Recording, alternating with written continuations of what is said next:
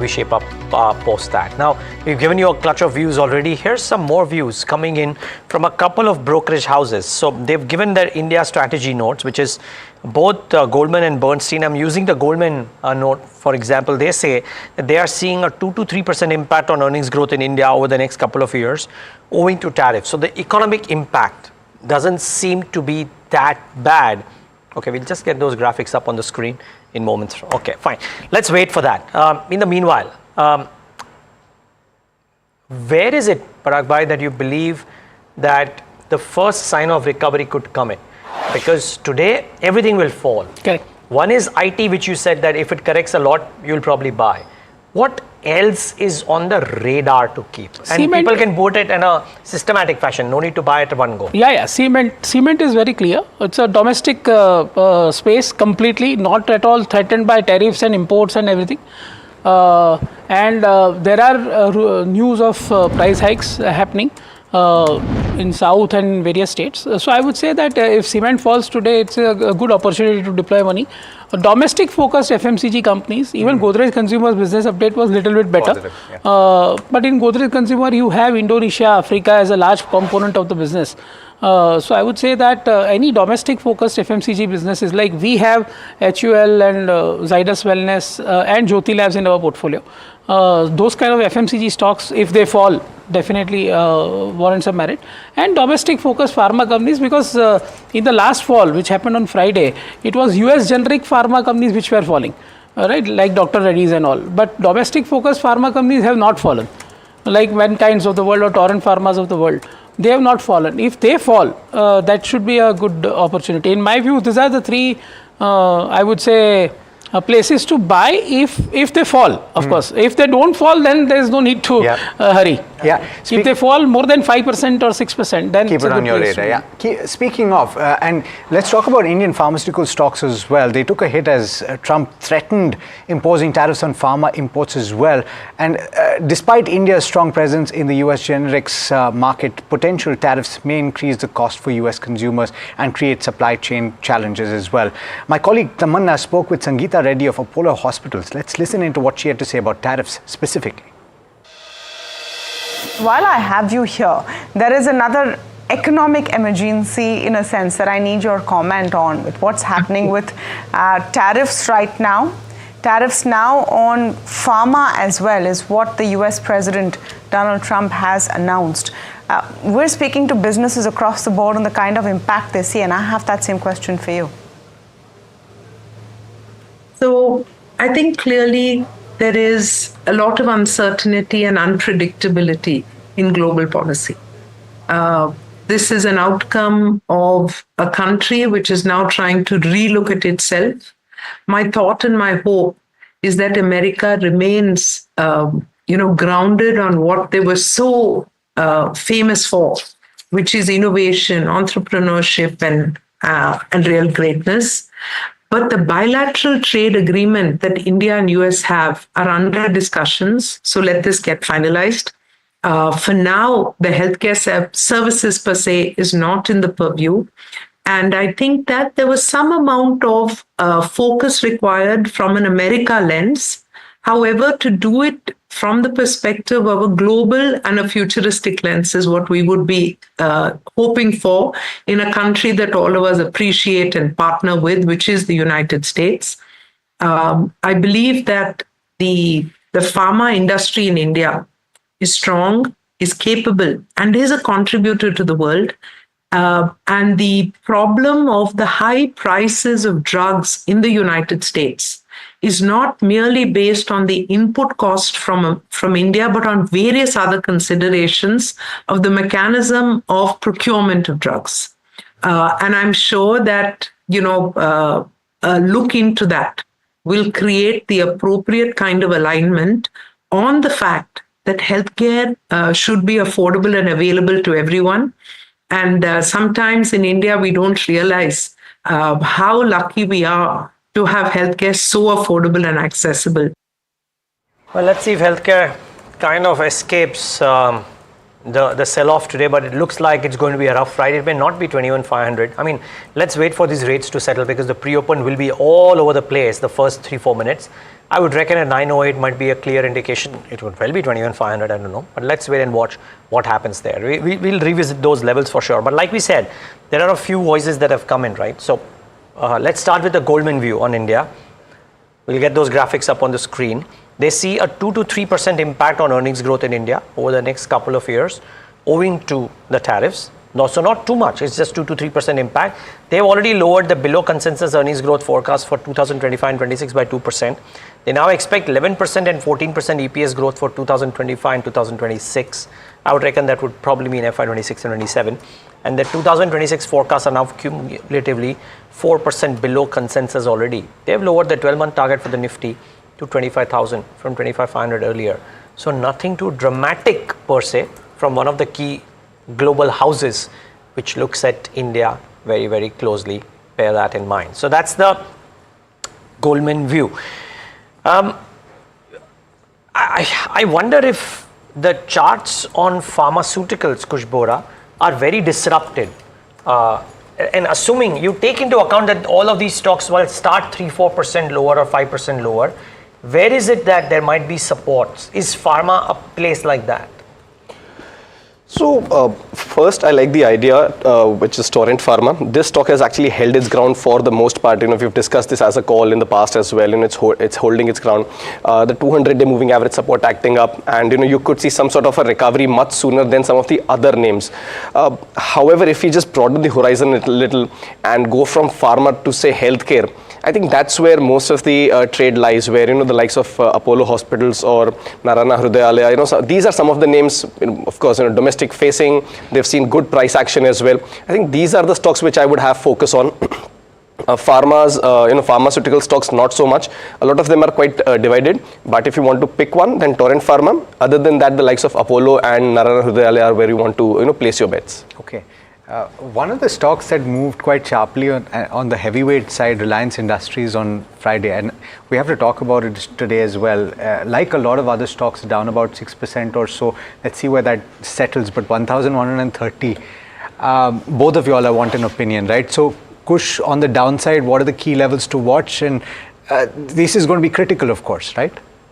Massively. 1200 has been the support for the last 2.5 months, and every time it's touched that, it's rebounded from those levels. The medium term or rather the long term supports in this case come, and I'm rounding it off, closer to the 1100 mark. It's actually 1115, 1120 thereabouts. But with this kind of volatility, you want to factor in that range as well. So 1100 is the long term support zone that Reliance has. I think from here on at these levels, Reliance also becomes a very interesting buy. Mind you, these are not day trades or maybe something that you want to do for a week or so, but if you want to play for 6 to 12 months, maybe longer, these are the levels where you would want to start putting in some money, at least on the heavyweights like Reliance. Right. Staying with Reliance, Parag bhai, how would you look at the OMCs, taking into consideration the sharp fall that we've seen in oil prices? Because you will see inventory losses for OMCs, but in turn, marketing margins will be a positive. How would you play this game, and what would you advise? So I would say, looking at taking a broader view, I would like to say that, just to extrapolate what is happening today, it will be very, I would say, I would be a very casual approach, because there are first order impacts and there are second order impacts on everything. Like the first order impact is, as we said, that Tata Motors has stopped shipments to US, right? That will get affected. So IT is going to get affected. Metals are going to get affected. But at some point, everything gets impacted if this continues for long. So I would not it might be a good trading opportunity in OMCs because oil is falling. But who knows, what government does, whether government allows them to earn those marketing margins or puts excise duty and collects money, or this time chooses to pass it on the benefit to the consumer, which is badly required in my view. Because look at what China is doing. They are sending a clear message now. They want to strengthen domestic consumption. That is what India should also do, and that is what they have started doing from budget, right? To increase the tax slab, then RBI infusing 3,20,000 crore, then repo rate cut. Another repo rate cut is surely expected. In fact, I would pitch for a very aggressive stance by RBI, turning it accommodative and cutting interest rates more actually. Although I know that everybody is expecting only 25 bips rate cut, but actually we need more in my view. because you need to stimulate your own economy aggressively, and monetary stimulus is the best way to do that. Fiscal, you have limited, and see, if the global recession really plays out, your tax collections will fall. Yeah. So And you fiscal has have to already be been cognizant done. of the fact that you have to push it through monetary stimulus. Yeah, the argument is that the fiscal is already done through the tax cuts that have been announced. Let's talk about, and point well made, Parag Bhai. Let's talk about our big brokerage call of the day. MK has initiated a buy call on Fino Payments with a target price of 300. And Harsh is joining in to tell you about why MK is bullish on Fino Payments Bank. Harsh? Well, yes, 30+% upside on a day like this surely catches the eye, right? So let me first start off with what MK's views are with regard to the business. One, they believe that Fino has built a unique business. It's asset light in terms of focusing more on payments, and it, of course, onboards merchants and thereafter cross-sells products to customers. That's the current model. They believe that small finance bank license is what Fino has applied for, will likely be a lever with regard to growing the lending business and the fee business. So they'll be able to do credit cards, they'll be able to also do lending in a larger fashion, which should aid the numbers going forward. So in terms of business prospects, that will be a big shift. Currently, one is it largely currently focuses with regard to its CASA product as well, which is 25% of its top line and contributes a large chunk to margins. Unlike others, it's a profitable platform and therefore positive overall with regard to this one. Valuations also seem reasonable at 20 times FY27 price to earnings as per the target price. That's 300 rupees per share. Got it. But on a day like this, clearly out of whack. Thanks, Harsh, for pointing that out. But look at the downsides today. 908 has happened and the pre-open rates indicate bloodbath. 5% for the Nifty. So somewhere wedged between 22,000 and 21,500. Exactly out there, right? On open itself. IT. Right, let's pull up IT, Nifty IT and Nifty Metal and see what's happening there. 6.5% for Nifty IT. And Nifty Metal should come up on your screen and wonder what that index is going through after the kind of carnage that we've already seen. 8.5% for metals. Nobody will be spared. Maybe FMCG and staples of the domestic themes might be slightly better spared. Now, Parag Thakkar, come in on this. With the safeguard duty in place, steel companies, right? I was thinking of Tata Steel, for example, got clobbered in trade in Friday, likely getting clobbered today. Let's get up Tata Steel stock as well. Sure. But Europe spending, positive for Tata Steel. US exports, positive for Tata Steel. Doesn't get impacted too badly. The stock is getting clobbered. Yeah, because is this a chance to buy? Yeah, I would say that put little bit. So I would put in little money to work in metals also, because as you very rightly said, there is a 12% safeguard duty, and at least before Trump reciprocal tariff came, in Europe also there was a price hike of 10% by ArcelorMittal. See, right now what is getting priced is a global recession, and in a global recessionary scenario, you would definitely say that metals will take a hit and the metal prices will correct globally. So that is what is getting priced in. Let's see how situation plays out. So soon then? Why go out and put in money right now? So basically, see, as a fund manager, you have to deploy money when there is bloodbath. You cannot shy away from it because nobody knows the future. Right, exactly. Who knew that Trump tariff will? Powell himself has said that the tariffs which were imposed by Trump were more than expected, and that is why he is expecting sustained inflation, and that is why he is not ready to cut rates. Right. So I am saying that the things can evolve, but you have to buy on such a sharp fall day as a fund manager if you have cash. Luckily we have cash. Okay. So basically, two sectors that you're calling out right now. Few of the stocks, TCS from the IT pack is what you've said. Metals is a sector that you're calling out as well, which could be a buying opportunity. As Dheeraj rightly said, I'm saying only steel right now. Of course, Hindalco also has a good Novelis business, but let's see how it gets impacted in this entire thing. But I would say that, and see, again, this is a portfolio stock, so I can talk about it. JSW Steel. Now, in JSW Steel, when there is a global recession kind of thing, even if that happens, even iron ore and cooking coal prices will drop.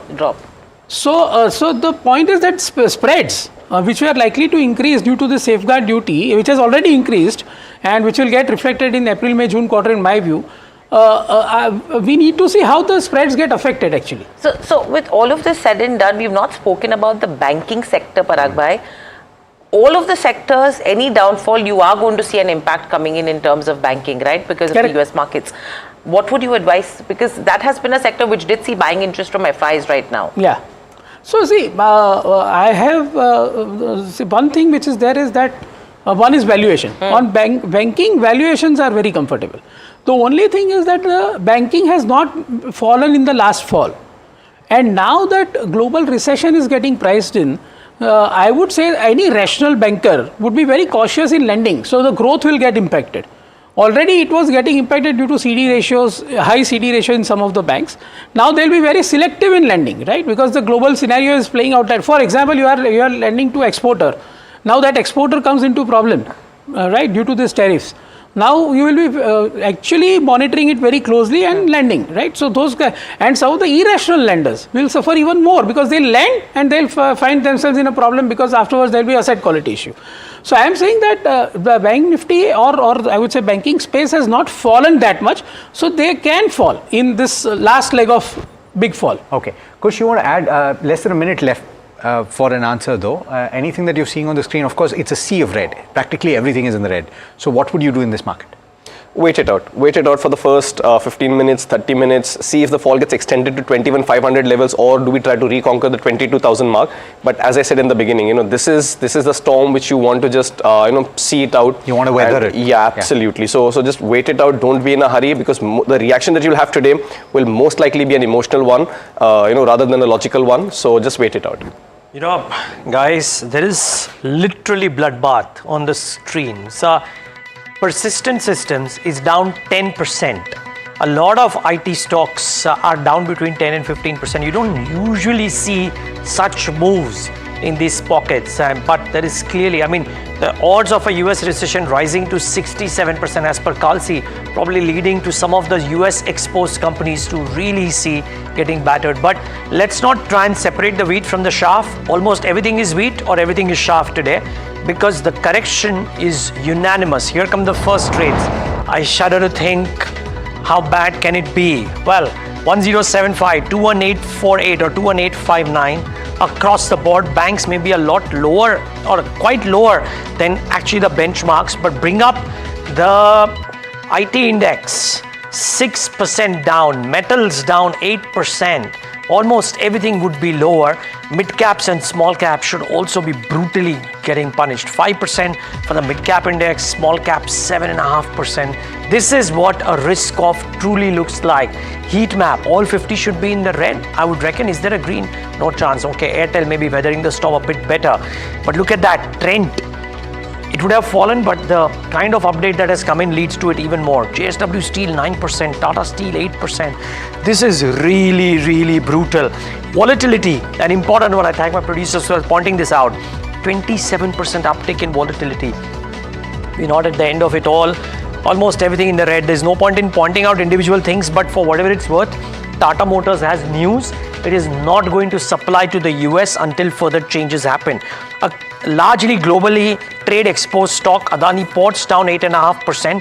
IndusInd Bank has updates, and that one, after having corrected so much, is down another 6.5% today.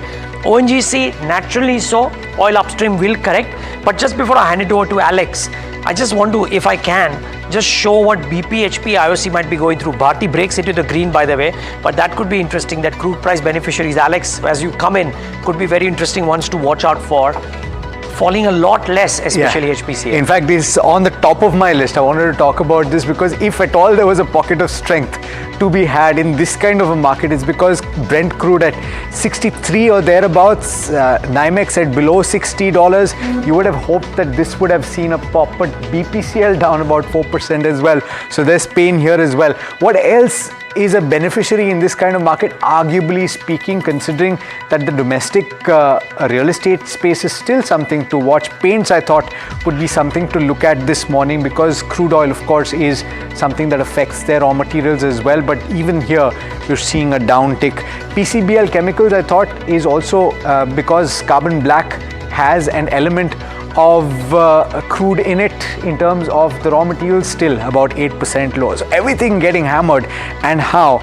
IT, of course, Neeraj pointing out the large caps that have gotten hit. There are, of course, from the smaller companies also stocks that are getting hammered in trade, likes of Persistent. Of course, it was down about 10% earlier in the session. Now it is down about 6% or thereabouts and still getting hammered. Delivery had a positive update. Acquisition of Ecom Express. Here too, 3.7% lower. Let's see if anything is reacting to a positive update in the fourth quarter. Bajaj Housing Finance, a strong growth in the loan book, sequentially as much as 6%. Even this is getting hammered, 5% lower right now. GCPL, we spoke about this from the FMCG pack. It was a positive Q4. Okay, less than 1%, you will take that in this kind of a market. Indian Bank, 5% sequential growth in the loan book was seen as positive. Again, this is a stock that is down about 4%. But remember that banks were resilient to a certain extent. Some of that selling pressure catching up with the banking pack as a whole. Fino Payments, the last stock on the list, we spoke about this on Brokerage Radar. And we had an update from MK that saw a 34% upside. Well, that upside is even more right now considering that the stock is down 5%. So guys, it's very difficult to find any pockets of strength. In fact, I would go even into the broader markets and search very hard to find any green on the screen. Absolutely no green in the screen. But what's interesting over here is we've seen the worst opening since March 2020. However, since opening, there has been a recovery of almost 1.4% that's come in on Nifty 50. So now we're around 21,930. Kush, any levels that now you will be watching out for? And you have Bank Nifty, which has broken 50,000 as well. So I think what we're seeing as recovery is more of an STBT trade being covered right now. So that's the support that you're seeing. Yes, a lot of these names did see a sharp rebound, but in 4 minutes and already you're seeing some fresh selling coming onto some of these names. So I'll wait and watch. For me, 21,500. That's the level that we've been talking about for some time now, where the markets could make a bottom and then reverse. Maybe with this volatility, 21,000 or maybe a little lower, but 21,500 is where I'm looking at as long-term supports for the Nifty. So wait and watch for that mark. Dheeraj, one thing. 21,000? Did you say 21,000? That, and you see the wicks 53%. We started off with a 27-28%.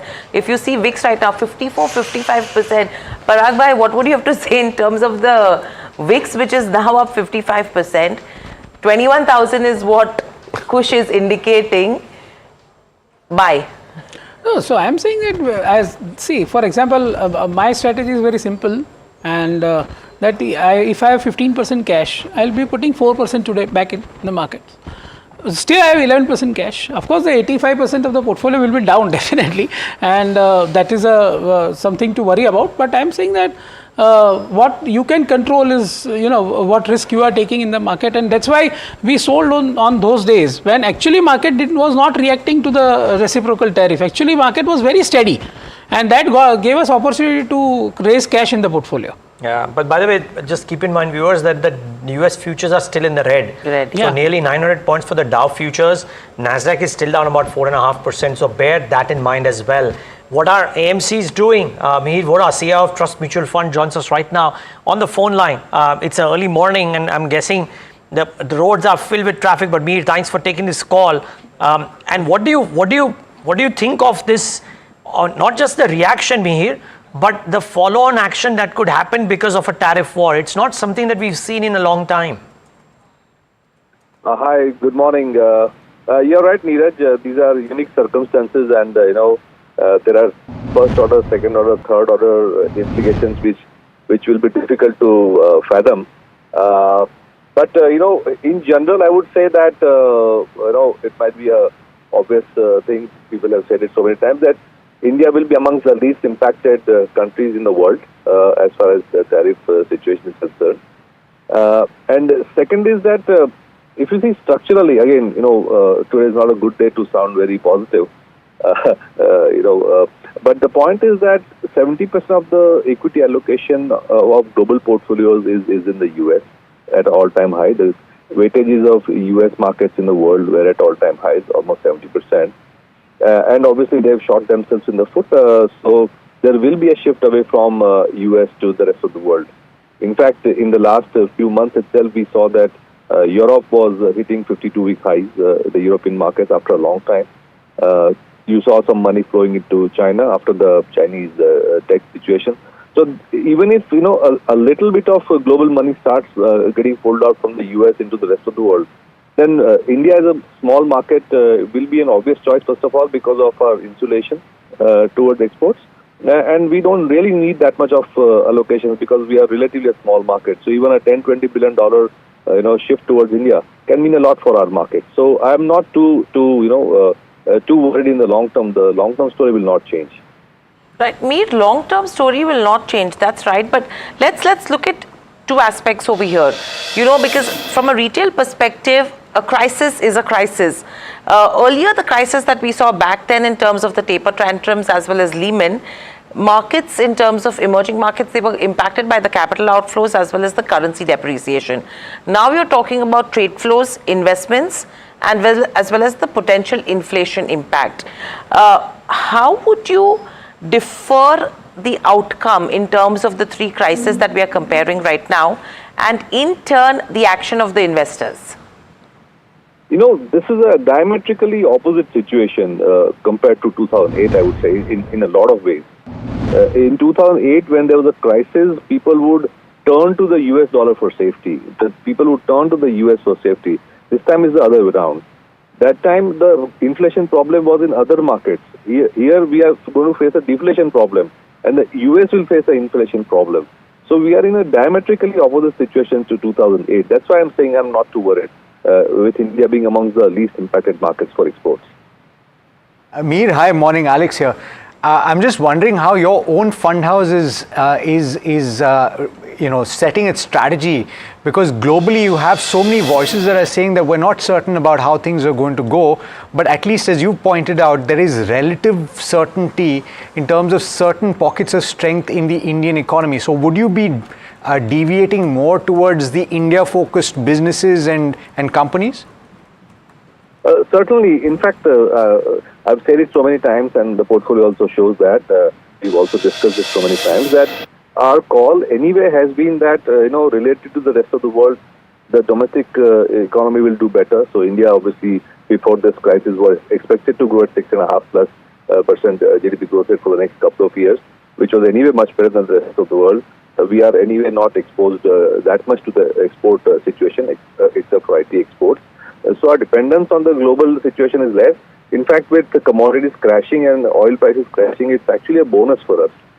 So we've always been more positive on the domestic consumptions as well as the domestic cyclicals, and we've always been negative on large cap IT, especially because we thought that they are single-digit growth rate stocks in any ways because of the long-term earnings trajectory that we saw. And in the last few days, we anyway had reduced a bit more on that. So in terms of positioning, we are very much domestically focused, obviously, but when the market crashes and beta doesn't work, obviously it doesn't work. But we scanned the portfolio again and again. In the last 3 days, we've been doing nothing but that. But there is nothing that we really believe that we should sell based on fundamentals. There might be pockets of overvaluation, but it's more for valuation rather than fundamentals. So we are that way quite domestically focused in our portfolios. But when the market crashes, obviously everything goes down.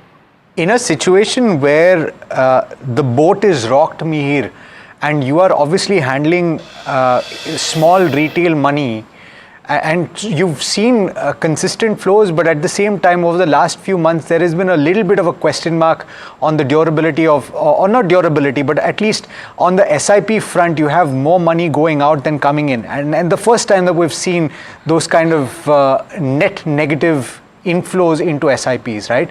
So do you think that the industry as a whole will be able to manage comfortably the kind of redemption pressure that could come through? Is that something that you're anticipating? I don't know why you guys keep raking up this issue of redemption pressure.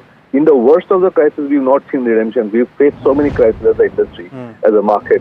So I think the question is less relevant, far less relevant now, because we have seen cycles and there have never been panic redemptions in the market. We've seen that so many times now. But SEBI has also, SEBI norms of liquidity of the portfolio, etc., are also being observed and all that. So for the equities, I don't really see a problem, frankly. Our market is quite liquid. Right. So Mihir, taking the liquidity into consideration, the crisis into consideration, and your focus to the domestic market, we were talking to Parag Bhai, he's saying, again, cement could be a sector we should be watching out for. Which are the sectors do you think would be the ones that could probably make money, taking valuations are cheap, and if you have money on the sidelines, could be deployed at current levels? Certainly. So I think Indian financials are, amongst the safest in the world, especially the large banks and large NBFCs. And valuations had corrected in any case over the last couple of years, so it as a relative basis. So that's one big safe pocket that I see as a local investor or even as a global investor, if I were to see. It's a very good pocket. My also sense is that if this crisis, really rolls out and becomes worse, then we'll be back to government-led stimuli. Government and central bank-led stimuli over the world. So we'll see lower interest rates faster than expected. You may see a flood of liquidity again being created by central banks, and you will see again government coming into the fiscal stimulus mode, so to say. So I think all those tools which were used and which can be used for fighting a shock, external shock, so to say, the playbook will come into play, and so to the extent you might also want to see, exposure to domestic cyclicals like the government spending linked segments in infra, etc., which are high beta, so they're going to get, they're going to go down a bit more than the rest of the market because of the beta, but that's when the opportunities get created. Okay, Mihir, and what if the Fed forces the RBI's hand to stay pat and not go ahead with a cut because of the global uncertainty? Now, I think everybody's baking in a rate cut from the RBI next week or this week, right? If that were not to happen, is that an added negative for risk assets? Part one of my question is that. Part two is, can the uncertainty drag the markets much lower than long-term average valuations? Everybody's talking about 18 times and we are already there. Why should we be there only at 18 times? Why can't we go to 17 or 16 times in these uncertain times? We could. Everything is possible. But again, why would the RBI go hawkish in a situation where inflation is not our problem? As I repeat, the inflation problem is going to happen in the US because of tariffs. We are not the ones imposing tariffs. We are the ones who are proposing to cut tariffs. So the inflation problem, if at all it happens, will be in the US, not in India.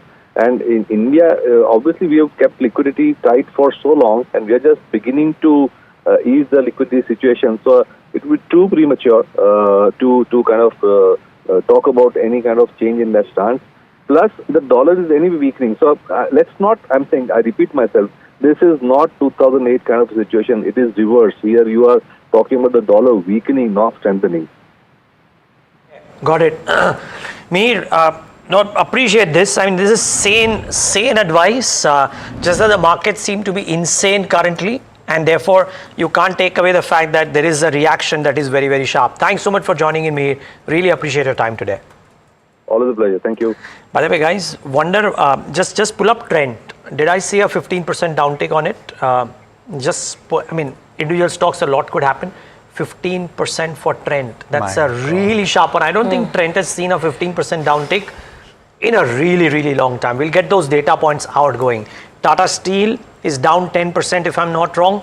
A clutch of other, I want to see what Persistent is up to, was down 10% on open. I think recovered a little bit. Is it still down? Okay, no, 5.5. So some of the IT stocks, I wonder if Infi, TCS, etc., because that's a bucket that had fallen quite a bit already. It's kind of showing some bounce from the lows, but that might only be from the lows, if you will, still down about 4.5%, 5%. So looking slightly wobbly. Look at that list. Thank you for pulling that up. Coforge, Infi, HCL, everything gone. Okay. Now, Kush Bora, I don't envy your job today. But no, there's pain on the screen, right? So we got to respect that. And therefore the question is, at 22,165 for the Nifty, it seems to be wanting to defend that 22,000 mark, right? Because we started way lower, and from the lows, the Nifty's really bounced. Is this a positive sign, or would you wait for the day to pass?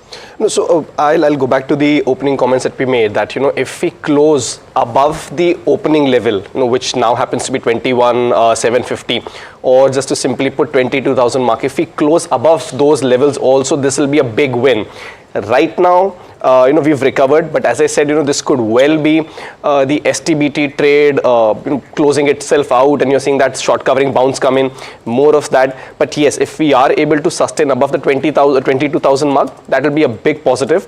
Banking stocks might actually, help the Nifty hold that level or maybe climb a little higher, because the recovery on those has actually been quite healthy, and there's a lot of margin of safety there. So you might want to consider perhaps a long trade on Bank Nifty, not just yet positionally, but yeah, from at least a recovery standpoint.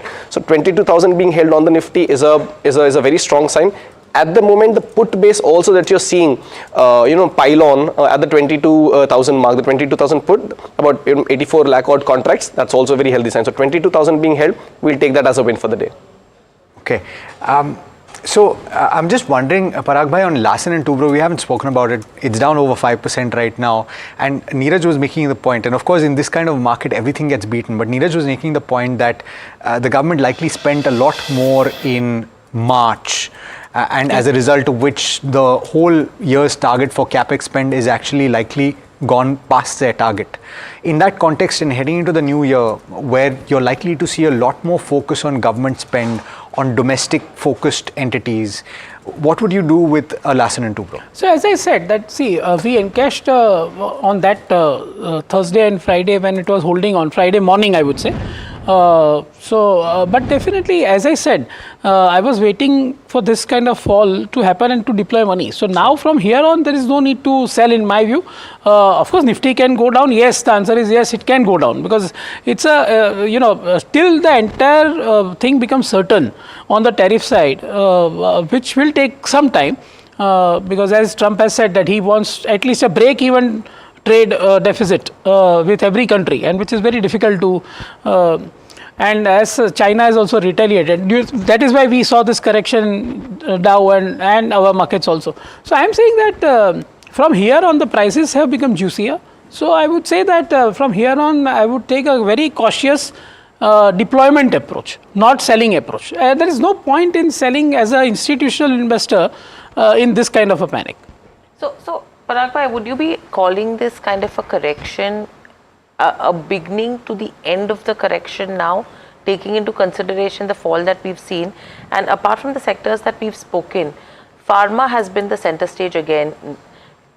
Will India be a beneficiary, taking into consideration the CDMO players, the shift that will happen from China? Definitely in long run that is the case. Definitely in long run that is the case. But ultimately you have to also remember that some of the sectors which are impacted the most, like IT and metals, those also can be good opportunities. On the other hand, I would say that, as I said, the clear winners in this kind of, if this continues for long, will be domestic focused FMCG, domestic focused pharma and cement, because these are three domestic sectors.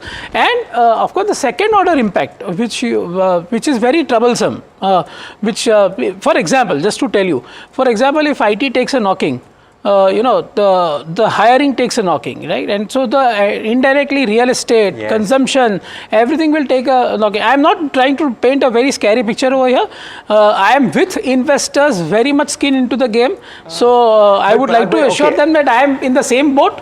But I would say that some of these things, some of these narratives can keep coming. I want to, while you're at it, let's pull up the realty index just to drive home that point, and the constituents of the realty index, all of them are down obviously, and this is an index that on Friday had fallen 28% from 52-week low. It's now down close to 5%. Everything from a Soba to a Suntech Realty losing 7% or thereabouts. You have Godrej Properties down about 6%, DLF 6% or so. I take your point, and particularly on some of the Bangalore-based players, if IT goes through a little bit of trouble, then you could have a situation in terms of demand slowing down. But what about your Delhi-based players? What about your Mumbai-based players? It doesn't go out of the window entirely, right? So, from that perspective, considering that we're already down close to 30%, maybe over 30% after today, right? From the 52-week high, where would you go and deploy? So there'll be selective stocks, and we also have one or two real estate stocks in our portfolio. So there'll be selective stocks which will not get impacted so much. But I would say that, see, right now, today is a day when there is a capitulation, right? So so today everything you will get, and that is why I'm telling viewers very strongly that, and which I keep saying, that we as institutional fund managers sometimes take a very difficult calls which we have to take to protect the interest of our investors, right? Because protection of capital is most important in such times than return on capital. So I would say that in my view, you have to be very careful and cautiously deploy money and keep some dry powder always. Okay. Okay, Kush, one last word really. Some of the pharma stocks are also taking it on the chin. Anything out there that stands out? We started talking in the show about pharma. Anything that you want to leave us with? Torrent Pharma, the stock that we discussed, if you see in a market like this is holding ground. Actually, it's in the green. So why not stick to strength and venture somewhere else? So Torrent Pharma is the one that I will have on my radar from a long perspective. Okay, gentlemen, both of you, thank you so much for taking the time out and being with us and sitting through a difficult morning, I must say, and it is looking like a difficult morning for sure. But it's good to point out pockets of strength from a business perspective. And I think that's what we are trying to do. We've gotten you quite a bit of market opinion and more coming on its way. But I think what's happened in business-wise, because a lot of people say that domestic-focused businesses might not be getting impacted, and one of them could well be energy transition, right? And Hitachi Energy, in some sense, fits the bill right there. They've gotten a new contract from Adani Energy. The revenue potential and the contract value of the latest order seems to be fairly large. Let's get in Mr. N. Venu, CEO and MD of India and South Asia at Hitachi Energy, to talk about this and more. Mr. Venu, good having you. Thanks so much for taking the time out. And at the outset, congratulations on this. But just a word before we talk about individual tariffs, individual order wins, etc. On this whole tariff issue, from a lot of people are opining that the Indian economy may not get as badly impacted and select pockets might not get impacted at all. I want your view on both of these from you, on the impact on the economy, because you would have a great view out there, and your business. Does it have any kind of an impact because of these tariffs? Yeah. Well, good morning. First of all, thank you for having me in your show. And absolutely, I echo what you're talking about. India is a very robust economy, consumption-based economy, and especially the area where we are in an energy super cycle, especially in Hitachi Energy is in, and the tailwinds of the energy transition so huge. And if you have seen, our focus has been that we are building this company basically for the domestic demand, and we have been consistently saying that we have a huge tailwinds, and the tailwinds will continue. It is a multi-year tailwinds. In our view, the tariffs are a short-term things, and I'm sure it will settle down over a period of time. But our focus to serve the Indian market will continue even more stronger now. Okay, fair call, Mr. Venu. For the business that you are in, and I think the Heathrow shutdown has shown the importance of grids per se, if right. It was not evident beforehand. But just wondering, for the business that you are in, how is the business momentum looking like? Do you per se get impacted because of the tariffs at all? No, first of all, Hitachi Energy in India, our play for the US market is very, very small, low single digit.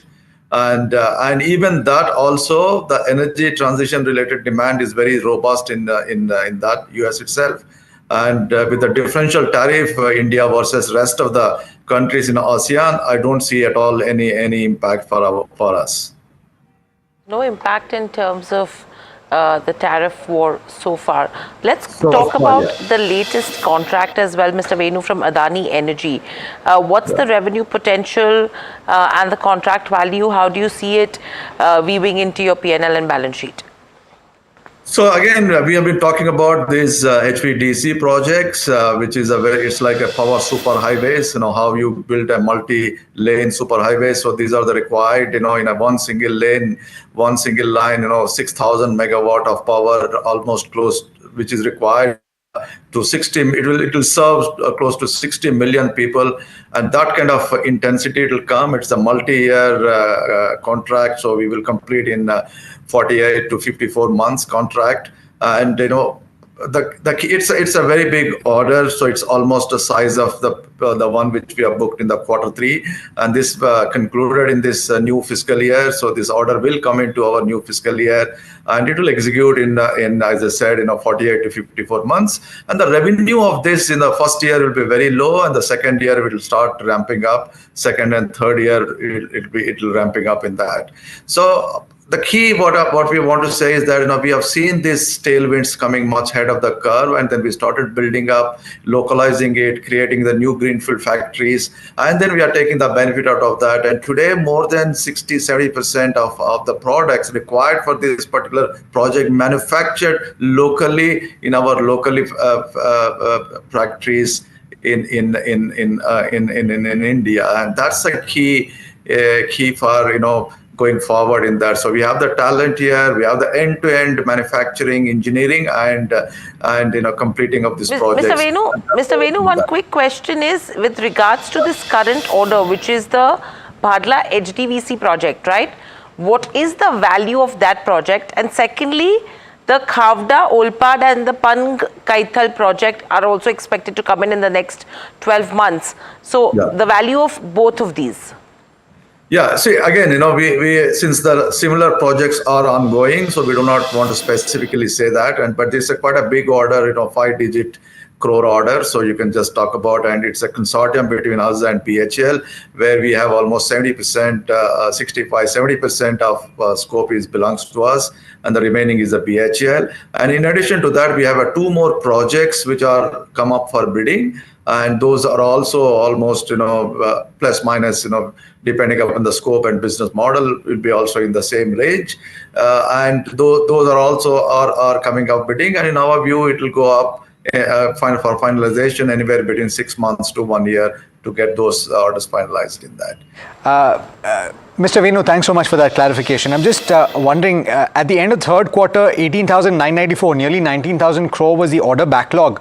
Approximately where does it stand at the end of fourth quarter?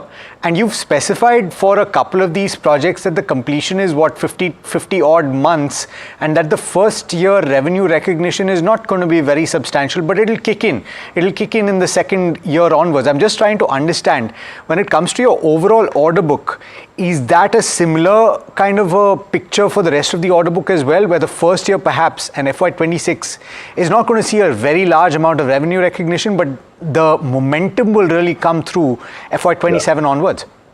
So as I said, our fourth quarter, we just completed, our results are yet to be declared. But if I really look at our third quarter, 9 months of the last fiscal year, our revenue has grown up almost 26%. And with the kind of backlog we have created at the end of the third quarter, last fiscal year, almost close to 19,000 crores, we also see the very double-digit revenue growth going forward. That's what we said previously also in that. And when it comes to this new project, that is the one which Bhadla Fatehpur project, and that project will come into the new fiscal year, the Q1 of the new fiscal year. And from there, we will take it forward for the revenue recognition standpoint, as and when we complete the activities.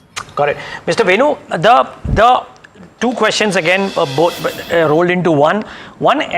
Do supply chains get disrupted in any fashion from a cost perspective as a result of all of these ongoing tariff issues? I mean, it will be unclear right now, but is there a possibility that something like that could happen? Part 1 of my question is that.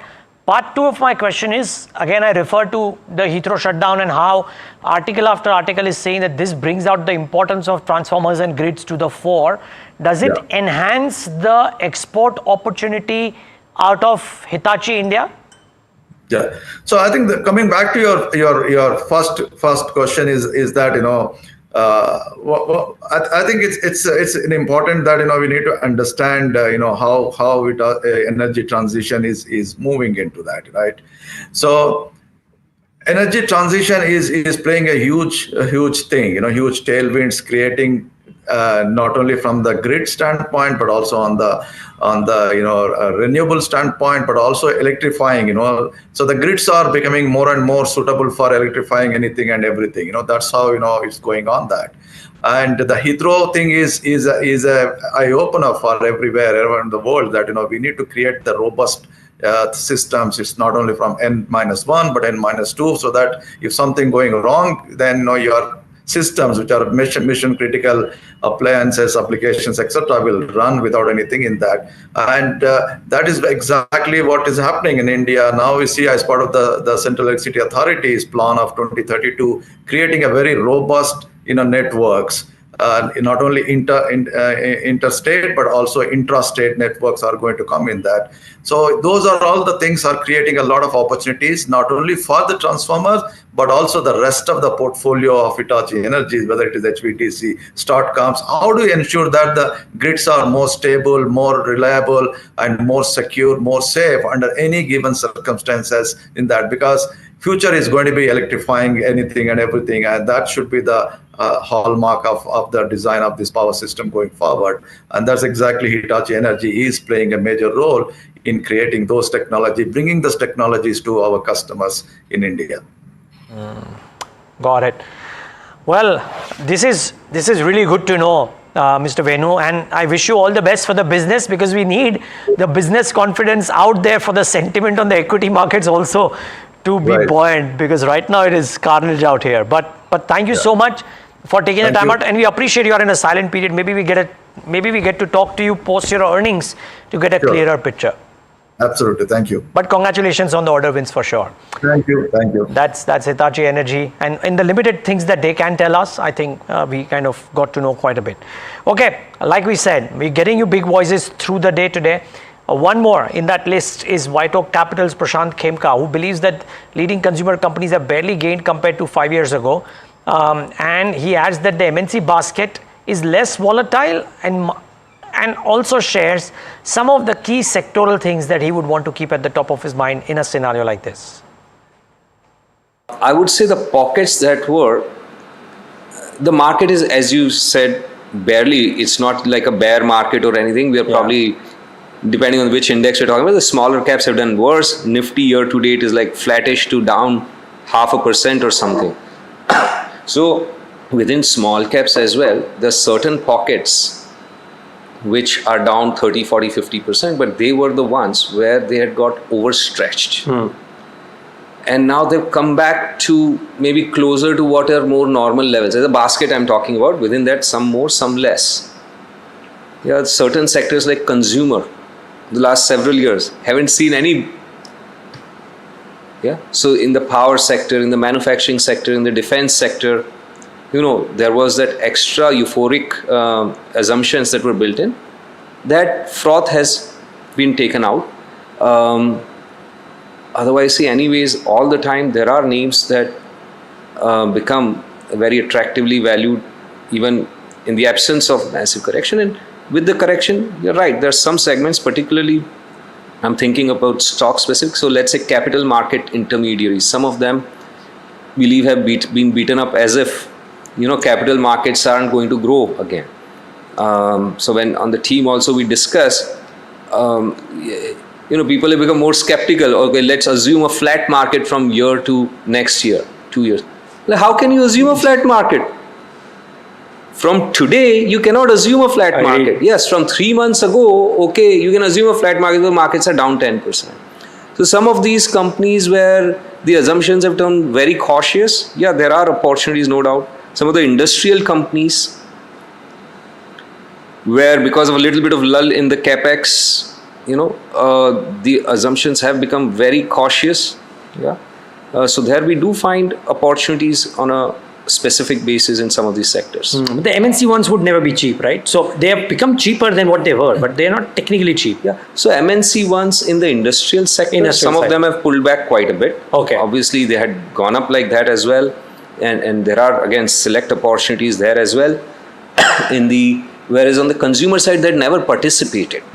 Some of these leading consumer names are barely up compared to 5 years ago. Agree. And massively trailed the market.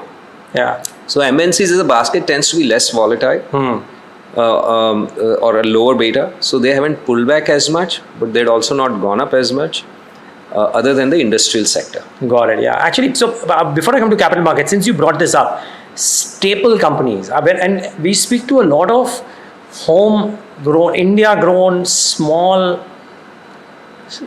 food companies, staple companies, who are innovative marketing, specific pockets, catering to urban class, higher margin, etc. maybe, or rural specific pockets, and are eating away the market share of the long-established distribution chains of the pan-India players.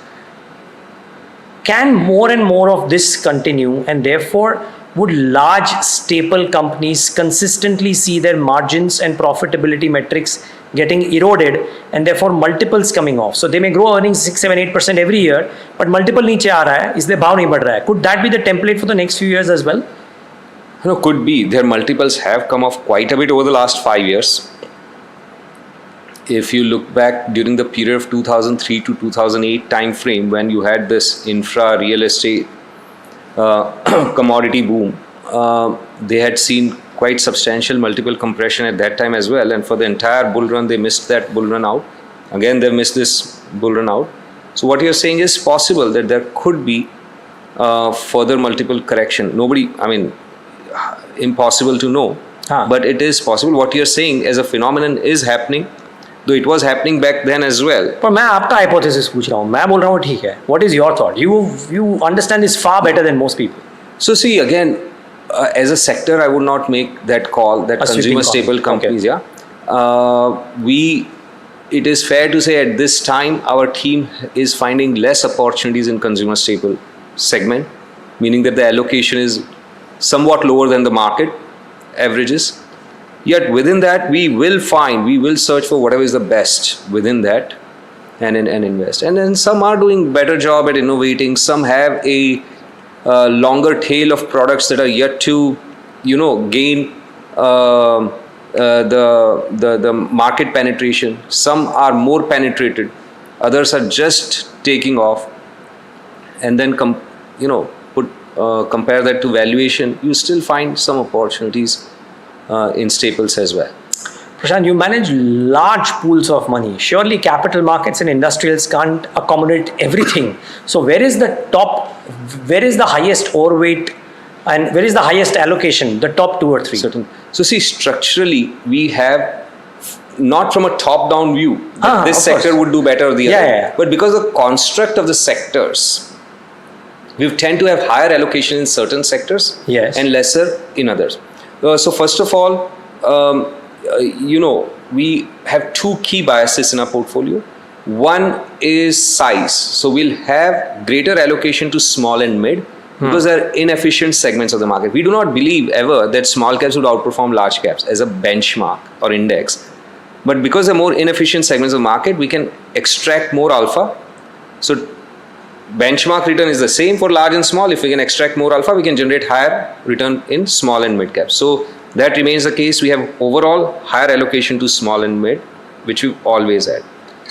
Second, so first of all, if I take this small and mid, there are certain sectors which are more small and mid cap heavy. Right. Like consumer discretionary, industrials, healthcare, as against, let's say, energy, banking, which are skewed more towards. So that aspect would tend to favor certain sectors. Second, what skew we have is that of governance. Tend to have, I'm not saying we are looking only for AAA governance or anything, but on balance, our portfolio tends to have better governance than weaker governance. Now, there are certain sectors which tend, and there's no such sector where every company is, of course, good governance. So 80-20 rule does apply. Not to name any particular sector, but I think one sector one can comfortably, or worldwide investors tend to agree, is real estate as a sector where, governance leaves a lot to be desired. Again, at the risk of generalizing, and a lot has improved over the last decade or two. Still, But I think nobody takes offense. Real estate managements are the last to take offense because they believe other than them, everyone else is a crook. So let's say real estate as a sector. So we'll tend to have the 80-20 rule. There'll be only 20% of the real estate basket may be eligible for us to invest. Got it. On the other hand, let's say IT services, with some exceptions, and they've happened in the past as well. You can say 80% of the IT services companies or more, governance-wise, there isn't a problem. So we'll tend to have a little bit more skew towards it. Okay. So on those basis, we have large allocations in the portfolio across, would be fair to say, in larger cap lending institutions, financials, banks, and NBFCs and all.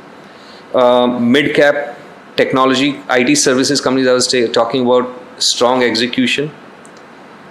In healthcare, not just across market cap, I would say in healthcare, but more particular in the small and mid cap area in healthcare. Healthcare is a very rich small and mid cap segment. Then consumer discretionary, so not staples as much, but in consumer discretionary, there's the largest variety of business models. True. It's a very heterogeneous sector. So these four, and some selectively then industrials as well. So large cap financials, mid cap IT, small and mid cap healthcare, industrials again, small and mid caps, and fifth one was, I forgot, consumer discretionary. That again is a lot of small and mid caps are there in that space as well. And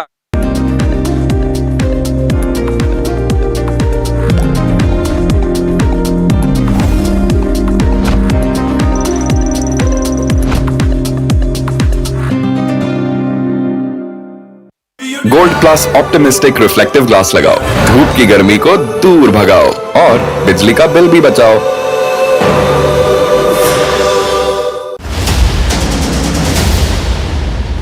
Maybe real estate might look to sell their paper business to ITC. So that would be an interesting deal, not too big for ITC, but from AB Real Estate's perspective currently. On the 20th, he reported this in his segment Heard on the Street, which runs at 2:30 p.m. every day.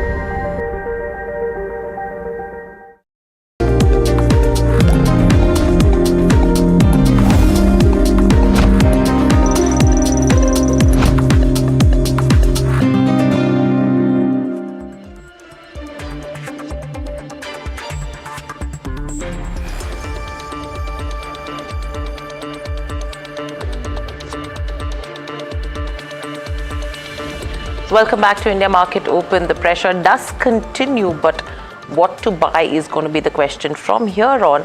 And for that, we'll have Nilesha who will be joining us as well shortly. But before that, let's understand what is on the table with regards to the pharma pack, because Trump is talking about tariffs on the pharma space in the near future, not in the distant future. What would this actually mean, and what is the outlook for the sector? Joining us on the show now, we have Habil Khorakiwala, founder chairman at Wockhardt. Good morning and welcome to the show, Mr. Khorakiwala. We did speak to you at the NDTV conclave as well, where you categorically indicated as to how resilient or how the impact could come in terms of pharma. The supply chain probably could be under pressure as well. Your first comments with regards to what Trump has said in terms of pharma exports?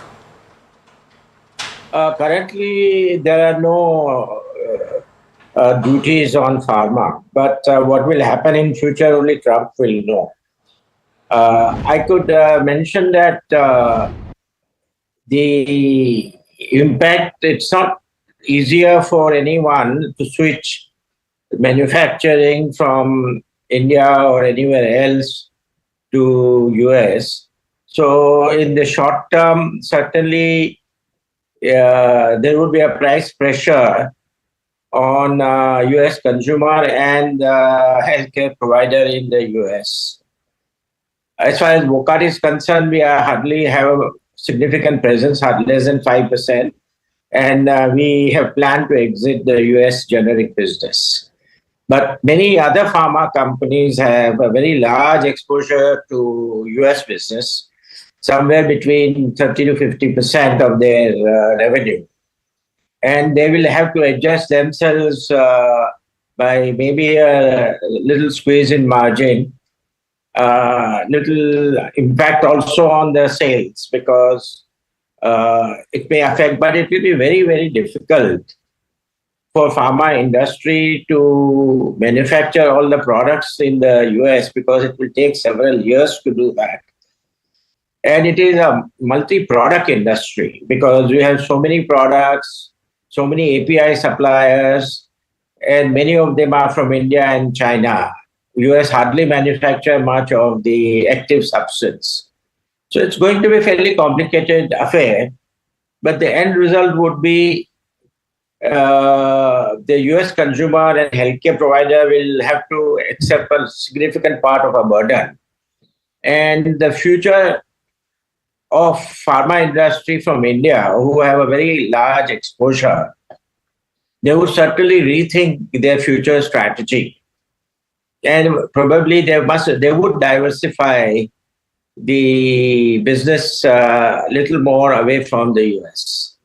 This is big, Mr. Khurake, what you're saying. Good morning, Neeraj here, because US has been that mother market for a clutch of generic companies, right?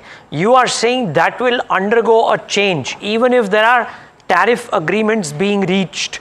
Let's say in the next 7 days, if there are some agreements reached, you reckon there will still be a shift out of US into other markets for generic companies? Yeah, certainly, if you have a 30, 40, 50% of your business in the US, and with so much uncertainty for the future, and pharma is investing in research, and even for generic, and it takes roughly 2-3 years before one sees the benefit of this research. So in the pipeline, whatever is there, it will continue for a while. But certainly companies would revisit their fundamental strategy to diversify much more and maybe look at Europe and other Western markets. Mr. Khorekewala, just one more follow-up on this, and nothing is cast in stone, but I would love your perspective, sir, because you started off this conversation saying it's not very easy to get up supply chains that quickly and easily, particularly in the US with the US FDA issues, etc. Do you reckon, the tariff issue from the US on pharmaceuticals is not quite there? Will it be a very high set of tariffs that could come in, because it will eventually impact inflation as well, and Donald Trump's pet theme seems to be to get interest rates down. If there is inflationary pressures because of medicine as well, that will only add to the woes. To predict what happens, I know it's difficult. It's literally impossible. But because you understand this industry, sir. Yeah, from an industry perspective, we currently have about 40% prescription in US coming from many products manufactured in India. So it is a very, very significant impact it has on the healthcare. Secondly, it is not possible to switch from one drug to another drug for the treatment. And as I mentioned earlier, that for a significant part, it is the American consumers and healthcare provider have to rework out the insurance and other things. And anyway, US government takes care of about 50% of the coverage in the United States. So it will cost them also partly. Mr. Khorekewala, you've been in the business during the first term administration of Trump as well. And at that point in time, there were tariff threats. which led to, probably promises of US manufacturing. However, everything was again rolled back. From what happened in Trump's first term to now, has anything changed? Because people were talking about capex, facility shifts, nothing materialized. The costs are almost 5 to 10 times higher as well. And this was something that could be impacting businesses. How would you differentiate between these two episodes? They are entirely different. What happened in the Trump 1 and Trump 2 that everyone knows. This is a very fundamental shift, and it's not only manufacturing in US. Our competitiveness arises because of India manufacturing and overall low-cost manufacturing. Now, once you shift your production to the US, your competitiveness as an Indian company no longer is valid because your cost structure would be identical to anybody else manufacturing in US or Europe. So it asks for a very fundamental review of a business model for our industry, those who have a very significant stake in the US. So what to do in future kind of a stuff, basically. Got it. Okay, sir, one question on Wockhardt itself. You must be in a silent period. I appreciate you can't talk much, but is business looking like being as usual and in an uptrend, or is the uncertainty currently caused by tariffs impacting you in any fashion whatsoever? I must say we have been fortunate that we hardly have any US business, and we have already taken a position to exit it over a period of short time. So what happens in the US and the tariff, we are totally not affected. So in other words, our fundamental business model of focusing on new drug and biologicals in the emerging market is sound, and it is not going to be affected by this US-led tariff war, which is happening worldwide. However, as far as the new molecules are concerned, I don't think the business would be affected, and we would see as our products comes nearer approval. Right. Very lastly, Mr. Khorakiwala, as you mentioned, around 5 to 6% is the kind of exposure that you have in the US. You're looking to exit that. Overall, what's the kind of P&L impact that you will see overall on the back of the exit in terms of the US business? It will be positive because we are losing money in the US today. Okay. And to what quantum? Anything that you could tell us? It's a little too early to tell you that, basically, but it is not profitable business, and we are losing significant amount of money in our US operation. Right. So that's overall with regards to where exposure to US goes as well. But thank you, Mr. Khorakiwala, so much for joining us on the show and sharing your views. Clearly, Neeraj, if you see in terms of Wockhardt, again, interesting point where US, which is loss-making, 5% exposure that they will be exiting. So again, it will be earnings accretive as well in terms of where business goes. But few of the other companies that we need to keep our eyes on is a Gland Pharma, Aurobindo. Both of these have nearly 50% kind of exposure to US. You have Dr. Reddy's, Zydus, both of these around 45% is the kind of exposure in terms of the US markets. Lupin, Glenmark, Sun Pharma, Cipla, these are the ones who are in double digits. So I think that this is the pack that we should be focusing on now. Yeah, most certainly. But interesting that the two corporates which have come in this morning, Hitachi and Pharma, of course we've called those kind of companies, have said that there is no impact there. The question only is, will it be the same when TCS takes the stage this week and talks about their earnings? I'm looking forward to the conversation that Sajid will have with Krithivasan. And I think what's going to be important is, I think all of these companies are now not going to be able to give guidance, and that guidance is going to be crucial because of the uncertainty if they do give, whether they'll be able to meet or not, but I think they will refrain from giving a guidance this time around. Yeah, let's see. There is uncertainty for sure. But I'll tell you what we are getting in terms of views is what large brokerages are saying. We told you about what Goldman's view was. Now let's hear out let's get in Somit, in fact, to talk about what is it that Bernstein is saying when it comes to their India strategy. Somit, good morning. Is it a note which is sounding a lot more cautious, or is it a note which is sounding a lot more optimistic?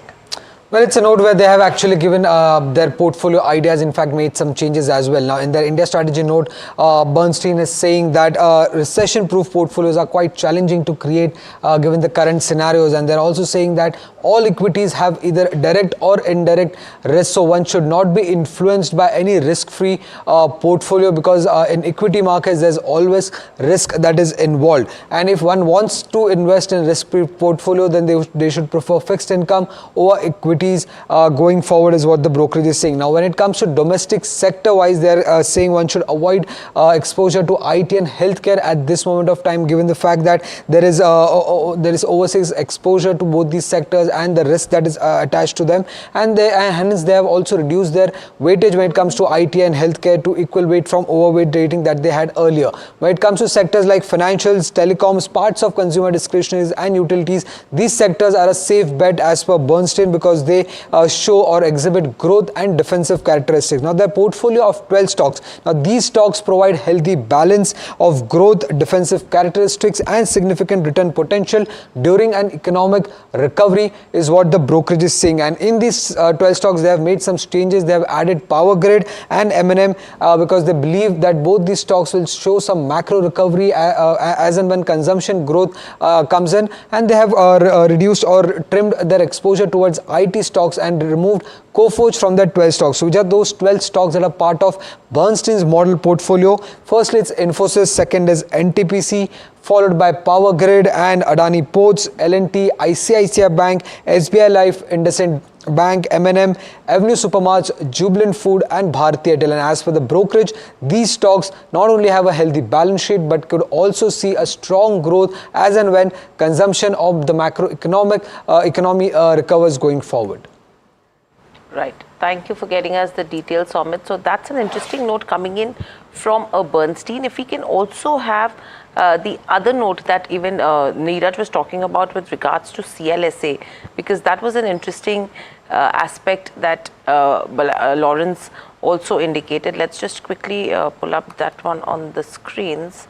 Overall, if you see in terms of Lawrence, what he has indicated so far is that after testing the February highs, which sits just below the 200 DMA, the Nifty's advance has stalled and the price action is now below its 50 DMA as of Friday's close. We don't have the details yet, but interestingly, Neeraj, if you see in terms of the support, what he's indicating is 22,676 is where he was seeing the support, and this was followed by the early March low, which was 21,964.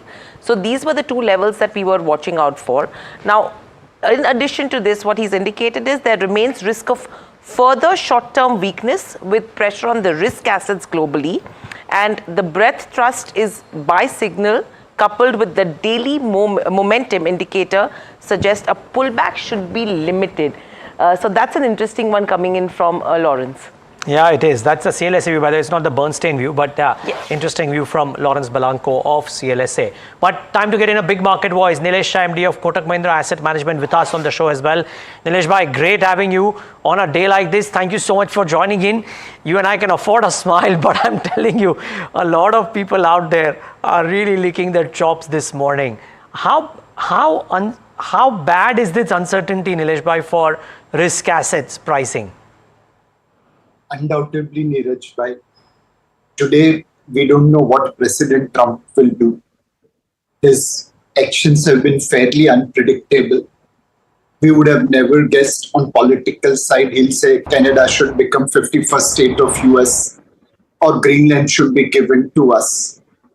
On the commerce side, we would have never assumed that he'll be levying tariff as trade deficit with America divided by exports to America. But this is the world in which we are living in. Do remember that the objective of President Trump is appropriate. Even mighty US, the world's biggest, most strongest nation, cannot afford fiscal deficit at 6 to 7% year after year. It cannot afford current account deficit at 3.5% of GDP year after year, despite having reserve currency. The debt to GDP ratio at 125% with unfunded pension liability, clearly they needed to tackle. The objectives are right. The process has been fairly difficult to understand, and which is why this uncertainty is likely to persist. The process which they are following, it will create lose-lose situation for US as well as the globe, and hence there is little hope that it might get reversed before it is too late. In the order itself, there is a clause 4 which says that America is open to negotiation. Vietnam, which allowed China to use their base for manufacturing or actually assembling and exporting to US, has already announced that will make zero tariff. So there will be negotiation, and that's the hope. But clearly that uncertainty is likely to persist as President Trump remains fairly unpredictable. Right. So can it happen that because of this uncertainty prevailing, and who knows, it could last for a better part of 2025, can we see illogical prices on the downside in asset classes as well? Because everybody's saying that Indian economy doesn't get impacted, but the uncertainty may still bring market valuations much lower than maybe long-term averages too, right? Can it happen? Undoubtedly, Neeraj, but markets can remain irrational more than you can remain solvent. While this phrase is used mainly for shorting side, it can be true even on long side. If you are taking leveraged position, you may think today X is the fair value, but with a policy change, X minus something can become fair value, and hence markets will have to make adjustment. Anyway, markets are always trying to forecast future. As of today, we don't know what kind of tariff will be there on pharma products. Who will bear the burden, manufacturer or the distributor, which has disproportionate margin? But yet market is going to take pharma stocks down, assuming that tariffs will be levied as irrationally as it has been levied on other products. Nilesh bhai, good morning. Hiral on this side. Let's talk about history as well. I mean, tariffs have been levied by the US in the past. We did see that resulting into a recession. How are you looking at 2025 then? Do you think it'll just be a major impact in terms of lower growth and higher inflation, or it could be much more leading to recession or something like a Great Depression that we saw? I mean, is it a good comparison? So Great Depression is unlikely to occur because today both political class as well as central bank are far more cognizant about learnings of Great Depression. To a great extent, Great Depression can be blamed on very, very tight monetary policy of central banks around the world.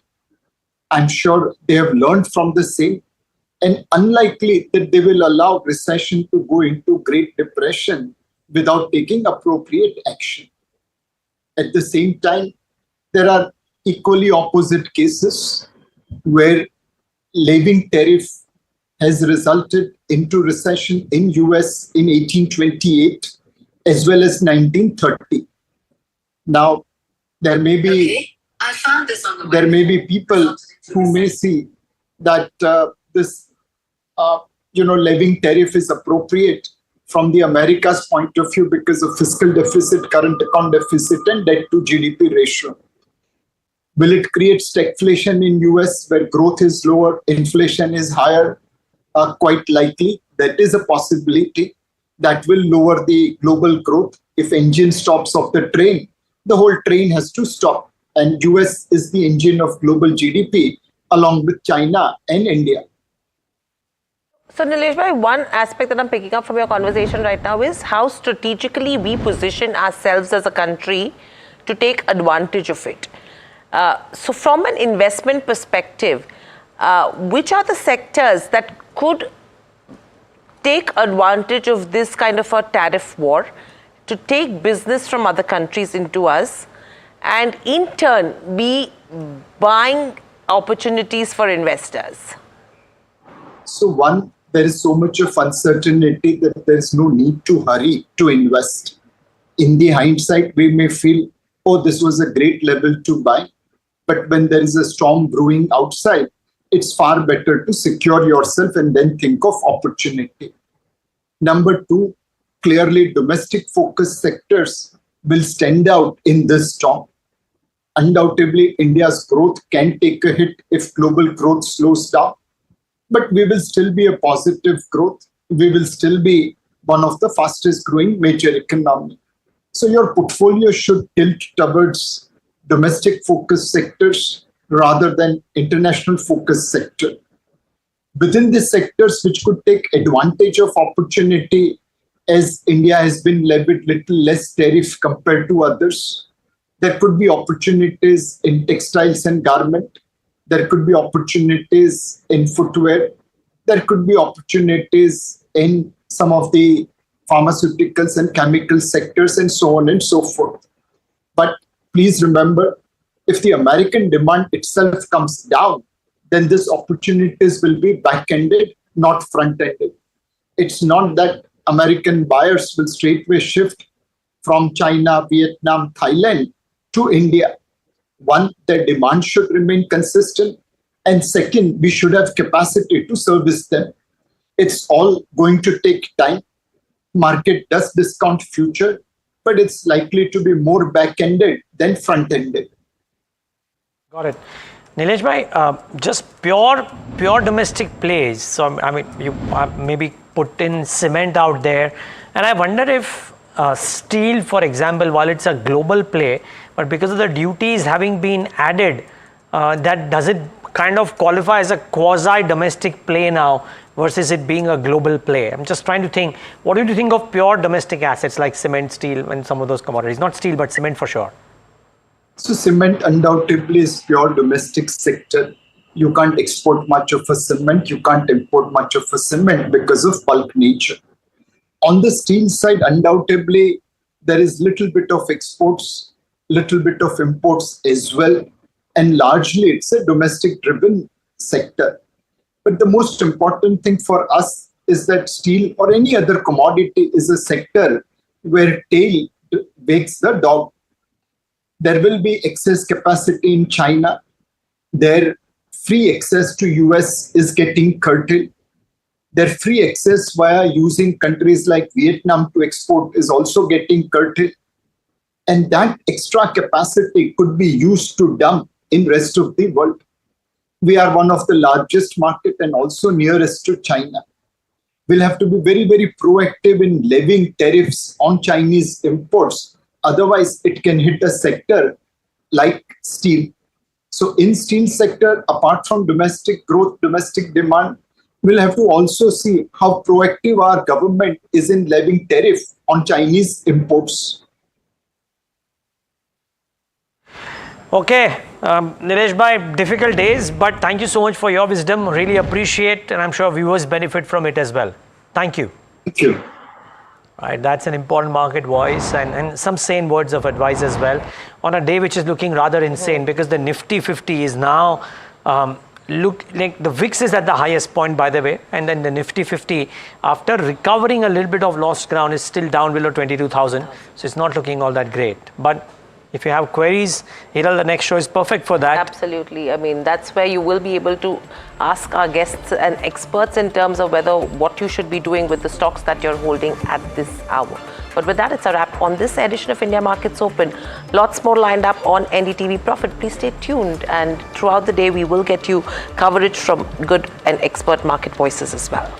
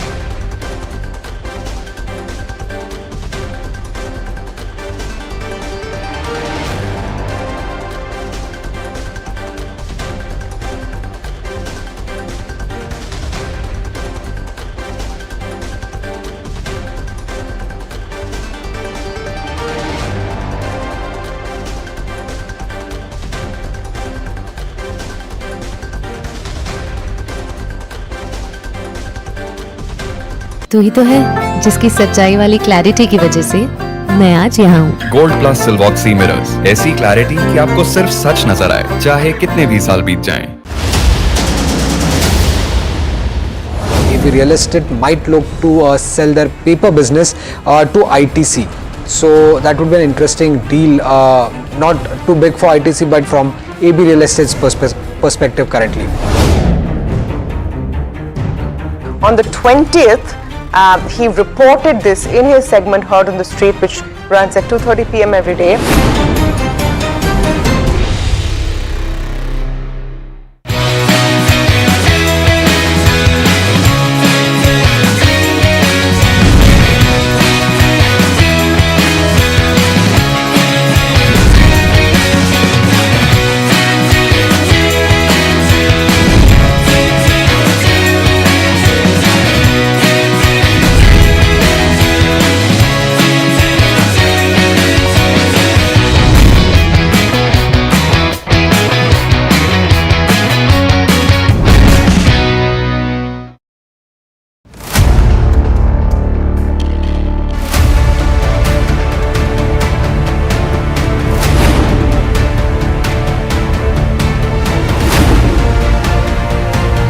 He sold most of his stock, 80%, as on that date.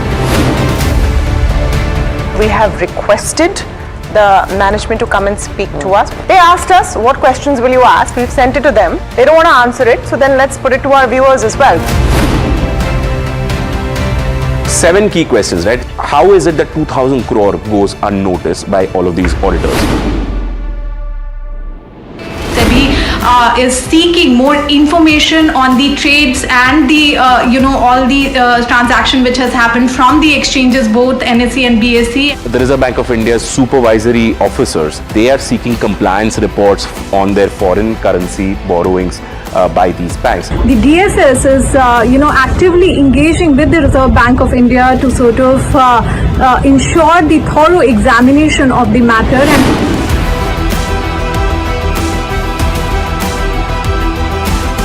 And IndusInd Bank, as part of its internal review, had found that certain aspects of its derivatives portfolio was not meeting the standard that was set by the Reserve Bank of India.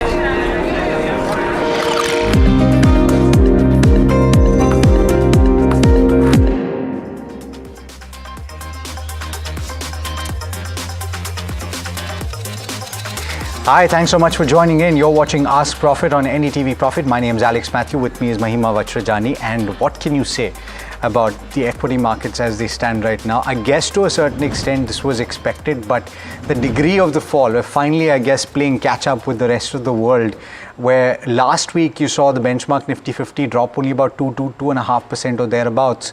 Today, the catch-up is playing out. So you have cuts of about 4% and we are trading below 22,000. Technical analysts are pointing to that 22,000 mark that is very crucial to close above, and if it does, they would take that, is the point. Let's see what our experts today have to say, but very briefly, let's take you through how the broader markets are also doing. Down about 5% for the mid-cap index, down 6% for the small-cap index, and it's carnage across the board. Even positive developments are being sold into. There's nothing really that is standing out as a winner today. In fact, some of the losers must be highlighted, and take a look at the sectoral heat map, because there is going to be red across the screen. There, of course, you have the contributors. Reliance Industries losing the most ground, but you have on the losing end the metal index that's down about 7.6% or so, the worst hit. Understandably so, because if you think about it, if global economic growth is going to get impacted, this is a pack that is going to see the worst of the brunt, bear the worst of the brunt, right? So you have oil that is under pressure today, and over the weekend you have defense that is down about 6.5%. IT is down 5.4%. And think about it, already as of Friday, this is a group of stocks as an index that had lost about 27% from the high from December, and it has lost another 5% today. So that takes the fall quite considerably beyond that mark. What should you do? This is a question that you're probably asking. Of course, through the day today, we've been talking about how perhaps the best approach for you to take is to weather the storm. I wonder what our experts have to say. Mr. G. Chokkalingam, founder and managing director of Economics Research, joining us. Brijesh Ail, head of technical and derivatives retail research at IDBI Cap, joining in. I'm going to get your views initially, both of you all. Brijesh, first on the technicals. It's gap down. Of course, this was expected, but on the lower levels, do you deploy or do you wait for the dust to settle? Do you not be brave in this kind of a market? Morning, Alex. So yeah, one should not be brave, but one should be reasonably buying skew the long-term perspective, because I understand that we have broken the March low, and now today we made a new low. So most probably this is again to follow up with the event which is happening globally. So my understanding is that there was a pretty good buying which we saw in the month of March, and then today, because of the panic scenario, we are again back to the demand zone. So technically, yes, 22,000 may be the level, but then I would suggest 30-40% of that capital can be employed, that too in a blue chip kind of a counters, because I understand that the Q4 numbers are going to be pretty good as compared to Q3. That is one. And secondly, the Bank Nifty in today's session, irrespective of the market, it was still holding up. It may be below 50,000 mark, but then still somehow this level of 50,000 is look quite promising for the Bank Nifty. So if Bank Nifty has to rally, eventually the Nifty will also support it. So technically, I do expect a bounce. Today, I believe it's the second day. On Friday, we saw day one. Today is a day two. Most probably follow-through selling might come, or maybe some sideways momentum will be there in day three. So this is the normal cycle, how we see for the market. So maybe it's too early to comment, but then yes, very stock-specific approach should be taken, and maybe the bounce will not be sharp, but then the low will be protected. Maybe 21,800 maximum. That is what I can say as of now from the current level. 22,000 key to monitor, right? Yeah. Yeah, okay. So closing above 22,000, short answer is positive, right? Yeah, very much positive. Okay. Mr. Chokkalingam, I know we've spoken over the last 6 months consistently about the fact that valuations may have been a little bit elevated 6 months back, but now we're seeing a situation where it's corrected very sharply across the board. So if you are a long-term investor, your portfolio is bleeding at this juncture, what would you do? Do you reinforce some of the investments that you're making for the long term? Where are you advising people to deploy money? Yeah. Before I say where I would deploy, I would tell you why I would deploy.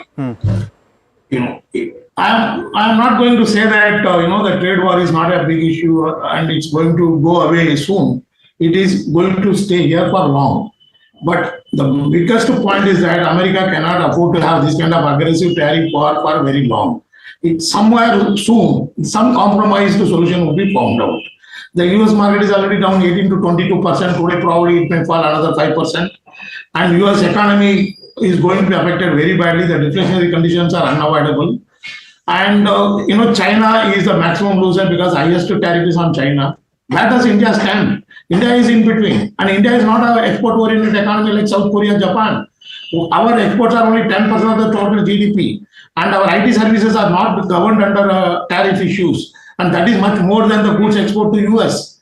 So it is basically domestic demand driven. It will be affected. The GDP may fall 30-50 basis points, but not the way the market is panicking today. It's largely on account of panic. And as you also rightly mentioned, many stocks were overvalued for the last 1 year. That is also contributing.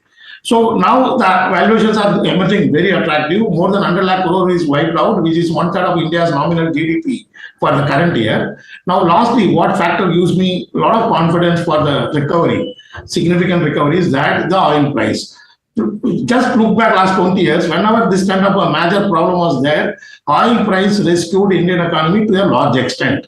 Now, as of now, oil price is down 30% from the 52-week high. And this is going to have a multiple effect in terms of saving your import bill, shoring up your forex reserves, improving exchange rate, reducing the inflationary condition, and thereby forcing the RBI to do reversal of interest rate cycle aggressively. So I believe this is a good day to invest. Where to invest? Look for domestic demand-driven segments like telecom, banks, which have nothing to do with America or export business. And then, you have some of the rental-based real estate businesses. So domestic pharmaceutical company, there is no point in punishing the domestic pharmaceutical company by 50%. They are not going to be affected at all. But this is a purely out of fear. Even the domestic pharmaceutical companies are getting, losing heavily. So if you look back, every block of 3 to 5 years, whenever this kind of major episode happened, Indian market always proven to be a well-creating market. So it is in your hand.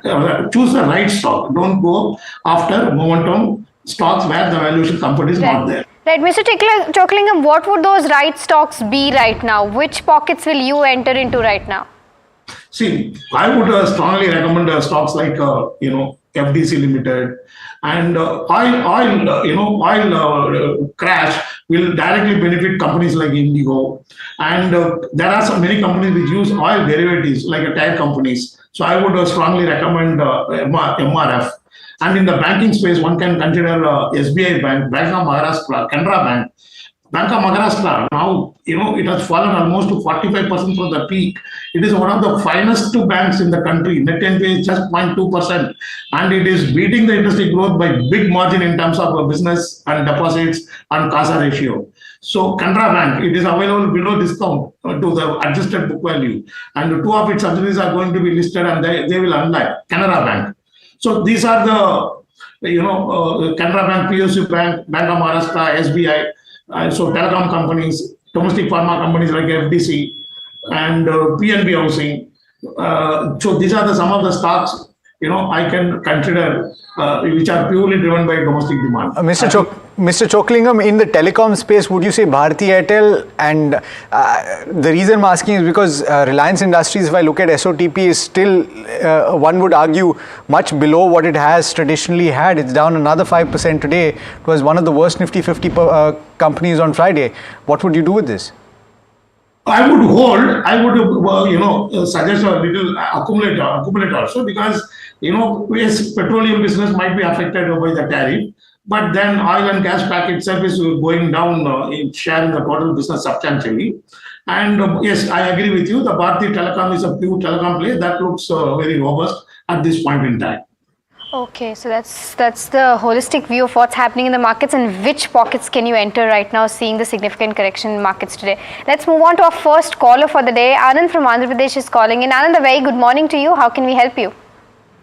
A very good morning to you. Thanks for having me this opportunity. Our pleasure, Anand. I just want to know the stock price. Sandur Manganese. Okay. I'm having the stocks around 440 and quantity of around 117.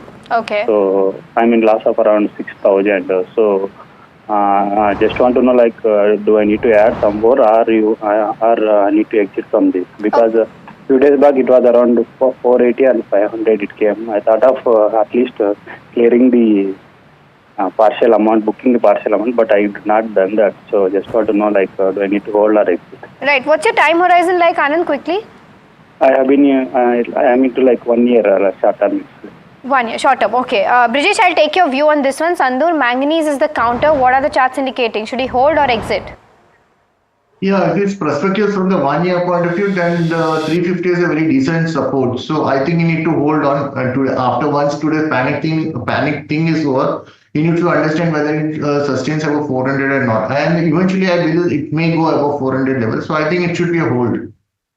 Tata Motors is the counter that we're talking about, and remember, there's a significant update that the company sent out, JLR specifically, Jaguar Land Rover, and you will understand. Let me very quickly tell you the context. Of course, you have auto tariffs that have kicked in, but Jaguar Land Rover's said that it's going to pause exports to the US to see how this is going to pan out. And we've got a question from Srinivasan, who's writing in from Indonesia.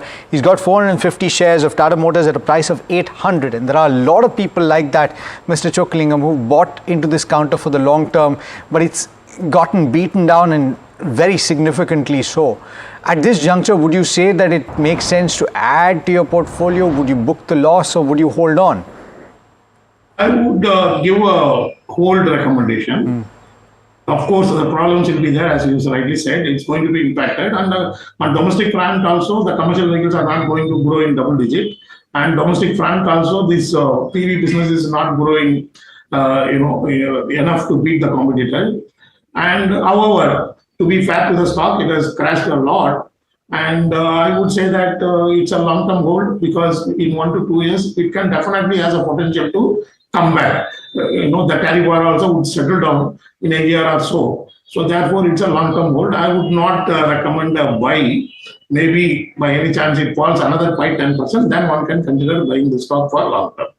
And this is a stock that I will remind you fell to double digit at one point of time within the last 5 years. And at that point, when it did recover, it ended up being, in that particular year, I think it was 2023, if I'm not mistaken, the best performing Nifty 50 stock. You look at that rally, right? So from 2023 start to 2024, the kind of run that it had was very significant. The low point in the last 5 years was 67 or thereabouts. All right, Srini is calling us from Chennai, asking about a stock that is down 10%, if I'm not mistaken, Wockhardt. There you go. Srini, good morning. How can we help you today? Good morning, Alex. This is the first time I am going for stock without analyzing that, because I was trying some technical things. And but unfortunately, I don't have any information about this particular stock, Wockhardt Pharma, WOCK Pharma. Yes. That's what I mean. And I think I'm close to like 43,000 loss, but I can hold for 6 months also. But do you think it is worth holding it or adding something after it goes down further, something like that? Can you guide me on the company aspect, please? Because I seriously couldn't find anything online. Okay, so what you're trying to look for, no, that's perfectly fine, I understand it, but Srini, you've gotten into what, let me understand your question. You've gotten into a trading situation, but you want to know about the fundamentals because you have now pushed your holding period down the line. You want to hold for longer, right? Exactly. Okay. So I will invite you to have a look at the conversation that we had with Mr. Habil Korakiwala. It's going to be available on the YouTube channel. We spoke with him earlier today, and he was speaking about the fact that the US consumer is going to have to bear the brunt of higher tariffs if they do come through on pharmaceuticals. At this juncture, there is no such announcement. But I'm sure that Mr. Chokkalingam tracks this stock. Mr. Chokkalingam, would you hold on to Wockhardt? Would you double down on your investment? The holding period that Srini has is relatively short term, I understand. But this is a situation where he's not in a hurry to sell and he's willing to extend his time horizon if he has to. Is this the right stock to hold on to? For last 3 years, it at a consolidated level, it is making losses. On trailing basis also, it is making losses. And again, Mr. Trump said he will come back on, the pharmaceutical industry. We don't know at this point in time what kind of pain will be there. I believe there will be little compromise because US market also crashed and, world markets are crashing. However, if a given option, I would prefer a domestic demand-driven pharmaceutical stock like FDC Limited. So if I'm holding Wockhardt, I would sell and buy FDC. Just a compliance disclosure, we have already invested in FDC. This company draws 82% of the total business from the domestic market, and stock also crashed, and it has got a very good balance sheet, a lot of free cash, and excellent management. So I would prefer a stock like this to Wockhardt. Okay, Mr. Chokkalingam got your point there. Sell Wockhardt and buy FTC is what he's saying right now, and he prefers domestic play where pharmaceuticals is concerned. Moving on to our next caller, Geeta is calling in from Tamil Nadu. Geeta, a very good morning to you. How can we help you? Yeah, very good morning to all of you. Good morning. Go ahead with your query. I'm a very big fan of Mr. Chokkalingam. Okay, Geeta, I hope Mr. Chokkalingam is hearing that. Okay, my question is about Infosys. Okay. Actually, I bought Infosys around 1,350 Okay. 3 to 4 years back during the COVID downfall. Right. I still hold it. It's a long-term question. At this current today's market price, is it advisable to put a few portion of my investment in Infi? And another thing is it Infi or TCS today? Okay, got your query, Geeta. Mr. Chockalingam, I'll come to you. There's also a query on Wipro that I have on WhatsApp. The person has purchased at 140 at 288 per share, and he is holding 140 shares and wants to know, should he accumulate or buy at the current level? So you have 3 stocks right now: Infosys, TCS, as well as Wipro. What's the view like, and what's the overall holistic view on the Nifty IT as well? First of all, thanks for to your viewer for kind words. Large cap stocks I was a little negative, but after the recent massive fall, I would say that one should hold on to stocks like Wipro, Infi, TCS. And if one has to buy, I would recommend strongly Infosys today. Why? Yes, for the current fiscal, the large cap stocks are not going to post any meaningful growth. But what Mr. Trump is doing is going to strengthen the US economy enormously in 1 to 2 years. There is no doubt. It would streamline, restructure the economy and improve its economic prospects. And that is ultimately going to be recognized, and that is ultimately going to help IT services companies, because US economy will come back to strong growth and discretionary spend will increase. So the medium to long-term prospects for large IT stocks look very good. And stock also Infi fallen us by about 31%, and it's a very good price to enter. And tactically also, Infosys, whenever it crashed like this in the last 10 years, it bounced back. Management also rewarded the shareholders enormously. So considering all that, I would give a buy call on Infi today. Okay. Incidentally, Mr. Chockalingam, we have another question on persistent systems. Since it's in the IT pack itself and we just spoke about IT, let's complete the circle, because we've got Dasarathi, who's writing in from Vijayawada, who's holding persistent 20 shares at a price of 4126. He's still making profit right now. Should he hold or exit is the question. He says that he's a long-term investor. One can hold. Valuation is stretched, persistent, but after such a steep fall, it looks a little attractive for medium to long term, and its performance has been far excellent. So steep correction makes it a little attractive for medium to long term. Okay, all right. We've got a caller from Hyderabad. Raj is calling us. Good morning, Raj. How can we help you today? Yeah. Good morning to the panel members there. I've been recently seeing your program, and it's very interesting and very informative for people like me. I'm glad to hear that. I have a small query. Yes, please. I have a small query. I have some money to invest. Okay. I'm a senior citizen, and I'm looking at 1 to 2 years. BPCL is what I have targeted.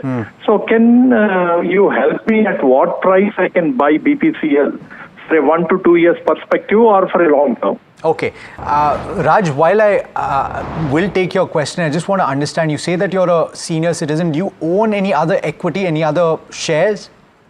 I have BPCL some shares. Okay. And anything else in your portfolio? No, I don't have any other thing in my portfolio. Okay. And just very quickly, if I were to understand, out of your entire portfolio that you've kept aside for your long term, do you have a certain amount in equity that you've invested, either, I'm guessing, through mutual funds, if that is an option? No mutual funds. I have fixed deposits and PPF. Okay. And this equity will be around 20-25% of my total investment portfolio. And that's only BPCL? I'm looking at dividends also, where it will help me for regular income and appreciation also over a long term. Understood. Okay.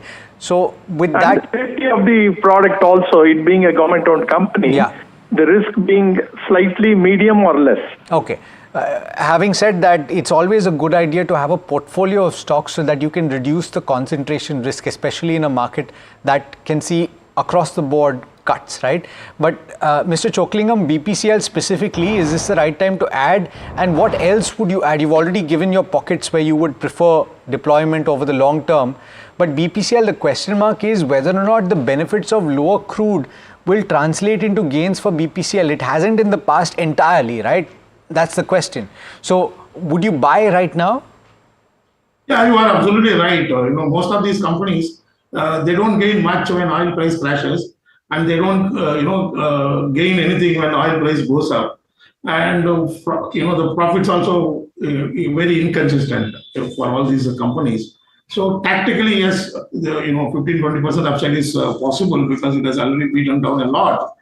But for conservative investments, I would prefer stocks like State Bank of India, because as I mentioned earlier, there are very few sectors which have double-digit growth prospects, and banking is one of them. Now SBI is trading around 1x book value, and the second stock from the dividend point of view, one can consider Coal India better than the oil and gas stocks, because Coal India gives you excellent dividend, and in FY25 they missed the growth in coal dispatches, but there is a lot of pressure for Coal India to increase the coal output in FY26. Not only that, non-coal based minerals, they are trying their best to diversify in a big way.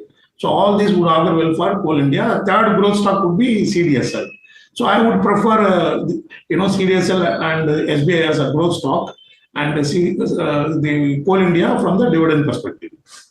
Okay, the next query is from Telangana. Yeluri is writing in. She's holding 800 odd shares of Larsen and Toubro, bought at 3,500 a piece, and she's sitting on a significant loss of around 3.6 lakh rupees right now, and wants to know whether to hold or exit the counter right now. Brijesh, I'll come to you. What are the charts indicating? Should the person hold to see some recovery in the losses, or should exit at this given point of time? I think the hold should be the view, because the capital goods space is looking good, and with the recent correction, I think they are coming back to the demand zone. So for the specifically this L&T 3,000 close to 3,100 level, I think this is the demand zone. So that is, maybe today it is broken, but then I believe once it sustains about 3,100, it will be back in action. So it's a pretty good level to make a re-entry, and if everything goes right, the bounce back will be close to 3,450, 3,500. So it's a buying opportunity. I think one should hold, and if possible, one should also look for to do the averaging. So either hold or average out is the view coming in on Larsen and Toubro. Our next caller, Kunal, is calling in from Mumbai. Kunal, a very good morning to you. I believe you have a query on Bajaj Finserv. That's right. Good morning. I hold 10 shares worth, I bought it at 15.33. I just want to know whether to buy more or shall I hold it? Okay, I'll take your query up with Brijesh. Brijesh, what's the chart indicating for something like a Bajaj Finserv? Should he continue to hold, add more? Hold and buy. Even the buying is suggested, because we have a view of 2,200 plus. So maybe in next couple of weeks, we should be seeing Bajaj Finserv back to 2,200, close to 2,200 level. So that's a new level which we are talking about. So it's definitely a buy kind of a trigger. Even in today's market, it's marginally down. So I think it's an opportunity, and he can definitely hold on to the long trades. So you said hold and not add, right? Or did you say add? Yeah, we can add also, because 22, another 400 points we are talking from the current level. So definitely somebody wants to take the fresh bet is also advisable. Okay, all right. Hudco, I'm coming to Mr. Choklingam on this one. Rohit is a long-term investor. He's got 1,000 shares of Hudco at a price of 280. He's wondering whether to average his holding right now, because stock is down 5% in trade today, and he's incurring a loss as well. What would you say? One can hold it, but I would not recommend a buy, because even at this price, in terms of price to book value, it is slightly stretched in terms of valuation. All right. Well, Brijesh, we're told that you have to go now. So thank you so much for joining us and taking out the time and speaking with us at NDTV Profit. With that, it's time to slip into a very short break. We'll be right back answering all your queries on the other side. Stay tuned.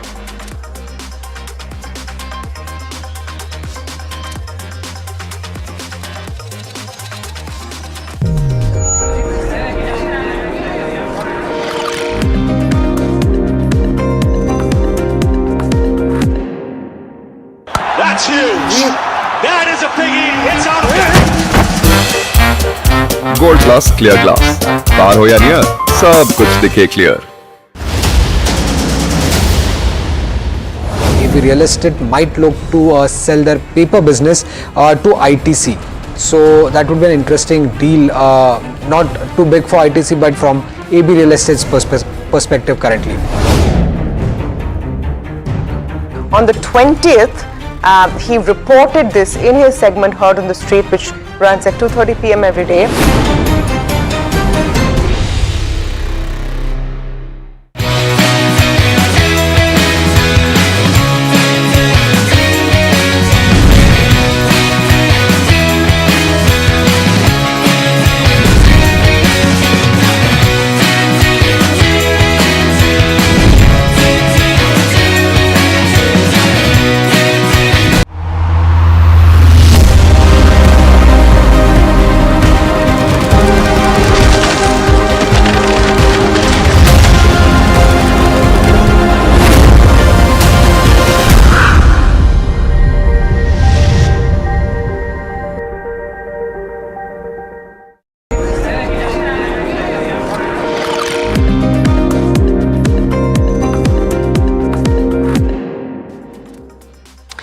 Hi, welcome back. You're watching Ask Profit. It's a tough day, no doubt about it, and the markets are bearing the brunt of everything that's happening globally.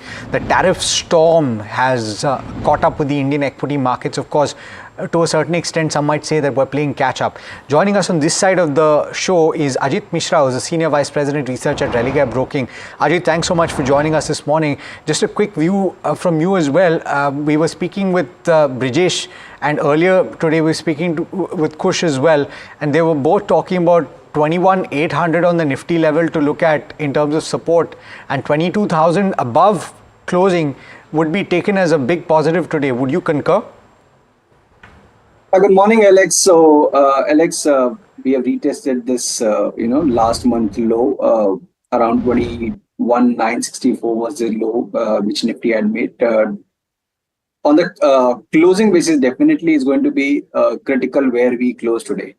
Let's say if we manage to hold 22,000 mark, then probably we can see some, recovery, or I would say that attempt to fill this gap which we have experienced in the market. But having said that, the way we have retested this level, we need to watch out for decisive sign of recovery before going aggressive longs in the index or otherwise also.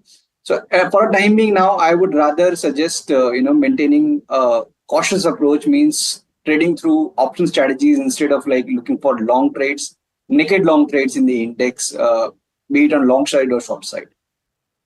All right, so that's the view coming in with respect to where markets are concerned. But Ajit, the next question is also for you. Session is writing in, he's saying he had 5 to 6 lakhs amount waiting to buy some stocks since Jan market is falling. Can you suggest some stocks? But right now he's saying for 6 months perspective, he wants to deploy around 1 lakh rupees. Mr. Chokalingam has already given his picks already in the start of the show, saying that these are the picks that he finds attractive. But what are your picks according to you in the next 6 months that are looking attractive on the charts right now? Right, Mahima. So, see, the best thing which one can do is to focus on sectors which are showing resilience or relatively higher strength. So, banking and financial one is definitely a pack wherein we are seeing noticeable, outperformance throughout this correction. So, ICICI, HDFC, Kotak from the private banking basket is something that definitely one can look at. Then after like this, underperformance, FMCG selectively, we are seeing some sign of reversal. So here also one can start accumulating stocks like, Colgate and Marico. And apart from that, from the cement space, Ultratech looks very strong on charts. So these are a few names which one can look to accumulate in the current market scenario. Okay. Kushal is calling us from Bengaluru. Hi Kushal, good morning. How can we help you today? Yes, sir. Good morning. So I'm planning to purchase Genus Power share. Okay. So is it the right time to enter into the stock? What is the time frame that you have in mind, Kushal? As their order book is excellent for about 3 years. So my plan is up until 3 to 5 years. It's a long term. 3 to 5 years. Okay. Mr. Chokalingam, have you studied this company? One, how do you look at, and what are the parameters that you would look at here? Would you buy into this? Yeah, I have studied for very long this smart meter business. After the price crash, yes, for 3 to 5 year time frame, one can buy.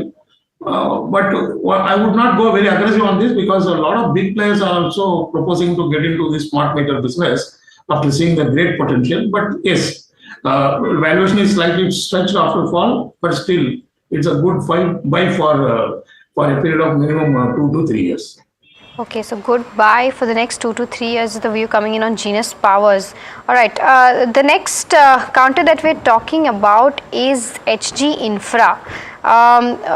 Do we have the name of the person? Okay, Sudhanshu is writing in. He wants to know whether from a longer term perspective, is HG Infra something that is looking attractive right now or not? Mr. Chocklingam, I'll stick with you. What's the view like?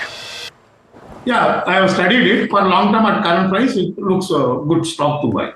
Okay, so that's the view coming in on HT Infra. We don't have the next caller. Okay. Actually, there were a couple of others as well. Mr. Chocklingam, he is also considering data patterns and Titagar Rail. So between HG Infra, data patterns and Titagar Rail, based on current valuations, which one would you pick? Data pattern I have not updated myself recently. Okay. But the railway stock I would avoid because, as I have been saying, FY26 budget outlays already proposed and which is not favorable to the railway stocks. So only in FY27 one can go for increase in the capex from the government. So therefore I would avoid railway stocks even now and go for growth-oriented sectors like banking. Okay, so that's the view coming in. So, but between the three, HG Infra is your preferred pick, right? Yes, one can buy HG Infra. All right, okay. All right, our next caller, Shailja, is calling in from Hyderabad. A very good morning to you, Shailja. How can we help you? Yeah, hi, Mahima. Good morning. Good morning. To you and Alex. Good morning. I have a query on Bharat Forge. I have 10 shares at 1160. Right. So, I want to know fundamental view and whether I can add more to this stock. All right, Shailja, I can feel Because the pain of around, markets falling in your voice. Yeah, it's 8% fall. Yeah, I can understand. All right, I'll take your query up with Mr. Chocklingam. Mr. Chocklingam, what's the view like for something like a Bharat Forge? I would say hold. Definitely it is going to be impacted by the tariff war. So as I said earlier, I will have a bias for domestic demand-driven sectors and companies. So therefore, I would not buy now, but definitely it's a great company. It has done extremely well over the last 2 decades. It will definitely bounce back, but it might take time. So therefore, I would give just a hold call on Bharat Forge. Okay, so that's the view coming in on Bharat Forge. Ashish is writing in from Telangana and he wants to have a view on Elecon Engineering. And he wants to know whether he should enter the counter right now or not. Ajit, I'll come to you on this one. What are the charts indicating for something like an Elecon Engineering? So Elecon, Mahima, we have seen decent correction. The stock has retraced to its major averages, long-term averages on the weekly chart. And today also, after the initial downtick, we are seeing an attempt of recovery. So it seems like that probably we can see some consolidation before any meaningful, respite. But if the view is, let's say, from medium to long term, definitely we can start accumulating at current levels. And I believe that 350 is the base, basically, where we have multiple supports. So that should be a stop loss in considering the current market volatility, and upside around 500, 520. That should be his positional target. On Elecon Engineering, Trent. Okay, now it's not every day, of course, that you see a stock like this drop the way that it has, and I'm pretty sure that Mahima, while she thought that the update that they had on the quarterly basis was negative, she did not anticipate, and neither did a lot of investors anticipate, a 17% downtick on the stock. In fact, it did touch an intraday low of almost 19%. Well, there you go. Which is not normal for a Nifty 50 stock to fall like that. Not at all. But we've seen a few instances of that this year, not least of which was IndusInd Bank, but for very different reasons. Absolutely. Trent, if you're talking about a 28% uptick, Mr. Chocklingam, on revenues, where the expectation was for a 35% plus increase in revenues in the fourth quarter, take that on one end, and on the other end you have a very significant store count addition in the fourth quarter, particularly on the Zudio stores. They have added double of, or rather more than half of the store additions in the full year have been in the fourth quarter. So specifically on this, we've got Jinsen who's asking considering the kind of downtick that you've seen in the stock, is this the right time to buy the stock? I would suggest one can still hold on. In case market weakness corrects, it can even fall further. It's a great company, no doubt, but the valuation was also great. So that is the reason the stock has corrected day like this quite badly. And second, many of our analysts know that the physical store business, there is a potential threat, and some of the companies, they started losing the growth momentum. So I don't know when trend will get impacted by this structural change happening, the business shifting away from the physical store to online. So therefore, I would suggest a hold on in case market weakness continues and the stock falls another 5-10%, then one can consider a trend. Right. But do you think valuations are now looking attractive? Because even after a 16% fall right now, I don't think the valuations still look cheap. You are absolutely right. So that is the reason I am saying that, if at least falls 5-10%, one can consider. Of course, we also go wrong on trend because historically, last 5 to 10 years, it has been commanding huge premium. So even after 5-10%, it will not be very cheap, but then one can consider considering the historical premium it has been enjoying. So I would wait for 5 to 10% correction. All right, okay, that's the view coming in on trend. Our next caller, Suman, is calling in from Bengaluru. Suman, a very good morning to you. How can we help you? Yeah, hi, Maima. Good morning. So my check is on the Ashoka Bilcon. I wanted to buy. So is it a good time to buy or not? All right, got your query, Suman. All right, I'll take this up with Ajit. Ajit, what are the charts indicating for something like an Ashoka Bilcon? So Maima, almost 50% of the correction from the record highs, and if you see the last 2-3 months of price action, it seems like that there's a base formation going on around 160 area. So she can start accumulating at current levels, and if the view, let's say for short term, considering the market volatility, the stop should be at 155. In the next leg of the up move, let's say once we complete this base formation, then probably around 240 is something that the stock might attempt. So the risk reward is favorable with 2 to 3 years at least of time horizon. You can start accumulating. All right. Another stock that is a retail investor favorite and that has dropped from peak levels of over 80. I'm talking about Suzlon. And we've got Sagar HR, who's bought at levels of 64. The stock is currently trading at 51, 52, and it has lost significant ground today as well. And so, Mr. Chockalingam is not bought at elevated levels, at least not where the stock was about 6 months back. But it's still something that has given up from his level. So would you say he's wondering whether to buy the dip or to hold? What's the view? I would give hold. Even after the such a major fall, the stock valuation is highly stretched. And let us not forget the fact that, in the renewable energy space, tremendous structural change is happening. How it happened in the microfinance, small finance, similar thing is happening in the renewable space. A lot of big players have entered and they have become very active. So valuation wise it is stretched, but I would go wrong on my call only if it becomes a target of any possible takeover. Otherwise, based on the valuation per se, I would say that somewhere around 35-40 would be the fair price for the stock. All right, so that's the view coming in on Suzlon. Wow, 35-40 is the fair price. Yeah. Okay, there you go. If you thought that there has been a correction in the valuations, well, so I think book your profits then right now. Well, whosoever is bought it at the correct levels. So, just want to clarify that, Mr. Chockalingam, before we go forward, because if you say that the fair value is 35-40, does that mean that somebody is holding at 64 should book?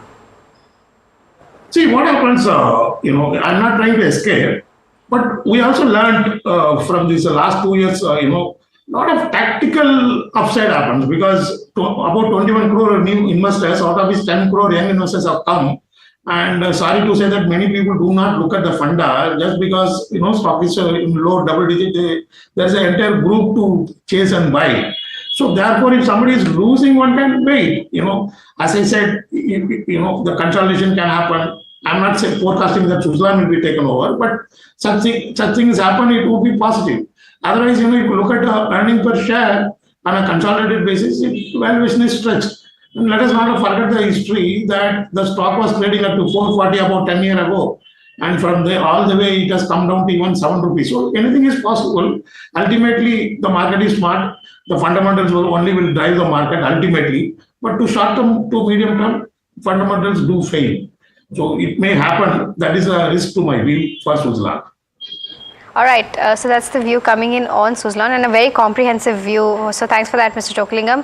Our next caller, Venkat, is calling in from Hyderabad. A very good morning to you, Venkat. How can we help you?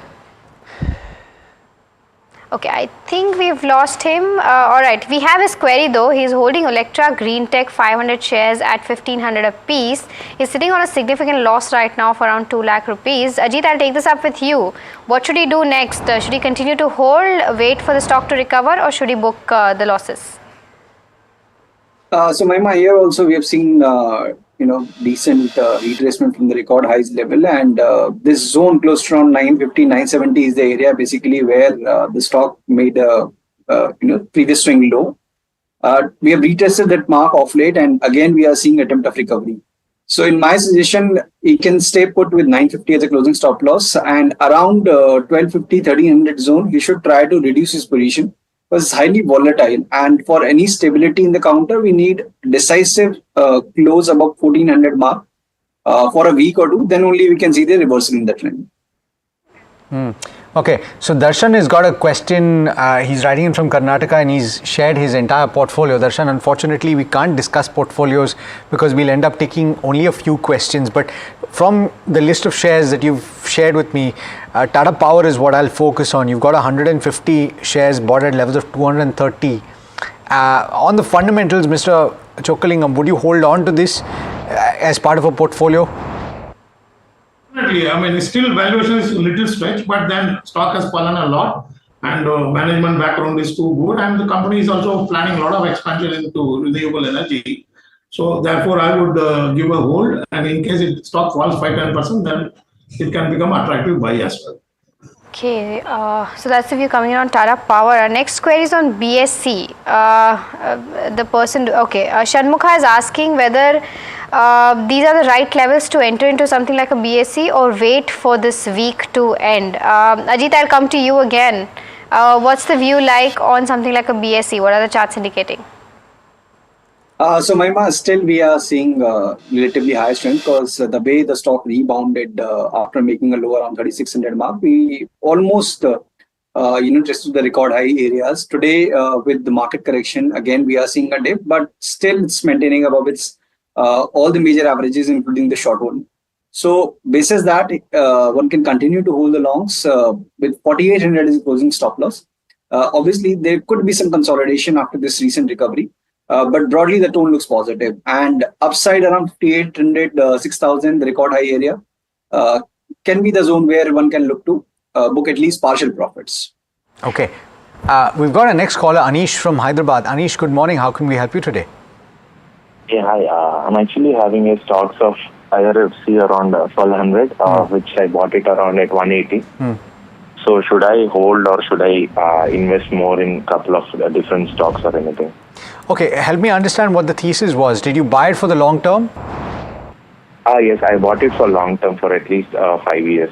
For 5 years. So, all right. Mr. Chokalingam, I know that you said that you're not favoring railway companies, but here we're talking about a railway financier.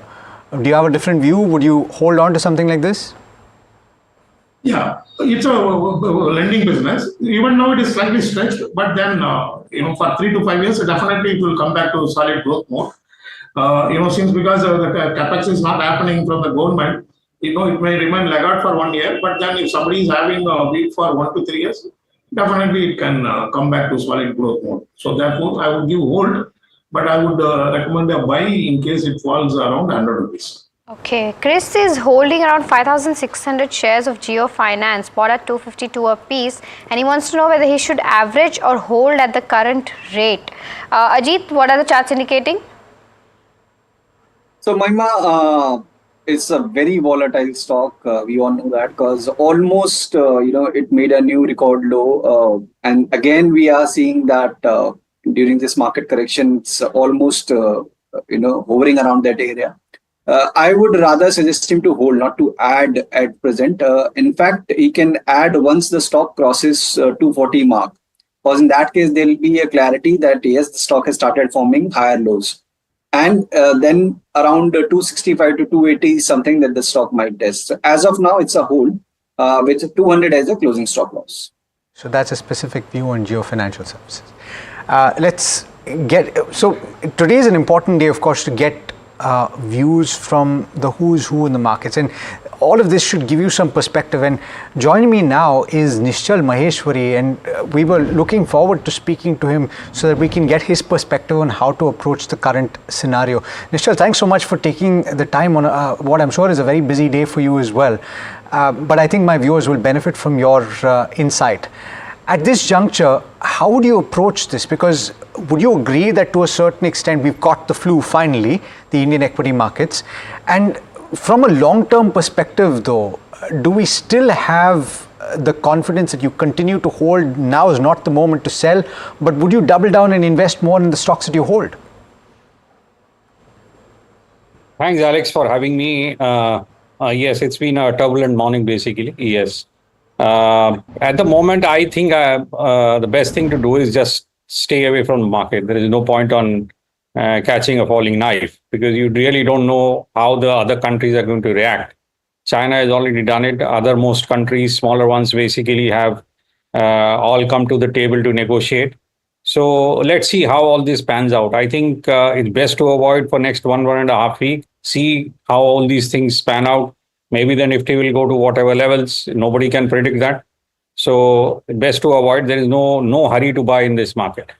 To buy, but then would you avoid selling as well, Nischal? Because the point is that, and here I'm talking about something like a trend. Okay, so there was a business update that perhaps was not as rosy as some would have liked, but 28% growth in the revenue for the fourth quarter was expected of over 35%. It's a stock that is down 17%. It's a Nifty 50 stock. Do you avoid selling as well is a question. So it depends upon basically whether it's been selling because there has been some margin calls. If there is no margin call, I don't think so at this point, basically not only trend, but anything. There is no point in selling in this kind of a market. The markets are very low. I think some sane sense is going to come back to this market and maybe you will get better rates basically to sell. So I totally agree with you basically that there is no point on actually going out and panicking and selling at these levels. Yes, you may still see lower levels than this. That's what I'm saying. I'm not sure basically how low it can go, but there is no need to panic at the moment because I'm saying, yes, conditions are bad. And but what my thought remains to be that cooler heads will come to the table and things are going to work out not at pre-tariff levels, but definitely somewhere in between the pre-tariff and the level of tariffs which the Trump administration has put. So across the world, I see maybe there is going to be some giveaway, mostly a 10%, which was the base level of tariff, and some percentage above that. But then it is much better than what we are today. So that's why I'm saying basically just cool off and see for the next 2 weeks how this market comes, and then only whether you want to buy or sell, then only take a call. Okay, and Mr. Maheshwari, if you wait for 2 weeks and we see a significant dip in the next 2 weeks as well, any counters that you would want to enter into and see that these counters are now looking attractive where valuations are concerned? And will those bets be domestic play bets? Surely, I think last week itself, basically, I think it has become clear that you have to focus on the domestic companies for the at least next 2 quarters. And beyond the next 2 quarters also, I believe the Indian economy is going to revive. I think the government is taking enough measures, whether it is the rate cuts. I expect another rate cut to happen in another couple of days. Then there has been an income tax cut. So I think all those things, measures which the government is doing basically will show up in the second half of the current financial year. So that's why you are saying basically that at least for the next 2 quarters, wait out, and thereafter basically we are going to see earnings coming back, maybe some amount of earning upgrades also happen in the second half. So better economic sense will prevail. Nischal, if we're talking about And your point is well made, right? Because if you're talking about announcements that the Chinese government is already making to focus on domestic growth, you'll have European leaders that are talking about, hey, don't invest in the US, questioning whether or not it makes sense and saying double down on investments in Europe. So if all of these geographies, and I take your point to say that perhaps a common ground will be found on trade, but once bitten, twice shy. If you're dealing with the US administration, you'll have a lot of administrations around the world that will double down on domestic growth. And so from that perspective, for the Indian investor, what areas do you see? For example, financials have been relatively resilient, and in order for domestic to grow, you need financials. Similarly, you would talk about cap goods, you would talk about power. What are the places that you would look at and say there is value here? So I think financials definitely as a sector basically has got good value, and it's not performed for the last 3-4 years. So I think the outlook seems to be good for the financials. If we have another rate cut happening, which is most likely to happen, I think it is going to be favorable for the whole financial sector. So financials is one. I would for the moment still wait out to see whether the consumption is coming back or not. Because there I think with these kind of numbers, there are question marks. FMCG, it's a very mixed bag. There are a couple of companies saying yes, others are saying no. So really, I think one should wait out for the consumption sector. Government spending is another definite thing happening. Government spent around 12 lakh crores last year. I think similar number is happening this year also. So I think there you should be looking at industries like cement. Steel is a global commodity, so avoid it for the moment because you don't know if there is a tariff war between China and US, so China has to find newer markets to dump their steel. So India could be one of them. So avoid steel or metals for the moment, but cement is one basically definitely you should look at.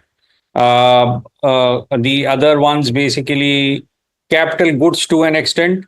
But capital good one has to be very clear saying that it's not the companies which are exporting because India has a large capital good export to the US also. So one should be very careful where we are investing. Power, capital goods, these are the other sectors basically which I look at it. And then there is consumer tourism. I think domestic consumer tourism, whether it is hotels, airlines, I think these are the sectors basically one should focus on. Nishal, and I understand that talking about individual names is tough, but I would still encourage you not to give recommendations, but within the packs that you've looked at on a relative basis, stocks that are already looking much more attractive, and also just to follow up on the spots that you've seen that could emerge as pockets of value.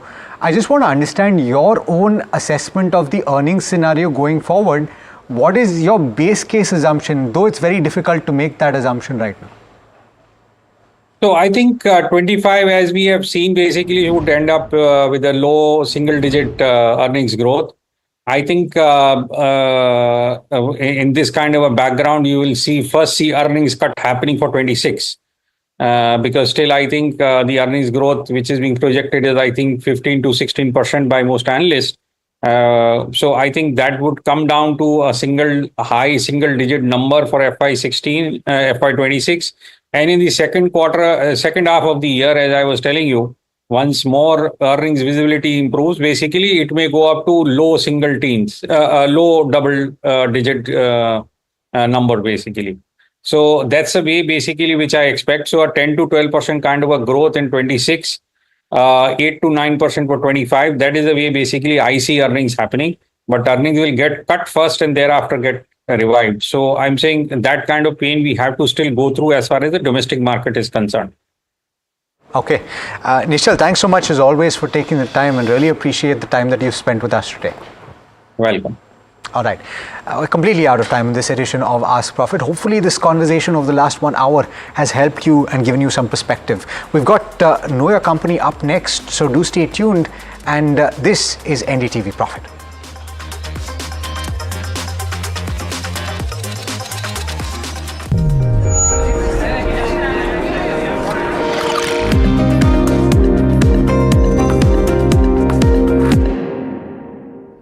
Gold plus optimistic reflective glass लगाओ, धूप की गर्मी को दूर भगाओ और बिजली का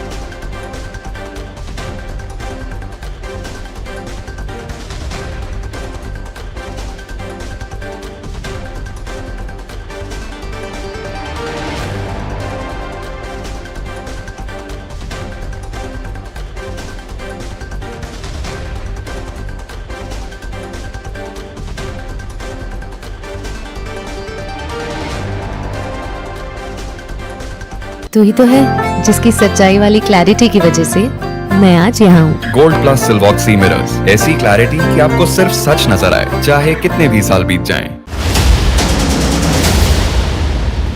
AB Real Estate might look to sell their paper business to ITC. So that would be an interesting deal, not too big for ITC, but from AB Real Estate's perspective currently. On the 20th, he reported this in his segment Heard on the Street, which runs at 2:30 p.m. every day.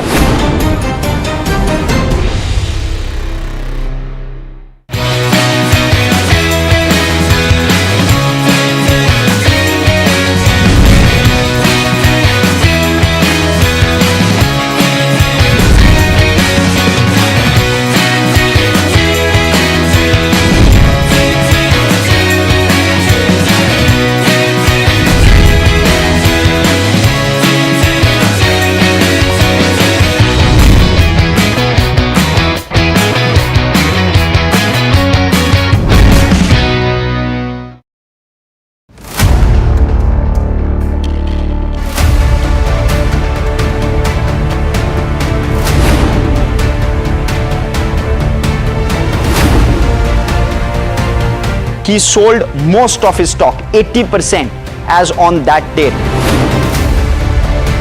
We have requested the management to come and speak to us. They asked us, what questions will you ask? We've sent it to them. They don't want to answer it, so then let's put it to our viewers as well. 7 key questions, right? How is it that 2,000 crore goes unnoticed by all of these auditors? Is seeking more information on the trades and the all the transaction which has happened from the exchanges, both NSE and BSE.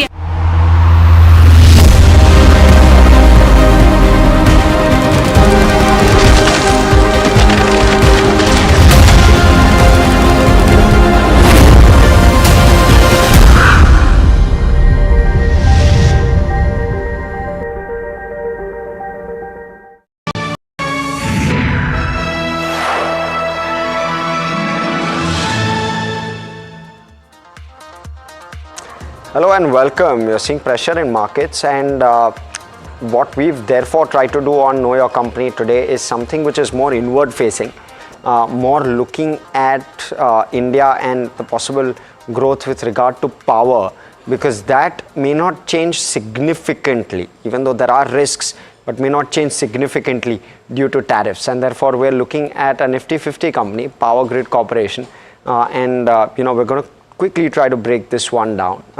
Power Grid, what does it do? It's India's largest electric power transmission company. It has a 70+% market share in power transmission. And what is power transmission? I'll probably try to break that one down as well. One is the power generation, which say happens in a particular place. Thereafter, the power consumption is happening in quite another place, whether that's a manufacturing facility on the outskirts of a particular city or a metro, or it's within a city where you and me consume power, right? So therefore, transporting that power over grid lines from the place in which it is generated to the place in which it is utilized is essentially what Power Grid does. And there are various places along the way where power transmission will happen and go through these power grid lines, thereafter landing up with the final consumer. So that's what Power Grid Corporation does.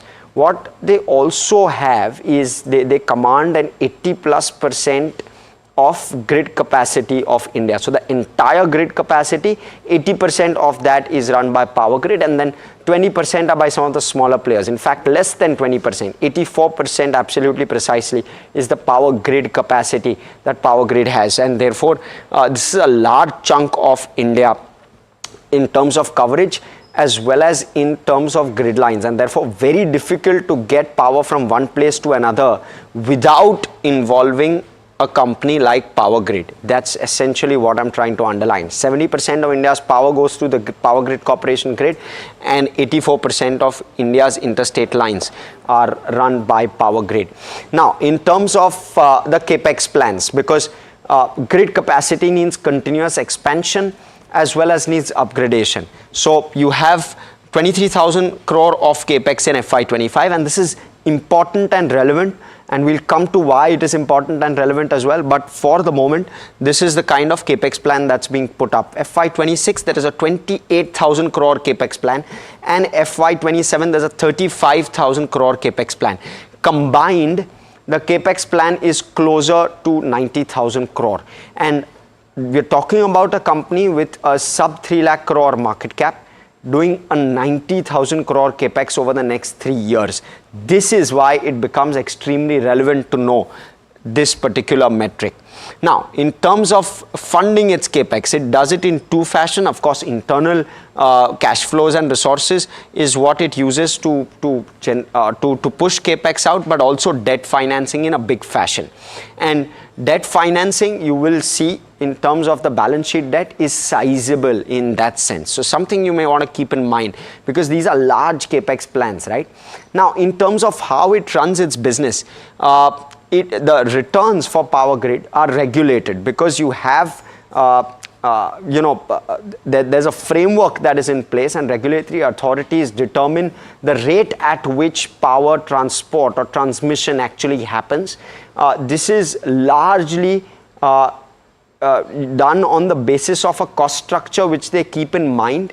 They also consider debt, and they look at the debt raise, and they consider the ROE, the final ROE to Power Grid, which in some form or shape they try to cap.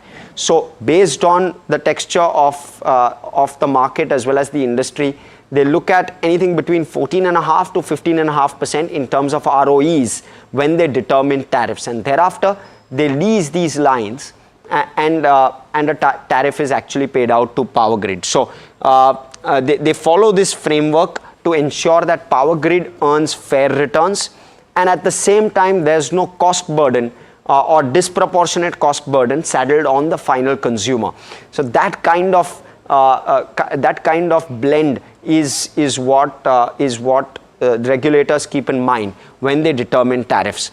Now, that's essentially how the business is run and the structure works.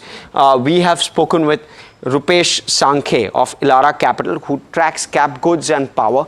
And he's given us his views with regard to Power Grid in particular, and we've discussed some risks with him, which we will, or rather we'll speak with him and we'll highlight some of those risks to you, and we'll try and ask him and quiz him on some of the risks. But let's quickly talk about the metrics that we need to look for in terms of a company like Power Grid.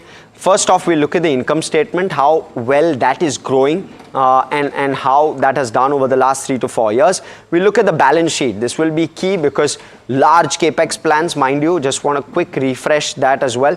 The order backlog, how large in terms of orders and capex is like, and how much is the work in hand, and what is the execution looking like. In terms of cash flows then, how does cash flow stack up?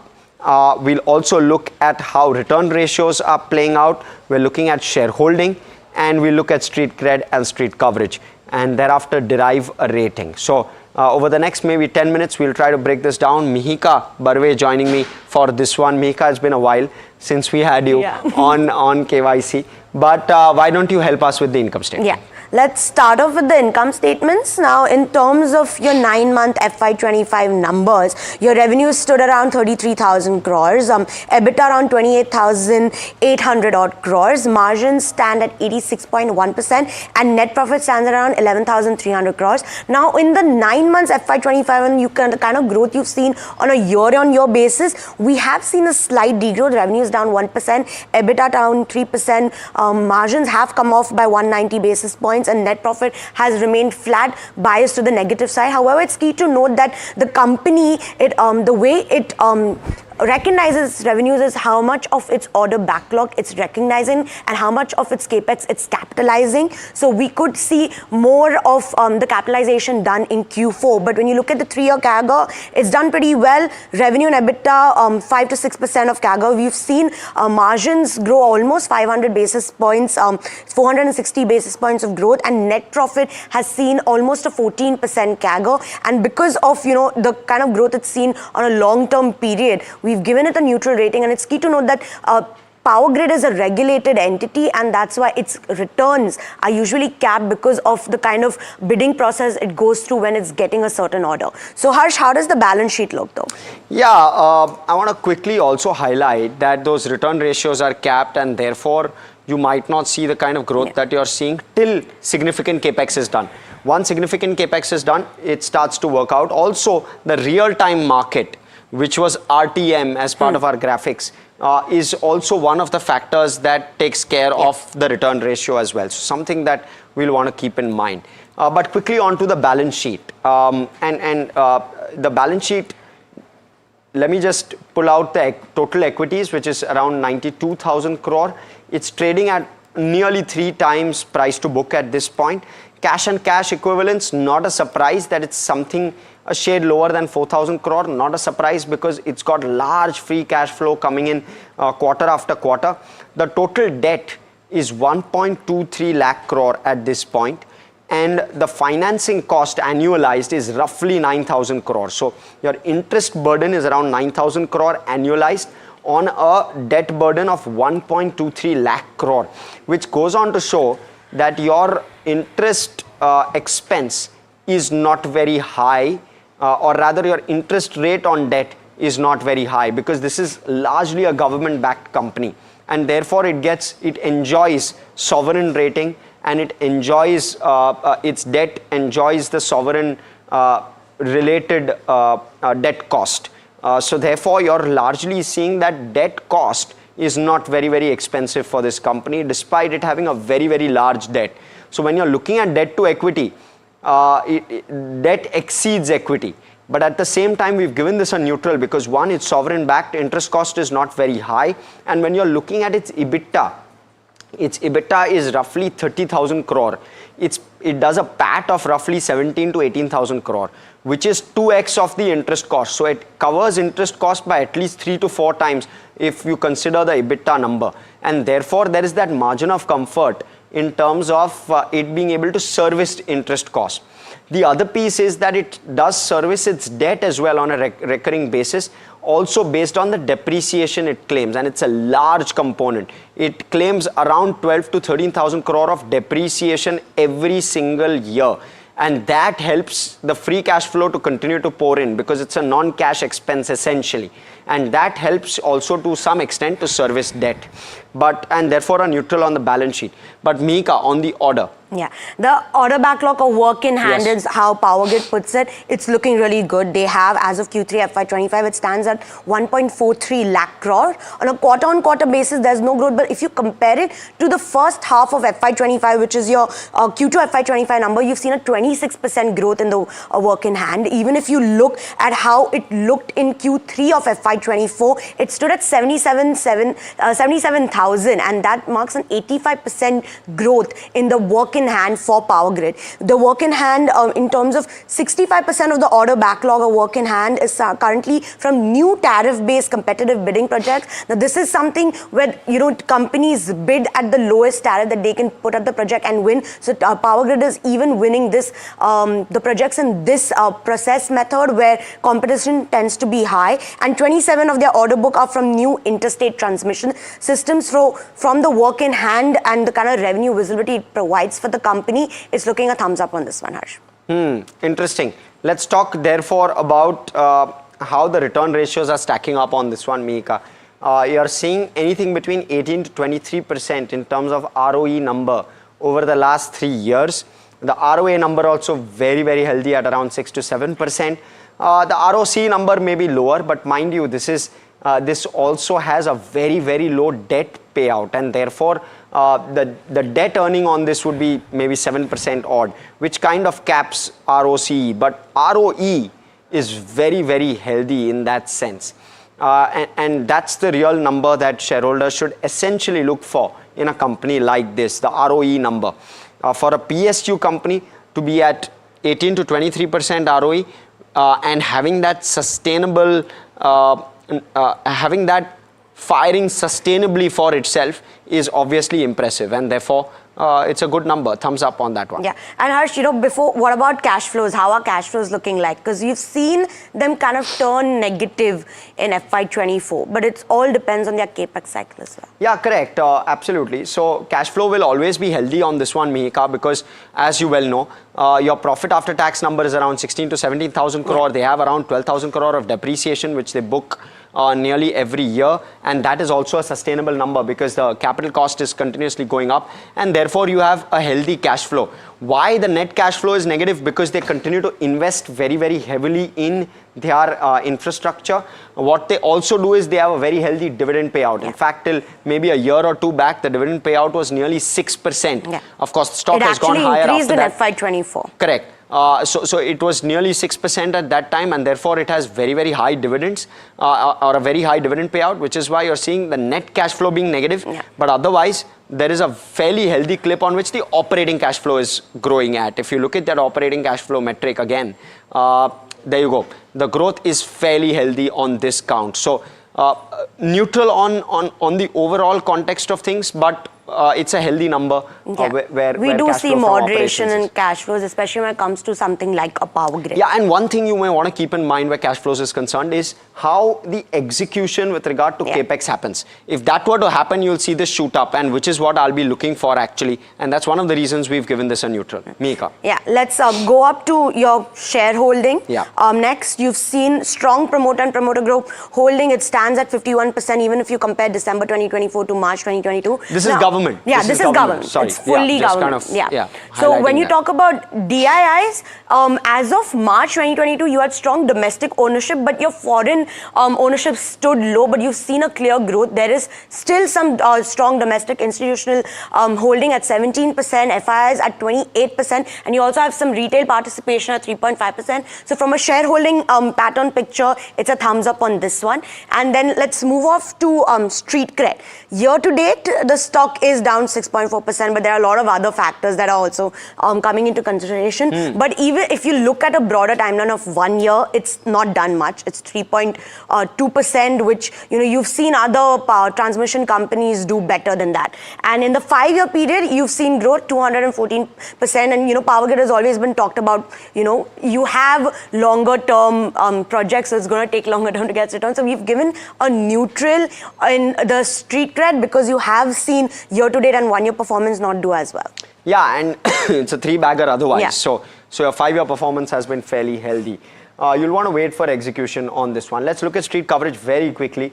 17 buy calls, 1 hold call, and 6 sell calls. Overall, you have an upside potential of roughly 12%. Of course, you may have to adjust that for today's numbers, and because it's such a volatile day, you might just get a higher return on this one. But broadly, 12% basis yesterday's close is the way we look at this one. Quickly on to how we look at this from a KYC rating perspective, and we'll just quickly sum it up. Income statement neutral, balance sheet neutral, order backlog positive, cash flow neutral. You're seeing return ratios a healthy thumbs up, shareholding a thumbs up, street cred a neutral, and street coverage a thumbs up, and therefore gives it a 6 out of 8 on our KYC ratings. But let's quickly go across. We have our guest to talk to us about Power Grid. We have Rupesh Sankhe, Vice President of Research at Elara Capital, tracks both power as well as cap goods. Welcome, Rupesh. Good morning. Good chatting. First off, I want to understand power demand. And because there's just so much happening around tariffs, I want to understand what the impact could be on something like a power grid, especially on the industrial and commercial demand side of things. What is your view on this entire play which is happening in global markets, and what is the impact likely on something like a power grid? We don't see a major impact in terms of power demand is concerned, because in the last 3 years, we have seen the power demand to GDP growth has close to 1.1 times. Historically, the same ratio was around 0.8, 0.9. So we have seen a lot of traction there on the residential side. So residential is close to 25% of the overall power consumption. And in the last decade, we have seen that segment where the demand was slightly slow. But that demand is now catching up. I think the load shedding has gone out completely. So that demand is there. And in terms of the manufacturing, commercial demand, industrial and commercial demand, we don't see that much impact on the power system demand because it's largely driven by the domestic production. No doubt, I think there is a market. People are saying that GDP impact will be around 40-60 basis points because of a global trade war, but that will not have major impact as far as the power demand is concerned. Point taken. Understood. Investment theme on the green transition is there for next 10 to 12 years. Okay, so yeah, got it. Understood. Point taken. And how should one view the business so in terms of return ratios? They're capped. There's a large transmission requirement, of course, that's there. But how do you view the business with capped return ratios? Yeah, definitely. See, if you look at the last capex phase, high growth capex phase, was during 2012 to 2018. At that time, we have seen the power transmission capex in India has grown significantly because of integration of all the grids. So power grid that time doing close to 35,000 crore kind of a capex capitalization. And in the last 3-4 years, we have seen the same capitalization growth has come down to around 15,000, 17,000 crore. And now because of this renewable energy integration, then green corridor phase, I think again, the next 3-4 years, we'll see around 30,000 crore kind of annual capex for Power Grid Corporation. Now the Power Grid has 1.4 trillion of work in hand. That is based on FY27, the transmission opportunities. From 27 to 32, close to 4.9 trillion capex opportunities there. And out of that, close to 3 lakhs is for interstate, where Power Grid has significant market share. Almost 55% market share is there. So if they maintain the similar kind of market share, another we can see around 1.5 trillion kind of work in hand opportunity. So close to 3 lakh crore kind of opportunities there for next 10 years. So on a today's regulated equity, because this is largely TBCB projects, so their ROE will be, as you are rightly pointed out, ROE is slightly lower than the regulated ROE, but the overall equity base will double in the next 10 years. So that is close to 7.58% kind of growth in the equity that we can see. So that kind of opportunity is there. So we are overall positive on the transmission space because without that integration of 500 gigawatt capacity or maybe upcoming green hydrogen data center, that is going to be challenging. So this kind of capex has to be there to meet a 400 gigawatt kind of a peak demand by 2032 that we are expecting. And Rupesh, what should one make of competition? Of course, tailwinds are strong, but how is competition shaping up for a power grid? Can it maintain its monopoly? So definitely, the power grid has a strong execution capability in the transmission space. So they have that technical capabilities in place. Secondly, if you look at their balance sheet, every year they are generating close to 18,000 crore kind of profits. So that cash flow is there. Okay. Third, in terms of cost of debt, they are better as compared to other players. So managing better capital allocation, better capital structure and execution capabilities they have, because a lot of issues are there in terms of right of way, land acquisition. There they are better as compared to other players. And that is what we have seen in the last 3 years when they started entering into TBCB projects. Earlier their market share was hardly 15-20%. That has gone to 60-70%. That kind of capabilities they have. So execution, the technical capabilities they have, the financial leverage they have in terms of managing cost of debt, I think they are ahead as compared to other peer companies. So they are well placed in terms of to grab this opportunity. And Rupesh, how should one look at cash flow? How much capex are you building in, and how is that expected to be funded? Just give us the way in which cash flow will go about. Yeah, it's a good point. See, this year we are expecting close to 18,000 crore kind of a capex. Next year it will be around 30,000 crore capex. Even next 3 years we can say run rate around 30,000 crore kind of a capex. Now in terms of capitalization, because it takes 3 years to get commission, so capitalization will be slightly lower than the capex. So it will be around 20,000 crore. But if you look at their equity contribution will be in the range of 75-25, or they might go 80-20 kind of a debt equity ratio. So if you look at the after dividend, they will have significant cash flow for the equity contribution. So we don't see any risk there. Now, in terms of a dividend, we are expecting they will maintain around 8 to 9 rupees per share kind of a dividend. That comes to around 3% at the current market price. So we don't see that risk because of a huge capex there that will have, because they have got a strong cash flow in hand. So they will maintain the current dividend payout ratio. At the same time, they will have sufficient equity for their under construction projects and upcoming projects. Okay, and your view, what's the largest risk factor to be kept in mind here from an investor perspective? The risk factor only in case of high penetration of battery storage, because batteries will get installed in the existing transmission assets. So they might not have to go for incurring extra transmission assets. So that is a risk, but we don't see that this is a near-term risk for the battery to get deployed in such a high pace as of now. Second is delays in getting right-of-way issues or land acquisition, or any delays on the renewable energy, because largely capex is coming for the integration of renewable energy with the grid, main grid. So that will have some risk in terms of delay in RE tendering. Right, Rupesh. And Rupesh, how should you value this? Contextualize the valuation for us. Not easy to value. Yeah. So definitely, if you look at their valuation band in the last 15 years, they get premium when the capex capitalization trend is on the positive side. So during 2007, 2011, 12, when mostly generation capex was there, that time this transmission were getting slightly lower multiple. From 2012 to 2018, the multiple has gone up significantly.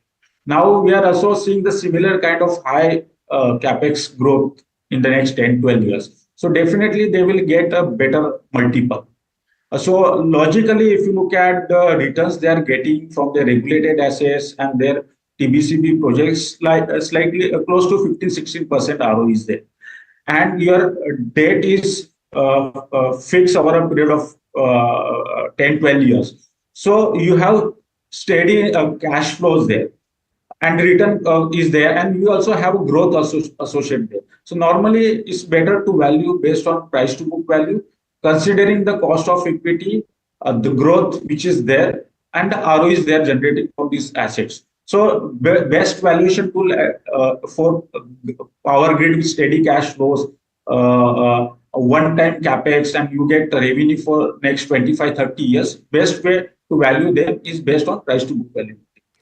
Point taken. And what's the multiple you ascribe to this, Rupesh? What's the upside? See, we have positive view on the stock. Upside from the current level is close to 25%. We have given a price to book value multiple at around 2.8x based on FY27, the regulated equity, and the overall equity they will get from the TBC. So now their regulated equity as of now is close to 92,000 crores. And based on the 1 lakh crore kind of capitalization they are doing in the next 3 years, we can see around 30,000 crore kind of addition in their existing regulated equity. Over that, we are giving 2.8 times market cap to equity, considering they will maintain 15.5% kind of ROE on a consolidated basis. And the growth will be around, earning growth will be around 9.5%. And the capex growth is, they will maintain 55% kind of a market share in the upcoming transmission opportunity from 27 to 32. So that way, we have arrived at value of around 350 rupees currently. Our fair value is 355. So. Okay, point taken. Thank you so much, Rupesh, for coming in and speaking with us with regard to this one. It's a well-tracked counter, and it's a Nifty 50 stock, so wide interest in that sense, and also slightly insulated from tariffs. Interesting one, but hope this has been helpful. From Mihika, myself, everyone who puts the show together, thanks so much for watching. Stay tuned to NDTV Profit. More action right up on the other side.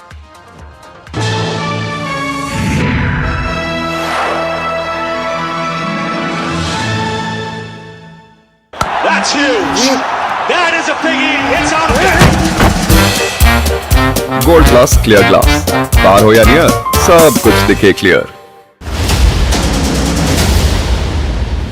AB Real Estate might look to sell their paper business to ITC. So that would be an interesting deal, not too big for ITC, but from AB Real Estate's perspective currently. On the 20th, he reported this in his segment Heard on the Street, which runs at 2:30 p.m. every day.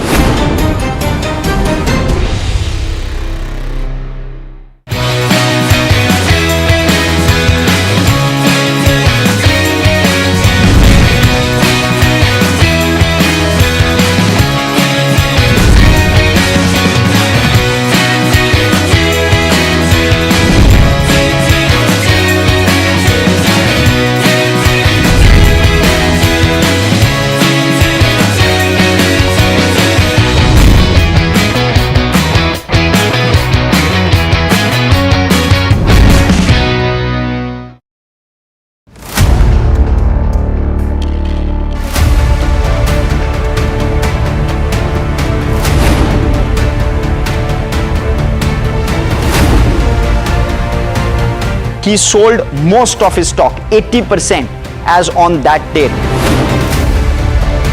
We have requested the management to come and speak to us. They asked us, what questions will you ask? We've sent it to them. They don't want to answer it, so then let's put it to our viewers as well. 7 key questions, right? How is it that 2,000 crore goes unnoticed by all of these auditors? Is seeking more information on the trades and the all the transaction which has happened from the exchanges, both NSE and BSE. The Reserve Bank of India's supervisory officers, they are seeking compliance reports on their foreign currency borrowings by these banks. The DSS is actively engaging with the Reserve Bank of India to sort of ensure the thorough examination of the matter. And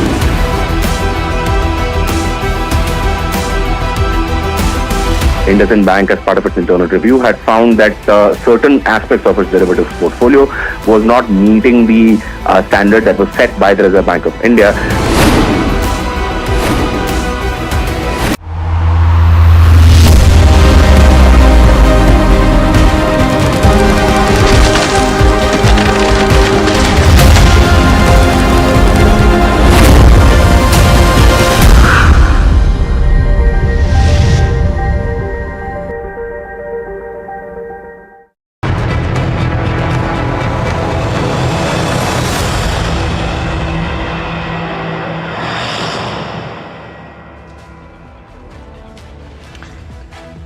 Thanks for tuning into this special conversation, and I call it special because we are trying to not just gauge at what the equity impact is, and it is looking very bad because the markets are roughshod today across the world, and in India no exception. But we're trying to kind of take a look at what lies ahead, and to do that, Sonal Verma, Managing Director and Chief Economist, India and Asia ex-Japan at Nomura, joins in right now on the show. Sonal, thanks so much for agreeing to talk to us. It's a pleasure talking to you today. Thanks, Neeraj.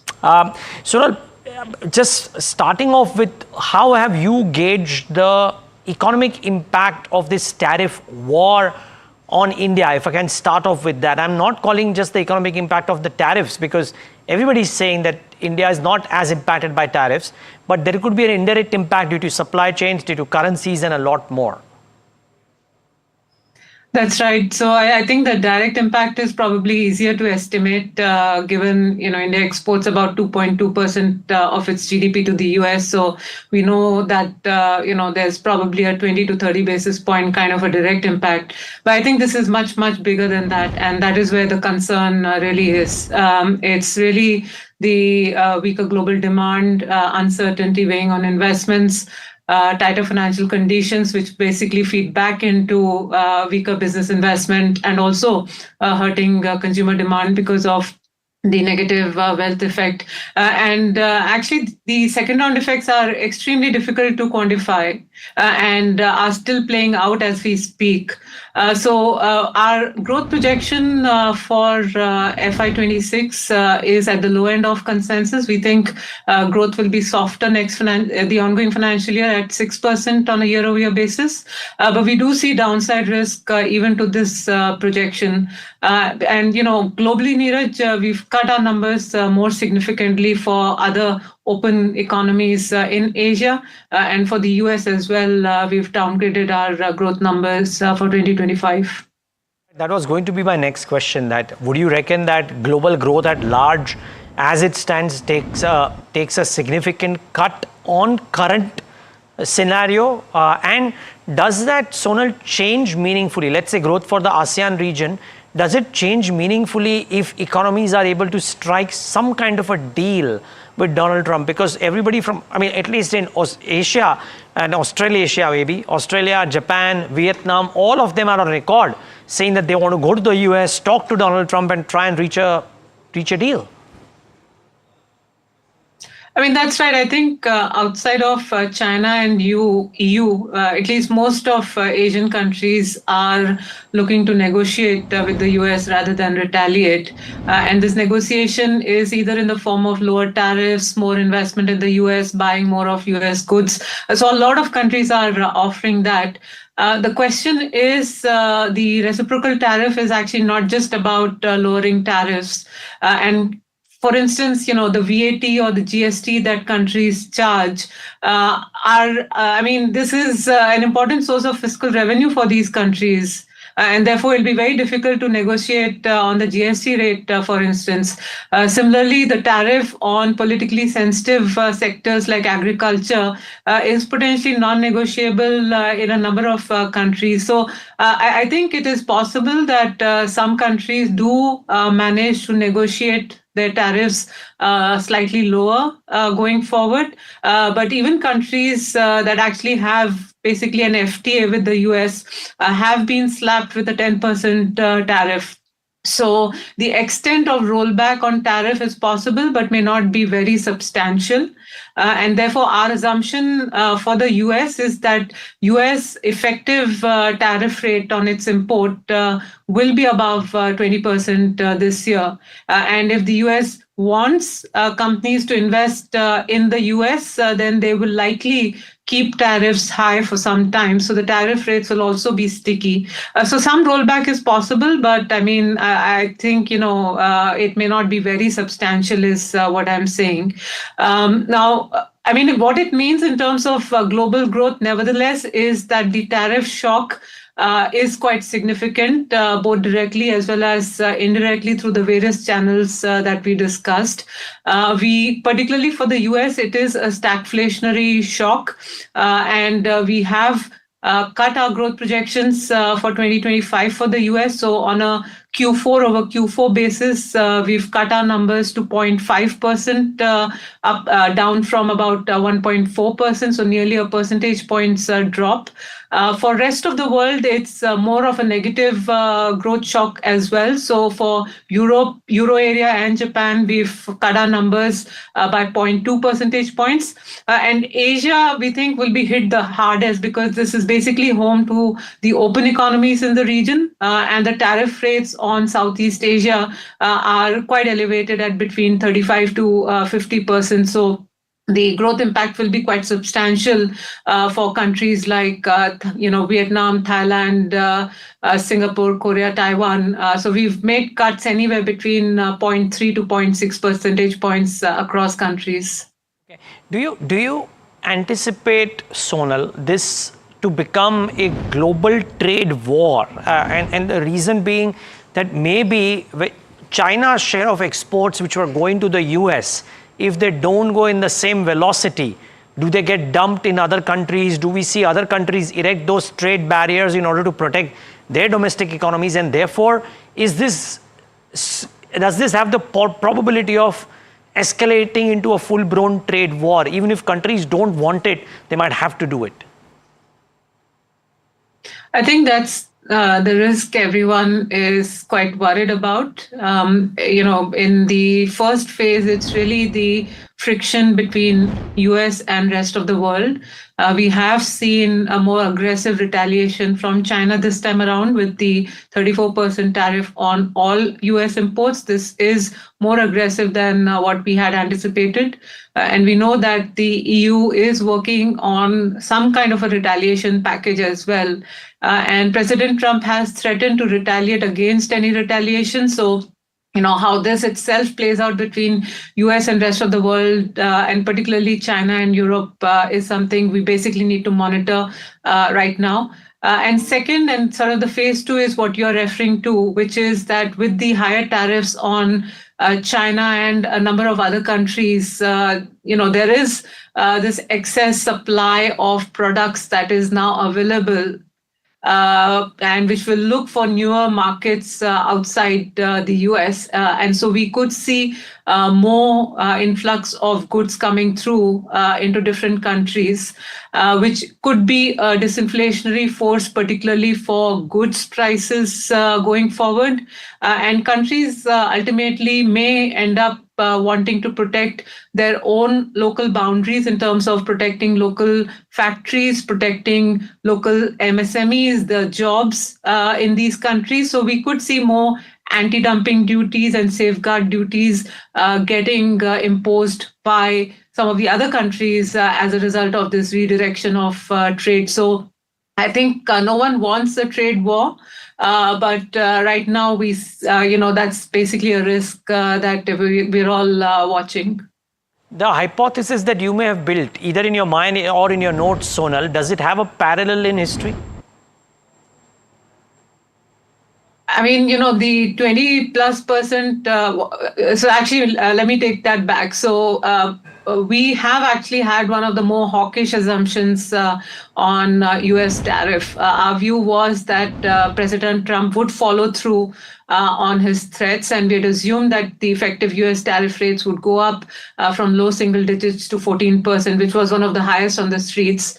What we've got is above 20%. So it's actually worse than what we had anticipated. So this is the highest tariff rates we've seen in basically 100 years. And when we look at either the Smoot-Hawley period in 100 years back, I think that's basically the environment that we are looking at, where countries are becoming more protectionist, and that typically leads to material slowdown in global trade and breeds more protectionism, more inefficiency across countries. And given particularly the role of supply chains in the last 50 years in boosting efficiency and lowering the cost of production across countries, this is actually more inflationary over the medium term, even though near term we are talking about the disinflationary force because of these trade frictions. So we really need to go back 100 years to look at what this new world order means. Well, one certainly hopes it is not akin to the Great Depression 100 years back. Incidentally, viewers, if the S&P 500 were to correct by 4% today, then it will be the first time since then that it will have 3 days of such a steep correction as well. Sonal, I'll come to central banks in just a moment, but before that, one quick word on the currency. Somebody expressed this opinion that there is, we know that China is trying to defend the yuan in a meaningful way because they want to avoid the capital flight, gain investor confidence, etc. But what if due to compulsive factors, including competitiveness, they devalue the yuan? What happens then? One, in terms of, it's an act of kind of an economic act, and what happens to, let's say, economies like India in the result of that, or for the currency of India, for that matter? I mean, our view is China is not going to go down the devaluation route, purely because the cost of the devaluation domestically to China in terms of aggravating capital outflows hitting the property market, worsening confidence within China. The costs are much, much higher than any benefit to China on the export front. So we don't think a devaluation is likely. What can happen is, some drift higher in the renminbi. But that'll be, modest depreciation, not a sudden devaluation. Now, in the scenario, and, just to put this in perspective, during the first Trump war, we did see China actually adjust its currency a lot more steeply, and that offset some of the higher tariff impact on US consumers. This time around, because we don't think there will be such a massive currency offset, and because Trump has basically put a tariff on most of the other countries, the ability for US to actually substitute its imports from other countries is actually lesser than was the case during the first Trump administration, which is why we think the inflationary impact on US economy this time around will be much, much higher. Now, in the hypothetical scenario where China does devalue the currency, then essentially that will put pressure on rest of Asia as well, because there are product segments in which a number of Asian countries compete with China, and that will trigger some sort of a competitive devaluation or depreciation within Asia. But as I said, we're not expecting that in our base case. Some relief. I mean, we're shuddering what could happen if indeed China does that, and what music unfolds after that. Okay. Now, Sonal, two other questions around central banks. Firstly, while Donald Trump urged Jerome Powell to quit playing politics and cut rates, Powell has come out and said that they are still wait and watch. But I'm asking you that in the event that the chances of a recessionary feeling, if not an actual recession in the US, were to go up, some statistics suggested some 67% number overnight, will the Fed cut rates, or will inflation in the US because of the tariffs force Fed's hand to not cut rates even if growth were to come off the way you are saying it would?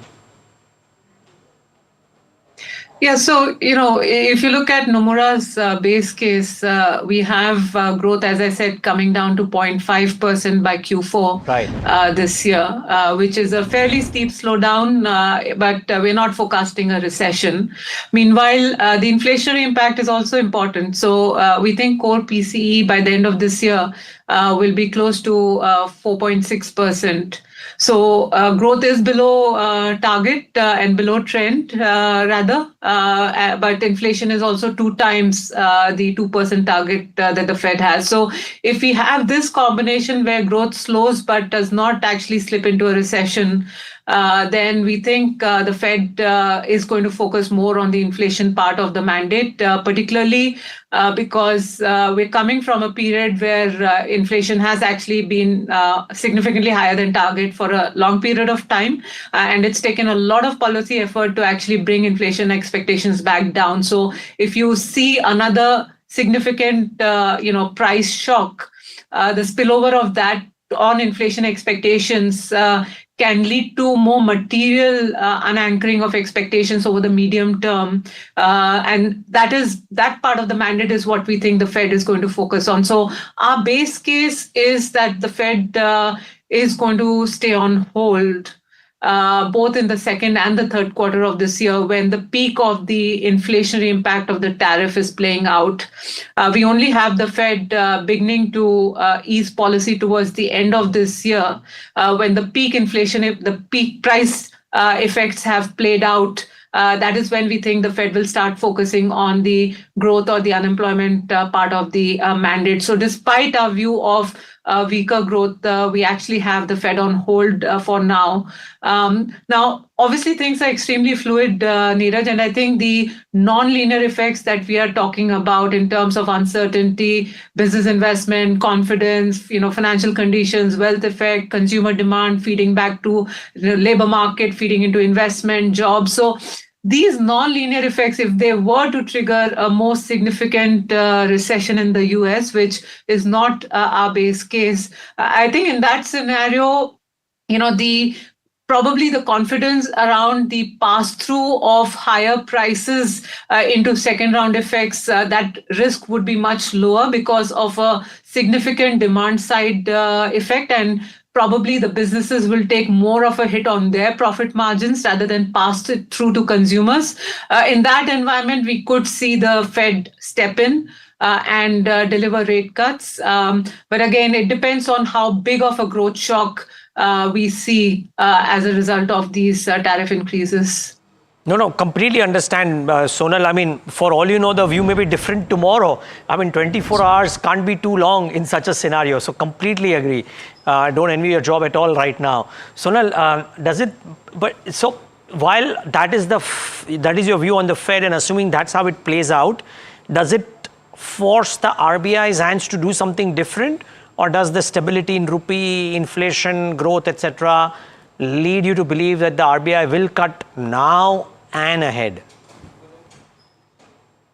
I think RBI will cut now and ahead, and the macro backdrop is very, very different for central banks like the RBI. So unlike the Fed, which is facing this dilemma of higher inflation, lower growth, I think it's a pretty clear-cut low growth, low inflation environment for countries like India. And the drop in oil prices, Brent, between $60-65 per barrel is fairly significant disinflationary force, the impact of which we will see in the coming months. So, relative to whatever we thought 2 months back when the RBI met in February, there are downside risks to both growth and inflation. And inflation was already tracking close to the RBI's 4% target. So that is one.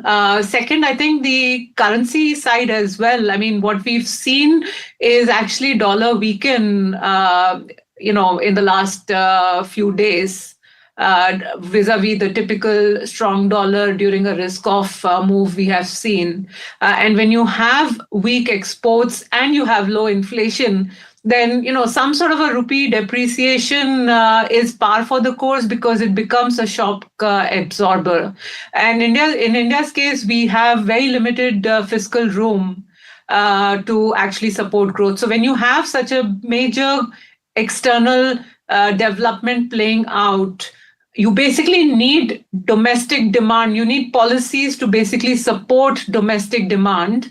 And given the limitations on fiscal, I think monetary policy, liquidity policy, macroprudential policies, a combination of all three will need to be used to basically, try to support domestic demand and offset the negative spillovers we are seeing and we are going to see on exports, which will spill into investments as well. So I think the room is clearly there, and we don't see any hurdle for the RBI. They've been extremely proactive on liquidity, which is a very positive move. It will help in policy transmission. It will help compress some of the spread widening we had seen in the last 3 months as well. And the policy transmission of the upcoming rate cuts should also get accelerated. So we are still expecting 5.5 as a terminal rate, which is another 75 basis point more to go. Sorry, but just take one last question out here. We've been trying to talk to foreign institutional investors about their view on India after the corrective move that happened all through November, December, Jan and Feb. Just trying to understand, as you talk to your clients on the back of all the action that the government took in the budget, but more importantly, as you said, the proactiveness of the Reserve Bank of India, are clients sounding a lot more confident in India's ability to, support growth in the country, both the RBI and the government? I think right now everyone's just trying to figure out what these Trump tariffs mean for the world. But I think on a relative basis, it is fair to say that India is seen as less vulnerable because we are less exposed to exports. we have been very proactive in terms of negotiating with the US on the bilateral trade agreement. So actually the reciprocal tariff, while high, is not as high as what some of our competitor countries have seen. The lower oil price is a positive for India.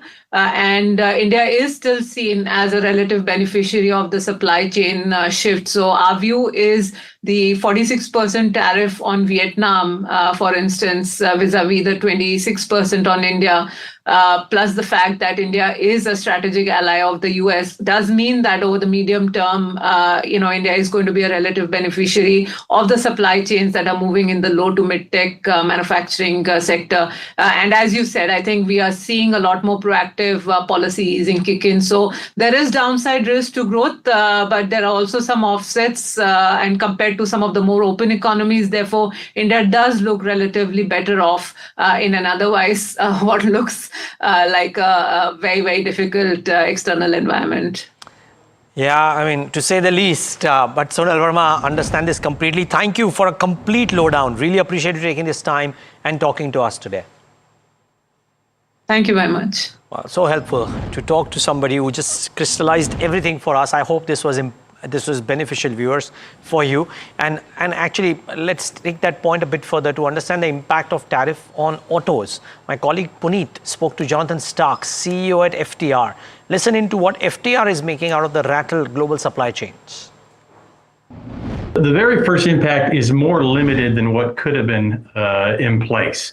The fact that Canada and Mexico were not implicated in the initial set of reciprocal tariffs meant that some of the impacts that could have been most severe for the sort of the domestic North American Class 8 marketplace were less severe. But there are still some pretty significant impacts related to steel, iron, aluminum that are definitely going to be a negative overall when we're talking about the equipment marketplace, and the fact that we're going through so many disruptive events, whether it's the reciprocal tariffs or what's happening within the North American space with US, Canada, and Mexico, that is going to disrupt the freight transportation markets, which is really what drives the demand for equipment. And if we are losing the ability to grow in the freight transportation space, doesn't matter what the cost implications are going to be for new equipment,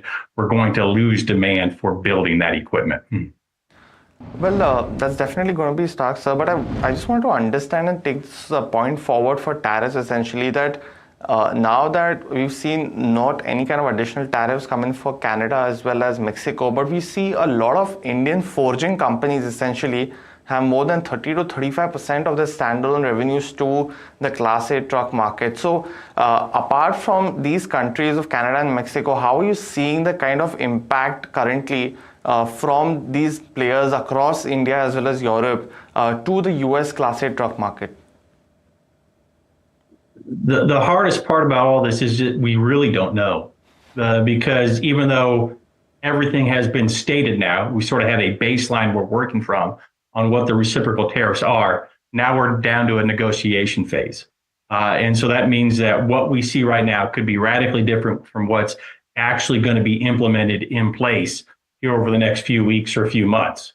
So it makes for a very disjointed picture. It's very hard to give a good concrete answer on what this is going to do for the marketplace, which is unfortunate because we would love to be able to give more clarity. But I think what it does highlight is the fact that we're in this period of uncertainty that is going to dampen demand overall. So whatever good positive benefit any country might get from having a better tariff environment relative to China is probably going to be mitigated to some extent just because we're going to be reducing demand in the marketplace. Now, Mr. Starks, I just wanted to ask you, over the last 6 to 8 months, starting somewhere around September till March, the preliminary figures, of course, it's been a high single-digit drop in sales essentially over the last 6 to 8 months in Class 8 truck market. Could you, just quantify some of the factors that might be impacting due to this? Because we've seen that, fleet utilization have also been lower in this particular time frame, and that's not leading to incremental sales, of course. So what are some of the key factors that, according to you, have been impacting the market over the last 6 to 7 months? Well, we've been in an extended freight weakness for nearly 2.5 years in the U.S. market. And it's always freight that drives the fundamental demand for equipment. And so the fact that we've been in this weak environment for so long, we knew that we were coming to a spot where we were going to get a weaker environment for new equipment demand. And we're finally getting to that point. The negative downsides of what we're seeing right now is that that weakness could be persistent for a much longer period of time than we would have anticipated that we would have seen going into the start of 2025.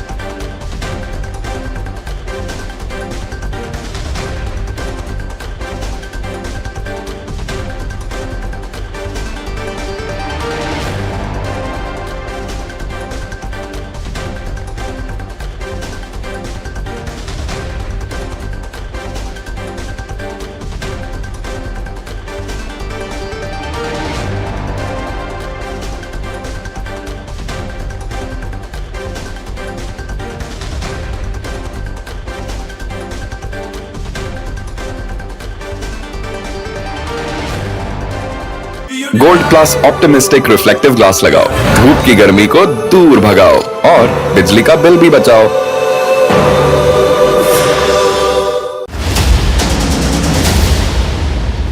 AB Real Estate might look to sell their paper business to ITC. So that would be an interesting deal, not too big for ITC, but from AB Real Estate's perspective currently. On the 20th, he reported this in his segment Heard on the Street, which runs at 2:30 p.m. every day.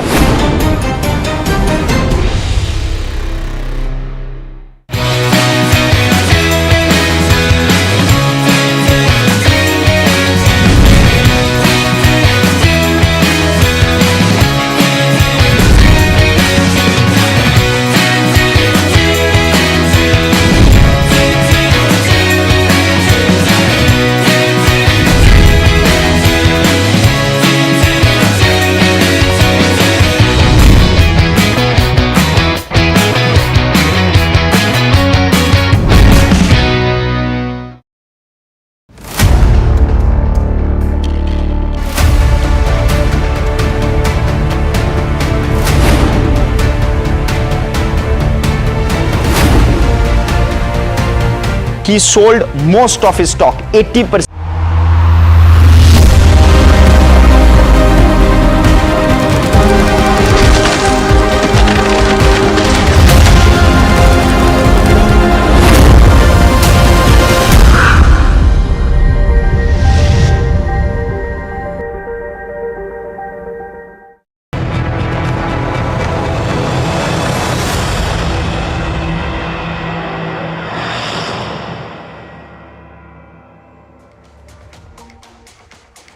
Hello and welcome to our special programming on US tariff wars. What does this mean? Because stock markets across the world are falling on the back of Trump's tariffs and increased fears that the world's largest economy, the US, could go into recession. In fact, some experts say invest in the markets now since the valuations are cheap. Others say sit tight on the sidelines and wait for this to play out. Yet others say that you should move your money out of equities.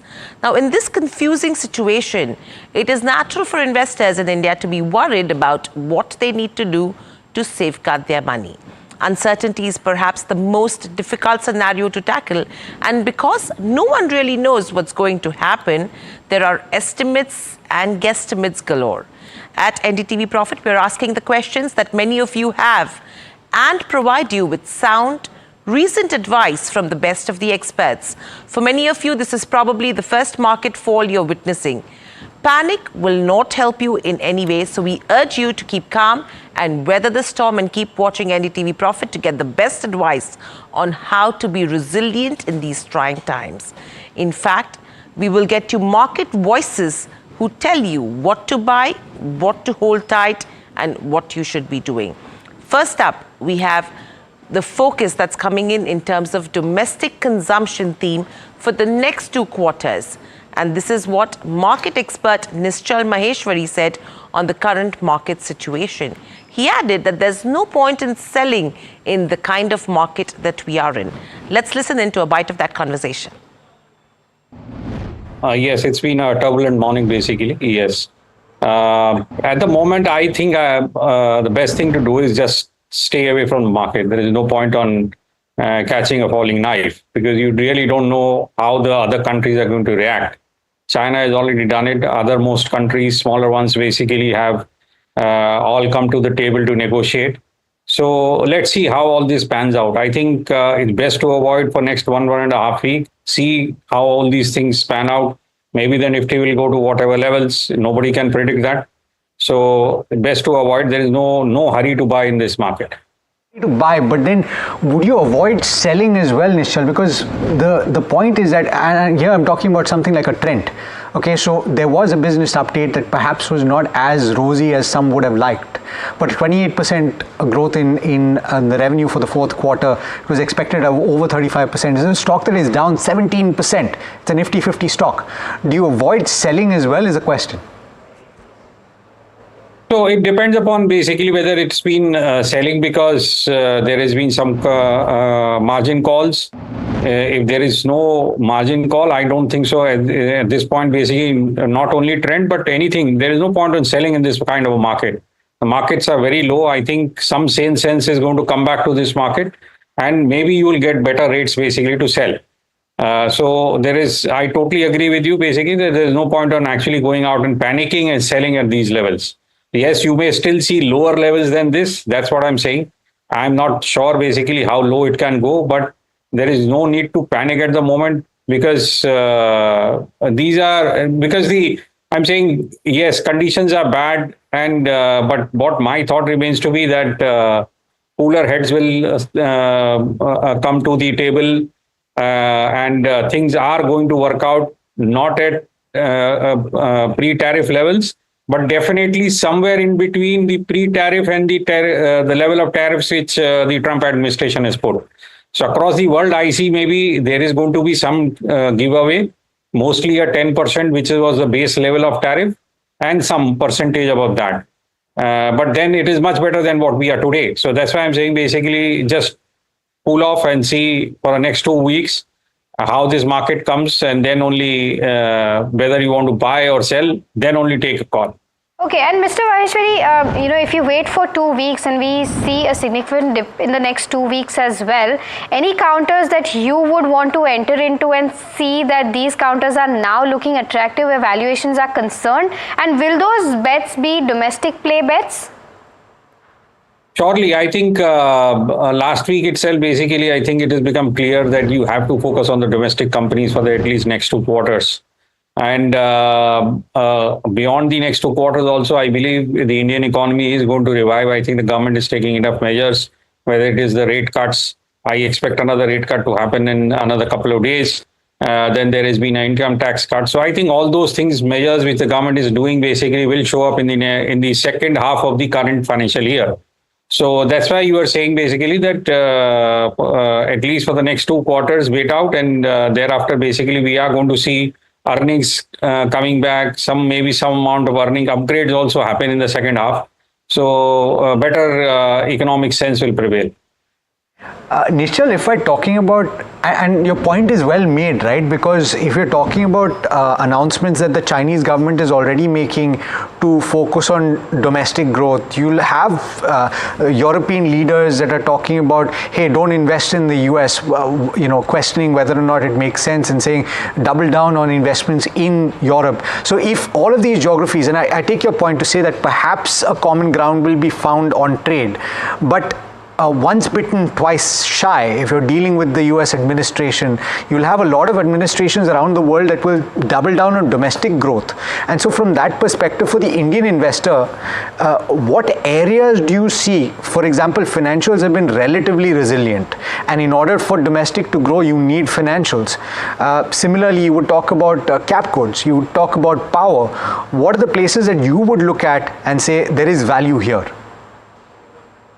So I think financials definitely as a sector basically has got good value, and it's not performed for the last 3-4 years. So I think the outlook seems to be good for the financials. If we have another rate cut happening, which is most likely to happen, I think it is going to be favorable for the whole financial sector.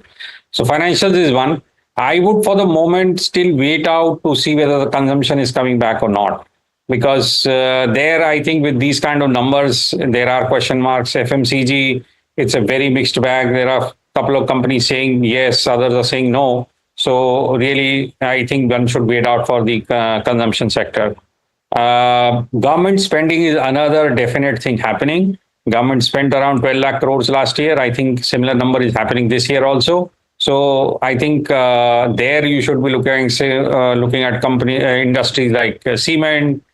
Steel is a global commodity, so avoid it for the moment because you don't know if there is a tariff war between China and US, so China has to find newer markets to dump their steel.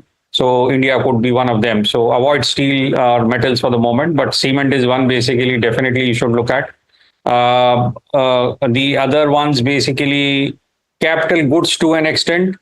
But capital good one has to be very clear saying that it's not the companies which are exporting because India has a large capital good export to the US also. So one should be very careful where we are investing.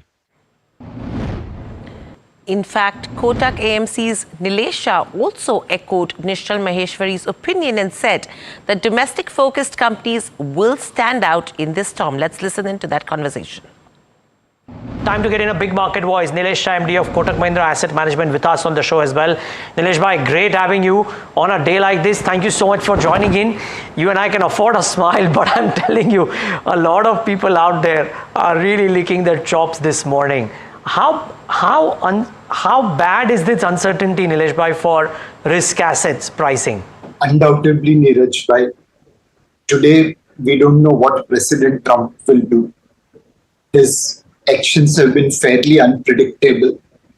We would have never guessed on political side he'll say Canada should become 51st state of US or Greenland should be given to us. On the commerce side, we would have never assumed that he'll be levying tariff as trade deficit with America divided by exports to America. But this is the world in which we are living in. Do remember that the objective of President Trump is appropriate. Even mighty US, the world's biggest, most strongest nation, cannot afford fiscal deficit at 6 to 7% year after year. It cannot afford current account deficit at 3.5% of GDP year after year, despite having reserve currency. The debt to GDP ratio at 125% with unfunded pension liability. Clearly, they needed to tackle. The objectives are right. The process has been fairly difficult to understand, and which is why this uncertainty is likely to persist. The process which they are following, it will create lose-lose situation for US as well as the globe, and hence there is little hope that it might get reversed before it is too late.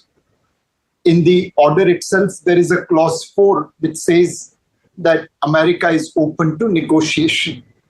Vietnam, which allowed China to use their base for manufacturing or actually assembling and exporting to US, has already announced that will make zero tariff. So there will be negotiation, and that's the hope. But clearly that uncertainty is likely to persist as President Trump remains fairly unpredictable. Nilesh bhai, so can it happen that because of this uncertainty prevailing, and who knows, it could last for a better part of 2025, can we see illogical prices on the downside in asset classes as well, because everybody's saying that Indian economy doesn't get impacted, but the uncertainty may still bring market valuations much lower than maybe long-term averages too, right? Undoubtedly, Can it happen? Neeraj, but markets can remain irrational more than you can remain solvent. While this phrase is used mainly for shorting side, it can be true even on long side. If you are taking leveraged position, you may think today X is the fair value, but with a policy change, X minus something can become fair value, and hence markets will have to make adjustment. Anyway, markets are always trying to forecast future. As of today, we don't know what kind of tariff will be there on pharma products. Who will bear the burden, manufacturer or the distributor, which has disproportionate margin? But yet market is going to take pharma stocks down, assuming that tariffs will be levied as irrationally as it has been levied on other products. Got it.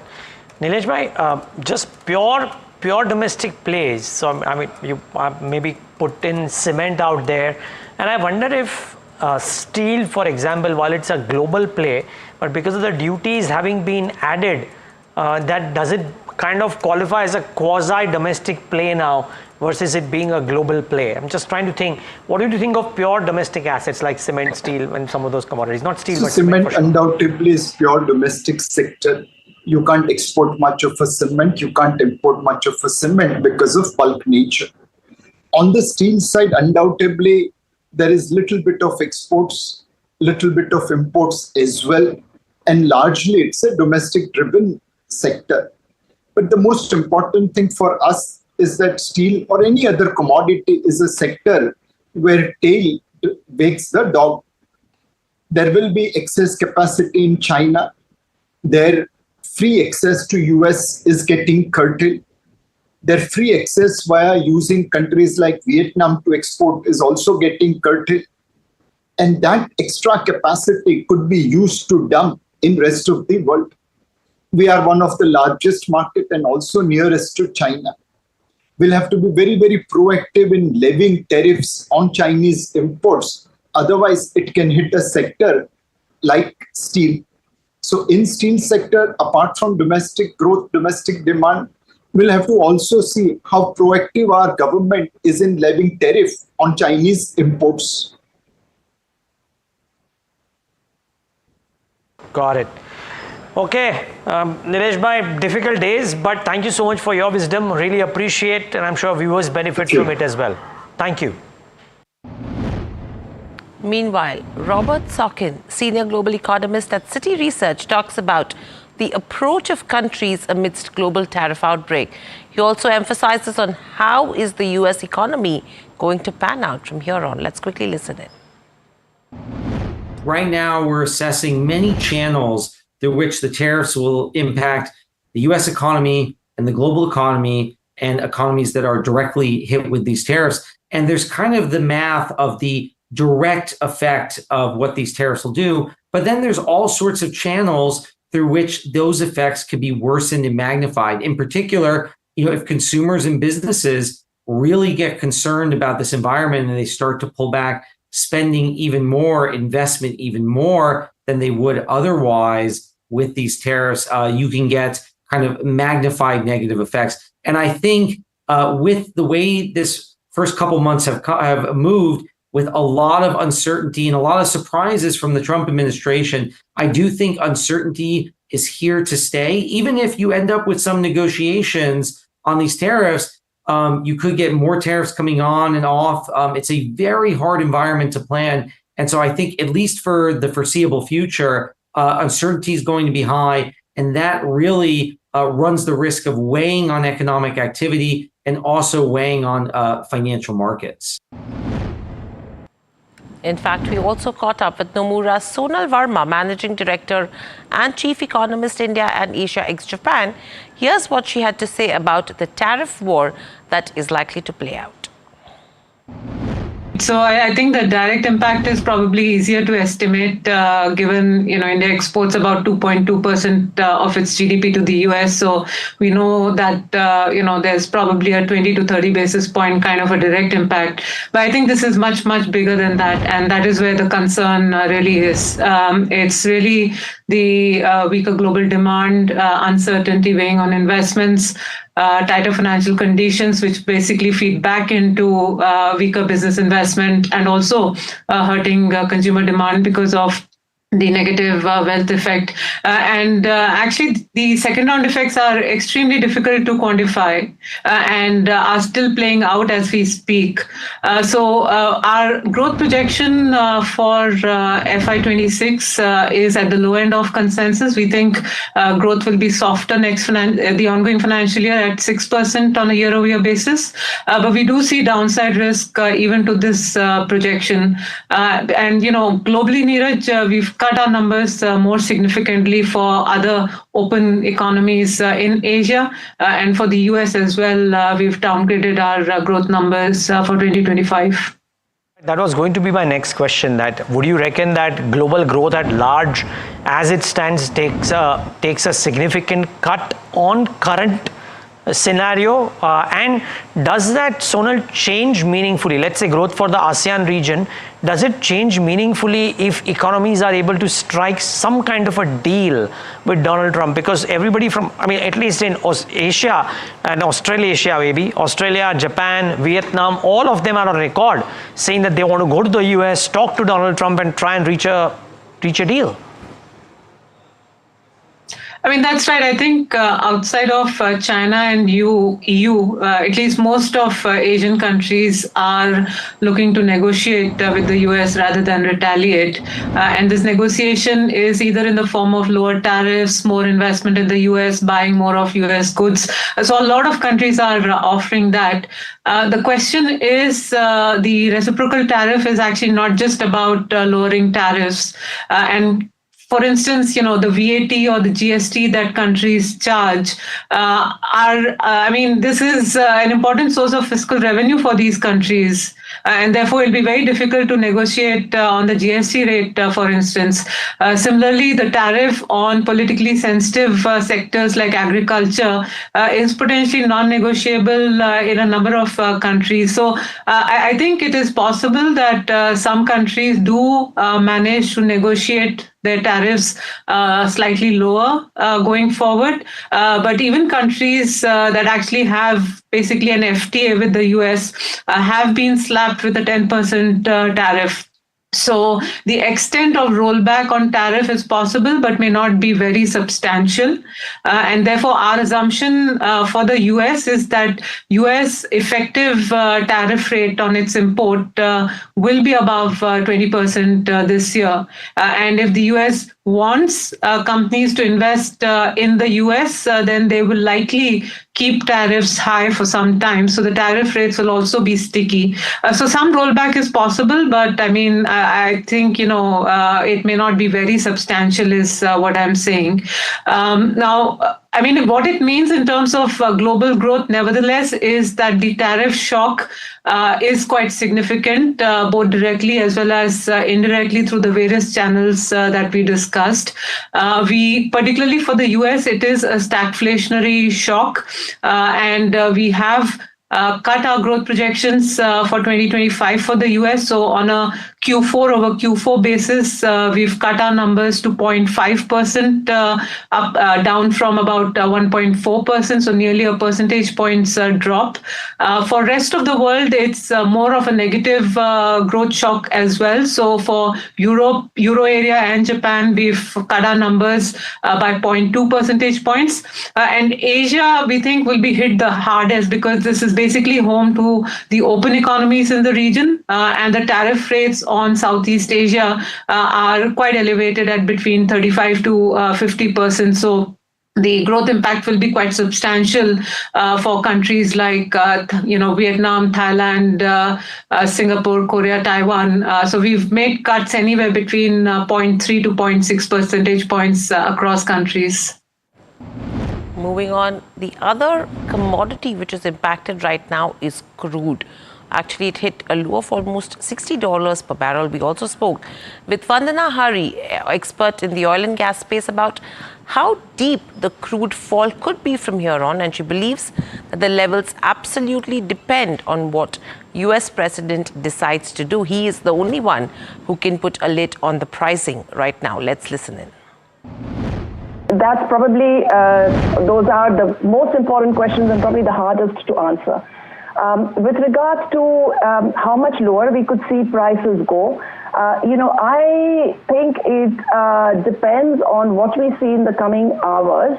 And I'm saying hours rather than days, because I am expecting Trump to put out some kind of messaging, some signal that things are not going to be as bad as the markets are fearing, that what he's doing, he's talked about short-term pain, right? But I'm not sure that pain, that recession qualifies as the pain in his statement. So watch out for what Trump does and says. If he signals that it's not going to be as bad, I would expect crude first to find a bottom, and second to start moving up. Your question also was, how quickly it will move up? I think it will be very, very cautious, because it will take time for the markets, for the dust to settle. This is a huge shock. There's going to be aftershocks and ripple effects. So the market will be cautious. But at the very least, I think Trump is the only person who can put a floor under prices right now. And as we've seen last week, OPEC Plus has left the stage. So there's really nothing else that can come in to rescue. And I don't think the Fed either. I noticed you were talking about that earlier. I think they are in a wait and watch mode as well. So what is the upside at this point? And is it too early to call? Yes, I mean, look, you start thinking of all the supportive factors, one of them being, for instance, that, you just mentioned that TI slipped below 60. Even in the low 60s WTI, it is a bad environment for the U.S. shale sector. So you can assume that instead of the 200 to 300,000 barrels per day increment in U.S. oil output that we were factoring in for this year, at low 60s, below 65 WTI, it's going to be closer to zero. The other argument typically that comes into play is that as prices fall, that will ease inflationary pressures. There will be a little bit of a fillip in demand as a result to low prices. But see, the thing to keep in mind is all of these are very slow-acting factors. So as of now, again, they are not ones that can quickly step in or will quickly step in to steady market sentiment. So we, as I said again, I'll repeat that I think it's watch out for what Trump says and does in the coming hours. So inventory losses with regards to OMCs, and if you talk about marketing margins, that could improve.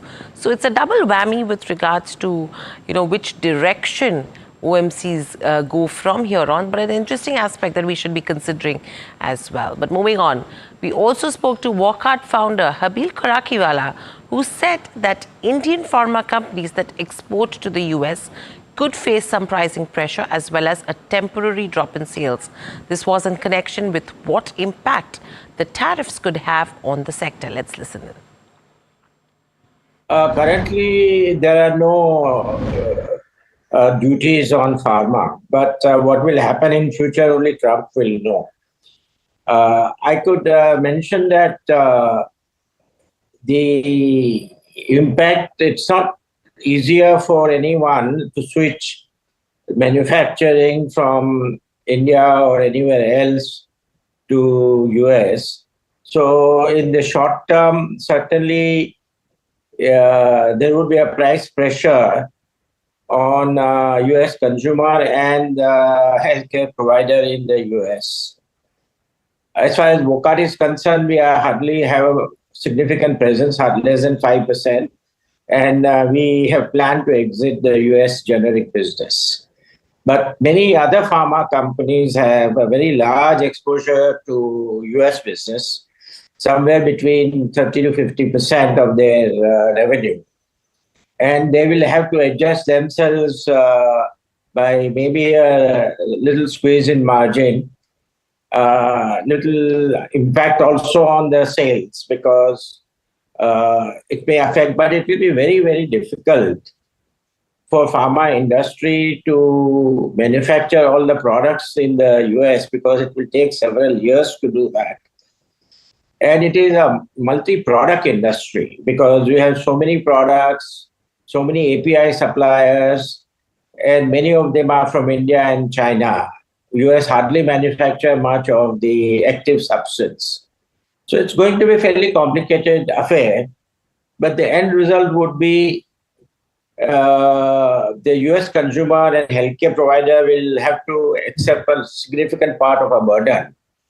And the future of pharma industry from India, who have a very large exposure, they would certainly rethink their future strategy. And probably they would diversify the business a little more away from the US.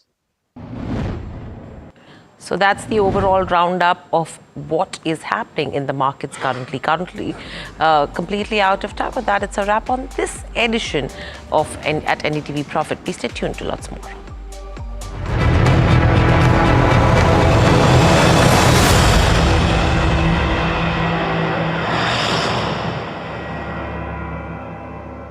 तू ही तो है जिसकी सच्चाई वाली clarity की वजह से मैं आज यहाँ हूँ। गोल्ड प्लस सिल्वॉक्सी मिरर्स, ऐसी क्लैरिटी कि आपको सिर्फ सच नजर आए, चाहे कितने भी साल बीत जाएं।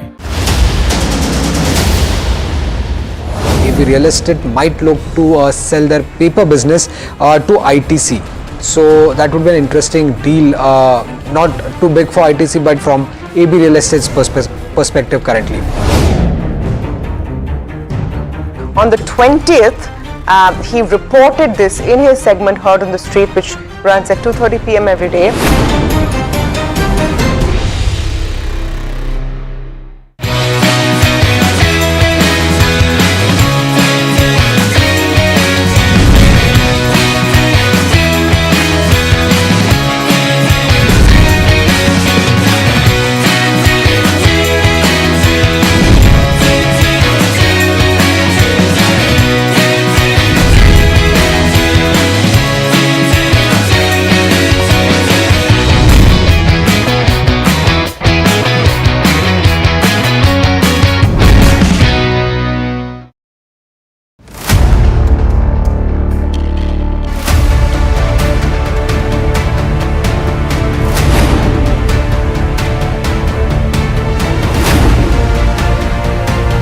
He sold most of his stock, 80%, as on that date.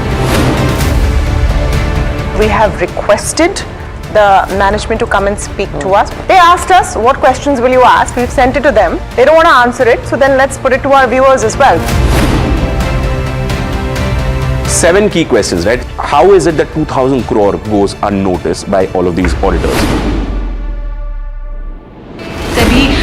Is seeking more information on the trades and the all the transaction which has happened from the exchanges, both NSE and BSE. The Reserve Bank of India's supervisory officers, they are seeking compliance reports on their foreign currency borrowings by these banks. The DSS is actively engaging with the Reserve Bank.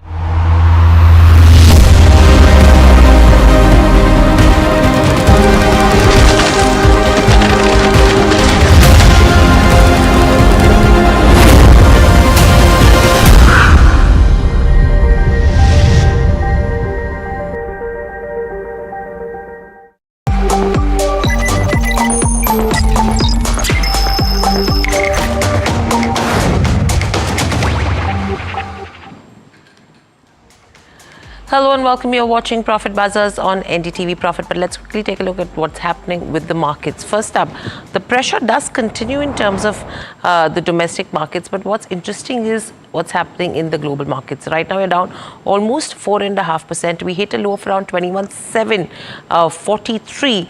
Currently, we're slightly trading, just probably 100 points above that lows level of today. So the pressure continues. Let's quickly look at what's happening in terms of several indices indices as well, sectors, because Bank Nifty has been crucial, but it was IT that was taking a beating. Metals pack was taking a beating. So if we can get a heat map in terms of the overall sectoral picture, 4.5% downtick in terms of Nifty, bank as well in today's day of trade. All the sectors continue to trade in the red, with metal being the top loser, defense taking a beating, real estate 5 to 6% is the kind of cuts that we're seeing. In fact, a couple of notes that are doing the rounds currently as well, that the volumes in terms of sales, residential part of the business, is what is expected to take a beating, and that is on the back of the price increases that are happening. Now, how big a concern is this going to be for the real estate pack is something that NDTV Profit will be getting you as well in the coming days. But apart from that, media under pressure, auto under pressure.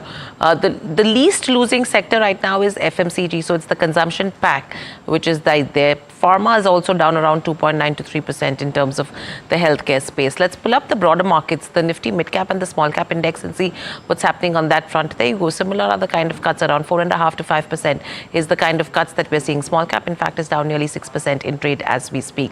In terms of individual names, let's have the heat map of overall Nifty 50 and see what are the stocks doing at that end. There you go. Trend 15 to 16% is the kind of cuts, and this is on the back of the Q4 business update that has come in. But apart from that, the least losing is HUL, Apollo Hospitals, Asian Paints. Again, the reason Asian Paints is the least loser is on the back of the beneficiary benefits that it could get on the back of lower crude prices, but the beating continues. There's no stock that we should be mentioning because everything is in the red as well. One quick update in terms of global markets. If you talk about the Dow futures, they are down nearly 1,500 points at this current point in time. So that is something that we need to make a note of. And with that, if you talk about the European markets, from a FTSE to a DAX to a CAC, all down in that range of almost around 6 to 7.5%. So the pressure has continued, and there is no respite that we are also expected to see taking that handover into consideration on a closing basis. So recovery is something probably which could be out of question.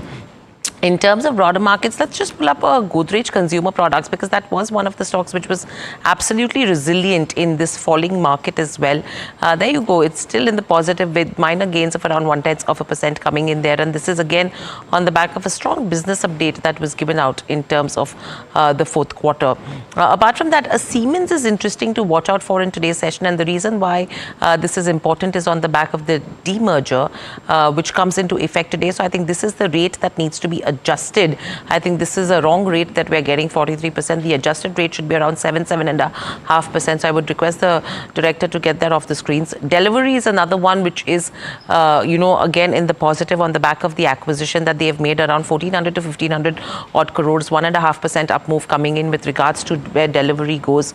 GMR Airports is another one which has been trading in the positive. But apart from that, Lloyds Metals, Car Trade, Sunflag, Trent, all of these are down in that range of almost around 10 to 16% as we speak. So that's with regards to where markets are concerned. But moving from there on, the other thing that we need to consider so far is with regards to the March auto data. Now, what's happening over there? The retail numbers that have come in from FADA are indicating that the overall growth has come in at around 6.46%. That's the number that we're tracking. Now let's break it down between PVs, two-wheelers, as well as the commercial vehicles. Passenger vehicles has grown by around 4.9% versus what FADA was estimating at around 5%. So a minor miss coming in as compared to FADA's expectations. The two-wheeler industry has ended the year by a growth of around 7.7%. In fact, it's falling short of the 2 times digit increase that they were estimating. And the CVs have come in nearly flat in this time around. Now, what has impacted the CV business? What they've indicated is it's the weather. Secondly is the constrained financing, and thirdly the shifting consumer sentiment. These are the 3 aspects that have impacted the CV business as a whole. And if you talk about the two-wheelers in the rural market, that has grown faster and higher versus the urban. Three-wheelers, in fact, has seen a growth of around 9% versus outpacing that 0.3% growth in the cities. And PVs have also performed better in the rural belts versus urban India. So that's an interesting aspect that we're looking at so far. We've already taken you to the segmental performance as well. In fact, the March auto data also tells you that there have been dealer concerns, which is in terms of inventory pressures, as well as the targets have been high. And there has been financial and cost hurdles that they have been facing as well. So that's with regards to where the auto pack was. But now let's shift focus and look at few of the consumption companies who've actually recently come up with their quarterly business updates, starting with a Godrej Consumer, Jubilant FoodWorks, Trent et al. Mahima is standing by to get us more. Mahima, what are the numbers indicating in terms of trend for the entire consumption pack? Because except a Godrej Consumer Products, all of them under pressure.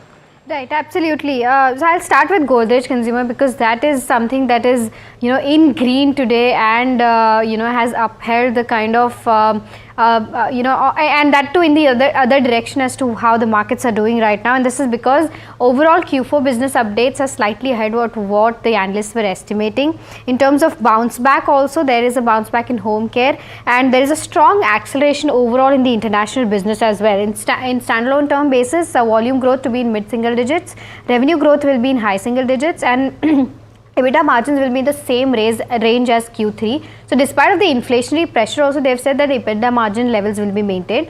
In terms of consolidated numbers, there will be high single digit INR sales and mid-single digit volume growth. In terms of segments, mid-teens underlying volume growth in home care is something that they're expecting. And overall personal care will continue to go through the price volume rebalancing. This is because of raw material inflation playing its role plus the price hikes being taken. In terms of international business, Indonesia will see mid-single digit volume growth and overall the Guam, that is Godrej Africa, Middle East, America is set to see double-digit growth overall. In terms of what the brokerages are penciling in, well, Morgan Stanley has maintained equal weight with a target price of 1231 and MK has retained buy with a target price of 1325. What they're saying is that earnings will rebound in FY26 going ahead. In terms of trend, it's not been a good quarter. Analysts were estimating a growth of roughly 35%, but the revenue growth has come in at around 28%, which is why the stock is seeing a significant pressure in trade today. In terms of stores, it opened 39 new Westside stores and 132 new Zudio stores. They've also said in the last con call that they will be going through store upgradation in terms of format as well, which will put pressure on the margins going ahead as well. And if we see the retailers in tier 2 and tier 3 cities, they have grown significantly in the past 2 quarters. That might also put competition pressure on something like a trend, and Shein entering India is also one of the factors that needs to be watched out for as to how that will play in terms of competition. In terms of brokerage view, Morgan Stanley has still maintained an overweight with a target price of 7184. They were expecting a 35% growth, but the revenue growth has come in at 28%. In terms of Jubilant FoodWorks, Q4 again a strong quarter followed by Q3. In terms of like-for-like growth, the momentum has continued from Q3. Overall revenue growth at 34%. Standalone revenue growth at 19% and like-for-like growth for India came at 12%. In terms of Domino's India, it opened 40 net new stores and Turkey opened around 8 new stores. Morgan Stanley has maintained overweight with a target price of 781. Lastly, Nykaa. So these are some of the consumption names, that are in focus on the back of business update as well. Thank you, Mika, to cut you short as well. Mahima, I beg your pardon. I mean, Nykaa is something we will revisit as well shortly. But let me very quickly take a view from Amit Bhuptani from Nirmal Bang. Amit, in terms of the FMCG names that Mahima was talking about, any top picks or any sell calls coming in there? Currently, if you look at the overall FMCG pack, the index looks currently on the positive front, and I'm not expecting much of the downfall from here. And currently, the support for this index is at 50,500 level. And if any reversal comes in this sector above 53,200 level, then we will see fresh buying opportunity in the overall FMCG pack. If we need to select any one counter, the setup that looks positive is Jubilant Food and HUL. In these both counter, we can expect some buying recommendation can be done. Right, so that's with regards to where the FMCG pack goes. But Amit, stay with us. We also have CS Vigneshwar, President FADA, joining us to discuss the data that has come in. Vignesh, good afternoon and welcome to the show. Firstly, looking at the data that has come in, clearly the trend is the growth in terms of rural is faster versus the growth in terms of urban. Your overall read as to what's happening? I think the rural sector has been doing decently well in the last year and a half. It also gives a lot of credit to the government in terms of increasing the minimum support price. The monsoons also have been quite decent, so the harvesting has been good. It also shows that a lot of work can also be done in the urban sector, because we've seen in the last 4 years that the costs of the vehicles have gone up nearly 60%. It can be because of environmental reasons, safety norms, but salaries have not kept pace with that. So a lot of stress is also there in the urban sector, where government intervention is required to help customer confidence. The rural sector has been doing well, and probably it will continue to do well to strengthen the auto sector in the next few years too. And between the three segments, where is the pain according to you? The pain is across, because although we've seen decent growth in 2025 compared to 2024, the overall industry grew at about 6.46%, while the two-wheelers grew at about 7.71%. The passenger vehicles grew at about 4.87%, and CVs was more or less flat. But there is pain everywhere right now, because when you look at it, the discretionary spending has come down because of the stock markets not doing too well in the last 4 or 5 months. So customers want to hold on to the investments until it reaches some good values before they start liquidating it. There is also issues regarding global concerns. More recently, trade wars, if you can call it, and the tariffs have been plaguing the customer mindset. So there's a lot of issues also when we talk about funding, because in funding, banks have become a little bit more tighter in releasing funds. Apart from that, we're also seeing that the loan rates haven't come down as they should have, the interest rates rather. Okay.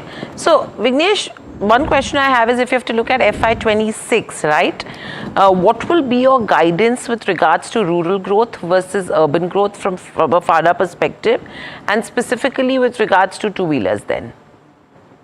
Two-wheelers have been doing quite well in the last year and a half. A lot of it also is to do with rural growth.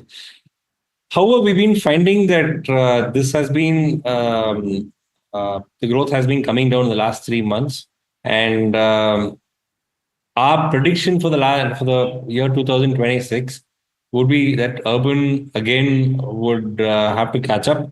Rural will be doing really well. We are predicting about 7-8% growth in terms of two-wheelers, and we're also predicting about 1 or 2% growth in terms of passenger cars. Even SIAM released their numbers a couple of months ago, saying that 1 to 3% would be the growth in passenger vehicles. So passenger vehicles remains as a concern, and we as an industry can actually work together to make sure that we are better than what it seems right now at the end of 2026 FY. Okay. Vignesh, the other aspect I want to clarify with you is in terms of the inventory. You've mentioned, I mean, FADA has said that there is, PB stock levels have risen to almost 50 to 55 days. What would that culminate into if you have to look at an absolute number? So when you look at it, let me take you about 6 months before, and we were at about 90 days of stock, 90 to 95 days of stock. So it's just been consistently coming down by about a week or 10 days every month. But unfortunately, we have seen that there's a growth of 4 or 5 days of stock compared to 1 month previous. This isn't good, because this puts unreasonable pressure on the dealership in terms of inventory funding and the finances. From FADA, we probably say that 21 days of stock would be ideal. We as an industry need to get ourselves to 21 days. Otherwise, it's wastage. There's no point in producing vehicles and keeping them at dealerships without customers coming and picking them up. And we are quite sure from FADA and a lot of industry experts also agree that there's no point in keeping more stock of the same vehicle. And with 21 days stock, there's enough stocking in terms of variety, colors for the customer to come and choose from. So Vignesh, would it be right to say around 5 to 6 lakh is the kind of number that we should be working with in terms of inventory? Right now, that's how it is, yes. Okay. And apart from that, when you talk about any commentary that FADA is picking up, FADA is picking up from the OEMs with regards to the tariff war, because clearly, I mean, no major hit that's coming in terms of OEMs except Tata Motors with the JLR exposure that they have. But what is your comment on the same? Even the JLR exposure they have is from Europe, is not from India. From India, we hardly export any vehicles over to the US. It's very small and minuscule, and I don't think it's going to affect much. But when it comes to component manufacturers, of course, they do export a sizable portion over. But when it comes to sales, in terms of import, export, I don't think there's going to be an effect. But we need to see how it affects our domestic sales. Because India as an economy is our largest trading partner is the US, and we do export substantially there. So it could be an exporter. It could, and there's a trickle down effect if our exporters don't do well. So they don't, they or their any dependent industries wouldn't buy from us. So it's very important that in our segment that the economy does well, that people around us do well for us to sell more vehicles. So it would affect us for sure. But I'm sure that the government also would be liaising and having diplomatic calls with the US authorities. It's also good that India has taken a call that we're not going to have any retaliatory tariffs. So which makes sense because it doesn't go anywhere if you retaliate. Let's sit down, talk about it, and solve this as fast as possible. So absolutely, an indirect impact in terms of the components segment is something we should be watching out for, but that will have to be quantified as well as in things, unveil. But thank you so much, Vignesh, for joining us on the show and sharing the view. So that's the, commentary coming in from FADA as well with regards to the retail numbers that have trickled in. But one stock that we're focusing on is Tata Motors. One aspect is with the kind of impact that it will see on the back of the shipments that they have halted in the month of April, and secondly, they've also come out with their update as well. Puneet is with us to get us more. Puneet, what are you picking up? Well, thanks for that. So definitely the tariff impact having a material impact as well on the stock prices today, Hiral, and we've seen that while some impact was seen on Friday, I think today we are seeing a larger impact in terms of stock price, and that is of course led by retaliatory tariff by China, which is essentially triggering a global trade war going forward. Now Tata Motors has informed the exchanges, or essentially we wrote to them, and they've come back with a response that they are going to be pausing export of volumes of Jaguar and Land Rover brand cars from UK as well as its Europe manufacturing facility to the US.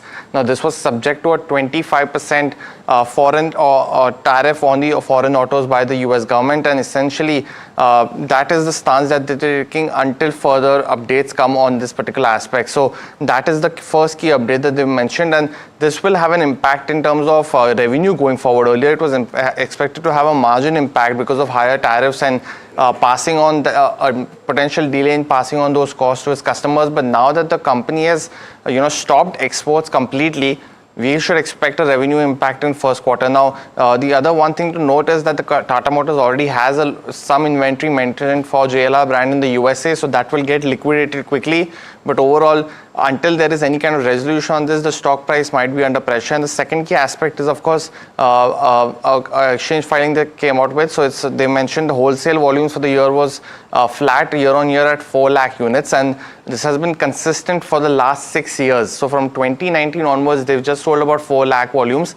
What's interesting is that the EBITDA margin has almost doubled in this time. So the Q4 results for Tata Motors as well as the commentary on the company's strategy going forward will be something to watch out for. They mentioned that currently they have achieved the target of being net cash positive for the year. So we'll look for that kind of quantification. But going forward, brokerages are anticipating EPS cuts in FY26 because of delay of essentially the sales to the US market from the UK for Jaguar and Land Rover, and hence we've seen the sharp cut in terms of prices of Tata Motors today. Thank you for getting us the details, Puneet. Clearly, I mean, this is going to be an interesting aspect that we need to consider, but they becoming debt-free is, a positive as well from a company perspective. Amit, what are charts indicating with the Tata Motors and any other stocks that come to your radar? If you look at the Tata Motors, the stock has been continuously into the selling zone and the downturn has been continuously being witnessed while going ahead. As per the current outlook, the major supports are also getting broken out in this counter, and I'm expecting more sell-off in this counter towards 510 to 515 level. Till the time counter is not getting stable above 600 level, till that point of time, we will witness a sell-on rise strategy in this counter. So that's Tata Motors. Another stock that is in focus, that is in the positive, is a Delivery. And this is again on the back of the recent acquisition of Ecom Express. Let me get in Mihika to tell us more in terms of how this acquisition will help Delivery's market position and growth going forward. Mihika, over to you. Yeah. Well, Delivery over the weekend did announce they're going to acquire Ecom Express in a 1,407 crore deal. Now, it's key to note that Ecom Express last valuations was over 8,000 crores. They will be acquiring 99.4% share capital, and post-acquisition, Ecom will become a subsidiary of the company, and the acquisition is expected to be completed within 6 months. Now, a little bit about the target company. It's an end-to-end technology-enabled logistics solution providers in terms of services that it provides. One is first mile pickup, processing and network operations, as well as the last mile delivery, reverse logistics and returns management. Now, in terms of how the acquisition will help Delivery, well, the Ecom Express is the second largest third-party B2C operator. The combined entity holds 55 to 60% market share in the third-party logistics B2C express market, and they improve service quality via network expansion, and there are significant cost synergies realizations over the next 12 to 18 months.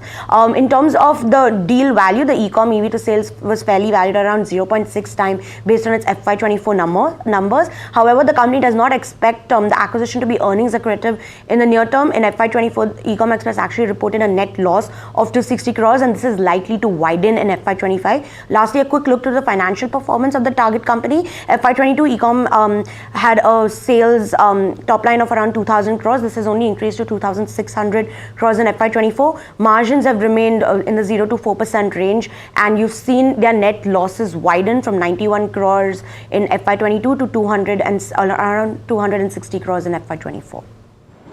Right. So that's with regards to Delivery. Amit, what are charts indicating with the Delivery? In this counter, if you look at the overall setup from the last 2 months, the counter is trading at the same range, and it has taken a double bottom support on the downside towards the 235 level. So till the time 235 level is not getting broken out, till that point of time, we will not witness any fresh selling in this counter. The breakout for this counter on the upside is at 265 level. Once the counter gives breakout of 265 level, then we will witness some buying opportunity in this counter towards the 290-300 levels. Right. So, Amit, that's with regards to Delivery. Amit, two sectors that I want to touch with you is with regards to metals as well as OMCs. What are charts indicating? Because major selling pressure on that front. Any sell calls that you have? If you look at the overall sell-off from any of these counters, then BPCL looks negative currently. If you look at the overall setup, the counter has taken a 200 DMA, 50 DMA support on the downside at 260 level. Once again, if that level gets broken out, then we will witness second leg of selling in BPCL. If you look in the metal front, in metal, Hinging looks negative and Hindalco looks negative. As per the Hindalco, we are seeing that the counter has been continuously into the selling zone from last 2 weeks of a trading session, and in today's session also we are seeing that it has been broken out with the volumes, so more pressure can be indicated while going ahead on the downside towards the 535, 530 levels on Hindalco. with regards to Hindalco as well. So these are few of the stocks we are watching out for. Thank you, Amit, so much for joining us on the show and sharing your views. But very quickly, let's quickly take a look at what brokerages have to say in terms of the tariff war and what is their India strategy. Bernstein is cautious on India. What they are saying is avoid exposure to IT as well as the healthcare sector. In fact, the recession-proof portfolios are something that will be hard to build from here on. They are preferring fixed income over equities, and this is mainly for risk aversion. And they've added Power Grid and M&M for their macro recovery and the consumption growth. And they've cut their exposure with regards to IT by dropping their coverage with regards to Coforge. In fact, Infosys, NTPC, Power Grid and Adani Ports, these are few of the stocks that they have in terms of their model portfolio. IndusInd Bank, M&M Avenue Supermart, Jubilant Food as well as Bharti Airtel. After that, if you see in terms of Goldman Sachs as well, what they have indicated is that the tariffs may cut India's earnings growth by around 2 to 3% over the next 2 to 3 years. Clearly, they are projecting 11% and 14% earnings per share growth for 25 and 26 respectively. And very lastly, if you talk about their 12-month target in terms of Nifty 50, that has been lowered to 25,000 from a 25,500 earlier. Lastly, you have CLSA. Now, what they are saying is that there is risk in terms of further short-term weakness and with pressure building in on risk assets globally. The breadth thrust buy signal coupled with the daily momentum indicator suggests that the pullback should be limited. That's coming in from a CLSA as well. So that's the overall strategy that the brokerage houses are indicating so far. Completely out of time. With that, it's a wrap on this edition of Profit Buzzers. Lots more lined up on the other side. Please stay tuned to NDTV Profit.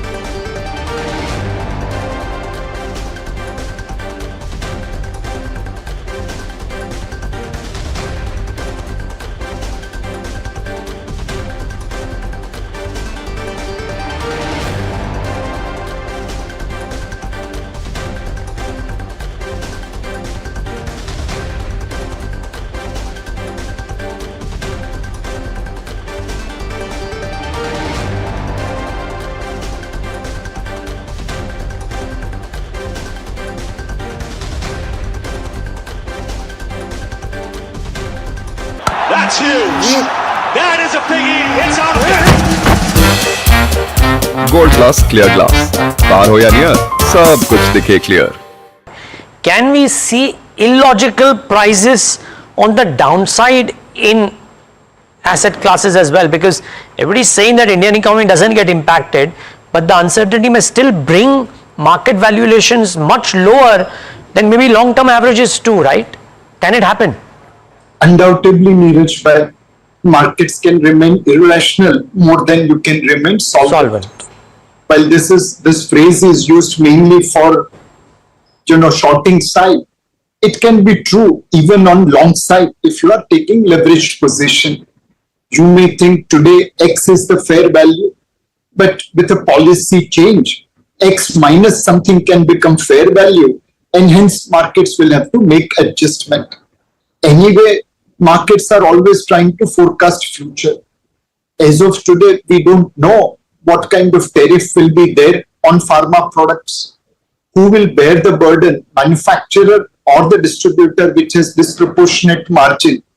But yet market is going to take pharma stocks down, assuming that tariffs will be levied as irrationally as it has been levied on other products.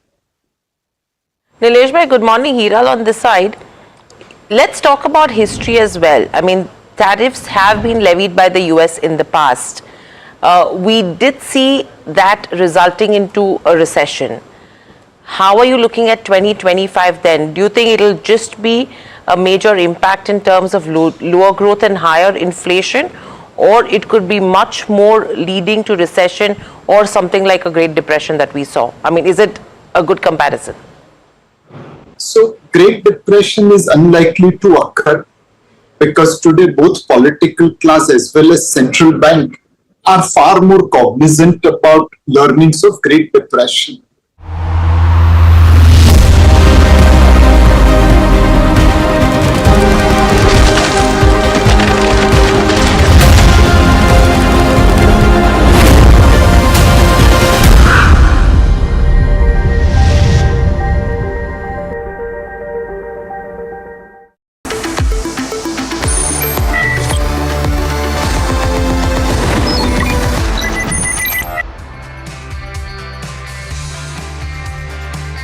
Hello and welcome. You're watching Top Trades on NDTV Profit with me, Somit Sarkar, and my co-anchor Mika. Well, Mika, we opened lower. We managed to gain in the day, but at 12:33 we did hit the intraday low of 21,796. Right now we are just 4.5% down. Yeah, we opened straight 5% lower, and even right now we're over 1,000 points, in the red. In terms of, the counters on the Nifty 50, all of them are in the red. So, your top loser is a trend. One, you have, the weakness in the market that's affecting the stock, but also there are operational numbers were not as great as what the street had expected, down about 15%, followed by JSW Steel and Tata Steel, both the counters over 8.5% lower. Shriram Finance, Hindalco, L&T, all of these stocks are on the losing end on the higher side. Something that's doing fairly well compared to the other Nifty 50 counters is an HUL and Apollo Hospital, seeing cuts of just less than 1%. If you look at the sectoral gainers, well, all your sectoral indices are in the red. The top losing sector is the Nifty metal, down about 8%. When you talk about the fears around US and a global recession or a slowdown, it does have an impact on demand, supply, and thereby the commodities, especially in the metal space. You've seen all the non-ferrous counters actually lose over 3% in prices since April 3rd. Nalco, JSW Steel, Hindalco Copper, your top losers in the Nifty metal today. They're seeing cuts of 8 to almost 10%. Something that is also not doing well is the Nifty Realty. The Nifty Realty is down 5.7%. All of the counters are in the red yet again. Something like a Soba is your top loser. It's down about 9%, followed by a Suntec Realty. And lastly, when you talk about the broader indices, they're seeing cuts fairly the same levels. The mid cap 150 down about 4.4%. The small cap 250 down about 5%, and is the worst performer among the major indices. When you look at what's actually, you do have two counters gaining on the small cap, and that's Asahi India and CCL Products. Small gains of just less than 0.5%, but they're in the green nonetheless. And something that's on the losing end of your small cap 250, you have a Godavari Power 11.5% lower, Jindal Saw, Swan Energy, Anupam Rasaya. All of these stocks is down over 8% in trade today, Samit. Yes, with that, let's also welcome in Probal Sen, the senior research analyst on India oil and gas sector, institutional equities, ICICI Securities. So, firstly, to start off with such kind of volatility in the crude oil prices, given the fact that there is now Trump-fueled recession fears, OPEC Plus is also looking to increase their output. How are you, or what is your now base estimate for crude oil prices for the remaining part of 2025? I think, it is very fluid in terms of, what crude is expected to do. Very clearly, the kind of upheaval that the markets have seen in the last couple of weeks, and in addition, the decision by OPEC to also sort of start to wind down production cuts probably earlier than what everybody expected, means that I think there is a lot more bearishness that is there than what was there maybe about a month ago. We would expect that crude will probably operate in a narrower range of between $60 to $65 at this point of time. There is a case to be made that it could decline even further if the economic pain probably persists, or there is even more of let's say the intensity of the tariff war probably picks up. Let me put it this way. That can cause even more pain. But the reason why we believe 60 can be a useful floor for if you look at a 6 to 9 month period is because the US shale gas producers or shale oil producers have consistently said that below 60, a lot of their marginal fields start to become uneconomic, and therefore there could be production outages. or supply related issues in the US below $60. And that reaction tends to be fairly swift from the US producers. Their decision making tends to be very, very efficient when it comes to deciding between economics and volumes.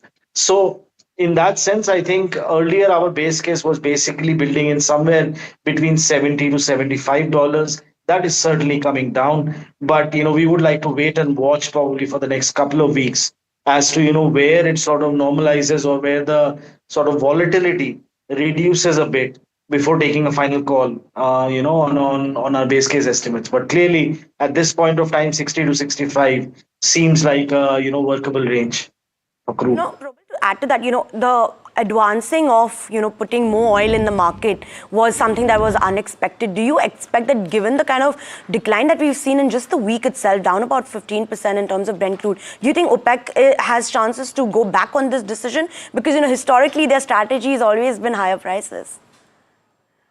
No, absolutely. I think nothing stops them from reevaluating the decision, but I would believe that, this tariff thing, I think to a certain extent was being advertised well before their decision came through. Obviously, the extent of tariff increases that the US has put has caught everybody by surprise. But you have to also look at the economic realities of a lot of these OPEC countries. I think it was coming to a point where they have to start looking at absolute earnings rather than per unit revenue in terms of the oil that they're producing. Maybe that is what sort of precipitated the decision to release these barrels quicker than imagined. But yeah, absolutely, you're right. I mean, depending on the market reality, nothing stops them from again sort of tempering this output release in the next meeting as and when it's held. So it's something that we can only wait and watch at this point of time in terms of how this plays out. Right. Right. Usually, oil marketing companies like HPCL, IOCL, and BPCL are termed or assumed to be one of the biggest beneficiaries of a drop in crude oil prices because their marketing margins usually tend to go up with stable fuel prices, that is petrol and diesel prices. But in this case, given the sharp drop that we have seen, there could be higher inventory losses also for them. So, is there even a case to go into and buy an oil marketing company at the current juncture, or should one just wait and watch at this moment? Again, I think you hit the nail on the head.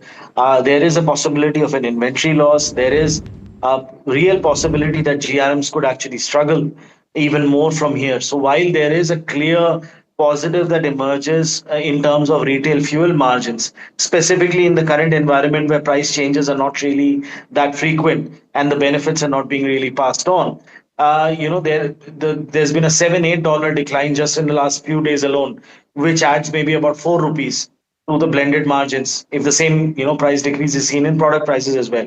But inventory loss, I think, will become clearer closer to, let's say, June in terms of what the pricing is, number one. Secondly, there is also LPG losses that continue to pile up without any compensation from the government. And third, there is an expansive capex plan that these companies have, which might act as a small buffer against very aggressive price cuts being pushed through by the government in its capacity as a promoter of these companies. So there's a whole lot of moving parts at this point of time. My sense is that, and our call remains positive structurally on the OMCs. We do believe that even with price cuts, even with what's happening, integrated margins for the three companies probably will remain slightly above historical levels.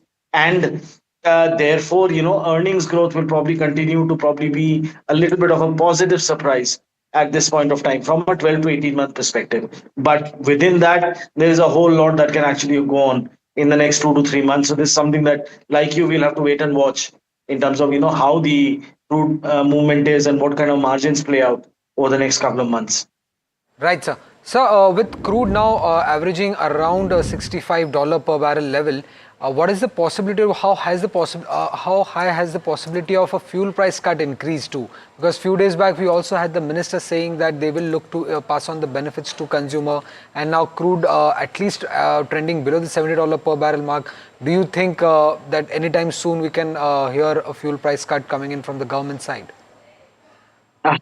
I think the oil minister is best placed to answer that question, but one would believe that if they have stated very clearly, I think to their credit, that they would monitor it and they would want a prolonged sort of softness in crude prices to emerge before taking a call on how much to pass on. So I think the real question really is not whether a price cut will happen. I think that given the environment today, there is a fair possibility that that will happen. The real monitorable would be how much is passed on and how much is allowed to be retained by the OMCs, given the realities of capex and LPG losses, which I mentioned earlier. I think that is what will be a key monitorable. But yes, the probability of price cuts obviously goes up the longer the softness in this crude remains below $65. That is for sure.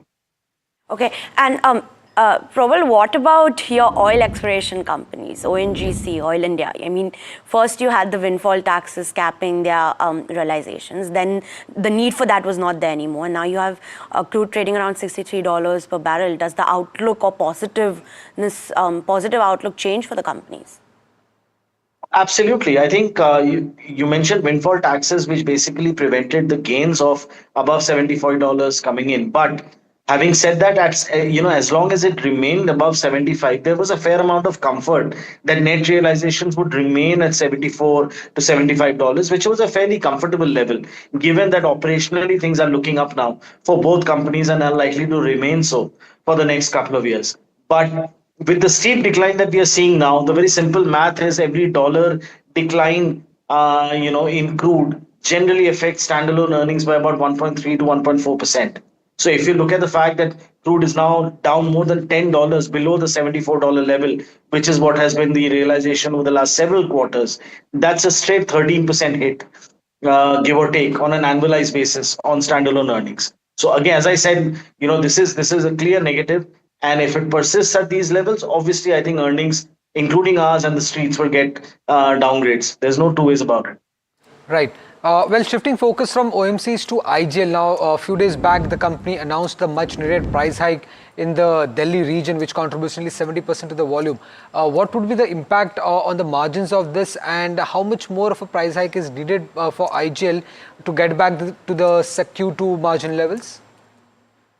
I think, given the levels of spot LNG prices and term LNG prices, obviously we always have to make a guess estimate in terms of what the proportion is of each source in their portfolio. But our sense is that probably another 3 to 4 rupee, hike in Delhi might be needed to restore margins completely to the Q2 levels. But the broader point is, I don't think the CGDs are actually looking at restoring margins to those levels. I think the strategy very clearly is probably to increase it to the extent that it doesn't impact volume growth, and basically look at a balancing between reasonable margins and continue to support volume growth, rather than chase after the high margins that they saw over later FY24, early FY25. I think that seems to be very clearly what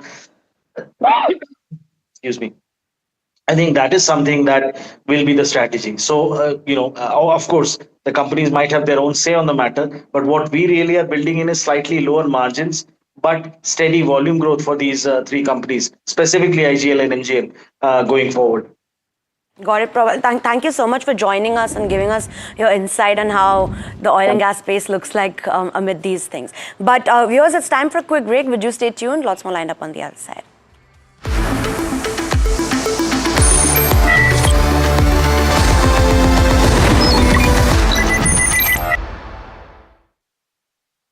gold plus optimistic reflective glass लगाओ, धूप की गर्मी को दूर भगाओ और बिजली का बिल भी बचाओ।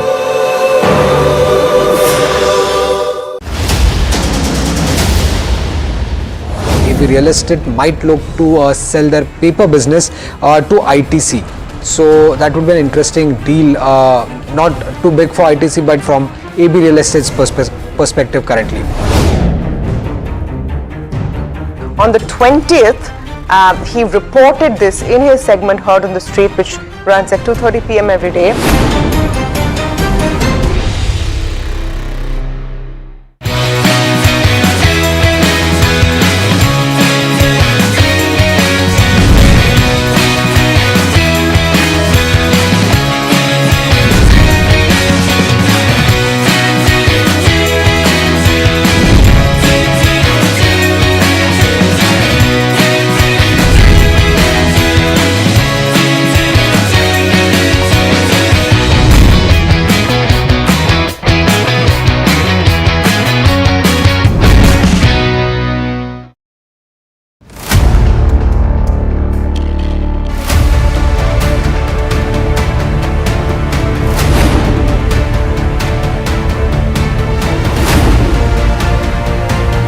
he sold most of his stock, 80% as on that date. We have requested the management to come and speak to us. They asked us, what questions will you ask? We've sent it to them. They don't want to answer it, so then let's put it to our viewers as well. 7 key questions, right? How is it that 2,000 crore goes unnoticed by all of these auditors? Is seeking more information on the trades and the all the transaction which has happened from the exchanges, both NSE and BSE. The Reserve Bank of India's supervisory officers, they are seeking compliance reports on their foreign currency borrowings by these banks. The DSS is, actively engaging with the Reserve Bank of India to sort of ensure the thorough examination of the matter.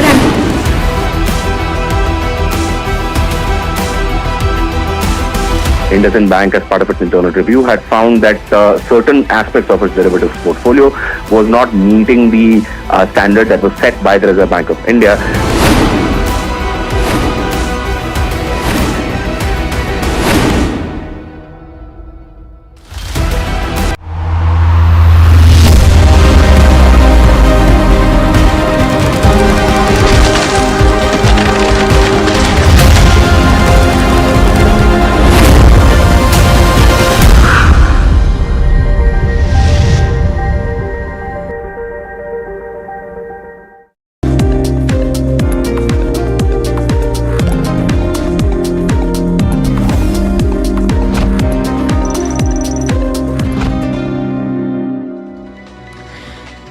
Well, thanks so much for tuning into India Market Close. I'm Neeraj Shah, and a very special guest to try and make sense of all that's happening around us. Jim O'Neill, ex-chair of Chatham House, ex-chief economist Goldman Sachs, ex-commercial secretary to the UK Treasury, and probably one of the finest voices to try and explain what's happening around us on the show today. Jim, thank you so much for taking the time out and speaking to us. This is Neeraj here.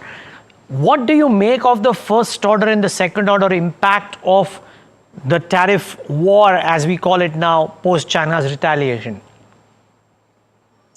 It's pretty scary. You have the two economies that have contributed more than 50% of global GDP since the start of the millennium, throwing very large bricks at each other. It is not very good, to put it mildly. And the stance of the leader of the free world appears to be literally trying to throw an even bigger brick in the core operating system of how the world economy and business and financial system has operated since I've been born. So, not surprisingly, financial markets around the world are reacting accordingly. Most certainly. Now, Jim, the extent of tariffs that US imposed were a surprise, but the way China has reacted as well, it almost seems as if China believes that it spent years fortifying itself against US pressure and now can last longer in an economic war. What does this imply, or what are the implications of this move for world economy? Because other nations, particularly in EU, may follow suit, even if some of the Asian nations might go out and do a deal with the US. So obviously, it is all very, very unpredictable as to what each day and week now follows. But first of all, it's important to not get carried away with any sophisticated approach the US has used here. As a number of people have commented, I strongly agree with this. There has not been a lot of thought put into the true meaning of reciprocal tariffs, effectively influenced by his extreme anti-trade supporters. Trump has come up with a system where anybody that runs a trade surplus faces the biggest tariffs, irrelevant of whether they actually had tariffs on the US or not. And so, not surprisingly, the temptation for any other country, particularly those that are the biggest exporters to the US, is to reply accordingly and to do it in a way which hurts the things which have benefited most from this US-led global trade system the past 60 to 70 years. Now, that said, I personally think the Chinese should have waited a little bit, as the Europeans are trying to do, and not least because there could be some scope for negotiation. I think, or I used to think, the current US Trade Secretary, Scott Bessent, is a pretty sensible person that understands markets. And I say that because how many days that we have this kind of huge drop in global stock markets going on, which, as we've seen during the 40 years of my adult professional life, the more they go on each day, the more negative feedback loops they can have into things that were not anticipated. And it's very interesting and worrying that so far in the European morning, and from what I can see from Asian trading, major banks are suffering particularly badly. And if we start to get into that issue, then there's a knock-on effect for bank lending and for real estate stocks, something which might really personally upset the US president. So another reason to wait is at some point you would imagine even President Trump might decide to change his mind and try and persuade other countries to offer him some kind of way out by a sort of token of some kind of deal. But if he carries on with the tone that he gave in interviews overnight or early this morning, then I can't see any respite in the near term. And you probably will get other countries following some kind of response the way that China did. The most sensible thing to do for the rest of the world, as I tried to say on Friday here in the UK, is whilst the US is the biggest economy in the world, it's not as dominant as the US financial system and the US security support. So in that example, the G6, which is the rest of the G7 minus the US, collectively is the same size as the United States. And the G20 minus the US is obviously dramatically bigger if it includes China and India.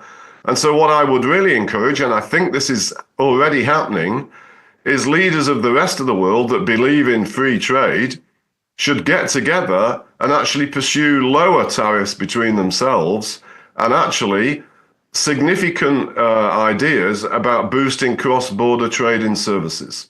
And if they manage to do that, it would diminish the global importance of what Trump is doing here, and end up just really harming US multinationals and the US's remarkably successful role in post-war economic and global governance leadership. It's kind of bonkers what Trump is doing, in my opinion.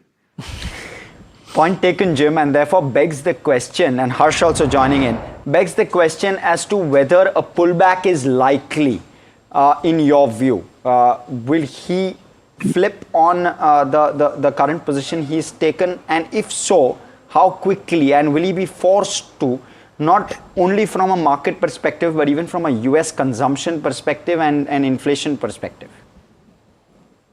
Well, he has, I think Wednesday is the day that the reciprocal tariffs are supposed to come into existence. So obviously 48 hours isn't normally a long time, but in these current markets, as we saw in 2008, as we saw in 2001, and for people like me who were around this business then, as far back as 1987, 2 days when you have this kind of financial market turmoil is a very long time. So I would be surprised if there was not some kind of hint of a shift. I mean, cumulative, we're looking at something like, I think Japan has already entered bear market territory, and many other markets must be pretty close to it, including the United States, which of course opens in a few hours' time. And if you look at what was said by key cabinet members, particularly again Scott Bessent, since Friday's close, there's a hint that if other countries really do offer some kind of alternative concession, which could range from deliberately allowing their currencies to rise sharply against the dollar, or some kind of commitment to boosting their own domestic demand and importing more from the US, I would imagine at some point, Scott Bessent would certainly be trying to tell the president, let's call it a day and claim victory. Because if we carry on like this, there could be exceptionally strong lasting damage, which will make it very hard to recover from, including for things that are important to Trump's own domestic agenda. And I think, as your question implies, if Trump is really, really, really intent on going this way, then the biggest damage is going to be to the US consumer, because the US consumer has been the single biggest beneficiary of all this mayhem, of all this system that we've had for the past many decades. And Jim, what should one make of crude and metals at this point? This uncertainty with regard to crude and the global uncertainty creating what it has on in terms of an impact on crude.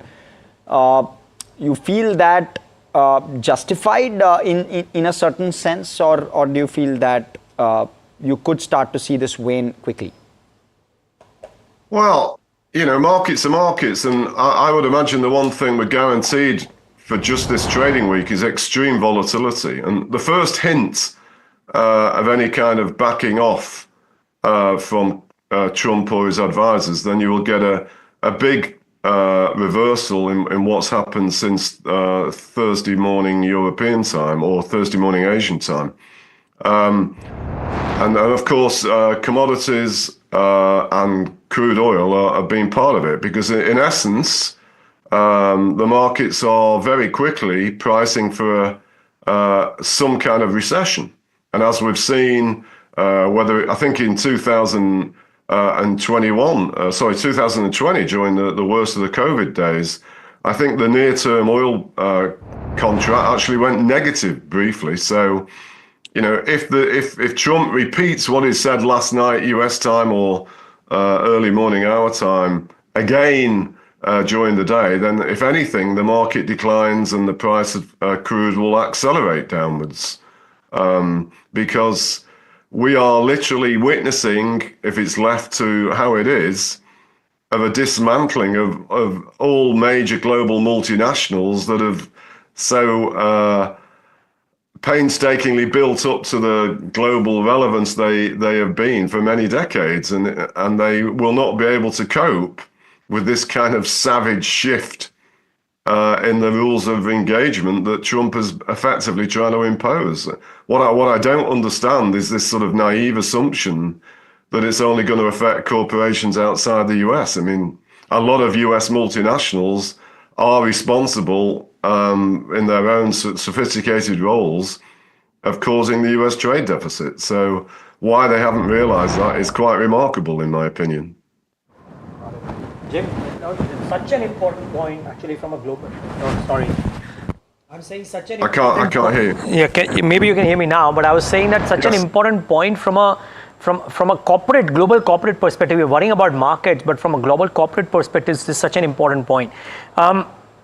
One more follow-up to that, please, and final question from my end, is that if indeed the uncertainty lingers, and even if there are some concessions, with an assumption that China's exports to the US do not continue in the same vein, and they get redirected to the rest of the world, and therefore the rest of the world, particularly the Asian region, erects its own tariff barriers to protect their own industries from the China supplies, does this morph into a global trade war, unintended as it may be for some of the other nations?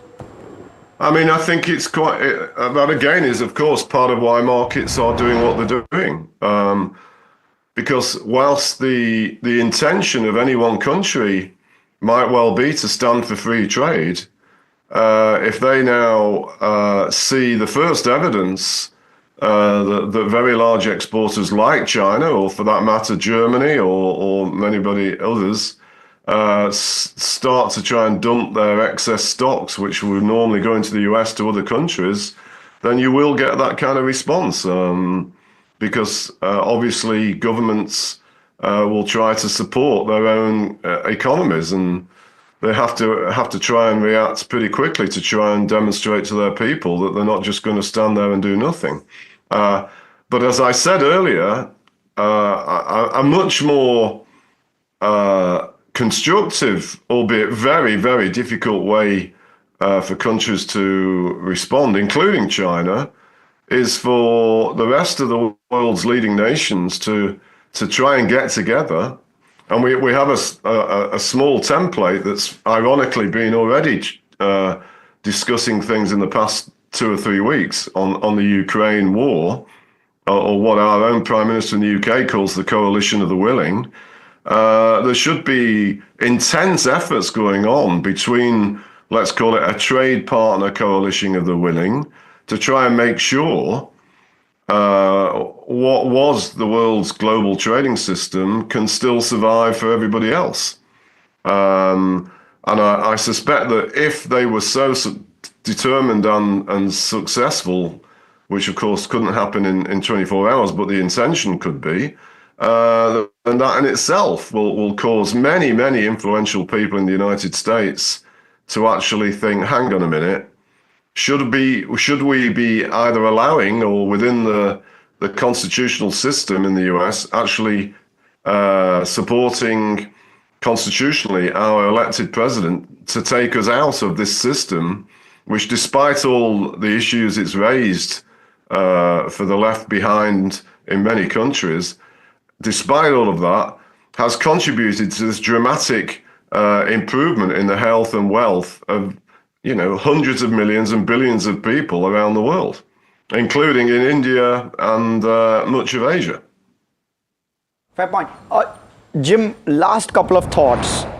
Any viewpoint with regard to what the impact on US trade deficit could be of some of these measures, and any view with regard to what the revenue side impact to the exchequer in the US could be as a result of these tariffs and measures? Any visibility on those? Your view would really help. I mean, on the first question, the only way this is going to all impact the US trade deficit if it forces the US into a recession. At the end of the day, the biggest drivers of trade imbalances are the relative levels of domestic demand in a cyclical sense. And so if there's a sharp decline in US domestic demand because of the relative price shock to the US consumer, that will cut US consumption, the US will go into recession, and imports will fall sharply. Underlying demand can only be affected by the balance between US domestic savings and US spending needs. And if this is a reflection of a more genuine desire of the US to rebalance its consumer and its spending and its investments, then they're going to have to undertake policies that deliberately raise the domestic savings rate, which, by the way, would mean a net reduction in net capital inflow to the United States, which would have consequences for the value of the dollar, and possibly, and this is one of the many, many indirect consequences that could follow, is actually start to introduce the beginning of the end of the degree of dominance of the dollar in the global monetary system. Because, again, other important countries in the world will now start to really realize, do we want to be dependent on this erratic leadership from the United States as it's struggling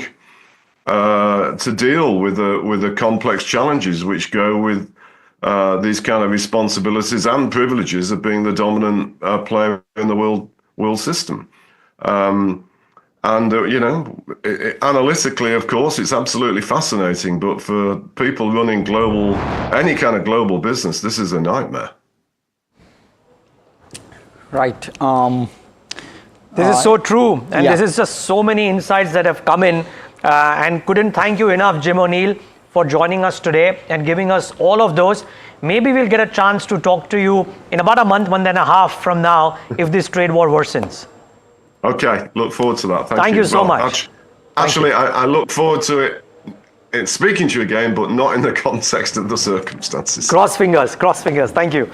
Right, that's Jim O'Neill. But this is so important because I didn't give a thought to this, but just the crisis management that corporates would have to do. Correct. Especially ones which are spread across the world. I mean, there's a note, I think, from SocGen or one of the brokerages on Apple, wherein 100% of the iPhones made in America are imported from China. Correct. And as a result of this, what happens to their supply chains as well? So quite crazy, really, for a global corporation as well. And a lot of Western corporations are truly global in nature. And how will they hedge against this? Who bears the ultimate cost? I believe all of that will unfold, and that uncertainty is probably playing out in markets at the moment. So looking iffy. But Harsh, we haven't done a market check, so why don't you give it a shot? Yeah, so okay, let's pull up the Nifty 50, please, very, very quickly. We're around 4% odd lower. And I myself am also going to quickly pull it up. Holding on to 22,000, by the way. Yes, so, we've held on. I mean, we went up, went below, closer to close right now, and still 1.5 hour away, so never know. But 22,015.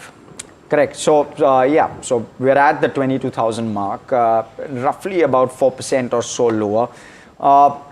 Banks also down around 3.6 odd percent. That's the Nifty Bank. When we're looking at sectors, well, pretty much all sectors lower, but Nifty Metal down 7%. Want to quickly mark out the ones which are really standing out in trade. IT down 4% plus.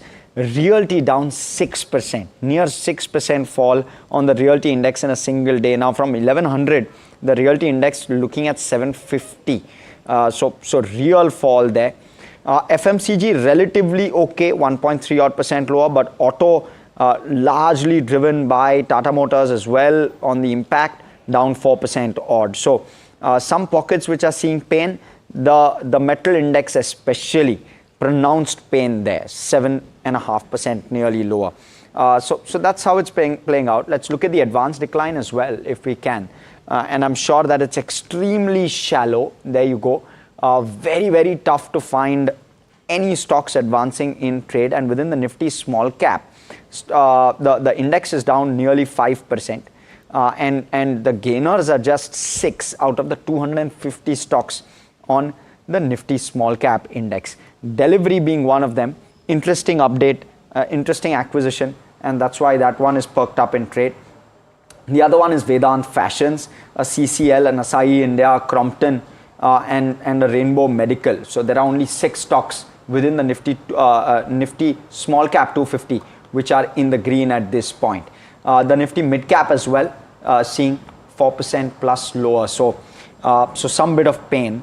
The India VIX, if we can quickly pull that up, now at 22. So spike there, a very, very strong spike seen. So that's how it's playing out. Plenty of pain across sectors.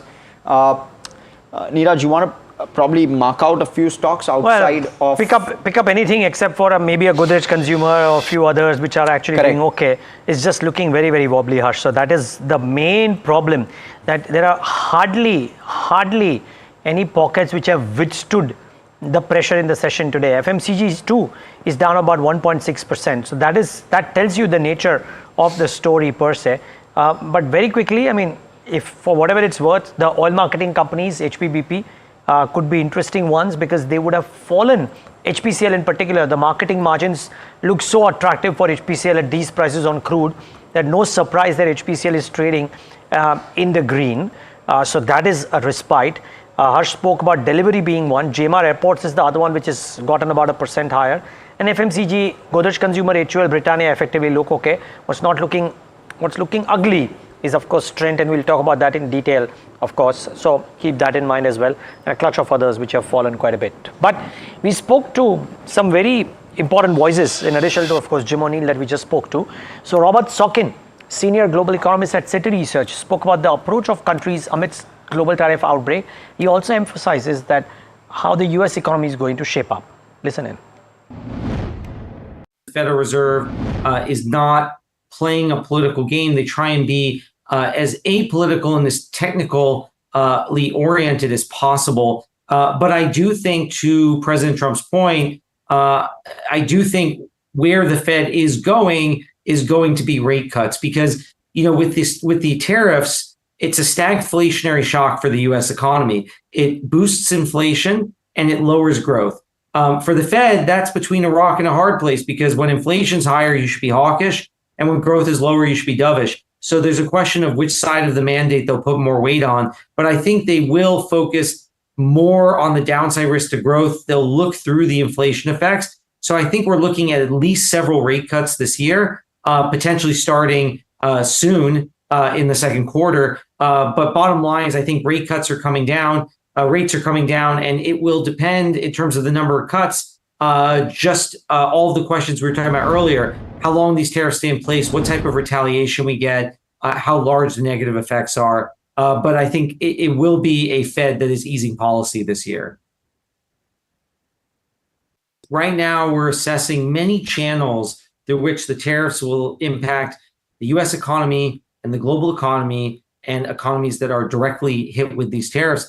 And there's kind of the math of the direct effect of what these tariffs will do. But then there's all sorts of channels through which those effects could be worsened and magnified. In particular, if consumers and businesses really get concerned about this environment and they start to pull back spending even more, investment even more than they would otherwise with these tariffs, you can get kind of magnified negative effects. And I think with the way this first couple months have moved, with a lot of uncertainty and a lot of surprises from the Trump administration, I do think uncertainty is here to stay. Even if you end up with some negotiations on these tariffs, you could get more tariffs coming on and off. It's a very hard environment to plan. And so I think, at least for the foreseeable future, uncertainty is going to be high. And that really runs the risk of weighing on economic activity and also weighing on financial markets.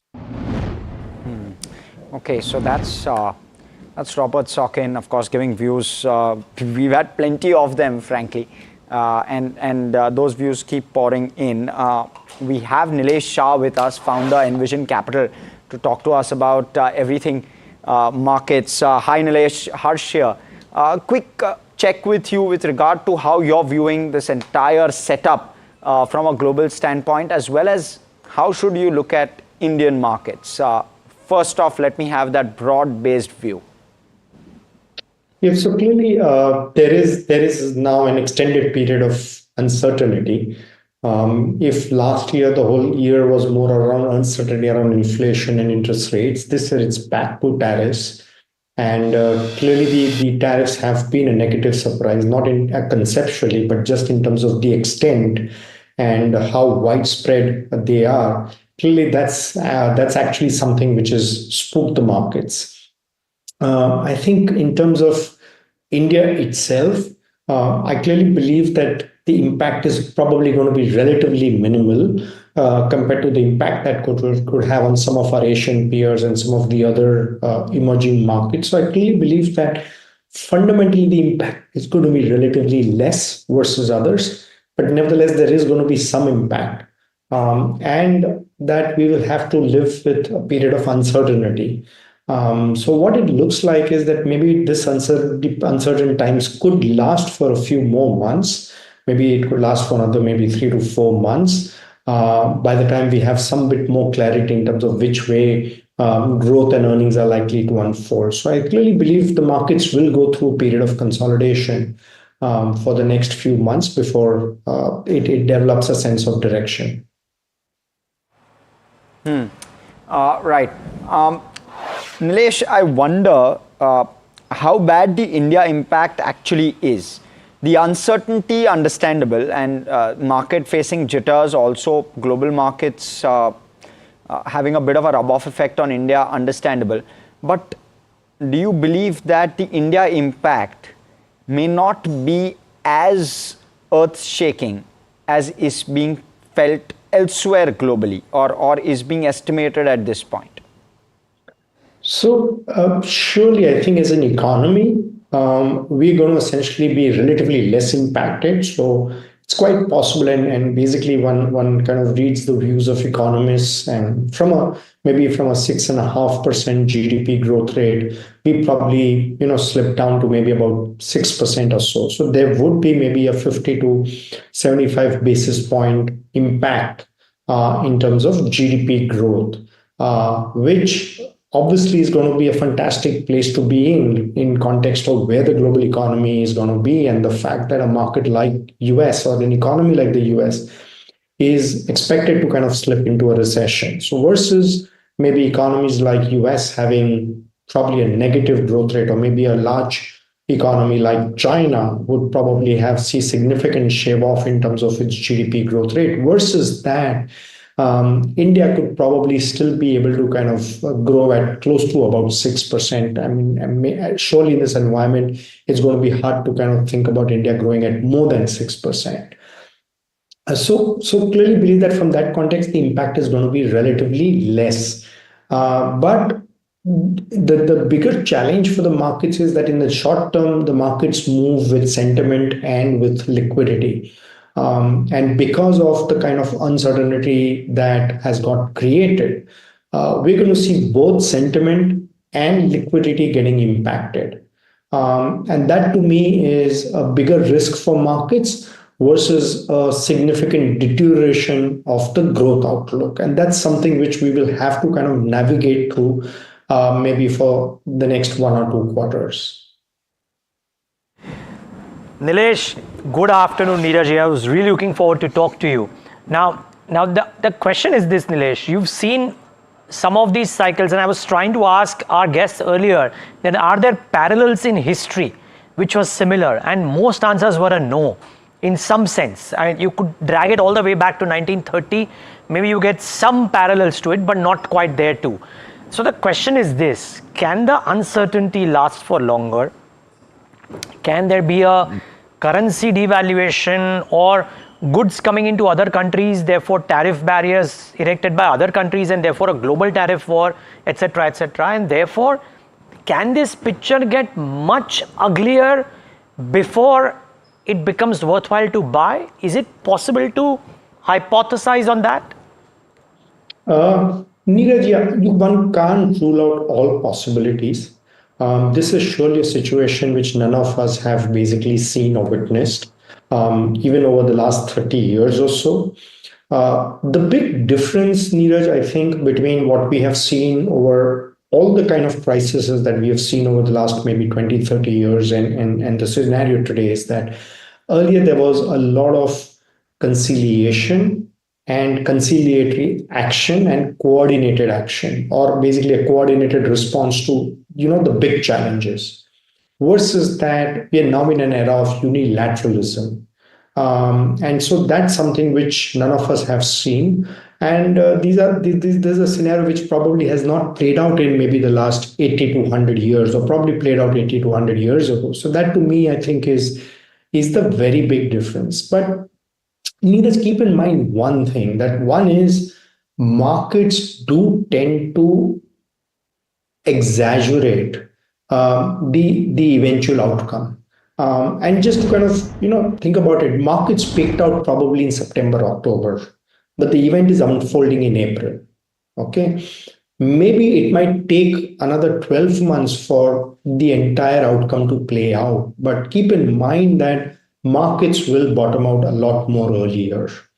So we have to keep that in mind as investors. And we have to also keep in mind that there will be a situation where the valuations become so attractive that it more than factors in even like kind of a base case scenario. So these are some of the situations that we as investors have to be prepared for, or keep preparing ourselves for, that we don't necessarily have to wait for 100% clarity or certainty. The markets do tend to peak out much before, and the markets do tend to bottom out much before. So one has to, as investors, keep that in mind. But you're not saying we are at that stage right now?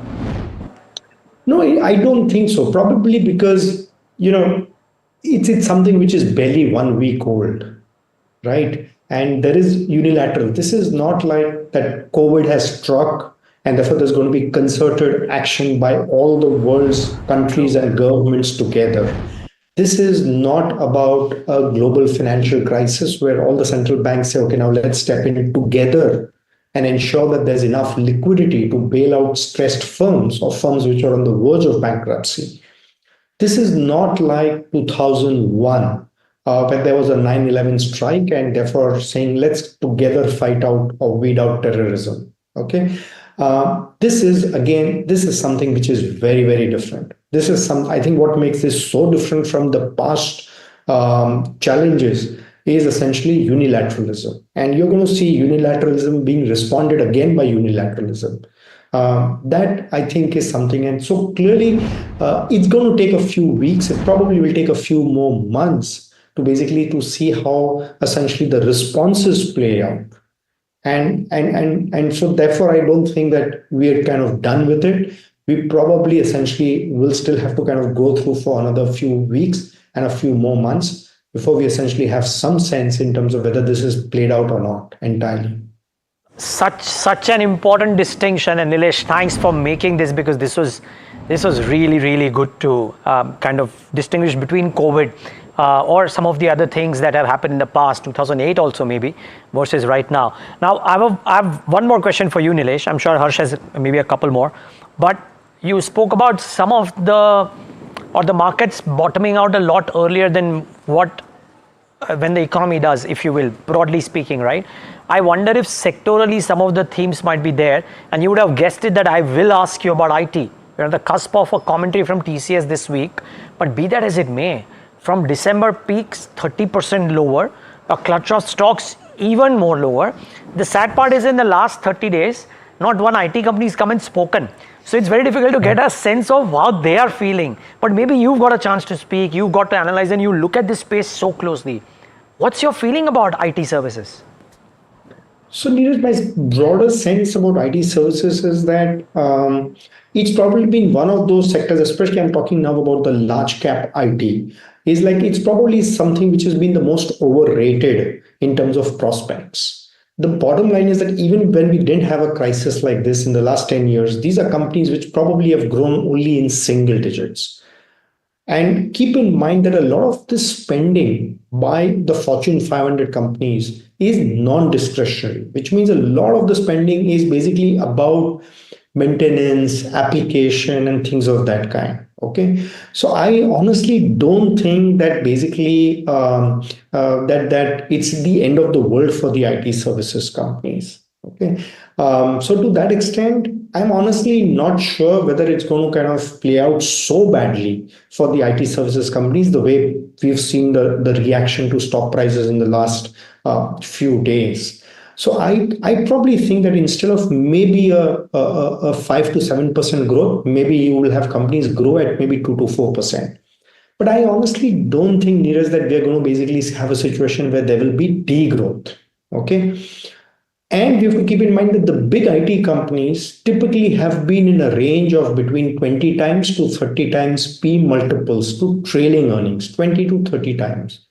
They're probably almost there. It doesn't mean that, of course, they cannot fall below that. But my view is that any fall below that will just be an aberration. So I would still kind of think about IT services companies being more an arbitrage on P multiple valuations, which means that closer to 20 times, they kind of end up being a good time to kind of start being constructive upon. And obviously closer to those 30 times P multiples, you obviously have to be taking your money off the table. I mean, this is obviously for the large cap IT services that I'm talking about. So it's quite possible, and I'm not saying it's going to turn around immediately. It will still take another 1 to 2 quarters for things to essentially fully come to grip with it. But that's about it. I honestly don't think it's end of the world or end of business for IT companies. Yes, there will be some 200-300 basis point chip off in terms of growth rate on a very temporary basis. And if you have more than a 1 year plus outlook, I think spending on technology services will bounce back maybe a year from now. And again, the market is going to see that much in advance, much ahead. Point taken, Nilesh. Nilesh, therefore, what should one do at this point? Stay away from export-facing sectors or pick US-facing stocks and sectors and stay away from those and only look at domestic. Therefore, how should you play it at this point? Yeah, so there are. I still think there are 3 or 4 opportunities which at least seem to be the least affected. One clearly, I think broader theme is going to be it's going to be about domestic growth, domestic facing businesses. They could be consumer-led companies. I clearly believe some of the consumer internet companies, some of our fintechs, are relatively less affected because of all of this. At least there is no first order impact. There could be second order impact on them, but I clearly believe this current environment is more about thinking about the first order impact. So that's a good place to be. I also believe that the government will up its spend on infrastructure a lot more. I clearly believe conventionally we always thought about fiscal measures, monetary measures to deal with the crisis.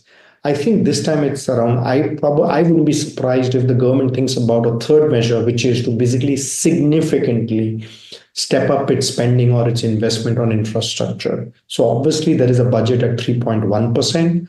I also believe that there's a bonanza for the government in terms of lower crude oil prices. And my view is that the additional kitty, the accretion to the government's finances that we're going to see because of lower crude oil prices would probably be well spent on significantly upping the ante in terms of infrastructure spending and give an additional leg up to our economy and to our growth. So I clearly believe again that there has been a lot of correction in some of these cap goods and those kind of spaces. I think in this bout of correction that we are witnessing, probably there's an opportunity lurking out there as well.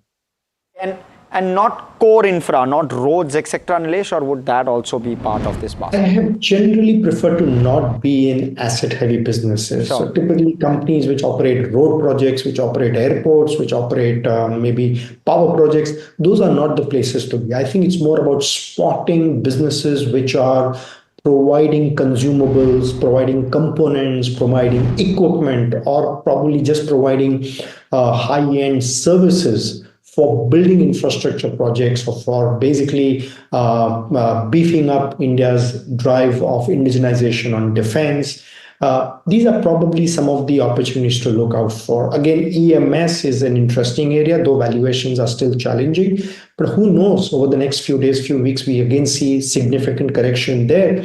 It might again create an opportunity because this whole round of tariffs, we seem to be relatively well placed versus other countries like maybe Vietnam and China. So I think there are plenty of businesses which are probably relatively less affected.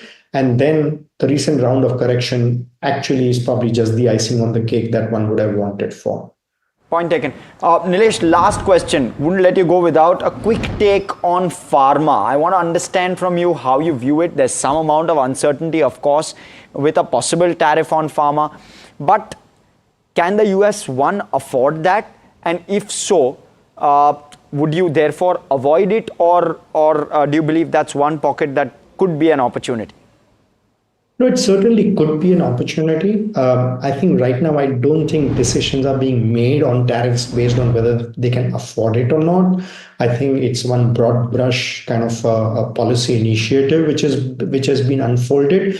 And till that the rate does not come out in terms of what's going to be the tariff rate, you will continue to see a period of uncertainty. But having said that, I still think there are two things. One is the demand for pharmaceutical products still is very non-discretionary. I don't think alternative substitutes can be created. So I honestly don't think the demand is challenged for Indian pharma, number one. Number two, with this collapse of crude, keep in mind that a lot of the raw material prices are the base is basically crude oil prices. So I think a few months down the line, the margins also for pharma companies should be better. And with this round of correction, obviously some of them become interesting investment bets as well. Nilesh, looking forward to the podcast soon. It'll be good to have a longer format conversation. But thank you for today. Some very interesting nuggets. looking forward as well, Neeraj and Harsh. Good interacting with you guys. Thank you so much. Cheers. Okay, that's Nilesh Shah, Envision Capital, and some very nice insights, including the fact that there's a difference in how central banks would respond currently. No concerted action this time around versus what we saw in COVID. Before we slip into that, actually, as we slip into a break, we need to slip into a commercial one. Also hear out from White Oak Capital's Prashant Khemka, who believes that leading consumer companies have barely gained compared to 5 years ago. And he speaks about some sectoral bets. Structurally, we have not from a top-down view that this sector would do better or the other, but because of the construct of the sectors, we tend to have higher allocation in certain sectors and lesser in others. So first of all, we have two key biases in our portfolio. One is size. So we'll have greater allocation to small and mid because they're inefficient segments of the market. We do not believe ever that small caps would outperform large caps as a benchmark or index. But because they're more inefficient segments of the market, we can extract more alpha. So benchmark return is the same for large and small. If we can extract more alpha, we can generate higher return in small and mid caps. So that remains the case. We have overall higher allocation to small and mid, which we've always had. Second, so first of all, if I take this small and mid, there are certain sectors which are more small and mid cap heavy. Right. Like consumer discretionary, industrials, healthcare, as against, let's say, energy, banking, which are skewed more towards. So that aspect would tend to favor certain sectors. Second, what skew we have is that of governance. Tend to have, I'm not saying we are looking only for AAA governance or anything, but on balance, our portfolio tends to have better governance than weaker governance. Now, there are certain sectors which tend, and there's no such sector where every company is, of course, good governance. So 80-20 rule does apply. Not to name any particular sector, but I think one sector one can comfortably, or worldwide investors tend to agree, is real estate as a sector where, governance leaves a lot to be desired. Again, at the risk of generalizing, and a lot has improved over the last decade or two. Still, But I think nobody takes offense. Real estate managements are the last to take offense because they believe other than them, everyone else is a crook.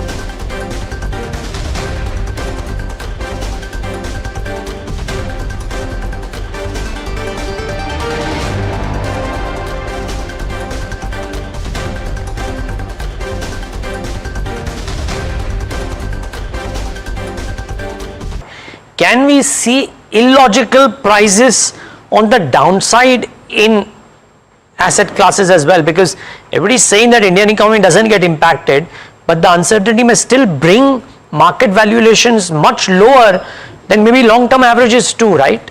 Can it happen? Undoubtedly, Neeraj, but markets can remain irrational more than you can remain solvent.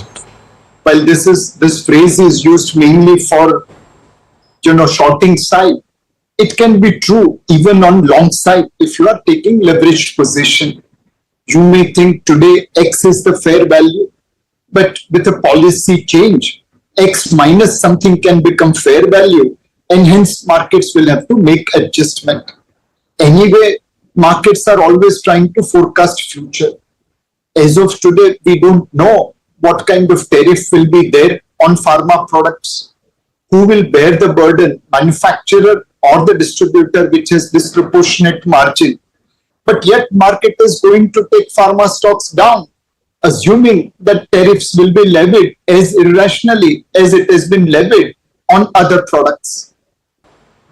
So Great Depression is unlikely to occur.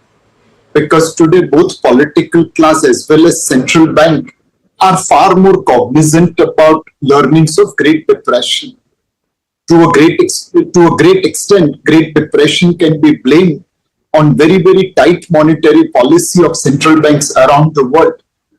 I'm sure they have learned from the same, and unlikely that they will allow recession to go into Great Depression. Maybe real estate might look to sell their paper business to ITC.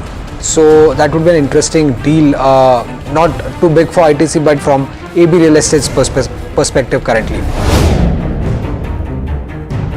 On the 20th, he reported this in his segment Heard on the Street, which runs at 2:30 p.m. every day.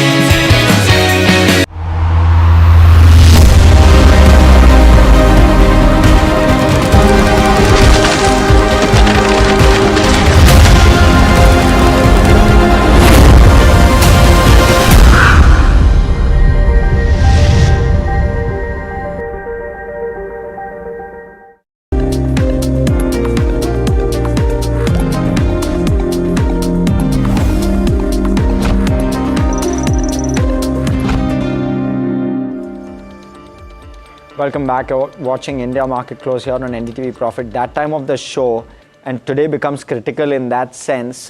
You also have European markets flashing at the bottom of your screen, so maybe something to look for. But what becomes critical is to understand what's happening in dealing rooms on a day like this. And Somit, as always, gives us those nuggets and insights. Somit, what are you hearing and what are you picking up today?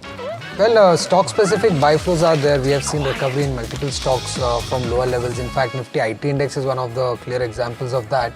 It is one of the highest gaining index from the day's low. It's up around 4.5% from day's lowest point. Strong buy flows is what I'm hearing when it comes to IT specific names from both foreign and domestic institutional investors. Then apart from that, it's Zomato. That is one stock that we need to watch out for, and that's and dealers are indicating that the 49% FI limit might have been breached in case of Zomato, and this could trigger a potential selling that would come in because of the from the FTSE and the MSCI indices. Apart from that, it's IndusInd Bank. That stock is seeing some buy flows on DI and large HNI desks. Dealers are expecting some positive announcement to come in for IndusInd Bank. HPCL is one stock that has been in focus among the oil marketing companies. In fact, HPCL is the only oil marketing company that is in green, while the other two are still in red despite the recovery that we have seen. And one of the reasons that dealers are highlighting is that that is the only oil marketing company that has a pure play domestic exposure, while BPCL and IOCL have some foreign exposure in terms of foreign assets, foreign exploring assets as well, but HPCL does not have, and hence higher buy flows that we are seeing on mutual fund desk when it comes to HPCL. Then there is Industars that has been in focus. Buy flows at lower levels on institutional desks, largely unaffected by tariffs is what dealers are indicating. Plus, there's a high potential of a possible dividend announcement that could come in from with the Q4 results, and hence Industars is also seeing buy flows at lower levels. So keep an eye out for all these stocks. Today we are seeing some downtick all the back because of the Trump tariffs and market sell-off in general, but there are buy flows in specific names that I'm hearing. Well, some interesting names out there, and you could probably believe that some of these would be usual suspects from a perspective like that. But interesting to see institutional flows being there on a day when VIX is up 62%. Any comments on VIX? Well, as I was speaking with Chinmay, it is he was saying that it's implied and not what it's been predicting currently. So yeah, implied it's because of the fall that we have seen, but actually there's not volatility. We are seeing a steady recovery in the markets from the day's lowest point, and we saw that at the first half of the trading session as well. 12:30 again we had hit a low, but then again from those levels we are seeing a recovery. Yeah, does seem to be wanting to defend 22,000 for sure. Thanks for that, Somit. Let's get in Hemen Kapadia of DR Choksi FinServ on that perspective as well. Hemen, good having you. Thanks so much for joining in. Are you giving out a brave call today, Hemen? A very good afternoon, Neeraj. Thank you for having me. I would rather not be here today, but honestly speaking, I'm not so brave to give a call enough because these are unprecedented time, Neeraj. Frankly speaking, you don't see this every day. Hope we don't see this often soon. 35 years in the markets and Saddam Hussein's war, nuclear tests, a number of things, Neeraj, but this is something which came just completely out of the syllabus. The VIX that you were speaking with, Somit, the US VIX on Friday appreciated by 50%, ended at 45.5. Comparatively, we are still at 22.5 and cooling off a bit. So, frankly speaking, I think there are too many things together. 21,800 was the support level. We've taken support now, Neeraj.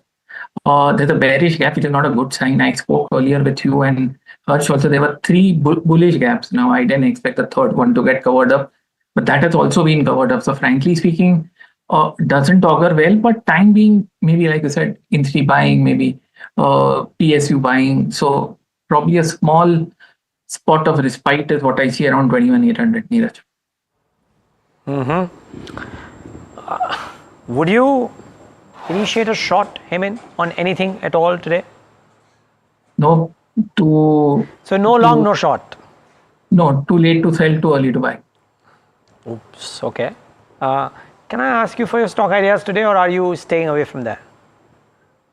No, I'm staying away. But if you were to put a gun to my head, I'll go for 4 basic stocks, which I think had discussed earlier. Let's try.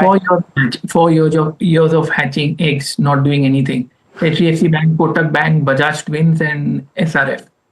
4 or 5 quality stocks which have not done anything in a raging bull market over the last 4 years. So I think I would go for something like that. 1, it's not a short-term call. 2, you need to have patience. 3, you need to put more money after this if it falls down further. Bajaj Finance is 11,000 rupee buy call. But once again, do not go the whole hog at the same time. Keep space to add more in case this madness continues. Neeraj. Hemen, good afternoon.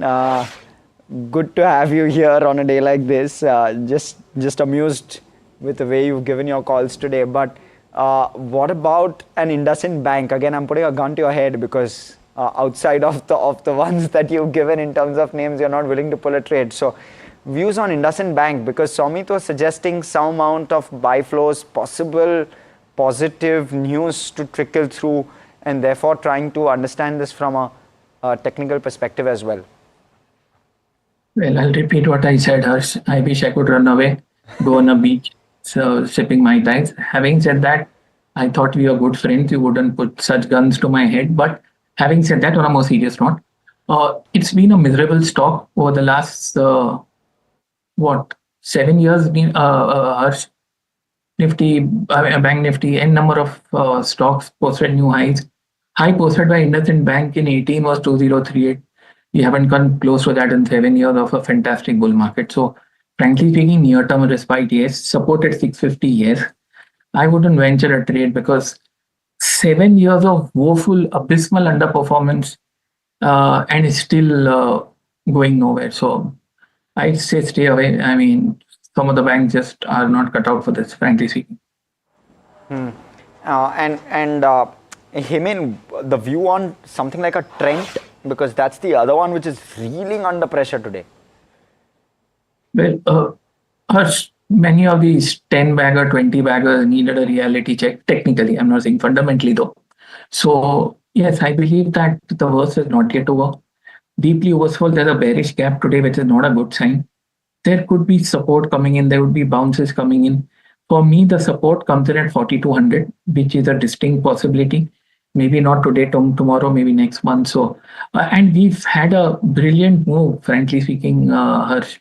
And this move has been on for what? It made a bottom in 2008. So that's 17 years of an up move, Harsh. I'd say it's going to do nothing for the next quarter. Yes, I'm not saying it's going to go one way down. There is support oversold, but for me, if I were to venture a trade, a contra buy call, I mean, obviously not futures, in cash would be at 4,200. Okay, well, Siddharth Khemka joins in as well, and of course we'll get in Puneet for the stock of the day, but before that, Siddharth Khemka, thanks for joining in. What's the mood in the dealing room? Are you guys telling clients to buy and clients buying, or are people sitting on the sidelines? Yeah, good afternoon, Neeraj. I think views are clearly mixed. A lot of people, a lot of clients, they are clearly sitting it out and waiting for clarity to emerge. While we definitely have seen a lot of other large clients coming in and putting in more, deploying more money into the fall that we are seeing today. So clearly it's a mixed view, and what we are suggesting is to clearly focus on fundamentally strong stocks, the domestic themes or the domestic consumption oriented sectors where the global volatility risks are minimal. And third is areas where the valuations are not that expensive. I think these three combination is where we are suggesting our clients to focus on. And finally, the fourth thing is not to put in all in right now. We are suggesting to go in tranches, 3 or 4 more tranches, because a lot of things are likely to go up. And the biggest worry right now is how this escalation in trade war could result into a global economic slowdown, and sectors which are globally linked could see a big impact in earnings growth going forward. Okay, well, our stock of the day is Tata Motors, trading 6% lower after JLR decides to pause exports. Puneet Johnson with more. Puneet. Well, thanks for that. So definitely the key trigger is that from UK, they've stopped the export of these JLR vehicles to the USA, and that's going to have a revenue impact now. Earlier it was expected to have a margin impact, but now with halting of sales, at least from the first quarter, this is expected to have a revenue impact probably in the end of the first quarter, at the start of the second quarter, because they still are maintaining a sizable inventory. They have mentioned that they'll be working with its new trading partners apart from the US, but US is a behemoth. It's roughly around 26% of the volumes for Jaguar Land Rover and 23% of its revenue for FY24. So definitely a big impact is expected because of the tariff tantrum. I just want to talk about the recent MS note today. In a bear case scenario, they actually see the target price of Tata Motors at 416 rupees per share. Out of that, 90 rupees will be for the JLR business. So effectively, you are saying that the whole, even in a bear case scenario where the stock prices have corrected today, we are seeing a sizable impact and a bear case scenario going forward as well. Morgan Stanley has also mentioned that it could, because of this tariff tantrum, essentially, they could see that for free cash flow could be negative for FY26, and it will make that difficult to value the business. The other key aspect is the company's update in terms of wholesales. It's coming at 4 lakh units per share, 4 lakh units in the FY25. That's almost flattish on a year-on-year basis. But the key highlight here is that they mentioned that they've achieved the net debt zero target for FY25, and that could be the only silver lining in a day that's been difficult for Tata Motors. Okay, thank you so much for that, Puneet, for that perspective. Siddharth Khemka, very quickly, with regard to Tata Motors, what's the view coming through according to you? I think clearly the company would be under pressure. 22% of JLR sales comes from US, and there is a clear direction from the company that until clarity emerges, they are going to stop exports into the country, and clearly they are looking at clearing off the inventories that is already there in US over the next few months. So I think a big earnings impact could come over the next few quarters, and which is what the market was fearing, and that impact has taken off. We downgraded the stock to neutral in early January, mostly on back of fears of a slowdown, especially in the key markets. That is also playing out. And I think clearly it's an avoid situation right now until there does emerge some clarity, either in terms of a trade pact between Europe and US, or JLR talking about setting up a unit in US. But that apart, on the domestic front, I think things are looking pretty decent, but that alone cannot help the stock in the current downside. So clearly we are avoiding, or you can say we'll remain underweight on Tata Motors at current levels. Hemen, view with regard to Tata Motors? Well, frankly speaking, one of the earliest stocks to sort of peak out, Harsh, and 538 was the support level where it's taken support. So At the risk of sounding a bit optimistic, I believe the downside is now getting minimized, and only if we close below today's low is there a cause for concern. We've come up from 1180 deeply oversold support levels, positive divergences coming. Very difficult to hazard a bottom in such a market, but I wouldn't be bearish at this point in time. It's at a congestion area support. There's a monthly support. I'm not sure if I'd buy, but absolutely not a sell, and I feel this level should hold. Siddharth, what are you recommending at this point? If at all there are investors waiting on the sidelines wanting to buy, you're guiding for staggered buying at this point. What sector are you focusing in on? Because I believe it's all become sector. It's completely sector related, right? Because you'll want to avoid US import or India export into US kind of companies. So what's the sector which you're really banking on at this point? Raj, I think clearly the focus is on domestic-oriented sectors. And if you look at some of the large sectors in India, say, for example, banking and financials is one such sector which is largely domestic-focused. Yes, there are certain, you can say the interest rate outlook is governed by the global economic. And currently we are seeing that last few months, RBI has created a lot of liquidity through the OMOs, through the CRR cut and the start of the rate cut cycle, all of which is positive not only for the banks but largely for a lot of NBFCs where the NIMS improvement is expected over the next few quarters. So banking and finance is something that we believe valuations are comfortable, growth is improving, and the interest rate cut cycle as well as improving liquidity is structurally positive. So within the banks, what we are suggesting, ICICI Bank, SBI, HDFC, Kotak, these are some of our preferred picks. Within NBFCs, we like Bajaj Finance, Shriram Finance. These are some of the NBFCs that we like. From the other space, domestic consumption, that is a key theme that we believe could revive this year. Domestic demand is improving with a lot of commodity prices coming down. The commodity price inflation that will come down, margin should improve.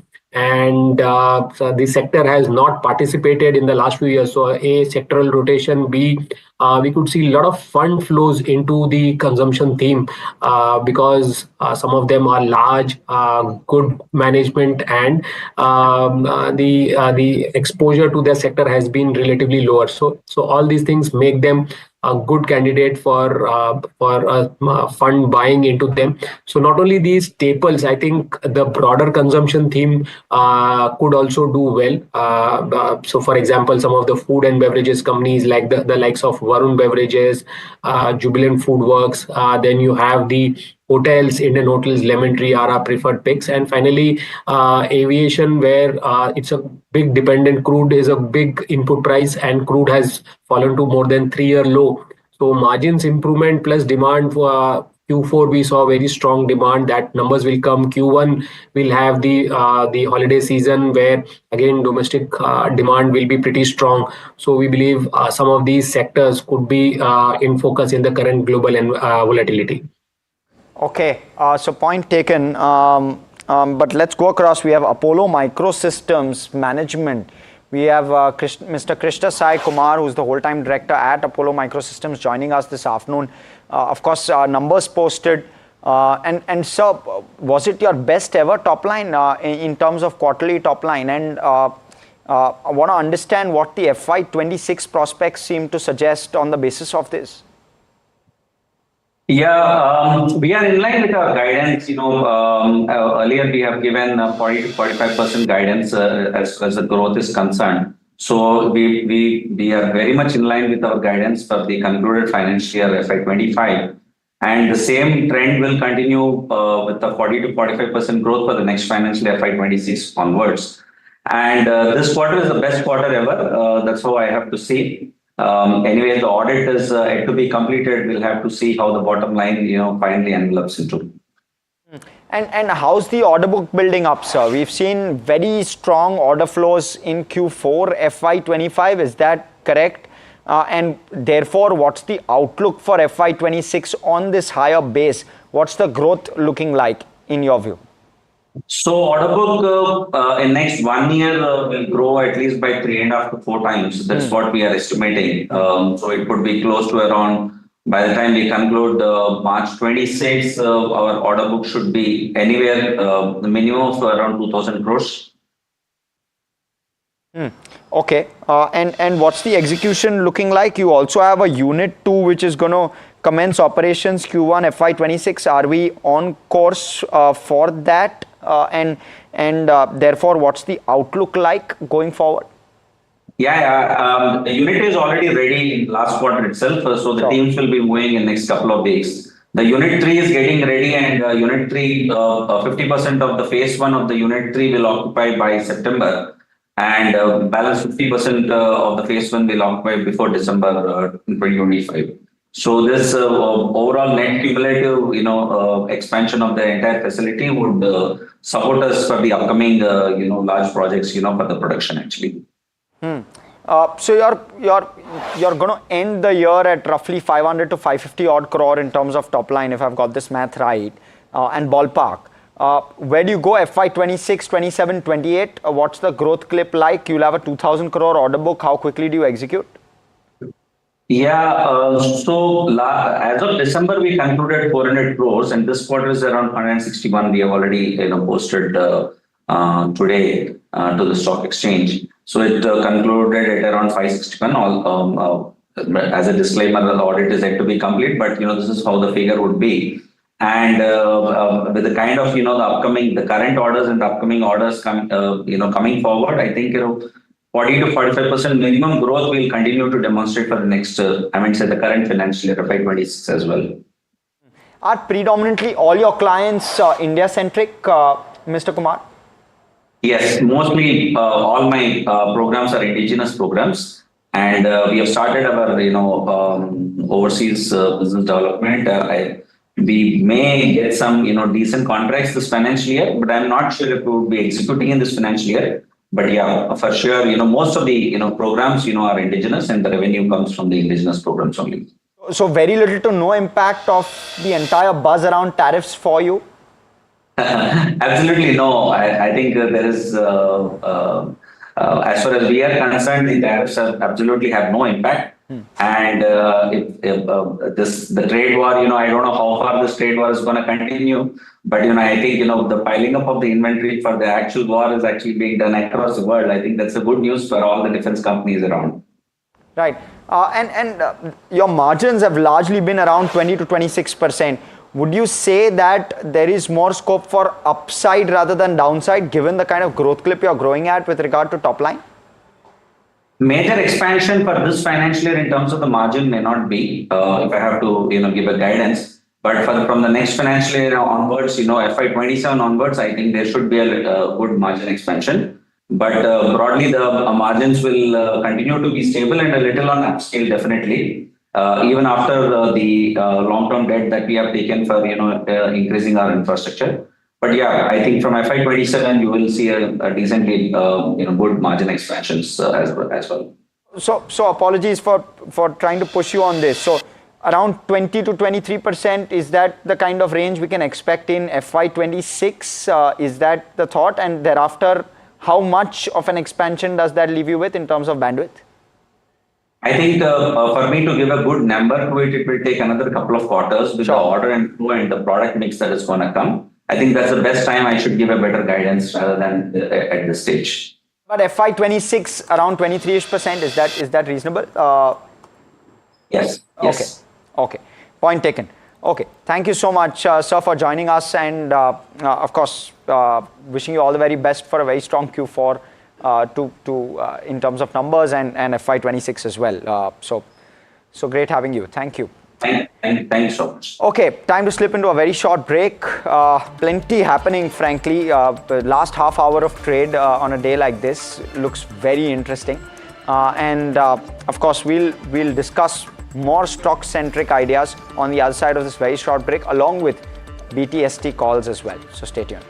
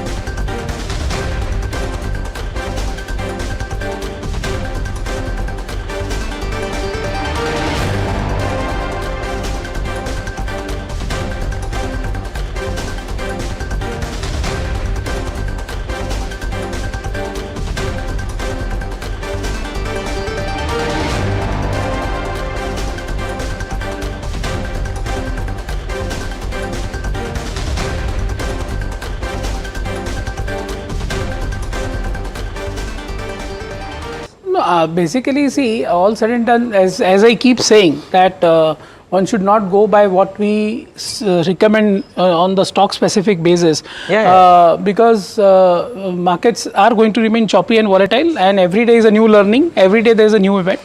Luckily, market gave very good opportunity on, I would say, Thursday, when markets were steady and not falling much, and Friday opening was also only 60 points down for the Nifty, where we raised a lot of cash. Luckily we raised around 13.5 to 15% cash in the portfolios, and that will put to work slowly and gradually after today's fall. So, okay. So are you saying that you will start deploying? Yeah, a little bit, gradually. At about and that's what I always do, because in a falling market like this, and where this will end, actually nobody will know, right? But I would agree with Mr. Ramesh Damani's statement that over next 2 weeks or 3 weeks maximum, something will happen, and Trump will claim victory, and things will start to reverse. So.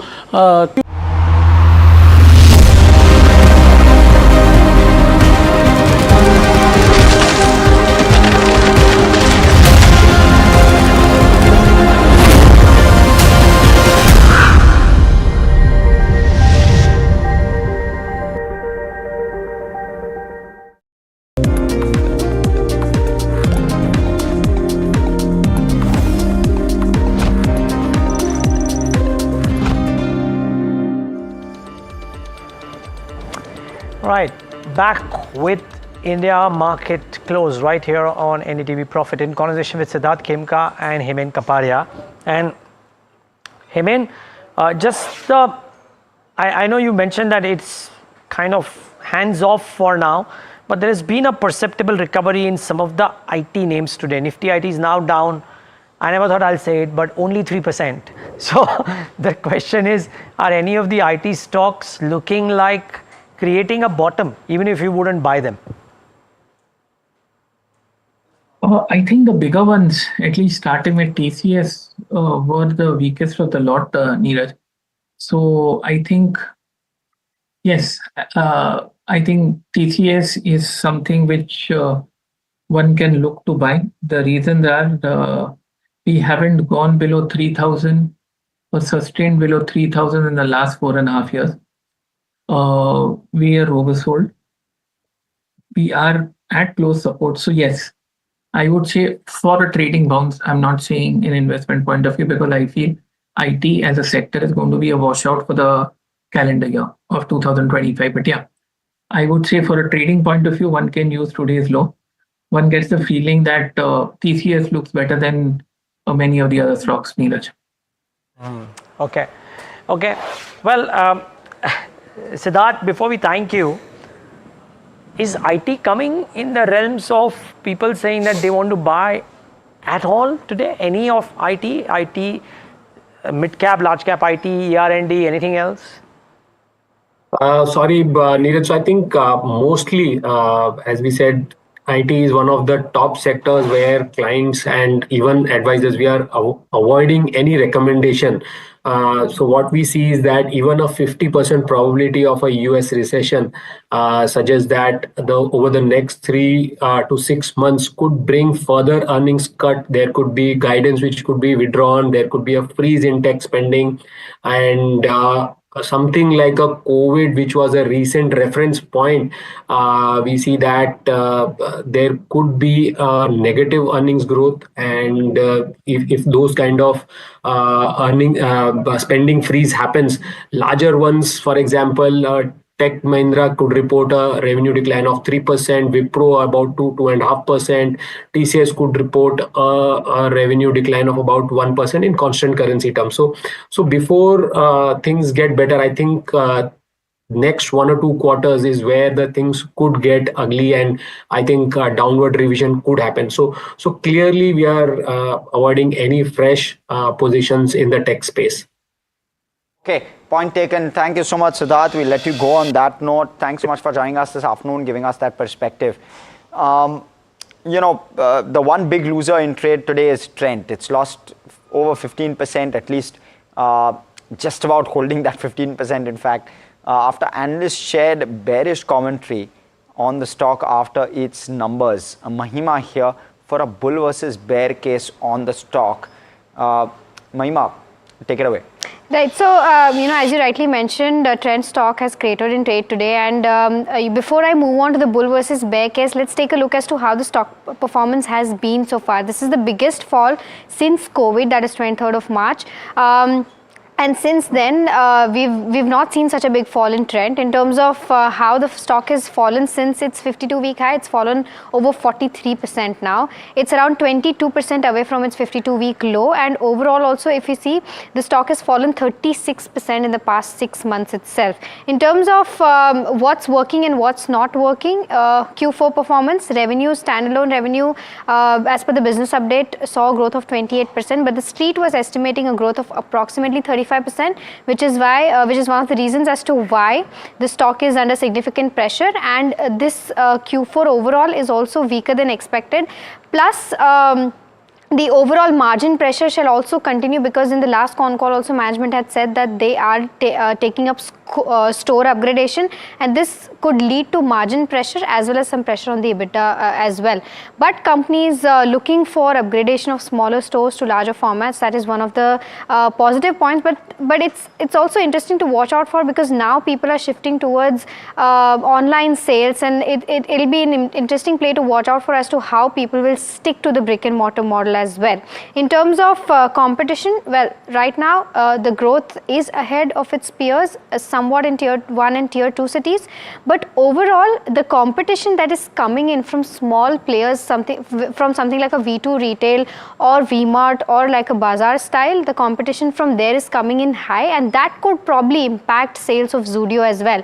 Plus, Shein coming in India might also put some pressure in terms of competition for Zudio sales as well. In terms of the store addition, this quarter for Zudio, the store addition has been quite significant. They've added around 132 new Zudio stores. But overall, they are opening a lot of stores in similar location, and that could or may lead to stores cannibalizing each other as well for a shorter period of time.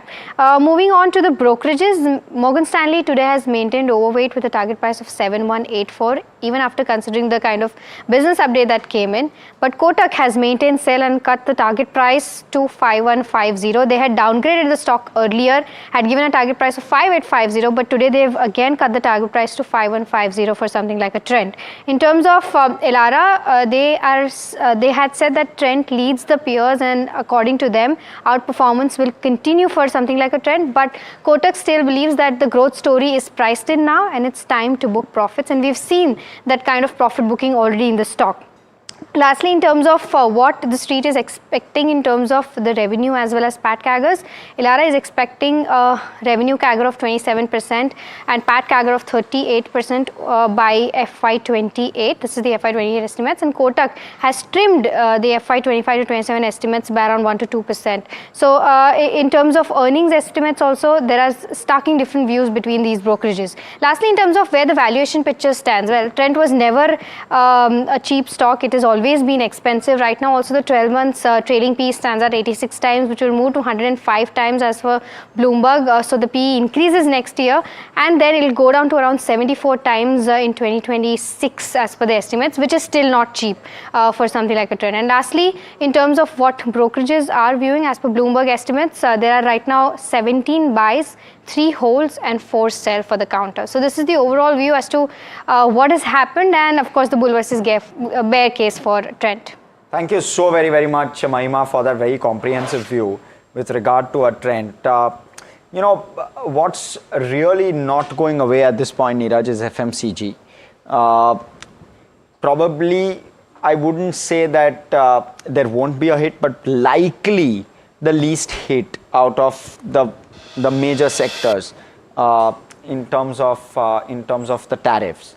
And therefore, interesting to take a quick view from Sandeep Agarwal joining us for this discussion and more.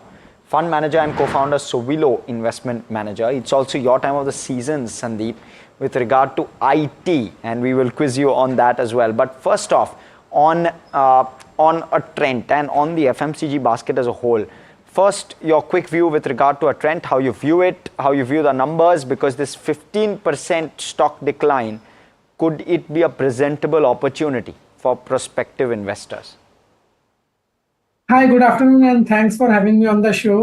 We run a PMS, so it is very difficult to comment on stock, and I won't comment, but let me give you some perspective that, FMCG obviously has been perceived as defensive for a long time, and rightfully so, because we have good GDP growth and growing population and, growing per capita income and all that, which augurs well for FMCG. But at the same time, the valuations have always been very demanding, and that's the reason they go a long phase of time correction and sometimes price correction. And right now we are witnessing it in some of the pockets, while because of Trump tariff, they are looking better now. But I believe that when sanity returns, and again, probably people will find other spaces where there is growth and will try to get out of them. So we want to buy FMCG and QSR space, but at right price, not at insane valuation. And I think some of the stocks are very insanely priced in retail, in apparels, in QSR, and even in FMCG. And those are the stocks which are currently not doing well, or where the one-day shock in price falls are alarming. And what about the larger FMCG basket, Sandeep, if I may venture? QSR has been one space where there's been plenty of pain. Footwear is the other space where there's been plenty of pain. Do these pockets likely start to become more of something that would interest you at some point?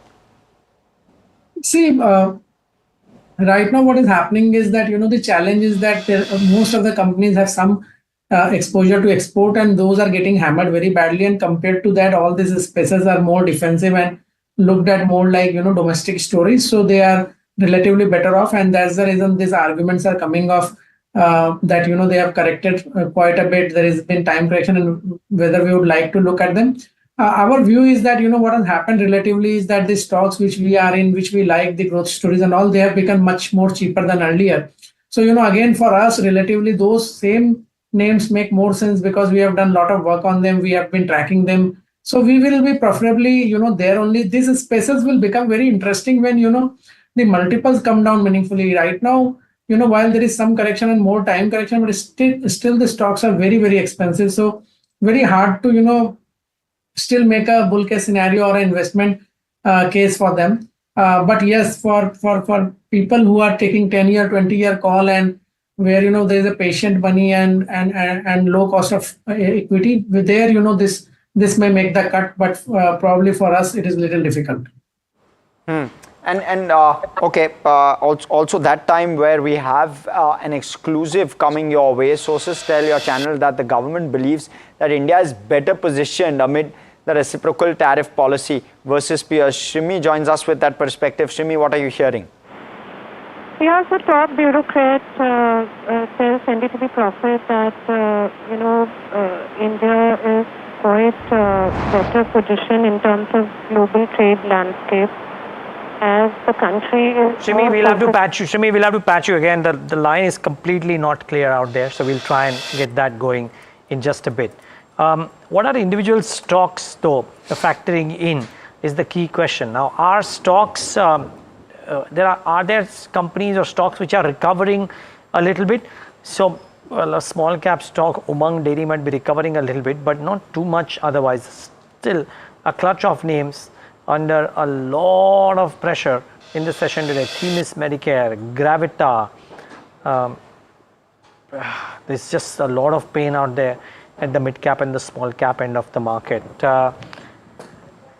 Hemen, did we talk to you about FMCG? And I wonder if, while you only want to recommend a long if there is a gun put to your head, I'm enticing you with a coffee and asking you that would you buy an FMCG name for a trade, because they are bucking the trend today. I think so, Neeraj, because FMCG has FMCG peaked with the market on the weekend of 27th September. Having said that, HUL is the big gun. It normally leads the FMCG pack up or down. I wouldn't venture out to say this is a double bottom, but it's tested the previous bottom, and that previous bottom has held. So in a market like this, yes, I'd stick my neck out and say if you want to play for a small bounce, I think HUL seems like it. I'm not sure if the risk reward ratio is in favor if I tell you to buy with a stop loss of today's low. About 2300, I think it should surprise, and it's also making a medium term base. So yeah, FMCG, especially HUL, seems like it's sort of stabilizing after a multi-month fall, Neeraj. Okay, fair call. Now on to that story with Shrimi. I believe we got Shrimi on a better line with regards to what the government believes about India's position. Shrimi, can you hear me? Yeah, I can. I'm Great. sorry for the disturbance. No, you can't help it. Please tell us. Yeah. Yeah, so, the top policy makers tells NDTV Profit that, the India is currently focusing on enhancing its economic resilience despite this ongoing reciprocal tariff policies. And they are also saying, and in fact underlining, that this policy per se is implemented globally and are not kind of aimed at any specific country, and it's a part of a broader trade dynamic. However, the official admitting that there is a downside risk to the growth outlook amid this uncertainties, but the outlook for FY26 remains largely unchanged, which is in the range of 6.3 to 6.8% is what Economic Survey, highlighted. And as far as steep reciprocal tariff of 27% goes, India continues to engage in talks with the US. The government is actively working to finalize the BTA.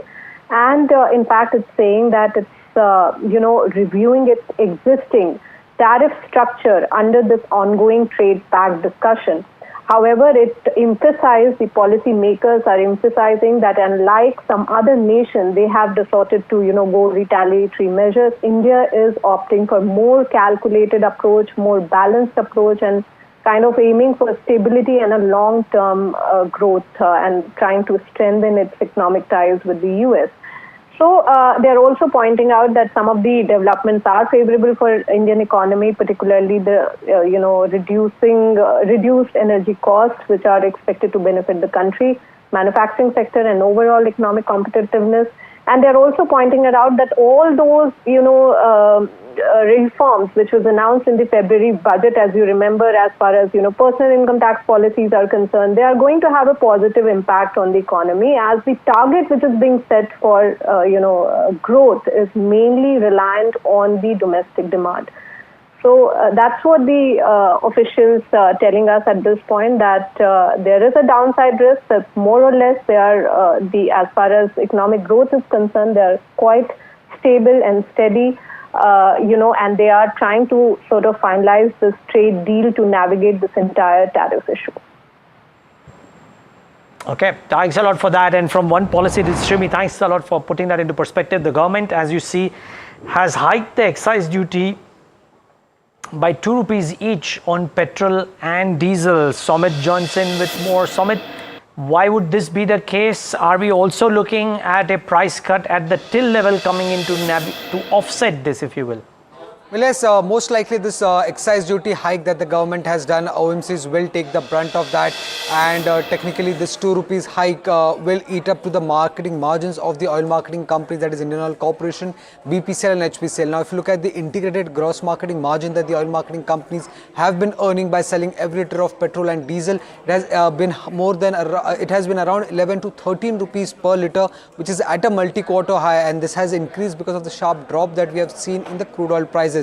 Now, this 2 rupees cut is what pretty much the street was expecting to happen, because last time also back in March 2024, government had reduced the fuel prices by around 2 rupees. So something like this was expected by the street when it comes to the oil marketing companies, and this time government has in fact increased the excise duty and not cut the fuel prices. So this 2 rupees hit that we are seeing will put down the gross marketing margins of the oil marketing companies. And if you look at the impact that could come in on the estimate estimated EBITDA of these companies, it could be more than 10% for all the oil marketing companies, that is Indian Oil Corporation, BPCL and HPCL. Now, interesting part here to note is that will this increase in excise duty will also impact an inventory loss for the oil marketing companies. That is, we still need to watch out for whether that will happen or not. But at the face of it, it seems like this 2 rupees increase in excise duty will not be passed on to consumers. Oil marketing companies will take the hit of this increase of excise duty, and their EBITDA estimates could come down by at least 10 odd %. But do remember that oil marketing companies were already earning a very high gross marketing margin, and Street was expecting this to happen anytime soon. So not much of a big negative impact, given the fact that Street had already factored in. Had the hike been much more than that, then it could have been much more negative for the oil marketing companies here. You can see those moves. Thank you so much, Somit, for that perspective. You can see those moves on some of those counters. Sandeep, let me first take your view with regard to OMCs and the excise duty hike. What's the sense like at this point with regard to that play? No, so, obviously, this is something which was not anticipated, and in my view, as I think HPCL and BPCL were stocks which were least hurt today when markets opened until some time back before this announcement came in, and now with this announcement, obviously, the stock price has reacted. I believe in a way, when the way crude prices are falling, this company should be big beneficiaries of it. But probably, that information will come in, that processing of data will happen, and probably then that reaction will be separate. Right now, what we are seeing is a reaction to the excise hike. Okay. Yeah, I mean, this is the thing that crude prices being lower, if anything, people are expecting a cut at the till. What we have right now is that may not be happening, but the government earning a little bit of that share and eating into the marketing margin of the OMCs. Now, it's a 3.5% gash for HPCL by virtue of that 2 rupee hike in these prices. I wonder if the trading picture for these stocks gets damaged. I mean, not that you were looking to trade into any of the companies, but I thought the oil marketing company charts were looking much more resilient because of the crude price fall. Does this damage this, or is it just a small blip for them? Oh, well, Neeraj, frankly speaking, what you said, they were I totally agree with you. They were looking much more resilient than the rest of the market. So as of now, it seems like a blip, but this blip turns into a deluge if we don't stop at around these levels. So things were stabilizing, things were looking good. They were corrective, supports, everything. Like you said, resilient, and I feel, in fact, HPBP, IOC, all of them looked as if they were still in a correction within a bull market. So as of now, it's just a small blip.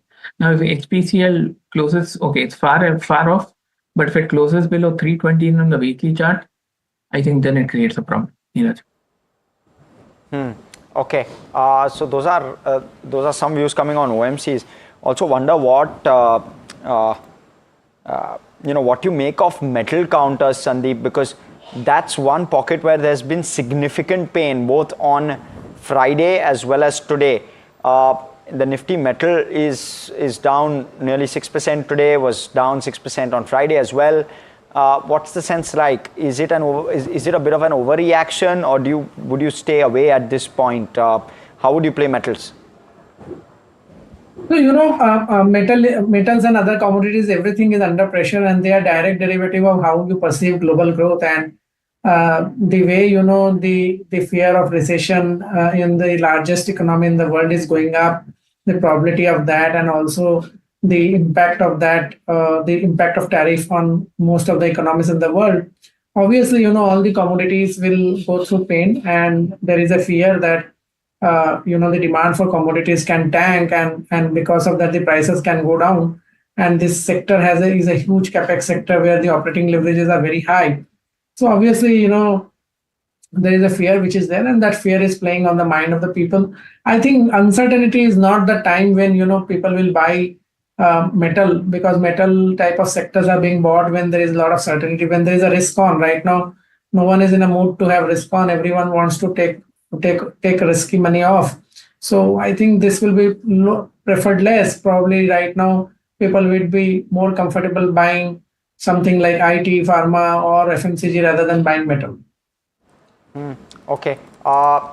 Let's also talk a little bit about consumption, because some of those names in focus on the back of their numbers which came out, and trying to compare and contextualize this. A Godrej Consumer, for example, doing well in trade today, and how do they stack up in terms of their quarterly update numbers, Mahima, with that perspective? Right. So I'll start with Godrej Consumer, where we've seen that it's completely weathered the storm that the markets have had today. And this is because the Q4 update overall in terms of revenue uptake was better than what was expected and what street analysts estimated. In terms of volume growth, they're expecting a mid-single digit volume growth and overall a high single digit revenue growth. Adani Wilmar is another company which has posted strong Q4 business update. They're expecting volume growth of around 7% and revenue growth has been around 36% YOY. Dabur, on the other hand, has posted a weak Q4 business update where they're expecting volume growths in low single digits and revenue growth will be flat as per the management commentary coming in. Lastly, Marico. Well, mid-single digits volume growth is something that is expected by Marico, and overall revenue growth will be in high double digits. Now, in terms of the retailers as well, revenue volume growth around 7% and revenue growth around 17%. Nykaa is expecting revenue growth to be around mid-20s, and Trent, we already saw that the revenue growth, standalone revenue growth stood at around 28%. But when Trent is being compared to retailers in the tier 2 and tier 3 cities, something like a V2 retail or bazaar style, V2 retail has seen a revenue growth of 69% this quarter YOY, and the same store sales growth stood at 24%. This is much better than, of course, V2 retail is very small as compared to Trend, but the growth that it has penciled in is much higher. Bazaar style saw a revenue growth of 55% and the same store sales growth stood at 20%. And lastly, V-Mart retail revenue growth stood at 17% and the same store sales growth stood at around 8%. So this is the overall roundup as to how Q4 updates and how Q4 has panned out in the consumption space, both for staples as well as retailers. Okay, thank you so much, Mahima, for that. Sandeep, views with regard to specific stocks difficult to get, but what about your take with regard to some of the FMCG updates? What is your expectation now from the FMCG space? So I think, FMCG will keep posting nominal numbers the way they have been growing. I don't see a big positive surprise in them because the tax benefits which have been announced, they will take some more time to percolate down. So the numbers will be broadly where they were earlier. But because, they are more defensive in nature and the certainty of them not getting impacted will be there. And that's the reason there will be more resilience in the FMCG index. So it is a good hiding place currently. Okay, point taken. And Sandeep, your quick take with regard to IT as well. What are you expecting in terms of numbers this quarter? So, I think, and this is what our view has been for last 7-8 months. We expected some correction because we believe that, the stocks were overhyped. The PEG ratios are very high.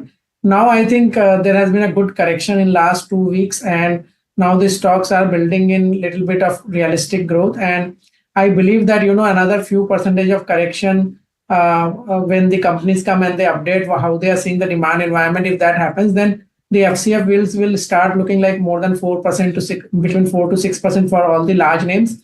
And that is the place where I have seen historically in last 20-25 years, most of the stocks make a bottom. So I think, the only thing which needs to be seen post that is that there is no increase in cost of doing business. The American administration should not come and, impose some restrictions which will increase the cost of doing business. If that doesn't happen, then I think with some percentage point correction from here, low growth will be built in and the multiples will be more reasonable. Okay, Himen, Sandeep, thank you so much for joining us this afternoon, giving us all of those views. We're just about closing for the day. It's a bit of a relief in that sense because we're closing very, very close to the day's highs. 22,220 is where we're settling in at, or 240, very close to the day's highs in that sense. And 3% down nonetheless. A tough day for the index, 670 odd points, but not as bad as we had started off actually. The banking index also down roughly 3% odd, and therefore largely in line with how the Nifty 50 index has done. Small and mid caps is where a bulk of the pain is, but again they're off their lows. 3% lower on the Nifty small cap 150, around 3.5% lower on the Nifty small cap. Sorry, the mid cap 150, 3% odd lower. The Nifty small cap down around 3.5 odd percent. In terms of where the Nifty 50 stocks are concerned, HUL is one of them. NTPC may be closing flattish, so is Zomato and Apollo Hospitals. Outside of that, there's quite a bit of pain across the board. Trent was the top loser, 14.5 odd percent lower. JSW Steel, Tata Steel following suit, 7.5% odd. And then you had Hindalco, L&T, and then something like a Shriram Finance and Tata Motors bearing a bulk of the brunt among the Nifty 50 counters. In terms of sectors, and this is very interesting, the Nifty Auto down 3.5 at close, but Nifty IT, surely the sector of the day. If we can pull up the intraday chart on the Nifty IT, you'll see a sharp recovery from the lows. 30,919 is what we touched on the low. 32,784 is where we closed, nearly 2,000 points, but absolutely 1,800 odd points higher from that absolute low that we saw in trade today. The Nifty Pharma 2 down 2.25 odd percent, so pressure there continues with uncertainty on tariffs. PSU banks were down 2.5 odd percent, realty was down over 5%, oil and gas down 2.5%. So that's how it actually played out. The metal index was the key biggest loser, 6.5% lower, along with Nifty financials also down nearly 3.5%. So the Fin Nifty also not insulated in that sense. Broadly pressure across the board. If we can pull up the advanced decline as well, when you're looking at those numbers, it looks difficult to see. Within the Nifty small cap 250 index, of course, there is a bit of a recovery that's visible, but just about 15 advances to 234 declines within the small cap 250 index, 150 odd advances to around 2,100 declines. From that double-digit number, definitely moving towards triple digits, the advances, but still the pressure was quite solid. In terms of stocks, Delivery was up 4% on the back of acquisition. Manyavara, Vedant Fashion up 2.5 odd percent. Westlife also up roughly 2.5 odd percent. Then you had a Zensar Tech up 1.7 and Aegis Logistics up 1.7. So those were just some of the names in the larger carnage, which kind of somewhere were able to do okay in trade on a day like this. In terms of what to watch for tomorrow, and there are plenty of cues. Of course, there will be plenty of commentary as well coming through with regard to how tariffs is playing out. But we'll have our eye on the global aspects of it, but also you have certain other perspectives and views coming in from the US Fed as well. You have US consumer credit change. You have but that's pretty much it with regard to the cues that are coming through. Okay, with that, believe out of time on this very, very happening day, Neeraj, in markets today. Not often that we see this kind of pain. Yep, good. We don't want to see it more often either. But thanks so much, viewers, for tuning in today and giving us your thoughts.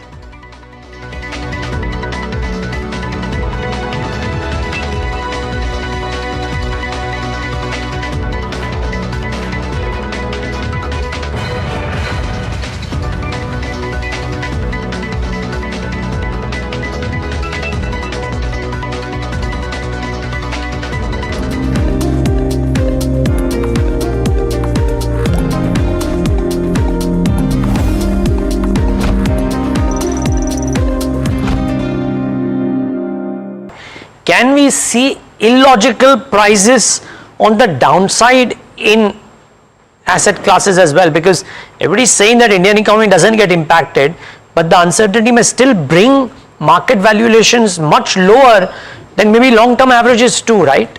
Can it happen? Undoubtedly, Neeraj, but markets can remain irrational more than you can remain solvent.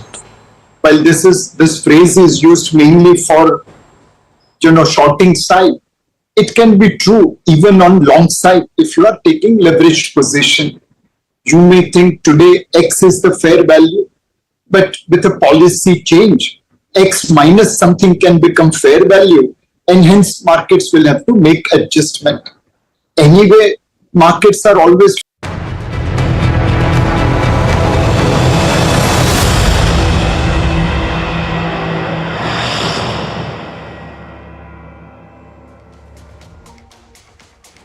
Hello and welcome to our special programming on US tariff wars. What does this mean? Because stock markets across the world are falling on the back of Trump's tariffs and increased fears that the world's largest economy, the US, could go into recession. In fact, some experts say invest in the markets now since the valuations are cheap. Others say sit tight on the sidelines and wait for this to play out. Yet others say that you should move your money out of equities. Now, in this confusing situation, it is natural for investors in India to be worried about what they need to do to safeguard their money. Uncertainty is perhaps the most difficult scenario to tackle, and because no one really knows what's going to happen, there are estimates and guesstimates galore. At NDTV Profit, we're asking the questions that many of you have and provide you with sound, recent advice from the best of the experts. For many of you, this is probably the first market fall you're witnessing. Panic will not help you in any way, so we urge you to keep calm and weather the storm and keep watching NDTV Profit to get the best advice on how to be resilient in these trying times. In fact, we will get you market voices who tell you what to buy, what to hold tight, and what you should be doing. First up, we have the focus that's coming in terms of domestic consumption theme for the next 2 quarters. And this is what market expert Nischal Maheshwari said on the current market situation. He added that there's no point in selling in the kind of market that we are in. Let's listen into a bite of that conversation. Yes, it's been a turbulent morning, basically. Yes. At the moment, I think the best thing to do is just stay away from the market. There is no point on catching a falling knife because you really don't know how the other countries are going to react. China has already done it. Most countries, smaller ones, basically have all come to the table to negotiate. So let's see how all this pans out. I think it's best to avoid for next 1.5 weeks. See how all these things pan out. Maybe the Nifty will go to whatever levels. Nobody can predict that. So best to avoid. There is no hurry to buy in this market. To buy, but then would you avoid selling as well, Nischal? Because the point is that, and here I'm talking about something like a trend. Okay, so there was a business update that perhaps was not as rosy as some would have liked, but 28% growth in the revenue for the fourth quarter. It was expected of over 35%. It's a stock that is down 17%. It's a Nifty 50 stock. Do you avoid selling as well is a question. So it depends upon basically whether it's been selling because there has been some margin calls. If there is no margin call, I don't think so at this point. Basically, not only trend but anything. There is no point in selling in this kind of a market. The markets are very low. I think some sane sense is going to come back to this market, and maybe you will get better rates basically to sell. So there is. I totally agree with you. Basically, there is no point on actually going out and panicking and selling at these levels. Yes, you may still see lower levels than this. That's what I'm saying. I'm not sure basically how low it can go, but there is no need to panic at the moment because I'm saying, yes, conditions are bad. And but what my thought remains to be that cooler heads will come to the table and things are going to work out, not at pre-tariff levels, but definitely somewhere in between the pre-tariff and the level of tariffs which the Trump administration has put. So across the world, I see maybe there is going to be some giveaway, mostly a 10%, which was the base level of tariff, and some percentage above that. But then it is much better than what we are today. So that's why I'm saying basically just cool off and see for the next 2 weeks how this market comes, and then only whether you want to buy or sell, then only take a call. Okay, and Mr. Maheshwari, if you wait for 2 weeks and we see a significant dip in the next 2 weeks as well, any counters that you would want to enter into and see that these counters are now looking attractive where valuations are concerned? And will those bets be domestic play bets? Surely, I think last week itself, basically, I think it has become clear that you have to focus on the domestic companies for the at least next 2 quarters. And beyond the next 2 quarters also, I believe the Indian economy is going to revive. I think the government is taking enough measures, whether it is the rate cuts. I expect another rate cut to happen in another couple of days. Then there has been an income tax cut. So I think all those things, measures which the government is doing basically will show up in the second half of the current financial year. So that's why you are saying basically that at least for the next 2 quarters, wait out, and thereafter basically we are going to see earnings coming back, maybe some amount of earning upgrades also happen in the second half. So better economic sense will prevail. Nishal, if we're talking about, and your point is well made, right? Because if you're talking about announcements that the Chinese government is already making to focus on domestic growth, you'll have European leaders that are talking about, hey, don't invest in the US, questioning whether or not it makes sense and saying double down on investments in Europe. So if all of these geographies, and I take your point to say that perhaps a common ground will be found on trade, but once bitten, twice shy. If you're dealing with the US administration, you'll have a lot of administrations around the world that will double down on domestic growth. And so from that perspective, for the Indian investor, what areas do you see? For example, financials have been relatively resilient. And in order for domestic to grow, you need financials. Similarly, you would talk about cap goods, you would talk about power. What are the places that you would look at and say there is value here? So I think financials definitely as a sector basically has got good value, and it's not performed for the last 3-4 years. So I think the outlook seems to be good for the financials. If we have another rate cut happening, which is most likely to happen, I think it is going to be favorable for the whole financial sector. So financials is one. I would for the moment still wait out to see whether the consumption is coming back or not. Because there I think with these kind of numbers, there are question marks. FMCG, it's a very mixed bag. There are a couple of companies saying yes, others are saying no. So really, I think one should wait out for the consumption sector. Government spending is another definite thing happening. Government spent around 12 lakh crores last year. I think similar number is happening this year also. So I think there you should be looking at industries like cement. Steel is a global commodity, so avoid it for the moment because you don't know if there is a tariff war between China and US, so China has to find newer markets to dump their steel. So India could be one of them. So avoid steel or metals for the moment, but cement is one basically definitely you should look at. The other ones basically capital goods to an extent. But capital good one has to be very clear saying that it's not the companies which are exporting because India has a large capital good export to the US also. So one should be very careful where we are investing. In fact, Kotak AMC's Nilesh Shah also echoed Nishal Maheshwari's opinion and said that domestic-focused companies will stand out in this storm. Let's listen into that conversation. Today, we don't know what President Trump will do. His actions have been fairly unpredictable. We would have never guessed on political side he'll say Canada should become 51st state of US or Greenland should be given to us. On the commerce side, we would have never assumed that he'll be levying tariff as trade deficit with America divided by exports to America. But this is the world in which we are living in.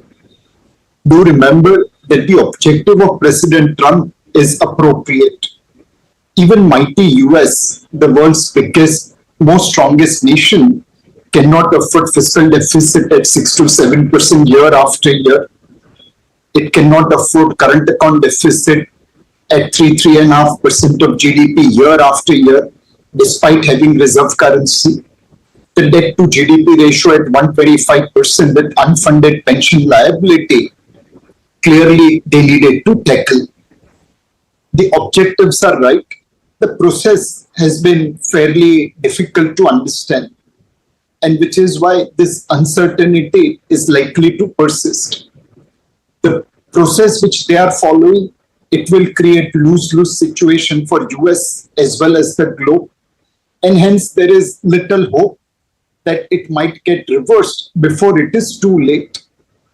In the order itself, there is a clause 4 which says that America is open to negotiation.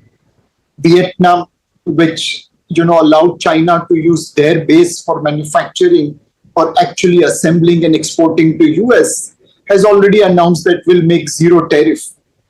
So there will be negotiation, and that's the hope.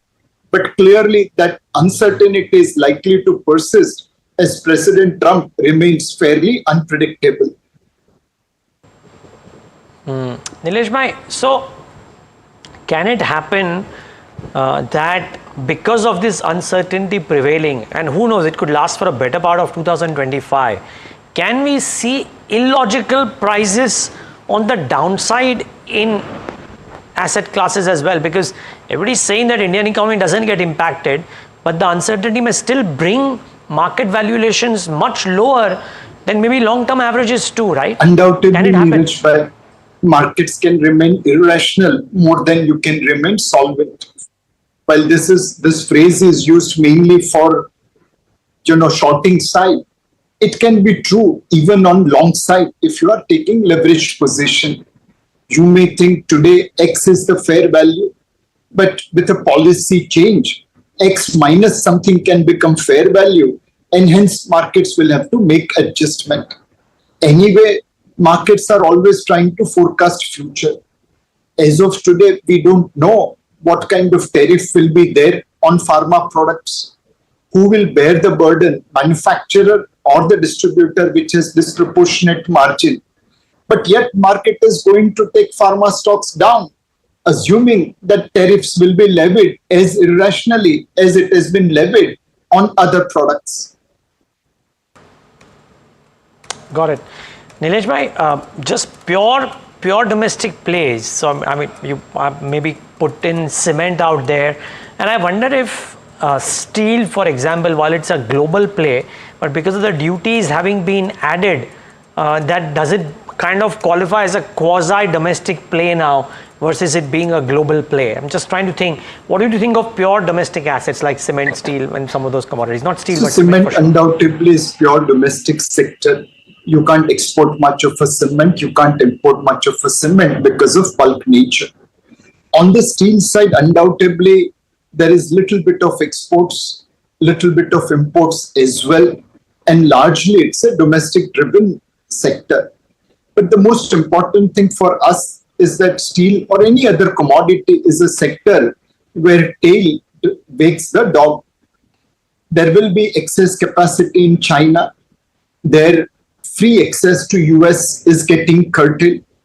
Their free access via using countries like Vietnam to export is also getting curtailed. And that extra capacity could be used to dump in rest of the world. We are one of the largest market and also nearest to China. We'll have to be very, very proactive in levying tariffs on Chinese imports. Otherwise, it can hit a sector like steel.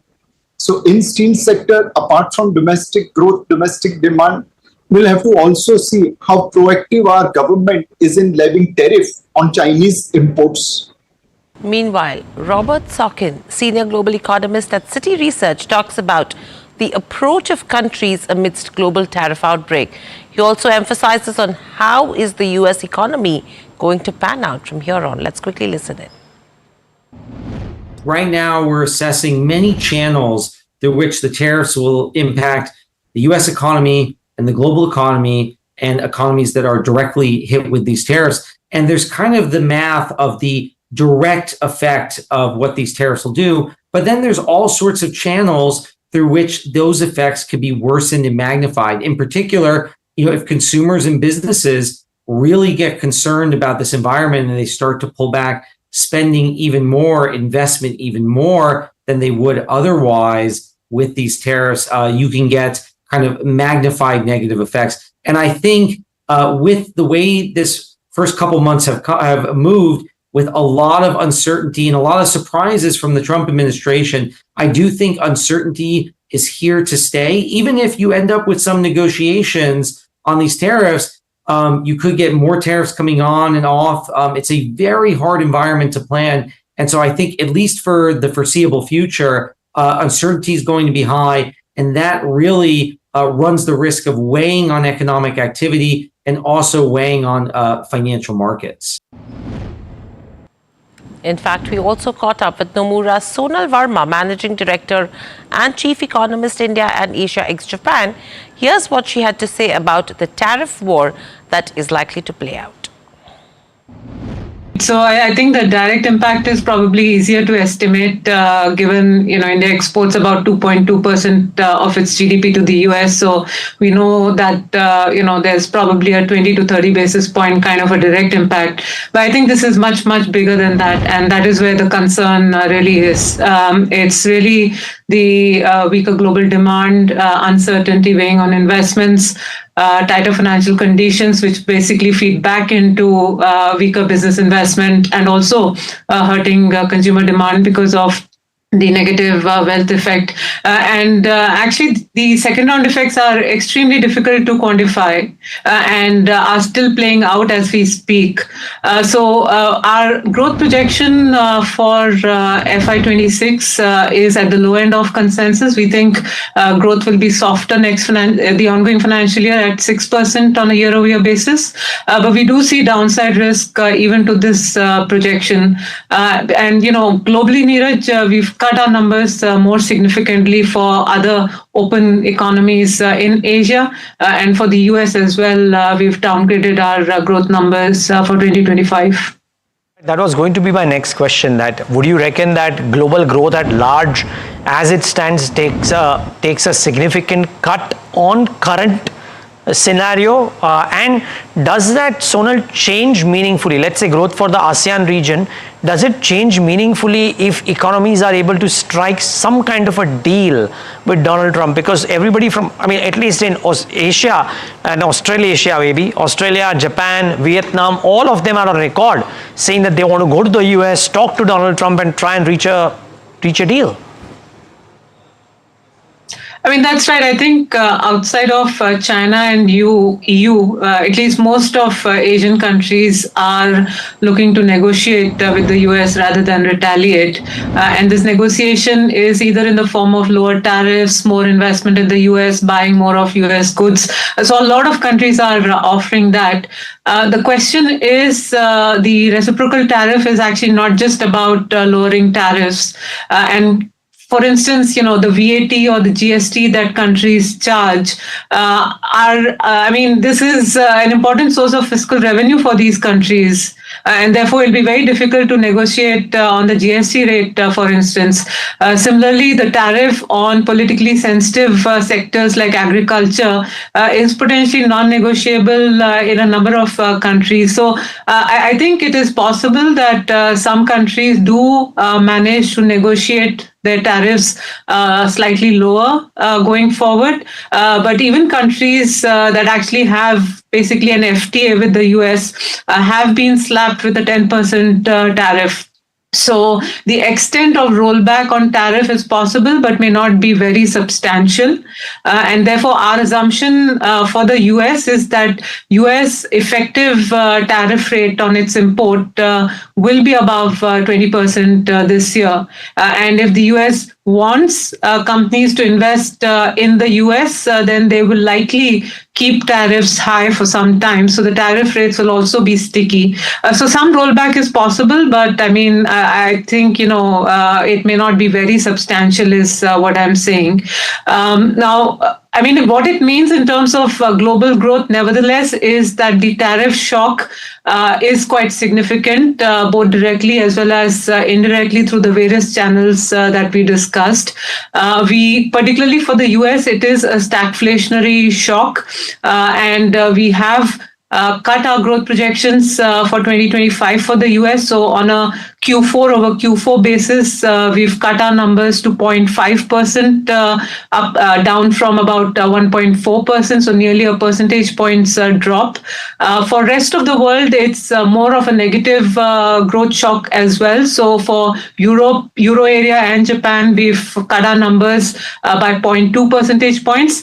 And Asia, we think, will be hit the hardest because this is basically home to the open economies in the region, and the tariff rates on Southeast Asia are quite elevated at between 35 to 50%. So the growth impact will be quite substantial for countries like Vietnam, Thailand, Singapore, Korea, Taiwan. So we've made cuts anywhere between 0.3 to 0.6 percentage points across countries.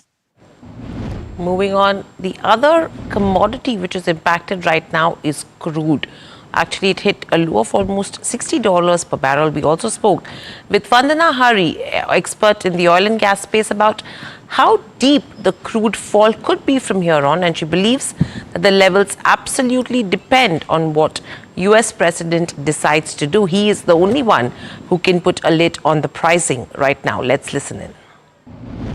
That's probably, those are the most important questions and probably the hardest to answer. With regards to how much lower we could see prices go, I think it depends on what we see in the coming hours. And I'm saying hours rather than days, because I am expecting Trump to put out some kind of messaging, some signal that things are not going to be as bad as the markets are fearing, that what he's doing, he's talked about short-term pain, right? But I'm not sure that pain, that recession qualifies as the pain in his statement. So watch out for what Trump does and says.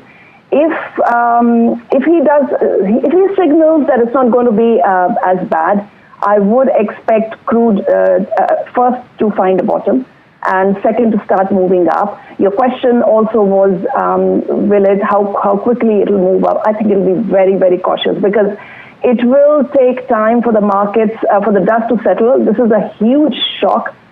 There's going to be aftershocks and ripple effects. So the market will be cautious. But at the very least, I think Trump is the only person who can put a floor under prices right now. And as we've seen last week, OPEC Plus has left the stage. So there's really nothing else that can come in to rescue. And I don't think the Fed either. I noticed you were talking about that earlier. I think they are in a wait and watch mode as well. So what is the upside at this point? And is it too early to call? Yes, I mean, look, you start thinking of all the supportive factors, one of them being, for instance, that, you just mentioned that TI slipped below 60. Even in the low 60s WTI, it is a bad environment for the U.S. shale sector. So you can assume that instead of the 200 to 300,000 barrels per day increment in U.S. oil output that we were factoring in for this year, at low 60s, below 65 WTI, it's going to be closer to zero. The other argument typically that comes into play is that as prices fall, that will ease inflationary pressures. There will be a little bit of a fillip in demand as a result to low prices. But see, the thing to keep in mind is all of these are very slow acting factors. So as of now, again, they are not ones that can quickly step in or will quickly step in to steady market sentiment. So we, as I said again, I'll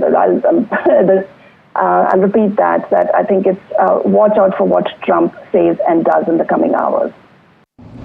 So inventory losses with regards to OMCs, and if you talk about marketing margins, that could improve.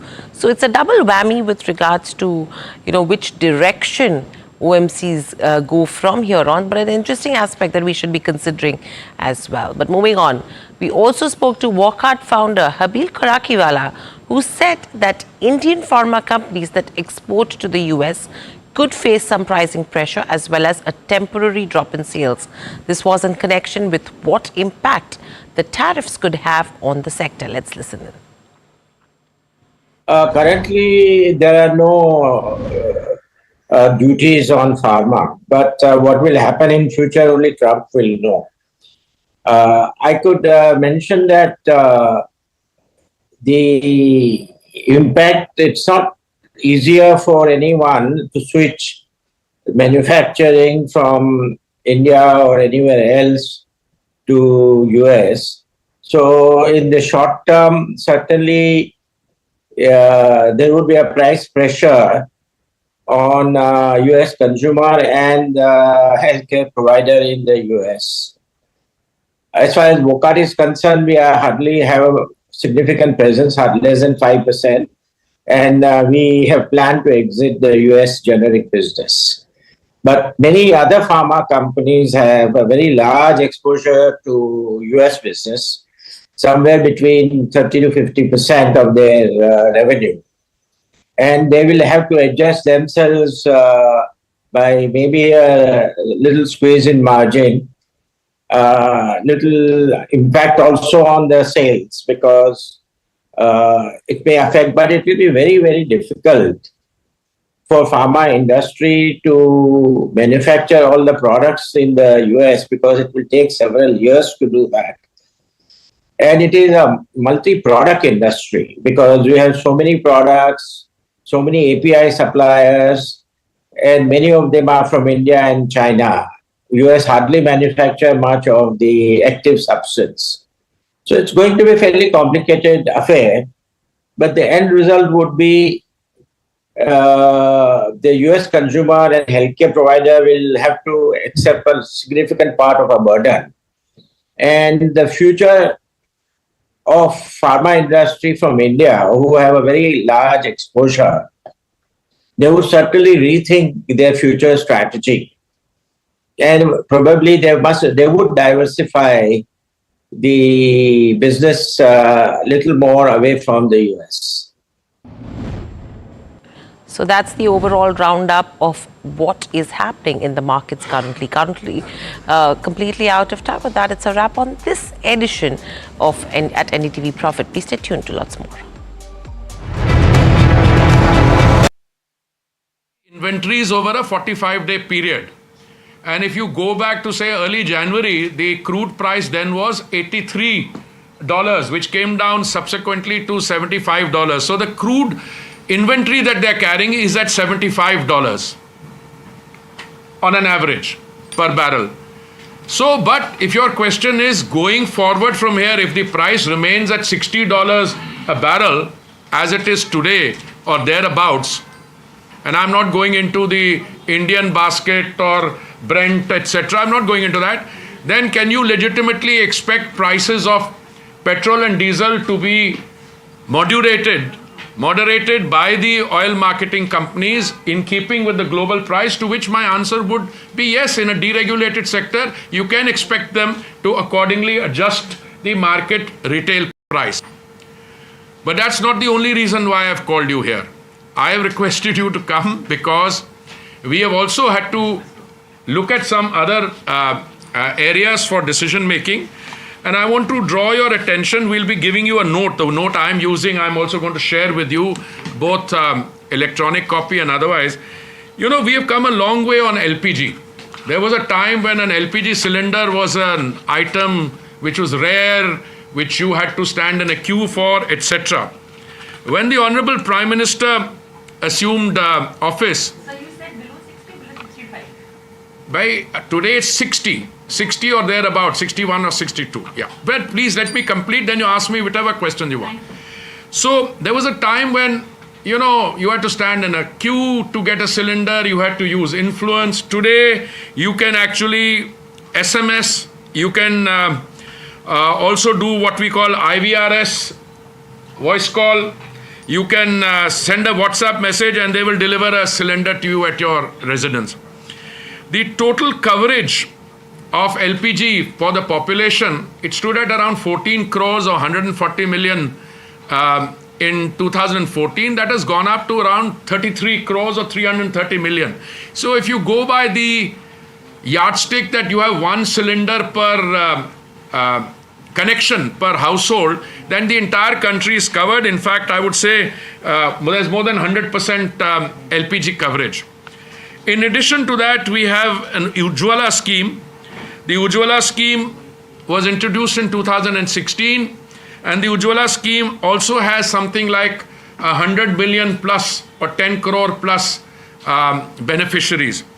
And the advantage of the Ujjwala scheme and overall LPG connections is that today our brothers and sisters, more our sisters, they can have freedom from firewood, coal, cow dung, cakes, etc., all the traditional cooking fuels, which is not the case even in some advanced countries, where even though the country is developed, the rural countryside is still using firewood and coal, etc.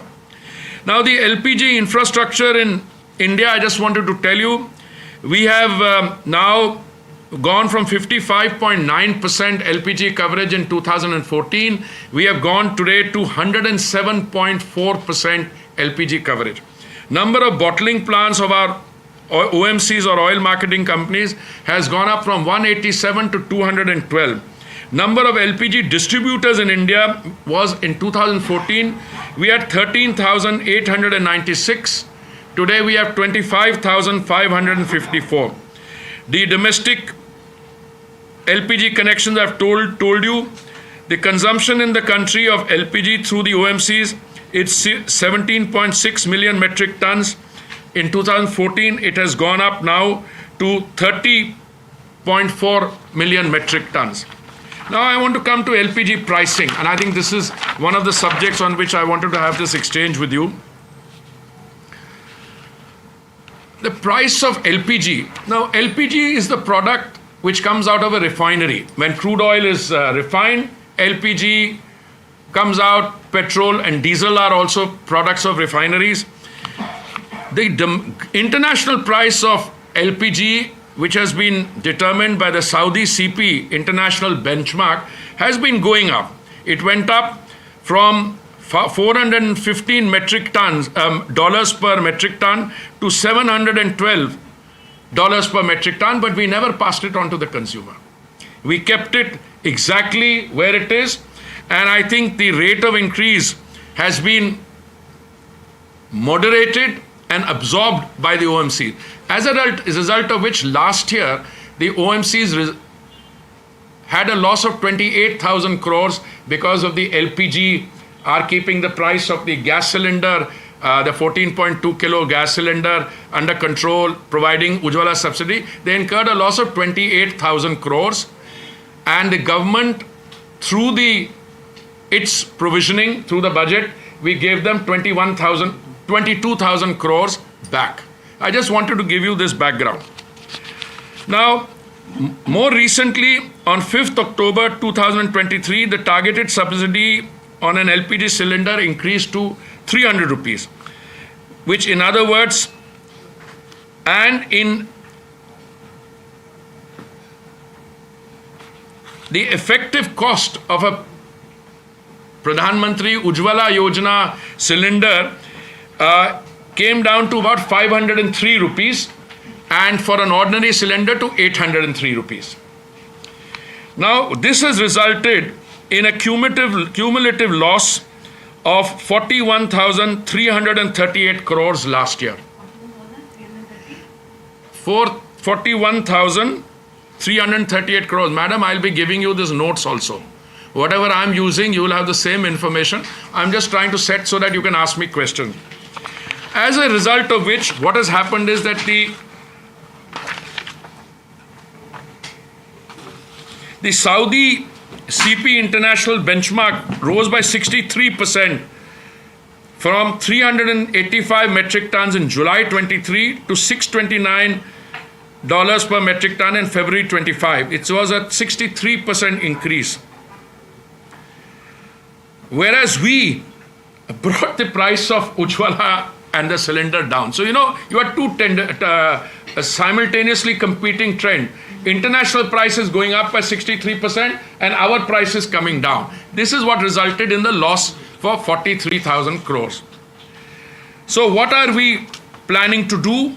The statistics will give you all the this thing. You compare the price of LPG cylinder in India and Pakistan, Bangladesh, Sri Lanka, Nepal. Even if you equalize the currencies in terms of the exchange rates. India, as I said, a normal cylinder was 803 for the normal cylinder. LPG cylinder 503. In Pakistan, it was 1080.59. In Bangladesh, 557.81. In Sri Lanka, 1218.09. In Nepal, 1206.39. The cost of cooking gas per day for a family, average family of 4 in India, was ₹6 and 10 paise. And the cost of cooking per day in a non-beneficiary, that is somebody who's not an Ujjwala beneficiary, is 14 rupees 58 paisa. Now, by any yardstick, that's a very reasonable price. And if you look at the cost comparison with neighboring countries, I've already given you ours. The thing has come down by 23% in our price at a time when global prices were riding.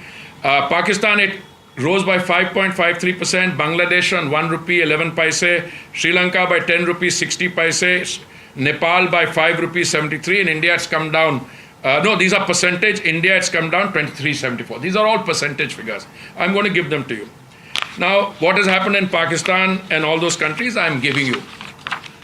What we have decided, therefore, is that the average price, not the average, the price per cylinder of LPG will increase by 50 rupees. In other words, from 500, it will go up to 550, and the other one will go up from 803 to 853. Now, this is a step which we will review as we go along. As it is, we review these every 2 weeks or 3 weeks. And therefore, the excise duty that you have seen increase is not to go on to the consumer on petrol and diesel. As I kept telling you, that excise increase is intended to compensate the oil marketing companies for the 43,000 crore that they have incurred as a loss on the gas part of it. Now you will say, what will happen to petrol and diesel? As I told you, the inventories that they are carrying are 45 days old. The inventories are very clearly at a much higher price. My expectation is that petrol prices, even if they increase beyond 60, because this is an international evolving situation, they are unlikely to go back to 75. And if they are in the vicinity of 60 or 65, Madam was asking this question, is it 60 or 60? Just now I think it's 61 point something. But 62, that's 61.89 is what I heard. Even if it goes up to 65, I think the oil marketing companies will have the cushion or the, what do you call it, the bandwidth or the headroom in order to look at price moderation, but not in the upward category, in the downward category. So I have given you a backgrounder. I'm going to give you these notes also. So this LPG, you have said that 50 rupees have been increased. In the LPG cylinder.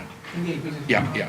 But I also wanted to tell you that what is happening in some of the non-BJP states, where the difference between a BJP state and a non-BJP state, let me give you Chennai, the difference between Itanagar and Chennai is rupees 9 and 93 paise. 9 rupees 93 is nearly 10 rupees difference in the cost of a cylinder. In between Lucknow and Telangana, it is 12 rupees 76 paise. Between Gandhinagar and Bangalore, it's 8 rupees 22 paise. Between Panaji and Kerala, it's 11 rupees 5 paise.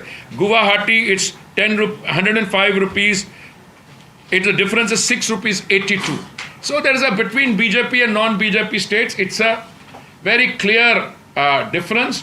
Today I've seen that Karnataka has raised the price. I haven't.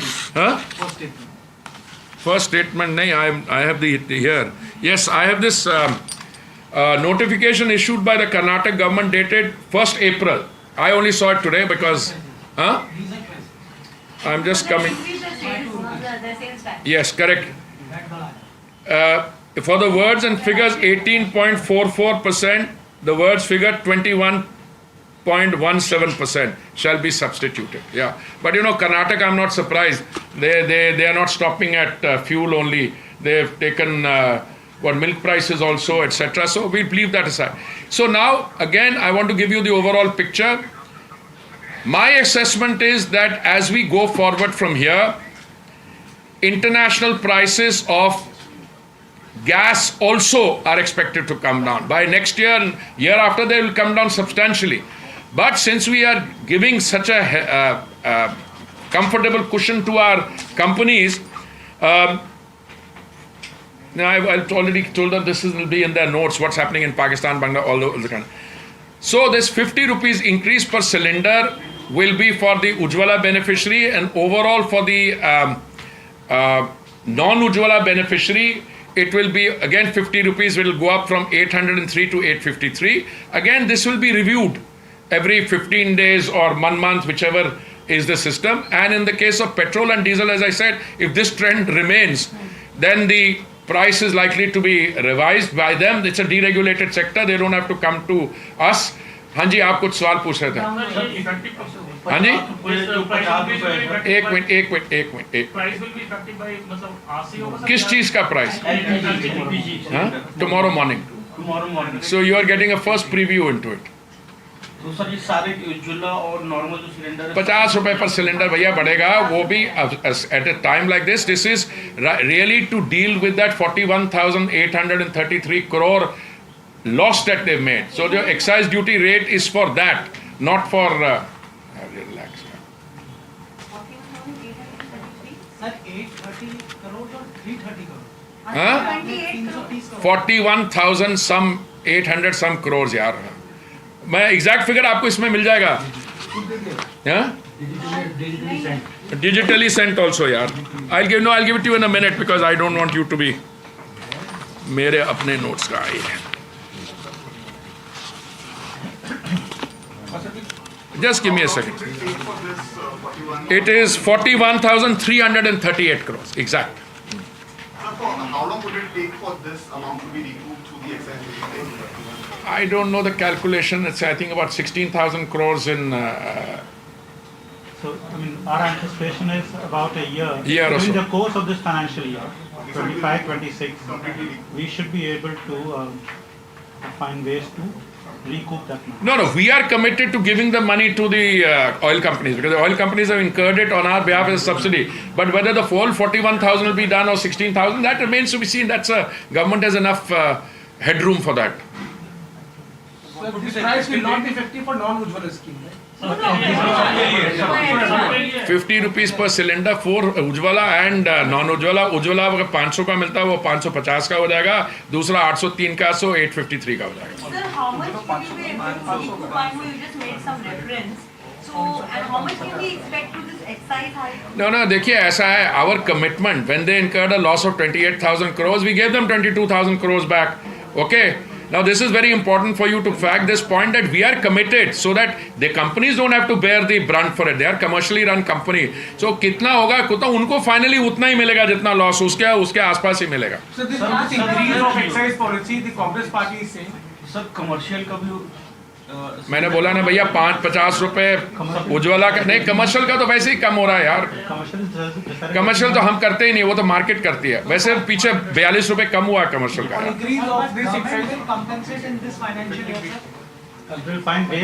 We will find ways यार. Otherwise one request, one by one, each one of you will benefit, and I am also now. I will be able to absorb and respond also by one. Please ask whatever. On English and Hindi, the Congress party is reacting on this. The Congress is saying that it's robbery by Modi government when crude oil prices are at $6 a barrel. The government raises excise duty. In whose pockets is this money going? This is what the उसको बोलो. Whoever has given you this reaction, say my response to that is the Congress's way of doing business was to float oil bonds for 1,40,000 crores, out of which we are still paying back 3,10,000 crore. We are still paying back, which is a robbery and which is as far as this is concerned, tell them we are not increasing the cost or the price being charged to the consumer. If these trends remain, the fundamental arithmetic of oil diplomacy is that the inventory which is being carried by the OMCs today is 45 days old. That was brought at an average price of $75 to $80. When the $60 has to kick in still, if it remains $60, the price will be lowered. इतना समझा दो तो Congress party के लिए काफी होगा। देखिए, प्रश्न ये उठता है कि कांग्रेस का काम करने का तरीका ये है कि जब वो सत्ता में थे, उनके वित्त मंत्री ने ऑयल बॉन्ड्स फ्लोट किए थे, 1,40,000 करोड़ के ऑयल बॉन्ड फ्लोट किए, जिसमें हमें अभी 3,10,000 करोड़ वापस लौटाना पड़ रहा है। जो ऑयल मार्केटिंग कंपनीज होती हैं, इनकी जो ऑयल की इन्वेंट्री होती है वो 6 हफ्ते होती है, 45 डेज होती है। तो 6 हफ्ते वाली इन्वेंट्री जो है वो 60 में नहीं खरीदी गई थी, वो 75 प्लस में खरीदी गई थी, $75 पर बैरल, और कुछ जो अर्ली जनवरी का रेट था $83 था।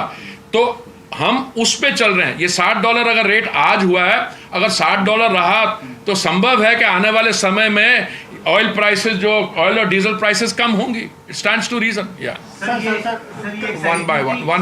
Can you please help us understand as to why government has imposed excise duty on petrol and diesel? Is it because international fuel prices are falling and that could have given companies the gain, so government wants to mop up that? No, not at all. The reason is very simple. The companies, those companies which will get or which have incurred a loss of 43,000 crores have to be compensated. Simple as that. So let me come to that. See, I explained to you the overall loss was 41,338 crores. Okay, that money has to be compensated. We stand committed to compensate. When they lost 28,000 crores, we gave them 22,000 crores. As far as international fuel prices are concerned, petrol, that's entirely separate. I told you we are carrying an inventory of 45 days old.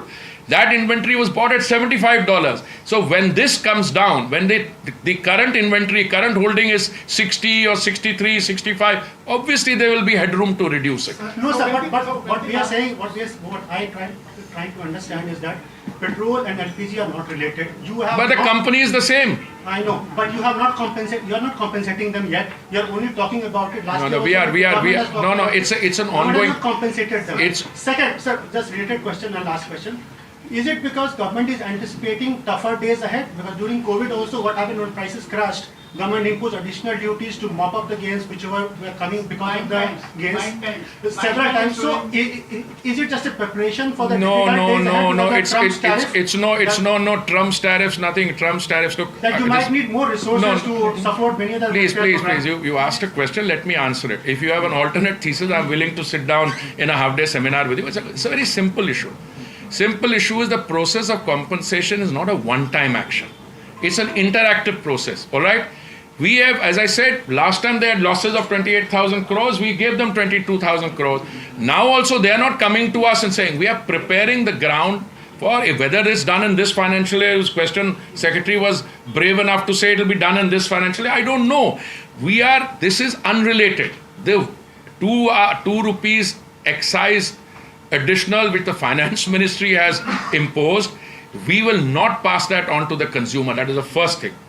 That is being done in order to the companies. Now the companies will take that and the companies will also be reimbursed by us for the loss they have committed. It's very difficult to understand as to how LPG subsidy is linked to petrol, diesel, excise duty. No, again, LPG subsidy is not listed. If it had directly gone to companies, I would have understood the math, but this is beyond comprehension. How government is taking away the money with the general lecture that it will someday be compensated. No, hold on. I think we should be civil about this. There's not a general lecture.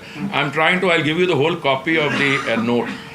It is not unrelated and yet it is not directly related. Let me explain what to you. The company which gives LPG is also in the petrol and diesel business. They are into the refineries. The LPG is a product of the refinery. So they are buying crude oil at a particular price. The inventory I'm holding today is of a crude which is average price $75. So again, I'm trying to tell you is if this $60 price kicks in, we will have the headroom to bring down prices of petrol and diesel. Now you're saying, is that because the first news that all the channels ran was fascinating. Excise duty gone up by 2 rupees, price to the consumer will go up. I was then left 20 minutes calling all of you saying by price to the consumer is not going up, price to the consumer is not going up. And now your question is a very interesting one and it's partly philosophical. Am I preparing for headwinds in case some global thing? Answer is no. Answer is no. It's as simple as that. We are the 2 rupees excise duty has been imposed by the finance ministry. It will not be passed on to the consumer. It will come into the general kitty and it will be utilized for reimbursing the LPG losses of the same companies. So please add to this. Yes, 1 minute, ma'am. Let the secretary who does this full time. I also try to do it full time. So look, the additional excise duty goes to central coffers. Right, it goes to the Consolidated Fund of India. Any claims which are eventually approved for reimbursing the losses incurred by the OMCs on LPG also come from the Consolidated Fund. That is the point. One can keep trying to do, in my mind, I can keep trying to draw a line between the two. It's never that simple. It's not that there's some separate escrow account in which something goes. Everything will go to the Consolidated Fund of India. Thereafter, and every rupee to be spent from there follows a process of approvals. It is appraised by the Ministry of Finance. It goes to the cabinet. All those processes are yet to happen. But our track record is once we make a commitment, otherwise what will happen? And let me be very frank with you. You see, if the story goes out, like one day, as soon as this excise 2 rupees increase came on, all the channels were carrying. Consumer, it will be dearer. I said it will not be dearer, it will be exactly the same. Then I also had to say, bhai, chalte, it will be dearer the other way around. It will be less expensive if this trend holds. Now, 1 minute. Somebody also said, no, this excise has been imposed on exports. I don't know where that story came from also. So the idea of having this interactive discussion with you is to clear your cobwebs, and if there still is something down, we will discuss it. But this is to... How much money can they... Can you let him come back. Excise duty plus the rupees 50 increase in LPG cylinder will be used to compensate the oil. No, it's not that. It's slightly different. Let me explain this. Well, can you let us complete? Can Somebody has asked me a question. No, hold on. Now, listen. I don't like to play the monitor here, but please, there has to be some decorum that everybody else is here. Please answer it here, please. See, there is something which relates to last year, which as the Honorable Minister explained is about 41,000 crore, right? Has that ended this year? No. No. There is under recovery on LPG which is going on a concurrent basis even as we speak. So the 50 rupees increase actually addresses the concurrent under recovery. It is not addressing the backlog. The backlog remains where it is. For the backlog, we will be making a request. Our request goes to the Ministry of Finance. They process it, goes to the cabinet. So the whole process which goes through. The other thing, let me tell you, when you're dealing with something like the Consolidated Fund of India, once it's in the Consolidated Fund of India, you can't say this compartment or that compartment. The idea is that the government believes, you see, the normal expectation is that all prices have to come down. But sometimes when you have a situation like this, you must have the ability also, especially when your domestic LPG price is so much cheaper than the rest of the world. That's why I gave you those long statistics, cheaper than in the neighboring countries, cheaper. So we have, as a measure for the time being, raised it by 50 rupees per LPG cylinder. As gas prices become, my own view is that from a few months from now, more and more gas, we may bring it down. We bring it down to 50, we'll review it. Yeah. Sir, 1 minute. Now you. Sir, there is anticipation that Saudi CP price बढ़ेगा. तो ये भी क्या consideration में? Just now, Minister answered that question. But sir, isn't it further compounding the problem of OMCs? They have a backlog of 41,383 from the last year. Plus now they have to bear the subsidy or the excise duty hike as well, because it will be reflecting into the bottom lines or the profitability of the companies. Let me answer 50 rupees is not meant for the previous coverage, or neither it is going towards meeting the. First of all, let me answer that question. Yeah. Madam, Sir, please. Compounding the problems of the of the OMCs. You know how much profit? No, मतलब तो ये पिछले साल उनका क्या profit था 1,59,000 करोड़ और नहीं गुना नहीं अच्छा हो गया. तो आप उनको मतलब अरे मेरे my friend, let me tell you, 31st March का और उनका क्या हुआ वो जो क्वार्टर एंड हुआ है उसमें भी उनका प्रॉफिट अच्छा रहेगा. अभी अगर 50 रुपए बढ़ाना है तो I am so happy to say your Bloomberg और Reuters which one? No. Immaterial. No. I'm so happy that an international agency is so worried about the profitability of the OMCs. I deeply appreciate that. 50 rupees I'm not bothered. Then if it's reflecting the market prices, that's fair enough. But 2 rupees, they have already absorbed the loss of 41,000. Hold on. Sir, ये duty on export तो नहीं है ना? नहीं. Duty पे जाएगा ना? अरे सुनिए. Okay. So last time petrol and diesel prices were reduced in March of 2023-24. The crude price were at $83-84. Yeah. And they, according to you, are now at 75. So It's what happens is we reduce the excise not twice, thrice. May 22, let me, it's a continuous process. You reduce the excise when the price is at somewhere, then it comes down, goes up. All I'm saying is the potential for reduction, whereas the price goes before 75 is also there, but that's not for me, it's a deregulated sector, the OMCs will do it. That's the point I'm coming to. Insofar as whether they have the headroom, whether we're compounding, I don't think the OMCs have any difficulty in absorbing that 2 rupees excise. In fact, all the discussions that we've had for them prior to this. So I'm so happy to say a distinguished member of the fourth estate trying to argue on behalf of the OMCs. OMCs are very content with what we discussed. But sir, they are the taxpayers' money, na? So they are. So they will. They are answerable to it. So you are the. Ujjwala cylinder hike will be implemented from today onwards. Sir, how many liters of petrol and diesel we sell daily? Sir, will there be any impact? Please address questions to me. No, you should answer that. How many, these are factual questions. How many liters of petrol and diesel do you sell in a day? I think in a year we sell about 16,000 crore. 1,000 crore? 1,6. 1,000 crore liters of petrol and diesel combined. Sir, just one question. Instead of hiking the excise duty, and then going through a mechanism to give a part of that money back to the OMCs 1 minute. to compensate for their previous LPG losses, wouldn't it have been simpler to not hike the excise duty and let them make an additional margin for You're taking money from me to make good my losses, you know? And then finance ministry में vacancy इसको भिजवा दो. I would recommend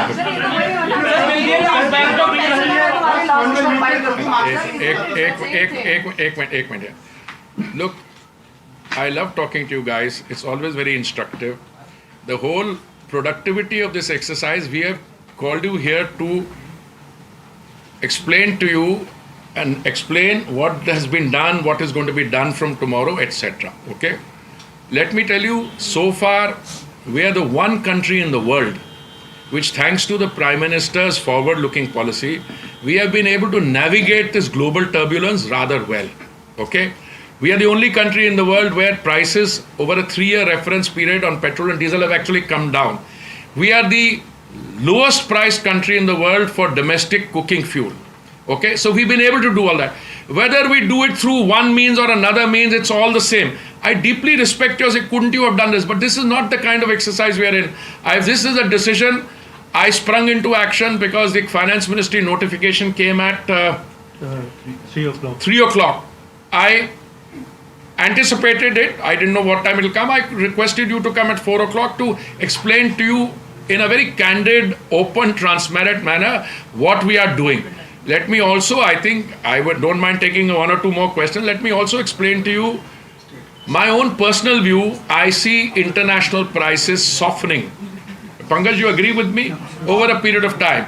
So what we are doing now for the current phase is to, well, you can say equip ourselves, insulate ourselves, but this is a very small thing. If you say, why don't you allow the oil marketing companies to take the whole responsibility? Well, as you say, they are commercially run operation answerable to the stakeholder, but we are also 50% part of that, something like that, no? So we always try and accommodate one with the other, and so far they have done very well. Last year 1,59,000 crores. So when we end this financial year, utna hi hoga ya thoda kam hoga, they're all in the pink of health. So they will do well. Sir do you foresee एक minute one by one वही पुराना सवाल हाँ। कि sir आम आदमी को राहत कब मिलेगी अभी बता दीजिए सर आम आदमी को तो राहत मिली हुई, इतना सस्ता पेट्रोल डीजल और कब होगा? कब होगा सर? देखो मैंने आपको बोला यार, आम आदमी को जब ये आम आदमी के साथ पीठ जुड़ जाता है ना तो मैं घबरा जाता, फिर वो जो डायलॉग है वो थोड़ा सा क्रांतिकारी हो जाता है दूसरी तरफ. Look, it's like this. As I told you, we have the lowest prices. We are the only country where prices have come down over a 3-year period. और किसी कंट्री में कम नहीं हुए. क्यों है कि सेंट्रल गवर्नमेंट ने अपना एक्साइज कम किया. बट मैंने बड़ी मेहनत के साथ आपको ये कन्विंस करने की कोशिश की कि अभी इन्वेंट्री जो है वो 75 प्लस भी है. जनवरी अभी आने से पहले हम लोग बात कर रहे थे आपस में, भाई जनवरी के बिगिनिंग में क्या क्रूड प्राइस है, 83 थे, उसके बाद 75 हुआ. सो हमने क्या किया है, अगर ये 60 वाला ट्रेंड जो है ब्रेंट और ये चीज़ें ये रहा तो फायदा नहीं है. This they will get the note यार, what is the price in other countries giving you, Spain में इतना बड़ा, जर्मनी में इतना बड़ा, ऑल दैट यू गेट. अगर ये रहा 60 के आसपास का ट्रेंड और मैं आपको रेंज में 60, 65, 68 रहा तो ऑब्वियसली आम आदमी can then expect further softening. नहीं, you want me to answer question on behalf of the finance minister. यार क्या मैं थोड़ा ना एक्सरसाइज करता. अरे नहीं, ऐसा सुनो यार, गवर्नमेंट का ऐसा है, वी आर ए रिस्पॉन्स. मैं फिर एक्सरसाइज बढ़ा दूंगा.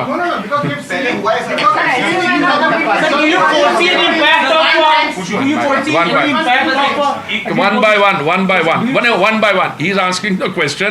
I know you want. I'm so happy. I'm feeling very happy that this is a vibrant press conference. एक मिनट.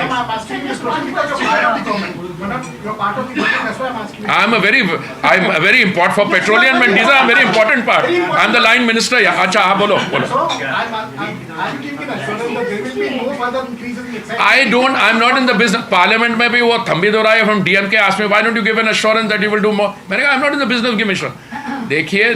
देखिए मैं आपको बोल रहा हूँ, ये जो एक्साइज 2 रुपीस का इंक्रीज हुआ, इसका मैंने रैशनल बता दिया है क्यों हुआ. अगर आप मेरे से पूछते हैं आपको क्या लगता है आगे, तो मैं सोचता आगे जाके ऐसे नहीं होगा. पर ये एश्योरेंस वर्ड जो है ये मेरी डिक्शनरी में नहीं है. जब से मैं मंत्री बना हूं तब से मैं आई टॉक अबाउट, नहीं सही सीरियसली बोल रहा हूं. मैं कौन होता हूं एश्योरेंस देना? ये डिसीजन मेरा थोड़ा, मेरे से ऊपर का पे ग्रेड का है decision. And cooking gas or LPG price has been raised by 50 paise per cylinder. This is what we're hearing from Union Oil Minister Hardeep Singh Puri as he addressed the press. We'll slip into a short break right now, but more news and updates on the other side.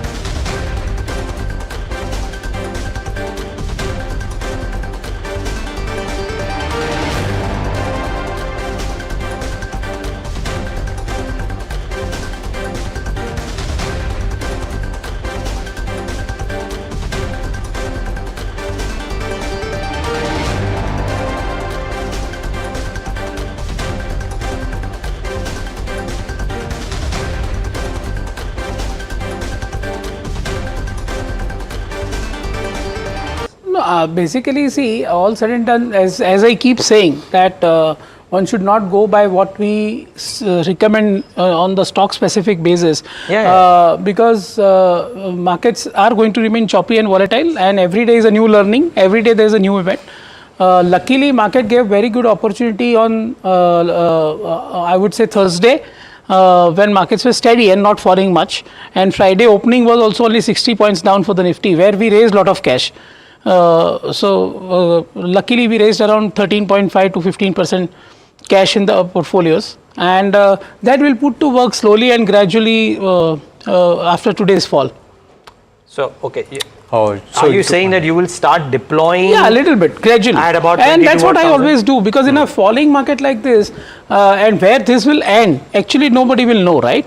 But I would agree with Mr. Ramesh Damani's statement that over next 2 weeks or 3 weeks maximum, something will happen, and Trump will claim victory, and things will start to reverse. So things cannot continue to fall all the time. So we have to deploy very gradually, slowly in the pockets which you feel are least impacted, or whether or in the pockets like IT, for example, where the impact is already pricing in. For example, if today also it falls by 3-4%, then I would say that even the bad numbers which are going to come for the March quarter gets little bit priced in. And then if suddenly something improves globally, then you can see a very sharp bounce back. AB Real Estate might look to sell their paper business to ITC. So that would be an interesting deal, not too big for ITC, but from AB Real Estate's perspective currently. On the 20th, he reported this in his segment Heard on the Street, which runs at 2:30 p.m. every day.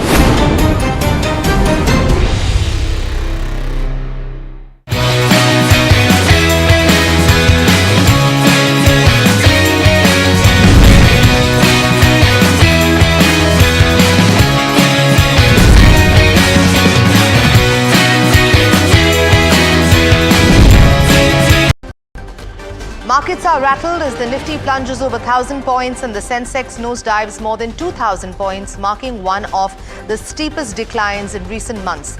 Nifty saw its worst intraday drop since June 2024, but a sharp recovery from the lows helped limit the damage. Meanwhile, stock markets across Asia plunged sharply as shares nosedived around the world as higher tariffs and a backlash from Beijing triggers massive sell-offs. Chinese policymakers discuss measures to support the economy and stabilize markets in the face of tariffs, including accelerated stimulus measures. Government sources tell NDTV Profit India will continue its laser focus on finalizing the BTA with the US and that existing tariffs are being reviewed under the ongoing trade pact talk. Sources tell NDTV Profit mainly on account of tariff uncertainties, volatile global market, export-oriented companies may experience a decline in margins, leading to tepid growth of corporate tax collection in Q1. And the Reserve Bank of India's Monetary Policy Committee commences its first meeting of FY26. This MPC will determine the outcome of key lending rates for the central bank, scheduled to be announced on Wednesday.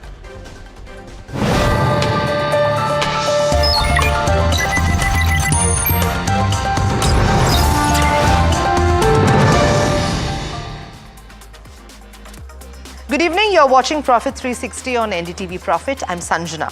The tariff storm is rocking global markets with Indian equities plunging, sectoral indices deep in the red and volatility spiking.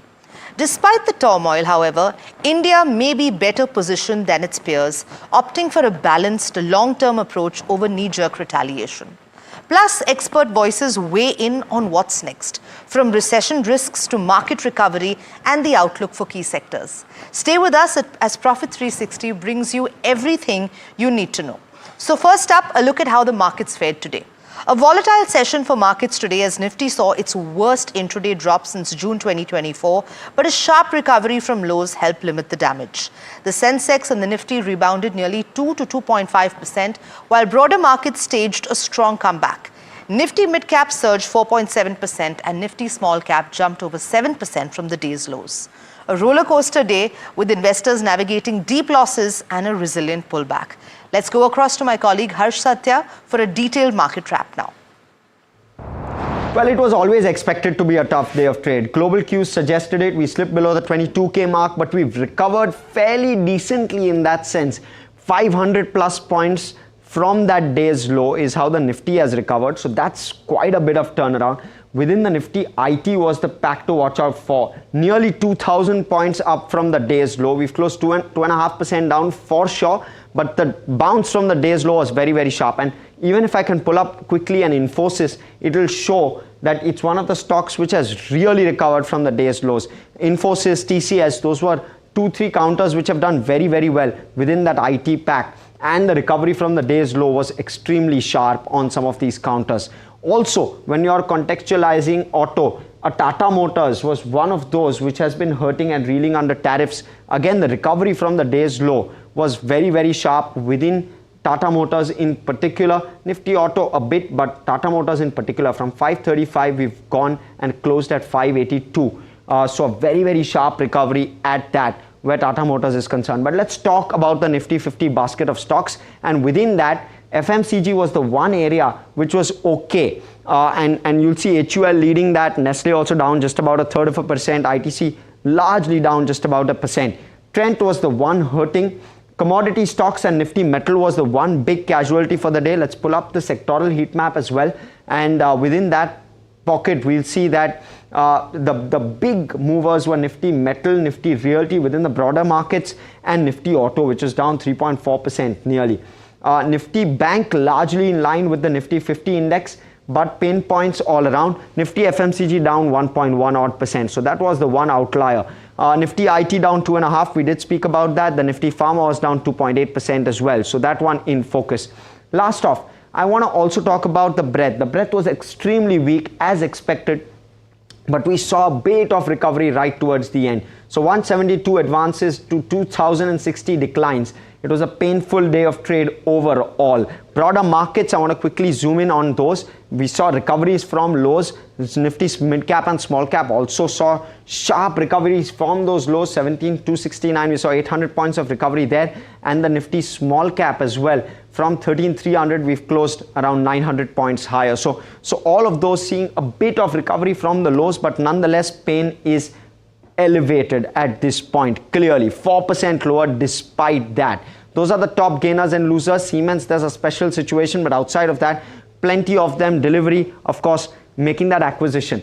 But let's go across, let's listen into some views. We had a Mihir Vora as well as a Nilesh Shah to talk to us about everything that's happened in markets today. Clearly, domestic focused sectors will stand out in this storm. Undoubtedly, India's growth can take a hit if global growth slows down, but we will still be a positive growth. We will still be one of the fastest growing major economies.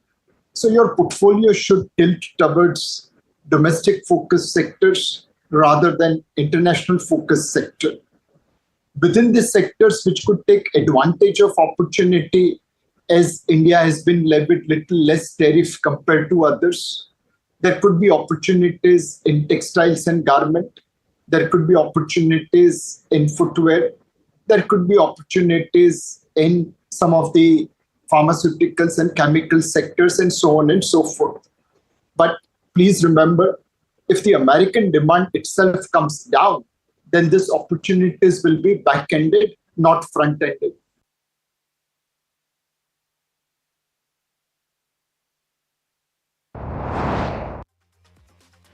You know, this is a diametrically opposite situation compared to 2008, I would say, in a lot of ways. In 2008, when there was a crisis, people would turn to the US dollar for safety. People would turn to the US for safety. This time is the other way around.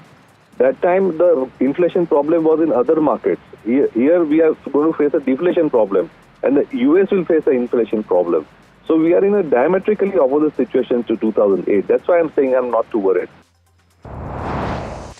Reassuring responses coming in from experts. Meanwhile, let's take a look at what the experts are saying with regards to sectors. The auto sector we saw sank 4%, while pharma and oil and gas stocks slid nearly 3% as market jitters intensified over these fresh US trade measures. However, industry experts are warning that uncertainty could weigh on demand, with actual policy implementation taking weeks or even months. In pharma, the US faces challenges in shifting manufacturing and keeping Indian exports critical. Meanwhile, as crude dips below $65, market sentiment hinges on Trump's next move. Let's quickly hear from these experts on what lies ahead. Below 65 WTI, it's going to be closer to zero. The other argument typically that comes into play is that as prices fall, that will ease inflationary pressures. There will be a little bit of a fillip in demand as a result to low prices. But see, the thing to keep in mind is all of these are very slow acting factors.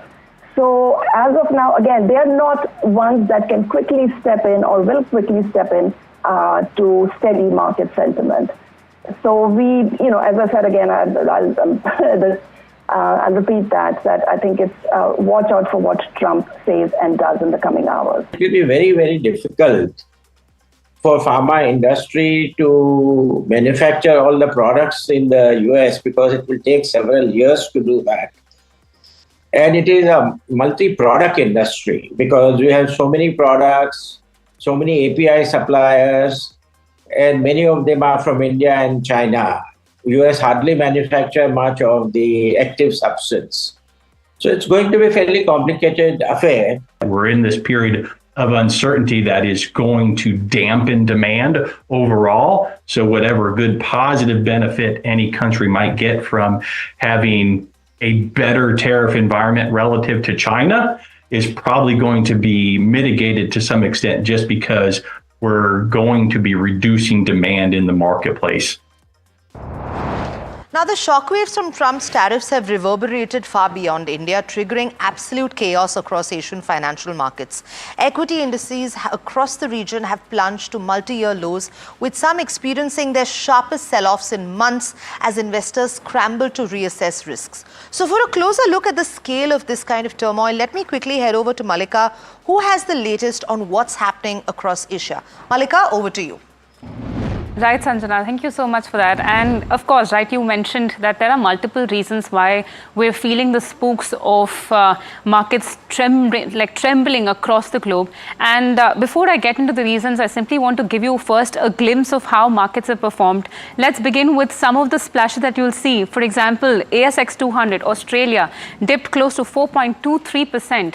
Let's go across to Hang Seng next. That's 13.22%. So one of the sharpest falls that China in fact saw. Next up, we have another market, Kospi, Korea, reacted over 5.57% down. Next up, I think we have another example for you. Nikkei 225, over 7.83% down. So you can actually feel the pain. And let's look at Nifty 50 as well.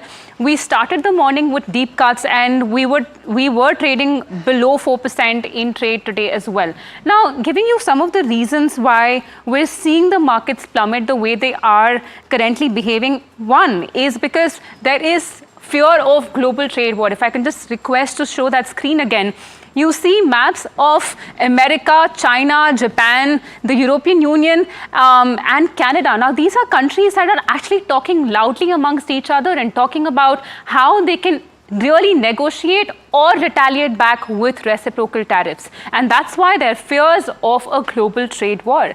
Next up, you'll see recession in the US is another fear that's literally spooking the markets across the globe because there are severe economic impacts of these tariffs. You would see margin compression due to higher prices. This is because when US imposes reciprocal tariffs on imported goods, that means the price of products sold in the US markets gets expensive. That ends up hitting margins and therefore businesses could get impacted because of this.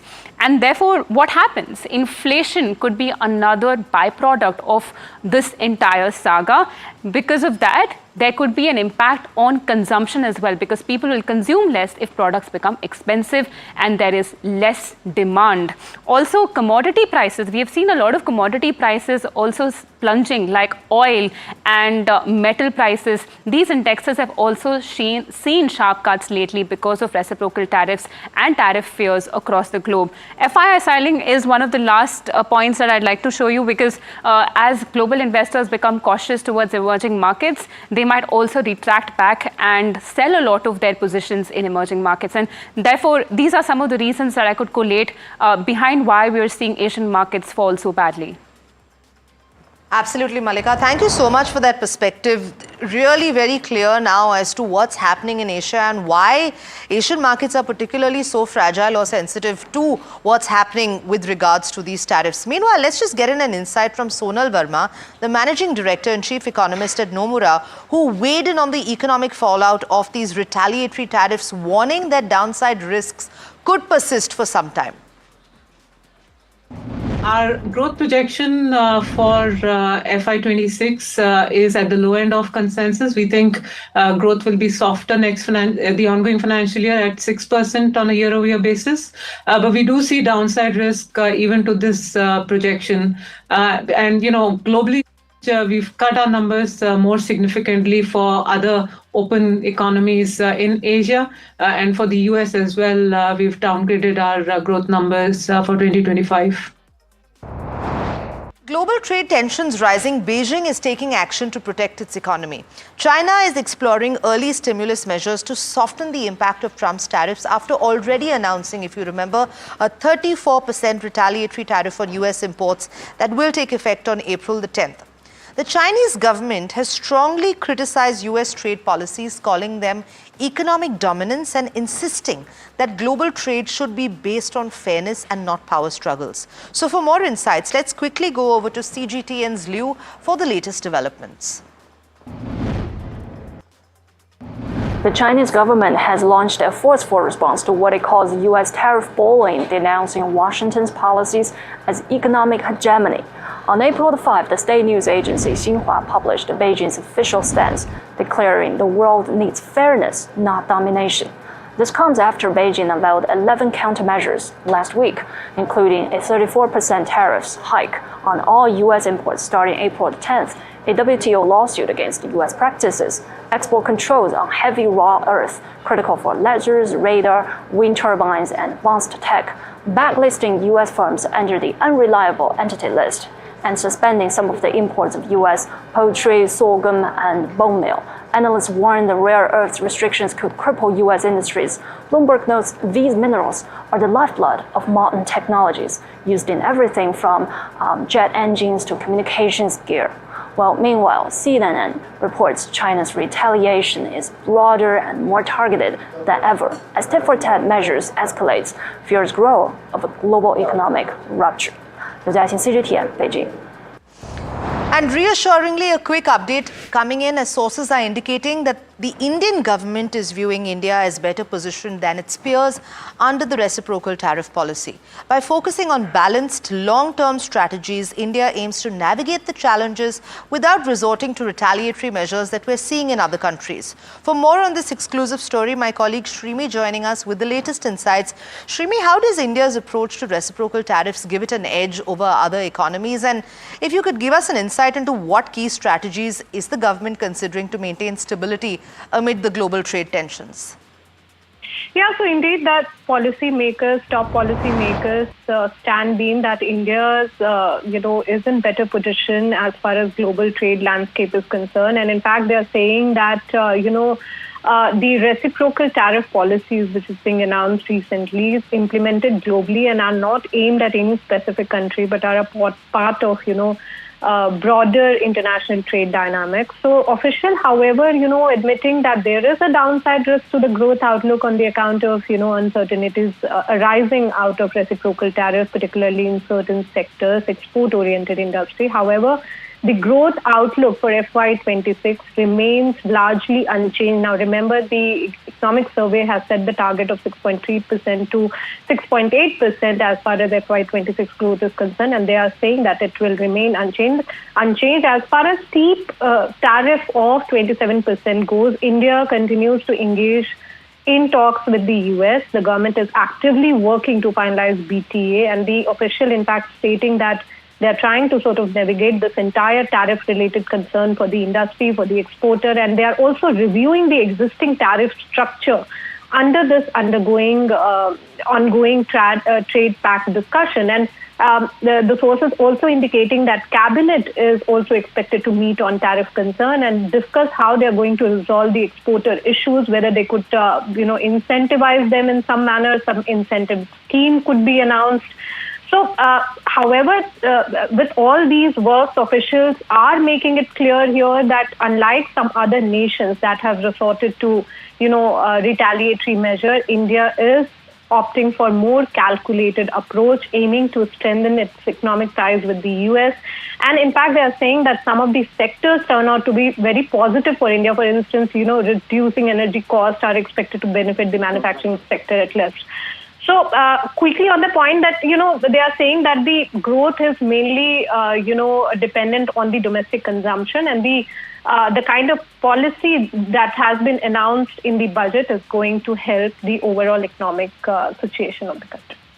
Right, Shrimi, thank you so much for that. With ongoing discussions shaping the future of bilateral trade, this information reassuringly highlighting India's strategic leverage. And that's all the time we had on this edition of Profit 360. Stay tuned to NDTV Profit for more news and updates.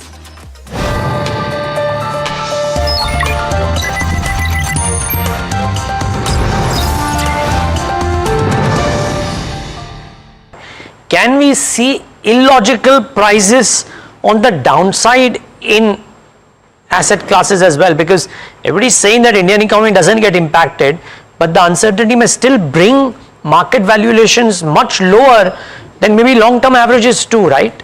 Can it happen? Undoubtedly, Neeraj, but markets can remain irrational more than you can remain solvent. While this phrase is used mainly for shorting side, it can be true even on long side. If you are taking leveraged position, you may think today X is the fair value, but with a policy change, X minus something can become fair value, and hence markets will have to make adjustment. Anyway, markets are always trying to forecast future. As of today, we don't know what kind of tariff will be there on pharma products. Who will bear the burden, manufacturer or the distributor, which has disproportionate margin? But yet market is going to take pharma stocks down, assuming that tariffs will be left.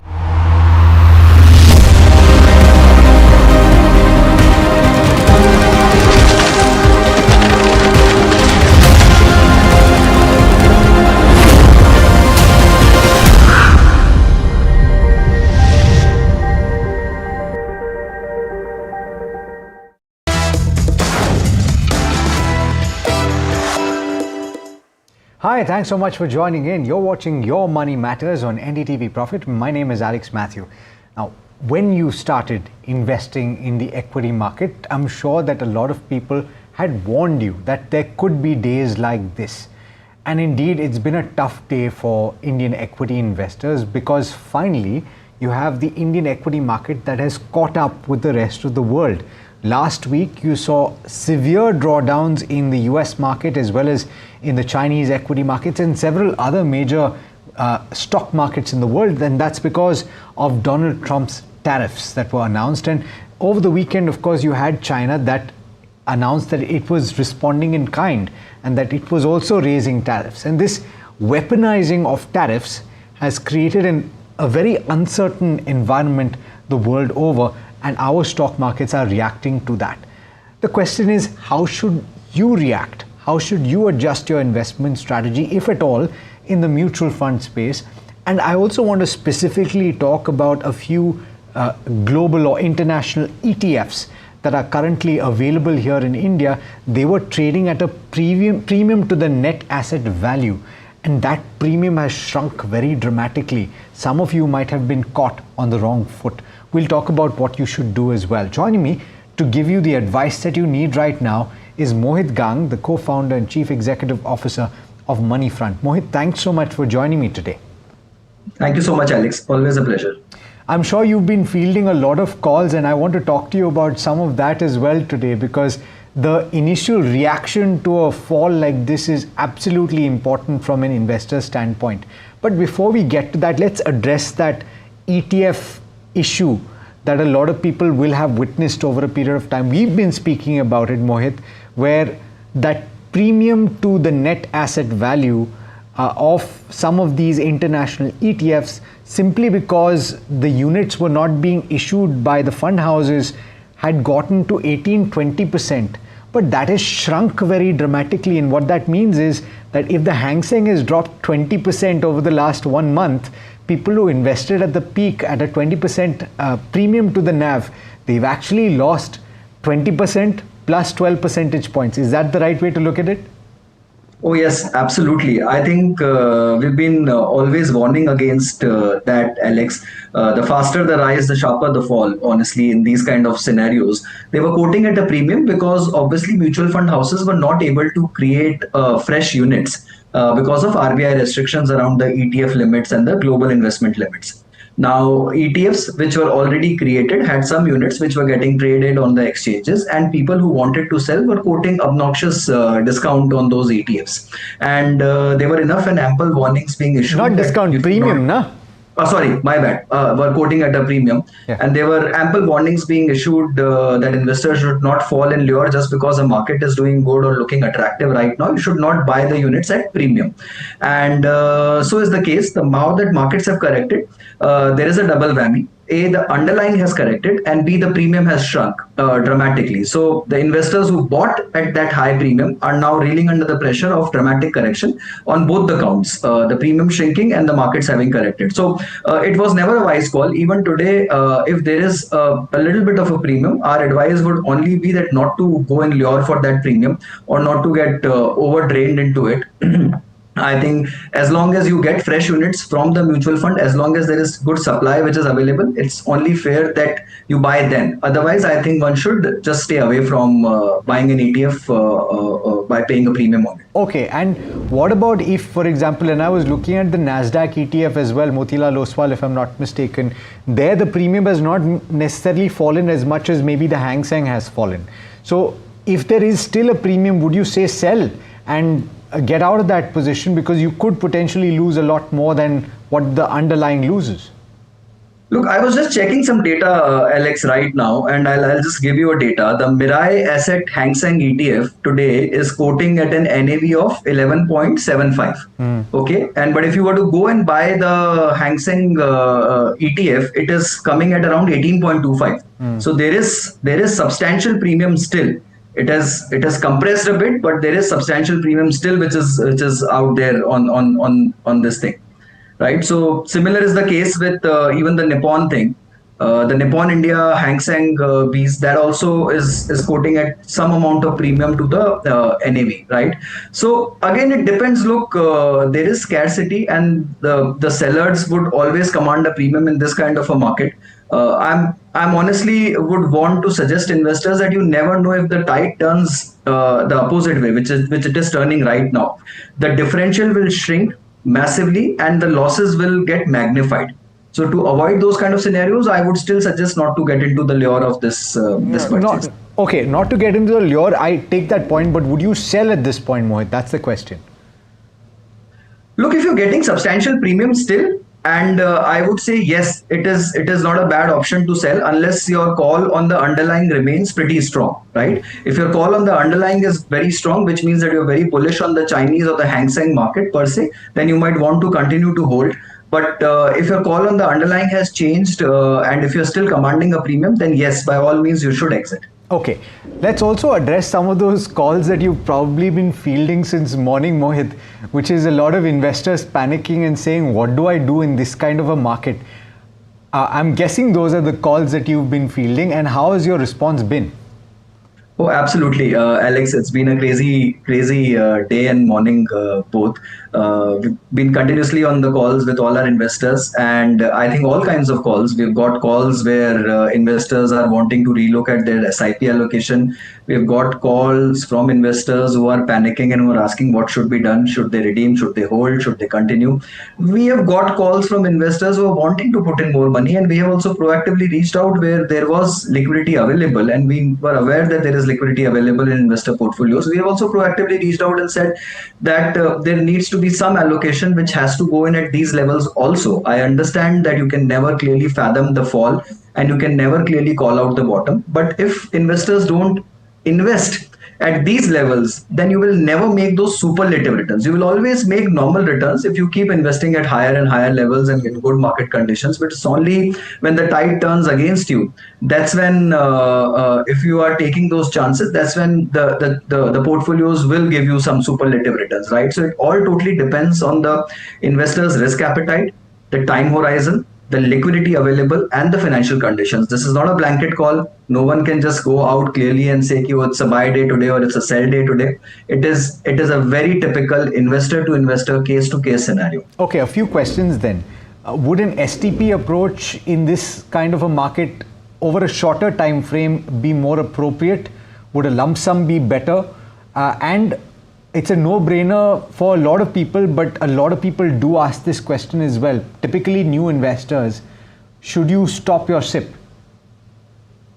Look, three questions, Alex, out there. On the STP part, we've always been pretty clear on this for since the start of this year, that all STPs for this year need to go with a 6 to 9 month kind of a tenor. And we continue to maintain that stance that if you have a lump sum pot today and you really want to tranche it out, then I think 6 months is the ideal horizon, ideal time tenor that you should tranche it out. At best 12 months and at the least 3 months, but I would still suggest 6 months. That's to part number one. To part number two, should you be investing at these levels in a lump sum tranche or something? Yes, honestly, look, I think dips like these where Nifty corrects by over 1,000 points, a 5% correction in the market, these are rare days in the market, right? If you really have liquidity, a huge pot of liquidity which you're sitting on, then yes, 20% of that liquidity needs to go in the market at these levels if that is meant for risk allocation, if that is meant for equity allocation. So definitely yes, that money needs to go in at these levels. The third part, which was on the SIP front, you need to just relook at your SIP portfolio. You need to have a second look, a fresh look in terms of what allocations you are doing, what are the kind of schemes, what are the kind of market cap allocations, and the diversification which you have in your portfolio. By all means, try and increase the SIP allocations if you can. These are times when you accumulate more and more units in your portfolio, right? And try and increase the SIP by whatever amount, little proportion you can. And also try and see what is the proportion which is going. If it is less towards large cap, then yes, you need to align more in favor of large caps right now. If it is equally distributed, or if it is, let's say, there is nothing in mid and small caps. Let's say if the entire portfolio is large cap, just for hypothetical say, this thing, then you need to start a mid and small cap SIP because they've also gone through a serious wave of correction. Right? However, a new SIP portfolio which is getting constructed today, to my mind, should be more tilted towards a large cap or a flexi cap allocation. Okay. And the final question, which has to do with buying the dip, you mentioned that if you have liquidity available, then 20% can go right now. But a simple formula, because a lot of people wonder when to buy the dip. So if there is an asset allocation that you are following, something as simple as 60-40 or 70-30 or 70-20-10, 10 towards gold, then it is likely seen a big shift today and over the course of last week. Should you go out and simply correct that? And do you use incremental funds, or do you use your fixed income and gold to shift to the other side? That's a very interesting question, Alex. Always incremental fund is better. In case you are sitting on a war chest, in case you're sitting on some dry gunpowder, then the first rule of asset allocation is that whatever asset has fallen in composition, let's say if you were following a 50-40-10 portfolio, which is equity, debt, commodities, and if equity has corrected from 50 to 45, then you beef up your equity allocation. If you don't have fresh funds and if you have to rejuggle within the same framework, then yes, by virtue of equity falling, the proportion of debt or commodities would have gotten up, or maybe because of gold rally, the commodity portion would have gotten up. So you need to trim down from portions which have got up, which have rallied in this rally, and then you need to allocate towards the one which are lagging. And that's so again, you could have a static asset allocation, or you can have a dynamic asset allocation, depending on what liquidity mix are you sitting at. But either ways, you need to have a relook on your portfolio. Fantastic. All right. Mohit, thanks so much for joining me today. Pleasure speaking with you. Thank you so much. Thank you. All right. Now, guys, we've also got the start of the new financial year to talk about. And ultimately, the new tax regime is something that a lot of you will automatically gravitate towards because it's simply better. But what are the aspects to focus on? How much tax will you be saving? And what are the do's and don'ts heading into the new tax year? Here's a conversation that I had with a tax expert. Joining me on this show is Parizad Sirwala, who is a partner and national head tax at KPMG in India. Thank you so much, Parizad, for taking the time, and pleasure speaking with you. Let's talk about how revolutionary this change in the tax regime has been, just to set the context. Sure. So thank you for having me. And yes, we've just begun the new fiscal year, which is 1st April 25 and ended one of the earlier financial years, which is 24-25. The choice of personal tax regimes, as you mentioned, as we say, the old regime and the new regime does coexist, even for the year that just ended, which is March 25. But increasingly, if you see the announcements, even during the budget of Feb 1st that was announced, and going forward, it's the new tax regime which seems to be the default personal tax regime. And just to give you, just to start with some bit of statistics as per officially published data of the government, for individual returns which were filed last July, that is July 24, apparently 72% of the taxpayers have already migrated to the new tax regime. So let's just take a look at what are some of the unique features of these old and new tax regime. And daunting as it sounds to understand, few and far there are some differences. So first of all, in terms of the slab rates and the tax rates, so we did have an old tax regime and a new tax regime even for the year ended March 25, and it's been made more liberal for the current fiscal year, which is 25-26. As we speak, the first slab rate, which does not attract taxes, is increased even from 3 lakhs to 4 lakhs, even under the new regime, with effect from 1st April 25. And there are roughly now, 7 slabs with different tax rates. Above income of 24 lakhs is now a rate of 3% is against about 15 lakhs, which was there up to March 25. So if I were to just compare the progressive rates of tax with the slabs, even vis-a-vis the new tax regime, which was existing as of March 25, definitely there has been, some amount of improvement. That's one change. If I look at the old personal tax regime, of course, for every individual taxpayer, it depends on his or her personal facts and circumstances, investments, deductions made, so on and so forth. But the slabs itself are different from the old tax regime. So as an example, under the old tax regime, up to 2.5 lakhs of income, there is no tax. The first slab in the revised new tax regime is now 4 lakhs. That's the first thing on the slab rates. The second thing is that, the higher standard deductions for salaried income taxpayers. So you have 75,000 rupees, which is available in the new tax regime as a standard deduction, as against 50,000, which is under the old regime. We may discuss it a little later during our conversation, but we've also heard a lot about the rebate that is available in the budget announcement.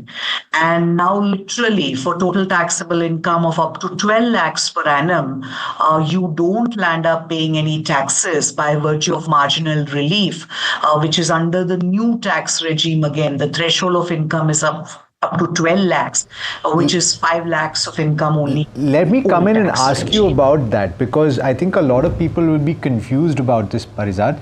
The rebate exists, and it existed in the old new tax regime, if we can call it that, and it has been raised to 12 lakhs. So this is a major benefit. A lot of people will not have to pay tax on account of that.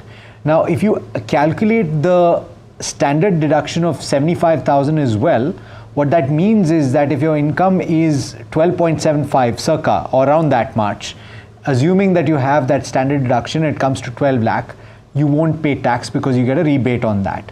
But then if you do cross over with your net taxable income into say 12.1 lakh or 12.2 lakh, can you explain how that marginal relief works? Because my understanding is that if it crosses by 10,000 rupees, you would only have to pay 10,000 as tax, and that goes up to a certain level, right?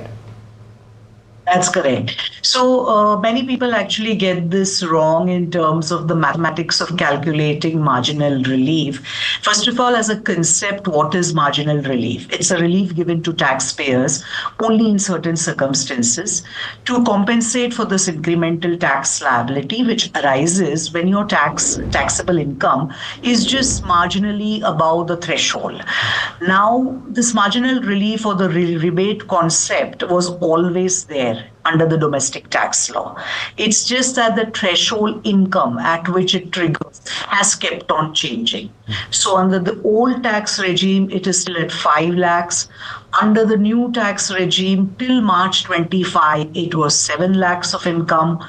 Under the new tax regime, with effect from the fiscal year, which is the current year, from April 25 onwards, that threshold has gone up to 12 lakhs. Now, to your question, if you work out the maths, the way it's calculated is, if your taxable income annually is 12,10,000 rupees, your gross total tax liability roughly on that, including before cess and surcharge, amounts to roughly to the tune of 61,500.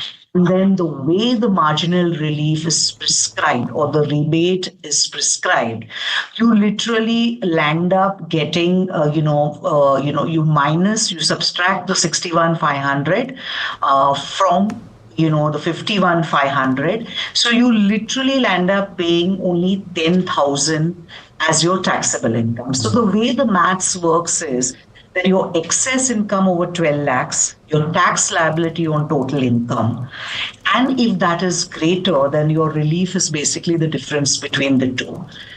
As complicated as it sounds, the numerical, working of it is roughly up to 12 lakh of 70,000 rupees, as you said, is the break even, where your incremental tax liability would be barely 10,000 rupees. Above that, of course, your normal tax triggers it. Okay, so you've explained this very clearly. Now it comes to the point where I'm asking about deductions, because this is a reason why, Parizad, a lot of people chose the old tax regime in years past.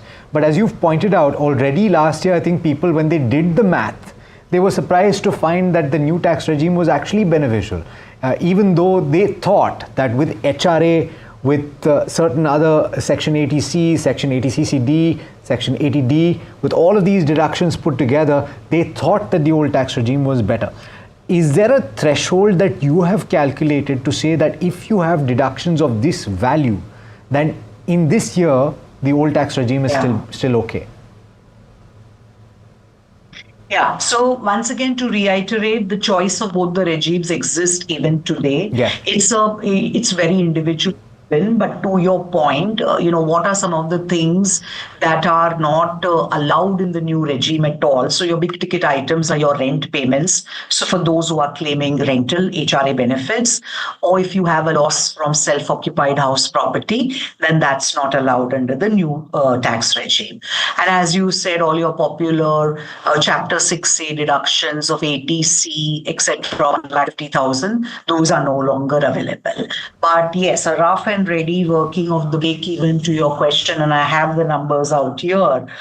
If I do the break even for the current fiscal year, which is from 1st April 25 onwards, then on an annual income, and I'll give you some ranges, on an annual income of 16 lakh plus, only if your deductions as per your old regime, including standard deduction, is as high as 6.5 lakhs per annum. So if you're a person who's having deductions or exemptions 6.5 lakhs and above, only then will the old regime be beneficial to you. Otherwise, clearly you're more benefited if you move to the new tax regime because of the liberal slabs and the the liberal tax rates there, and so on and so forth, depending on the threshold of income.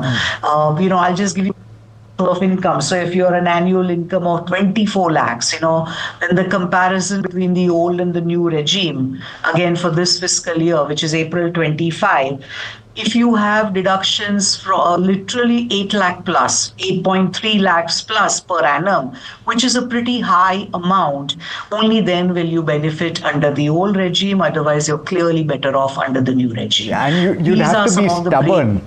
you'd have to be stubborn to try and push those deductions, Parizad, all the way up to 8 lakh. It may be detrimental at that stage to try and still go to the old tax regime, because really the advantage is in the new tax regime is giving you more money in your hands. But there are deductions still available in the new tax regime. I want to talk to you about one of them in particular, and that's the National Pension Scheme, which is available. Yeah. Can you explain that, and what are the limits in that deduction available? Sure. So first of all, I just reiterate, Alex, that, every individual's fact pattern is different. So yes, as a general rule, optically, it does seem that the new tax regime is beneficial. But there are a few items like rent and other stuff that if you're claiming those deductions, your old regime will still be beneficial to you. Coming to the NPS, as you said, which is, some of the key highlights. Of course, contributions are made to the new pension system. The employer, it is a scheme governed by the pension fund and regulatory body.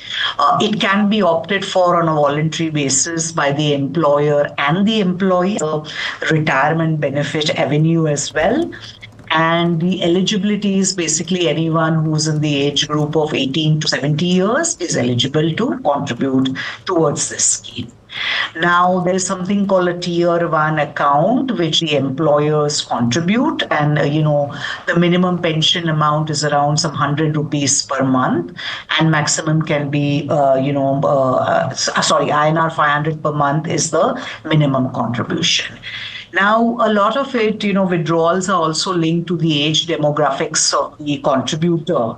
But just to give you the perspective on the tax benefits on this scheme, the employer contribution up to 10% of the basic salary is allowed as a deduction to this NPS. It's under the old regime. And if you're under the new regime, then employer contribution up to a higher amount of 14% to the NPS is allowed. Then 60% of the total corpus is received as lump sum at the time of exit. That is also exempt from income tax under the provisions of the domestic tax law. You can also get a partial withdrawal on completion of 3 years of up to 25% of the contribution amount. That is also exempt as per the provisions of the Income Tax Act. The employee contributions, there was an extra deduction of 50,000, which you get only if you're under the old regime, not under the regime. One specific point that has occurred to me that I've also come across is that if you have a certain amount of money that you're paying as rent to your landlord or landlady, and if it is above a certain amount of money, can you be asked by a tax authority why you have not been collecting tax deducted at source? And what would you need to bear in mind from that respect? So those are separate TDS provisions. I think you mean that any payer of rent to a resident landlord has to deduct TDS above threshold rents of 50,000. So it's a compliance obligation that applies even to individual payers. And you cannot pay the gross rent to the landlord. You have to deduct the requisite taxes, deposit them into the government treasury. And there are compliance obligations and, forms that are required to be filled. So if you're paying rent, you have to take care of those obligations as well above a particular threshold. But those are separate TDS obligations under the law. Just to follow up to that, because a lot of people, and Parizad, this is my last question, is that a lot of couples tend to pay rent as well, right? So if you're splitting your rent and if you're claiming your HRA benefits based on the half of the rent that you're paying, do you still have to do that TDS? For example, let me give you an example. If you're talking about 75,000 rupees, which is split equally, and so therefore you're not crossing that 50,000 rupee threshold individually, do you still have to calculate TDS?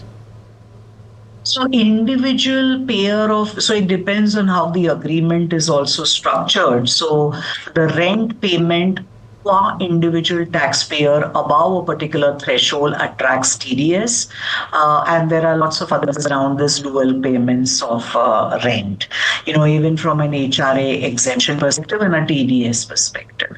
But rent exceeding a particular threshold qua an individual taxpayer attracts TDS withholding obligations. Fantastic. Thanks so much for joining me, Parizad, this show. It's been an absolute pleasure speaking with you.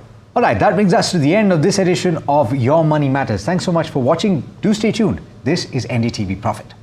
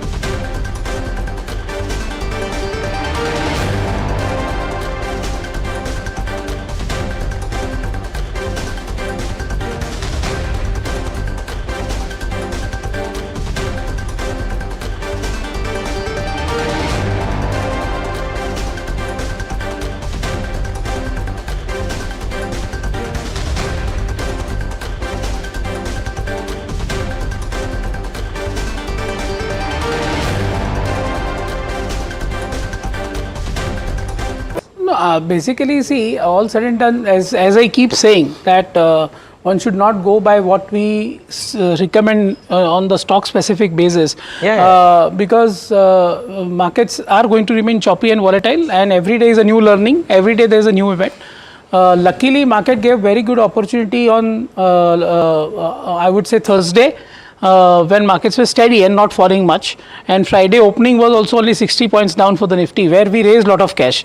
Luckily we raised around 13.5 to 15% cash in the portfolios, and that will put to work slowly and gradually after today's fall.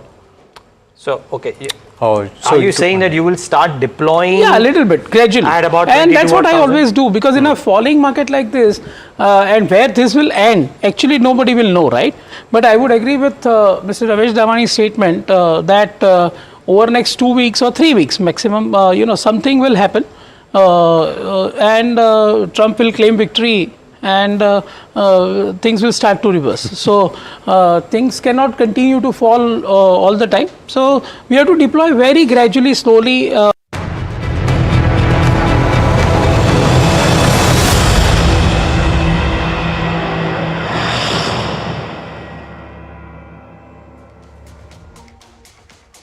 Hello and welcome to our special programming on US tariff wars. What does this mean? Because stock markets across the world are falling on the back of Trump's tariffs and increased fears that the world's largest economy, the US, could go into recession.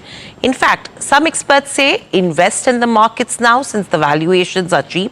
Others say sit tight on the sidelines and wait for this to play out. Yet others say that you should move your money out of equities. Now, in this confusing situation, it is natural for investors in India to be worried about what they need to do to safeguard their money. Uncertainty is perhaps the most difficult scenario to tackle, and because no one really knows what's going to happen, there are estimates and guesstimates galore. At NDTV Profit, we're asking the questions that many of you have and provide you with sound, recent advice from the best of the experts. For many of you, this is probably the first market fall you're witnessing.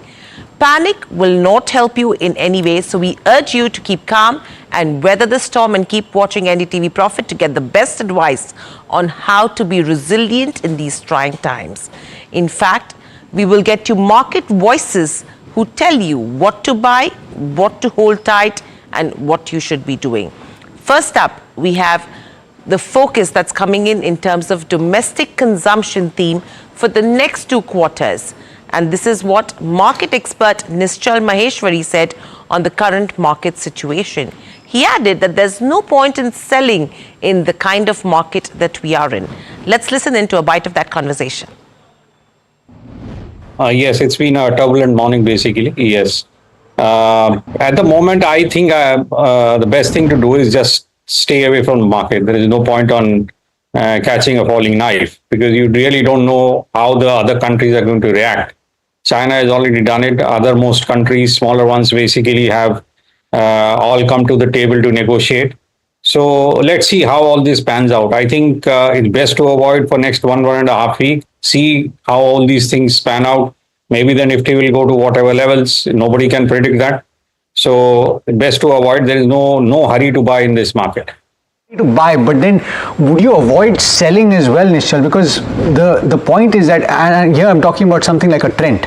Okay, so there was a business update that perhaps was not as rosy as some would have liked, but 28% growth in the revenue for the fourth quarter. It was expected of over 35%. It's a stock that is down 17%. It's a Nifty 50 stock. Do you avoid selling as well is a question. So it depends upon basically whether it's been selling because there has been some margin calls. If there is no margin call, I don't think so at this point. Basically, not only trend but anything. There is no point in selling in this kind of a market. The markets are very low. I think some sane sense is going to come back to this market, and maybe you will get better rates basically to sell. So there is. I totally agree with you. Basically, there is no point on actually going out and panicking and selling at these levels. Yes, you may still see lower levels than this. That's what I'm saying. I'm not sure basically how low it can go, but there is no need to panic at the moment because I'm saying, yes, conditions are bad. And but what my thought remains to be that cooler heads will come to the table and things are going to work out, not at pre-tariff levels, but definitely somewhere in between the pre-tariff and the level of tariffs which the Trump administration has put. So across the world, I see maybe there is going to be some giveaway, mostly a 10%, which was the base level of tariff, and some percentage above that.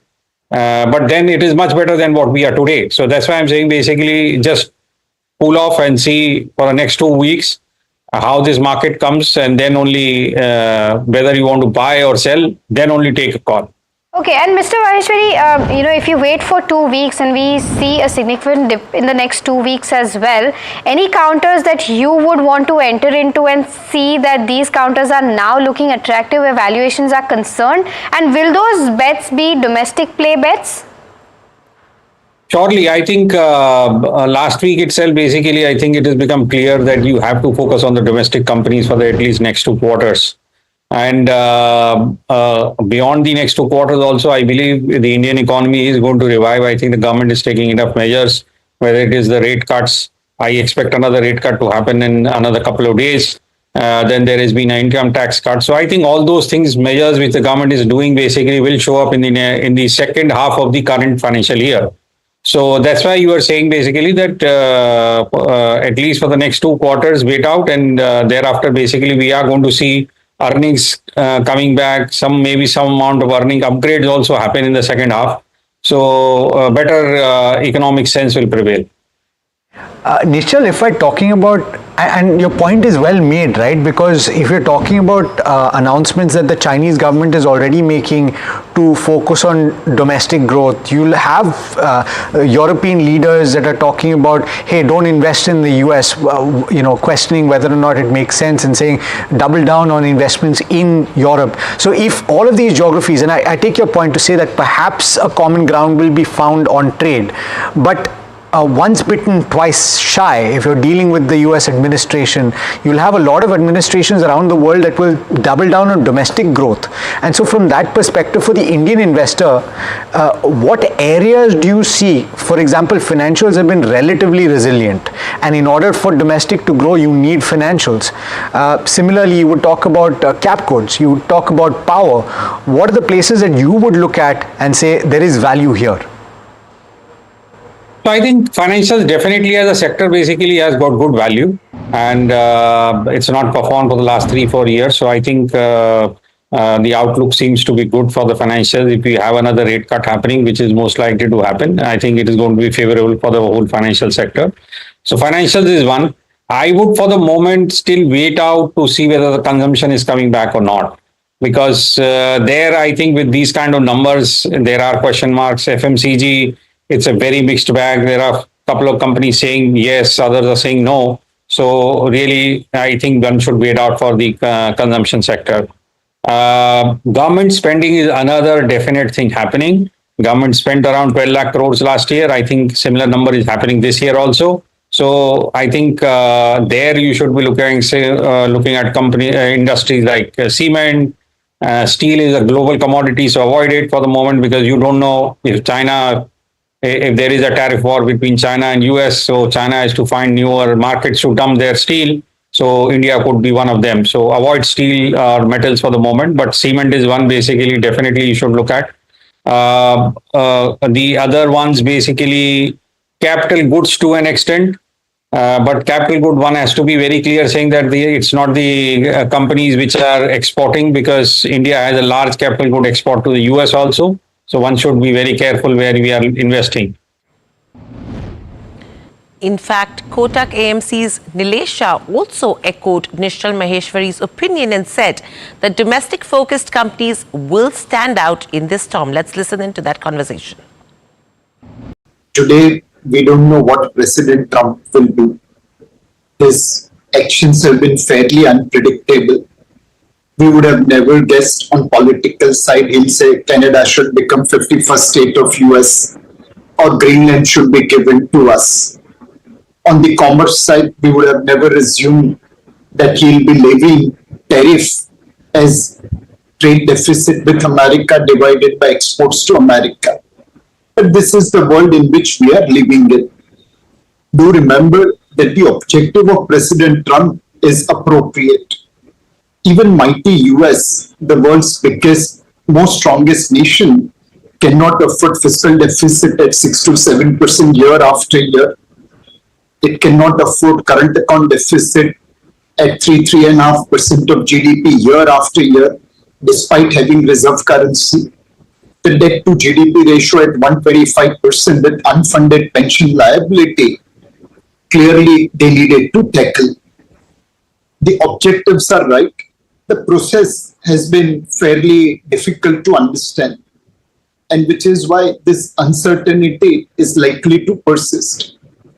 The process which they are following, it will create lose-lose situation for US as well as the globe, and hence there is little hope that it might get reversed before it is too late. In the order itself, there is a clause 4 which says that America is open to negotiation. Vietnam, which allowed China to use their base for manufacturing or actually assembling and exporting to US, has already announced that will make zero tariff. So there will be negotiation, and that's the hope.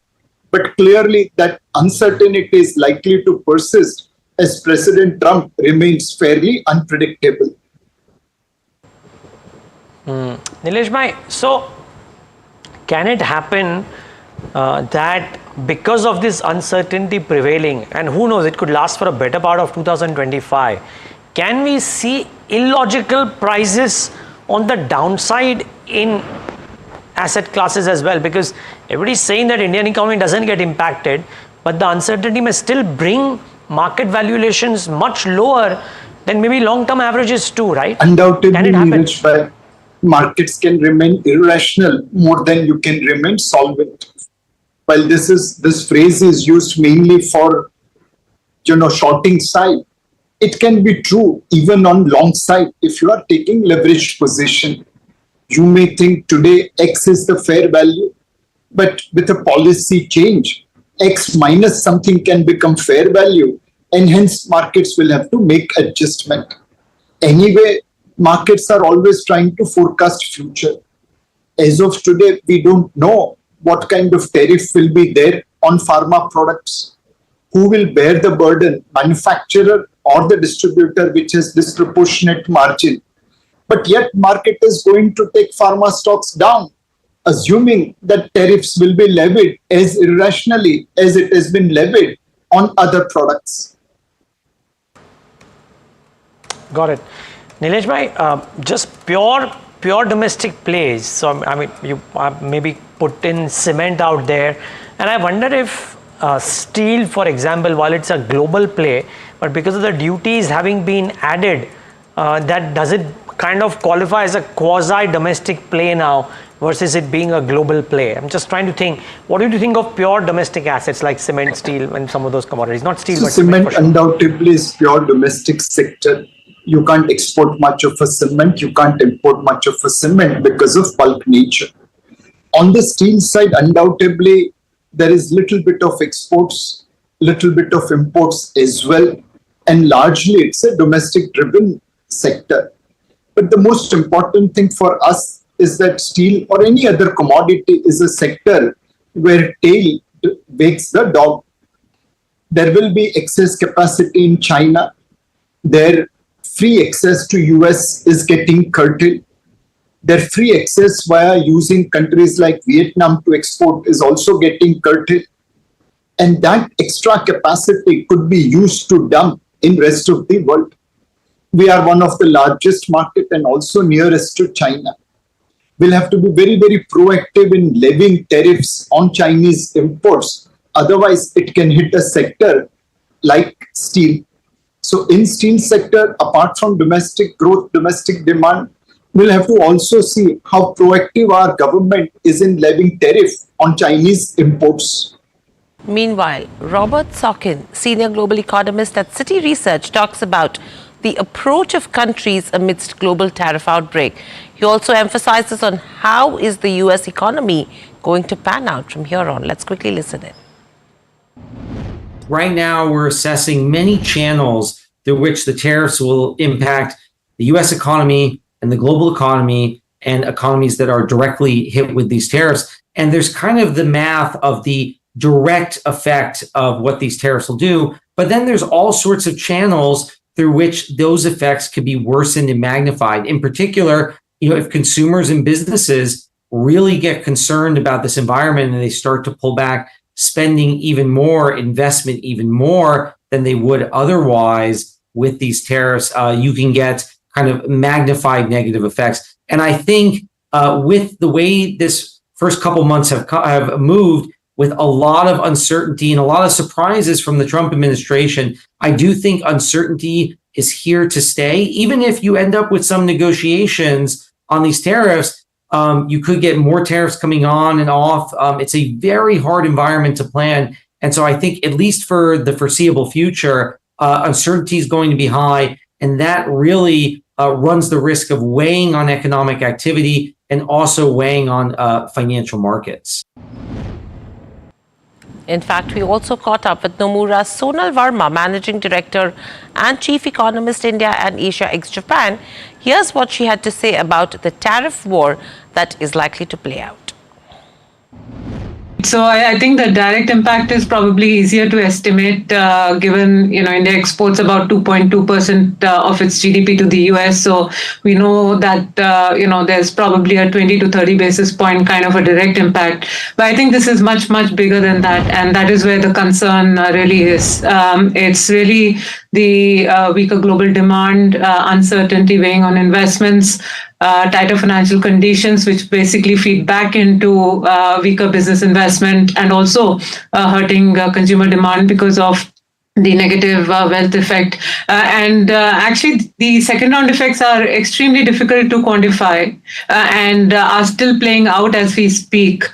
So our growth projection for FY26 is at the low end of consensus. We think growth will be softer the ongoing financial year at 6% on a year-over-year basis. But we do see downside risk even to this projection. And, globally, Neeraj, we've cut our numbers more significantly for other open economies in Asia and for the US as well. We've downgraded our growth numbers for 2025. That was going to be my next question, that would you reckon that global growth at large as it stands takes a significant cut on current scenario? And does that, Sonal, change meaningfully? Let's say growth for the ASEAN region, does it change meaningfully if economies are able to strike some kind of a deal with Donald Trump? Because everybody from, I mean, at least in Asia and Australasia maybe, Australia, Japan, Vietnam, all of them are on record saying that they want to go to the US, talk to Donald Trump and try and reach a deal. I mean, that's right. I think outside of China and EU, at least most of Asian countries are looking to negotiate with the US rather than retaliate. And this negotiation is either in the form of lower tariffs, more investment in the US, buying more of US goods. So a lot of countries are offering that. The question is the reciprocal tariff is actually not just about lowering tariffs. And for instance, the VAT or the GST that countries charge this is an important source of fiscal revenue for these countries. And therefore, it'll be very difficult to negotiate on the GST rate, for instance. Similarly, the tariff on politically sensitive sectors like agriculture is potentially non-negotiable in a number of countries. So I think it is possible that some countries do manage to negotiate their tariffs slightly lower going forward. But even countries that actually have basically an FTA with the US have been slapped with a 10% tariff. So the extent of rollback on tariff is possible, but may not be very substantial. And therefore, our assumption for the US is that US effective tariff rate on its import will be above 20% this year. And if the US wants companies to invest in the US, then they will likely keep tariffs high for some time. So the tariff rates will also be sticky. So some rollback is possible, but I think, it may not be very substantial is what I'm saying. What it means in terms of global growth, nevertheless, is that the tariff shock is quite significant, both directly as well as indirectly through the various channels that we discussed. Particularly for the US, it is a stagflationary shock, and we have cut our growth projections for 2025 for the US. So on a Q4 over Q4 basis, we've cut our numbers to 0.5% down from about 1.4%, so nearly a percentage points drop. For rest of the world, it's more of a negative growth shock as well. So for Europe, Euro area and Japan, we've cut our numbers by 0.2 percentage points. And Asia, we think, will be hit the hardest because this is basically home to the open economies in the region, and the tariff rates on Southeast Asia are quite elevated at between 35 to 50%. So the growth impact will be quite substantial for countries like Vietnam, Thailand, Singapore, Korea, Taiwan. So we've made cuts anywhere between 0.3 to 0.6 percentage points across countries. Moving on, the other commodity which is impacted right now is crude. Actually, it hit a low of almost $60 per barrel. We also spoke with Vandana Hari, expert in the oil and gas space, about how deep the crude fall could be from here on. And she believes that the levels absolutely depend on what US President decides to do. He is the only one who can put a lid on the pricing right now. Let's listen in. That's probably, those are the most important questions and probably the hardest to answer. With regards to how much lower we could see prices go, I think it depends on what we see in the coming hours. And I'm saying hours rather than days because I am expecting Trump to put out some kind of messaging, some signal that things are not going to be as bad as the markets are fearing, that what he's doing, he's talked about short-term pain, right? But I'm not sure that pain, that recession qualifies as the pain in his statement. So watch out for what Trump does and says. If he signals that it's not going to be as bad, I would expect crude first to find a bottom and second, to start moving up. Your question also was, how quickly it will move up? I think it will be very, very cautious because it will take time for the markets, for the dust to settle. This is a huge shock. There's going to be aftershocks and ripple effects. So the market will be cautious. But at the very least, I think Trump is the only person who can put a floor under prices right now. And as we've seen last week, OPEC Plus has left the stage. So there's really nothing else that can come in to rescue. And I don't think the Fed either. I noticed you were talking about that earlier. I think they are in a wait and watch mode as well. So what is the upside at this point? And is it too early to call?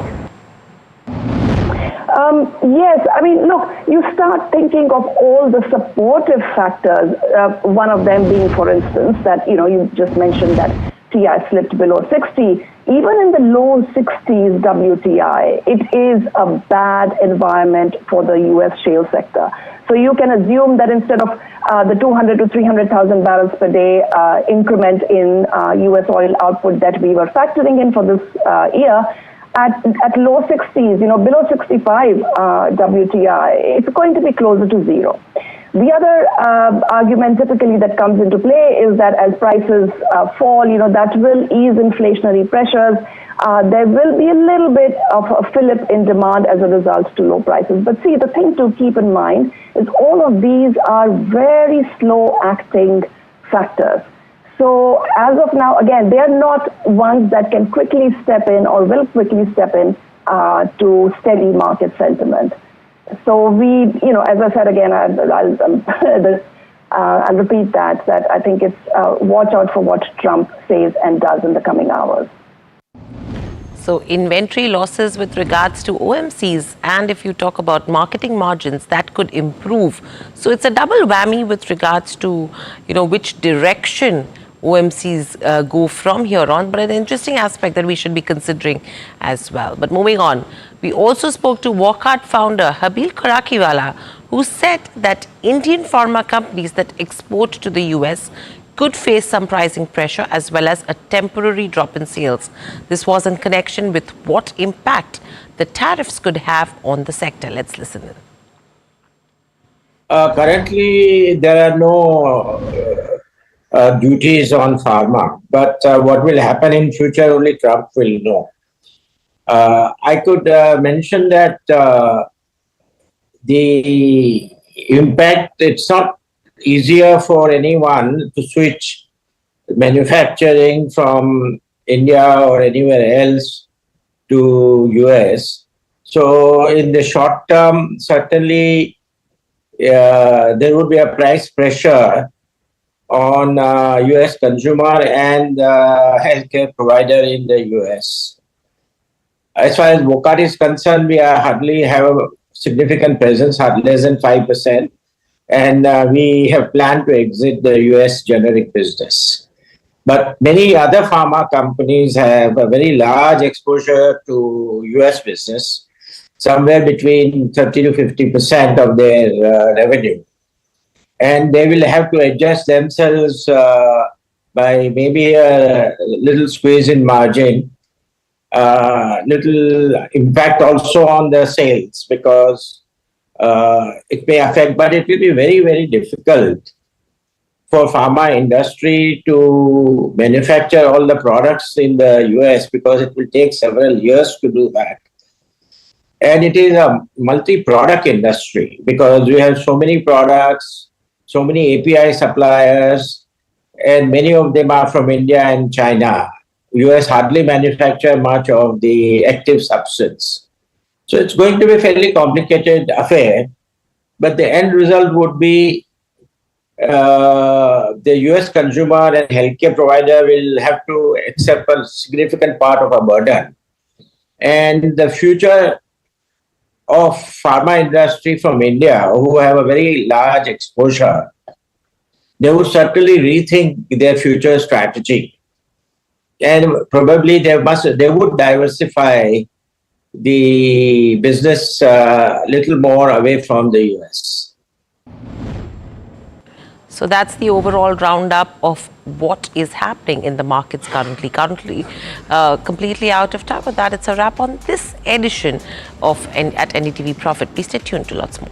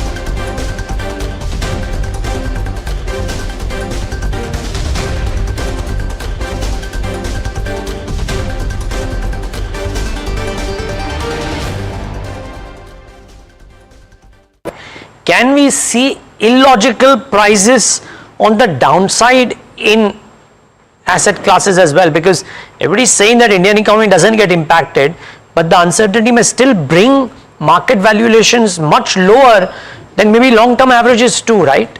Can it happen? Undoubtedly, Neeraj, but markets can remain irrational more than you can remain solvent. While this phrase is used mainly for shorting side, it can be true even on long side. If you are taking leveraged position, you may think today X is the fair value, but with a policy change, X minus something can become fair value, and hence markets will have to make adjustment. Anyway, markets are always trying to forecast future. As of today, we don't know what kind of tariff will be there on pharma products. Who will bear the burden, manufacturer or the distributor, which has disproportionate margin? But yet market is going to take pharma stocks down, assuming that tariffs will be levied as irrationally as it has been levied on other products. So Great Depression is unlikely to occur because today both political class as well as central bank are far more cognizant about learnings of Great Depression. To a great extent, Great Depression can be blamed on very, very tight monetary policy of central banks around the world. I'm sure they have learned from the same, and unlikely that they will allow recession to go into Great Depression. If real estate might look to sell their paper business to ITC, so that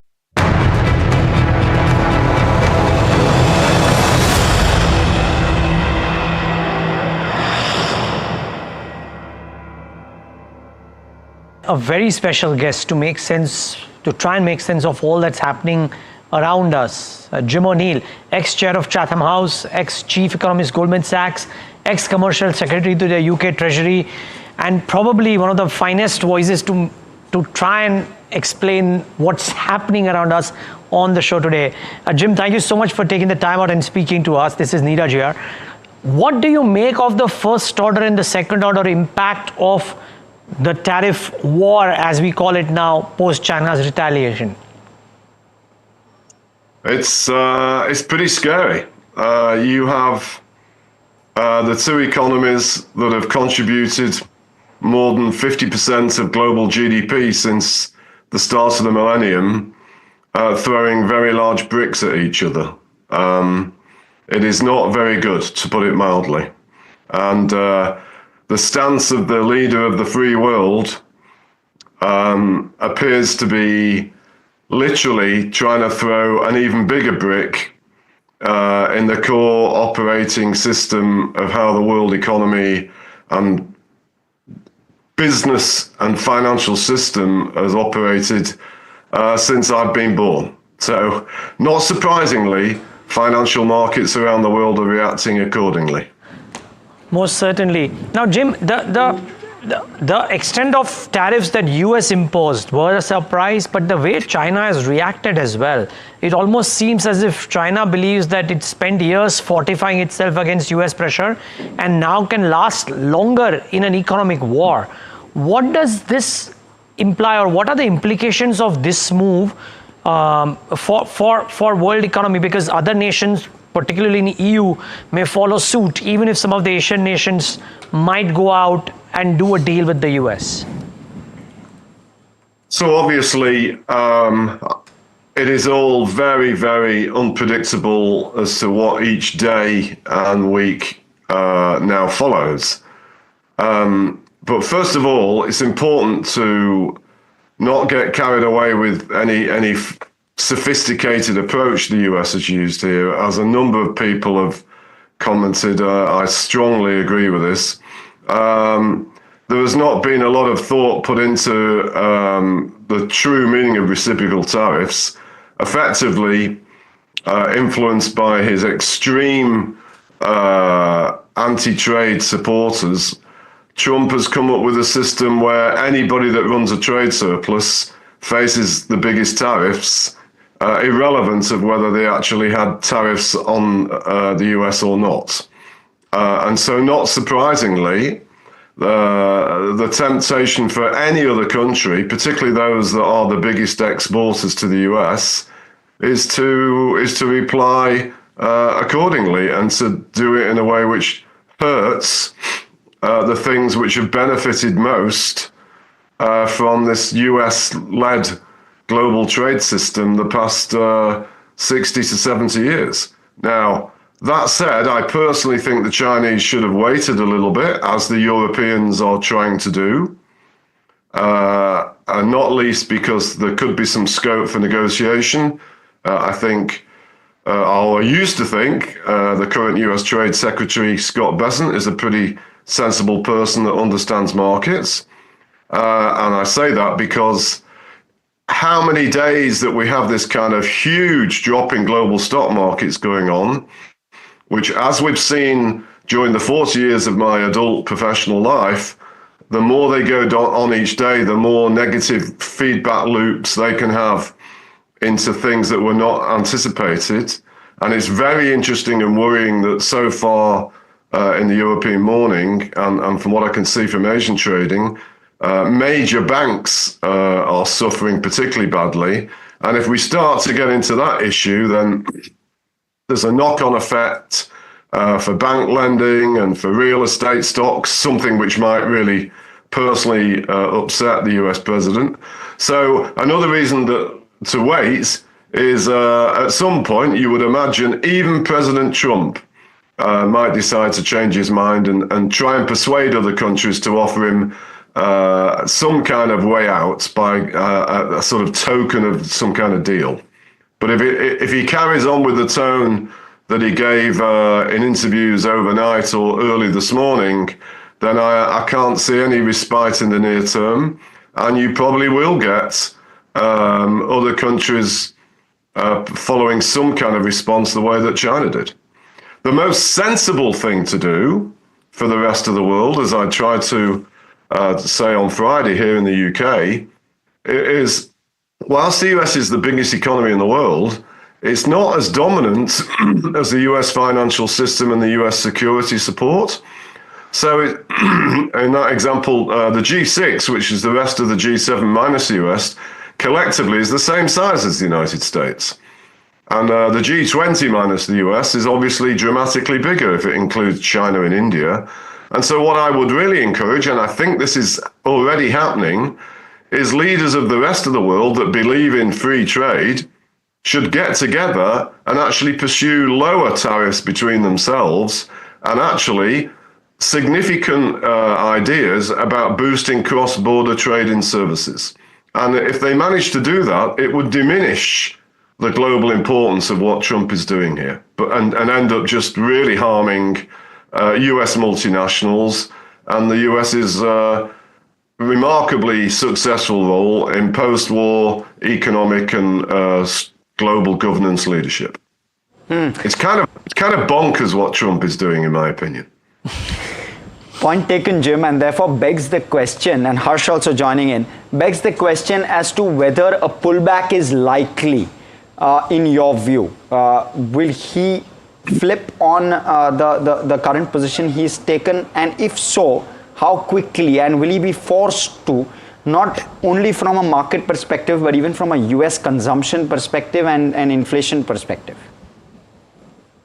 Well, he has to, I think Wednesday is the day that the reciprocal tariffs are supposed to come into existence. So obviously 48 hours isn't normally a long time, but in these current markets, as we saw in 2008, as we saw in 2001, and for people like me who were around this business then, as far back as 1987, 2 days when you have this kind of financial market turmoil is a very long time. So I would be surprised if there was not some kind of hint of a shift. I mean, cumulative, we're looking at something like, I think Japan has already entered bear market territory, and many other markets must be pretty close to it, including the United States, which of course opens in a few hours' time. And if you look at what was said by key cabinet members, particularly again Scott Bessent, since Friday's close, there's a hint that if other countries really do offer some kind of alternative concession, which could range from deliberately allowing their currencies to rise sharply against the dollar, or some kind of commitment to boosting their own domestic demand and importing more from the US, I would imagine at some point, Scott Bessent would certainly be trying to tell the president, let's call it a day and claim victory. Because if we carry on like this, there could be exceptionally strong lasting damage, which will make it very hard to recover from, including for things that are important to Trump's own domestic agenda. And I think, as your question implies, if Trump is really, really, really intent on going this way, then the biggest damage is going to be to the US consumer, because the US consumer has been the single biggest beneficiary of all this mayhem, of all this system that we've had for the past many decades. And Jim, what should one make of crude and metals at this point? This uncertainty with regard to crude and the global uncertainty creating what it has on in terms of an impact on crude. You feel that justified in a certain sense, or do you feel that you could start to see this wane quickly? Well, you know, markets are markets, and I would imagine the one thing we're guaranteed for just this trading week is extreme volatility. And the first hint of any kind of backing off from Trump or his advisors, then you will get a big reversal in what's happened since Thursday morning European time or Thursday morning Asian time. And of course, commodities and crude oil have been part of it, because in essence, the markets are very quickly pricing for some kind of recession.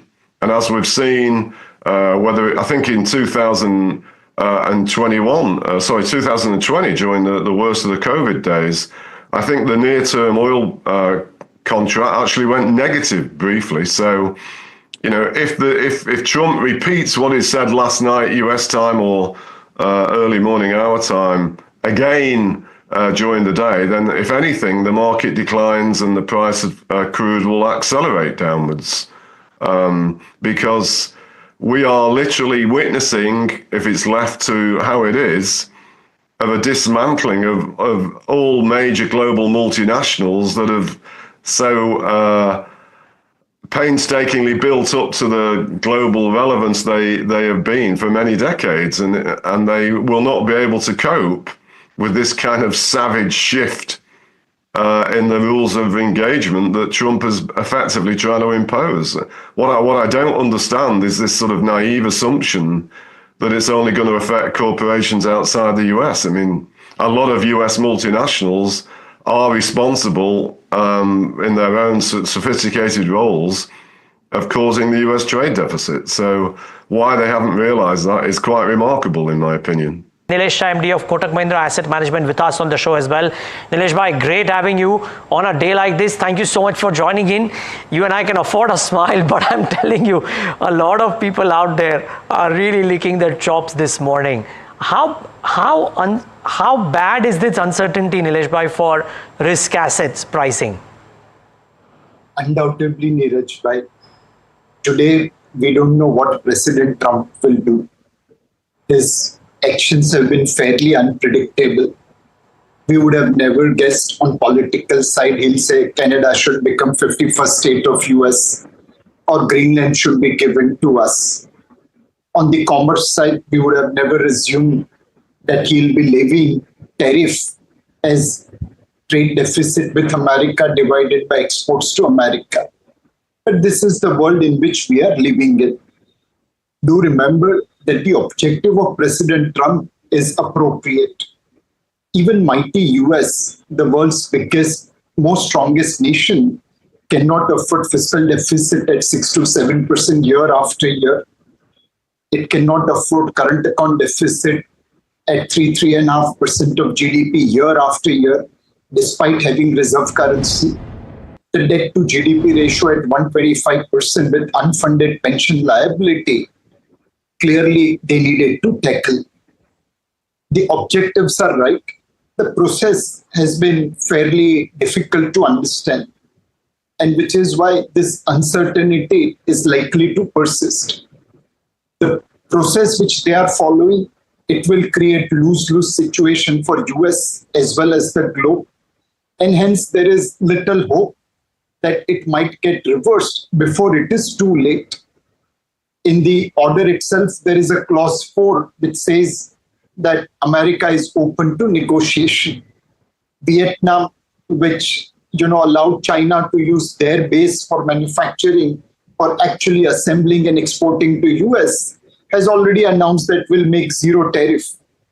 So there will be negotiation, and that's the hope. But clearly that uncertainty is likely to persist as President Trump remains fairly unpredictable. Right. So can it happen that because of this uncertainty prevailing, and who knows, it could last for a better part of 2025, can we see illogical prices on the downside in asset classes as well? Because everybody's saying that Indian economy doesn't get impacted, but the uncertainty may still bring market valuations much lower than maybe long-term averages too, right? Can it happen? Undoubtedly, Neeraj, but markets can remain irrational more than you can remain solvent. While this phrase is used mainly for shorting side, it can be true even on long side. If you are taking leveraged position, you may think today X is the fair value, but with a policy change, X minus something can become fair value, and hence markets will have to make adjustment. Anyway, markets are always trying to forecast future. As of today, we don't know what kind of tariff will be there on pharma products. Who will bear the burden, manufacturer or the distributor, which has disproportionate margin? But yet market is going to take pharma stocks down, assuming that tariffs will be levied as irrationally as it has been levied on other products. Nilesh bhai, good morning. Hiral on this side. Let's talk about history as well. I mean, tariffs have been levied by the US in the past. We did see that resulting into a recession. How are you looking at 2025 then? Do you think it'll just be a major impact in terms of lower growth and higher inflation, or it could be much more leading to recession or something like a Great Depression that we saw? I mean, is it a good comparison? So Great Depression is unlikely to occur because today both political class as well as central bank are far more cognizant about learnings of Great Depression. To a great extent, Great Depression can be blamed on very, very tight monetary policy of central banks around the world. I'm sure they have learned from the same. and unlikely that they will allow recession to go into Great Depression without taking appropriate action.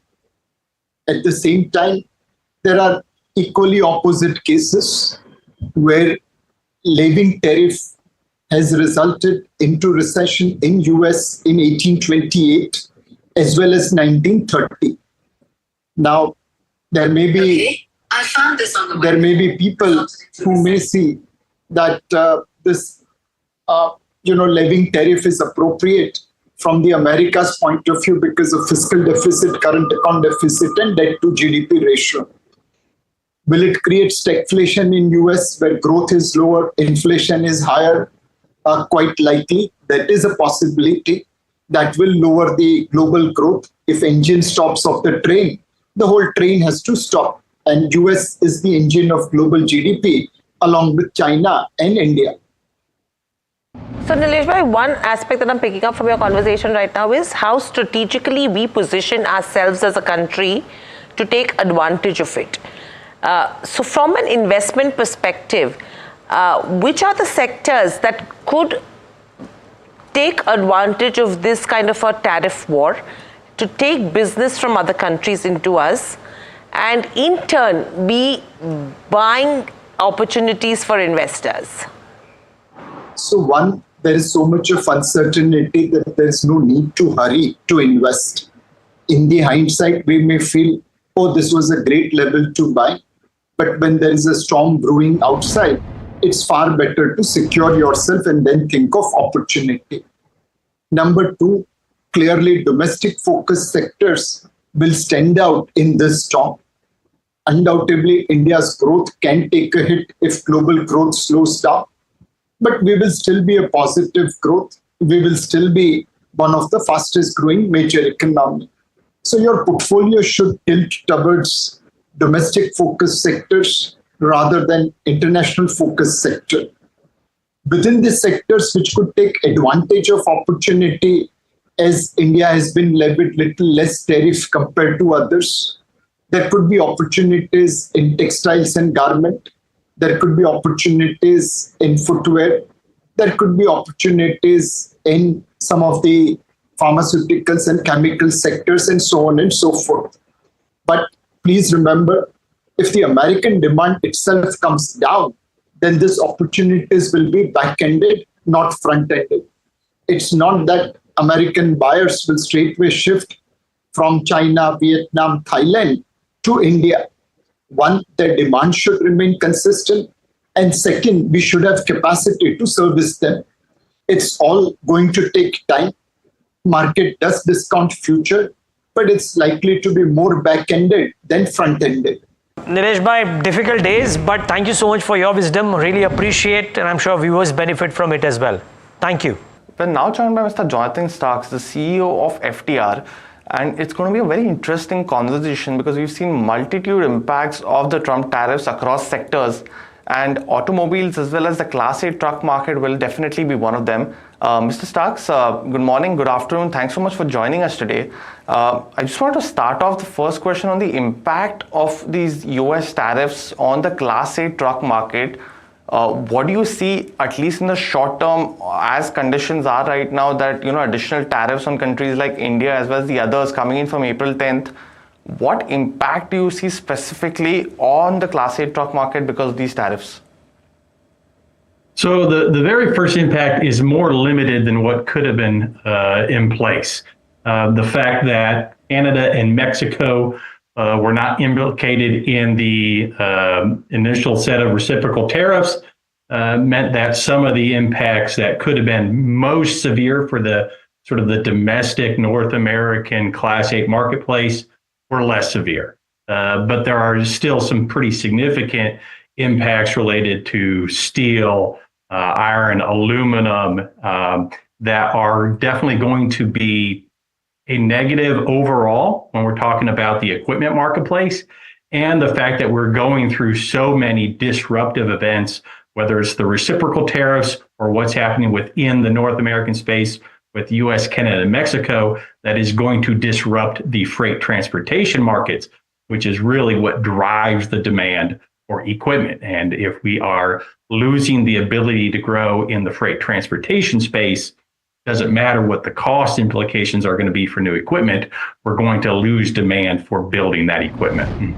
I just want to understand and take the point forward for tariffs, essentially that now that we've seen not any kind of additional tariffs come in for Canada as well as Mexico, but we see a lot of Indian forging companies essentially have more than 30 to 35% of their standalone revenues to the Class A truck market. So apart from these countries of Canada and Mexico, how are you seeing the kind of impact currently from these players across India as well as Europe to the US Class A truck market?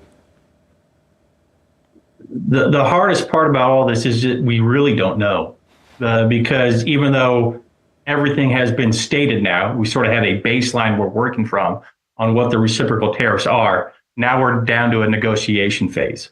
And so that means that what we see right now could be radically different from what's actually going to be implemented in place here over the next few weeks or few months.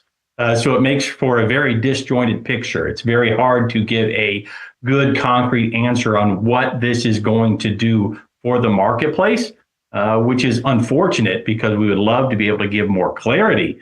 But I think what it does highlight is the fact that we're in this period of uncertainty that is going to dampen demand overall. So whatever good positive benefit any country might get from having a better tariff environment relative to China is probably going to be mitigated to some extent just because we're going to be reducing demand in the marketplace. Now, Mr. Starks, I just wanted to ask you, over the last 6 to 8 months, starting somewhere around September till March, the preliminary figures, of course, it's been a high single-digit drop in sales essentially over the last 6 to 8 months in Class A truck market. Could you, just quantify some of the factors that might be impacting due to this? Because we've seen that, fleet utilization have also been lower in this particular time frame, and that's not leading to incremental sales, of course. So what are some of the key factors that, according to you, have been impacting the market over the last 6 to 7 months? Well, we've been in an extended freight weakness for nearly 2.5 years in the U.S. market. And it's always freight that drives the fundamental demand for equipment. And so the fact that we've been in this weak environment for so long, we knew that we were coming to a spot where we were going to get a weaker environment for new equipment demand. And we're finally getting to that point. The negative downsides of what we're seeing right now is that that weakness could be persistent for a much longer period of time than we would have anticipated that we would have seen going into the start of 2025. Now, Mr. Starks, just one question also on another key aspect, which was the US EPA norms that was expected to, come in from 2027. Now, we've seen, the heads of the organization speak about delaying those green norms because the current administration of Trump is anything but green, if I can say that. So we were expecting a pre-buy essentially to get triggered in FY26 in essentially the second half of the financial year. Currently, while it is uncertain, how do you see that the Trump administration would maintain these EPA norms going forward, and how critical essentially were these US EPA norms to come in from FY27, because they were expected to be green norms, but how critical do you see them, because that would essentially determine if they will be implemented or not, right? So there's two conflicting emphasis that are happening right now. One, engines are actually getting certified as of right now for the regulations that are coming into place at the beginning of 2027. So no matter what, the market is already moving forward and gearing up and preparing for that. If they remove specifically the warranty aspect of the regulation or significantly reduce it, they could limit some of the cost that is going into the new engines.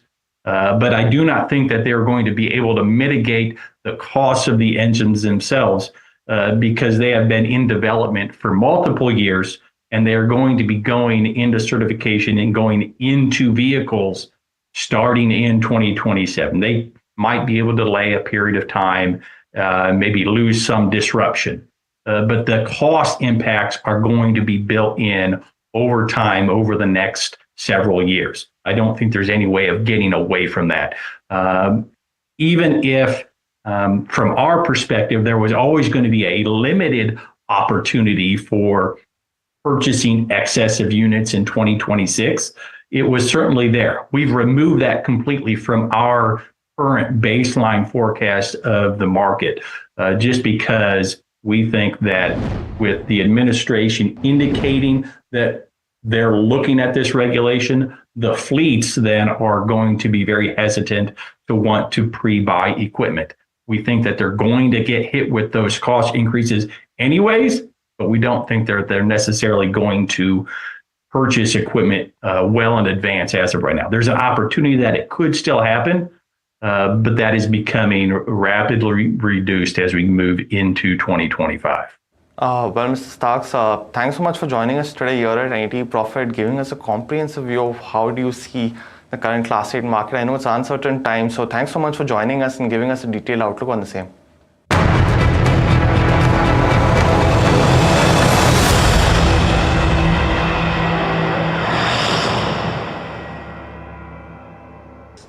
Basically, see, all said and done, as I keep saying, that one should not go by what we recommend on the stock specific basis, because markets are going to remain choppy and volatile, and every day is a new learning, every day there is a new event.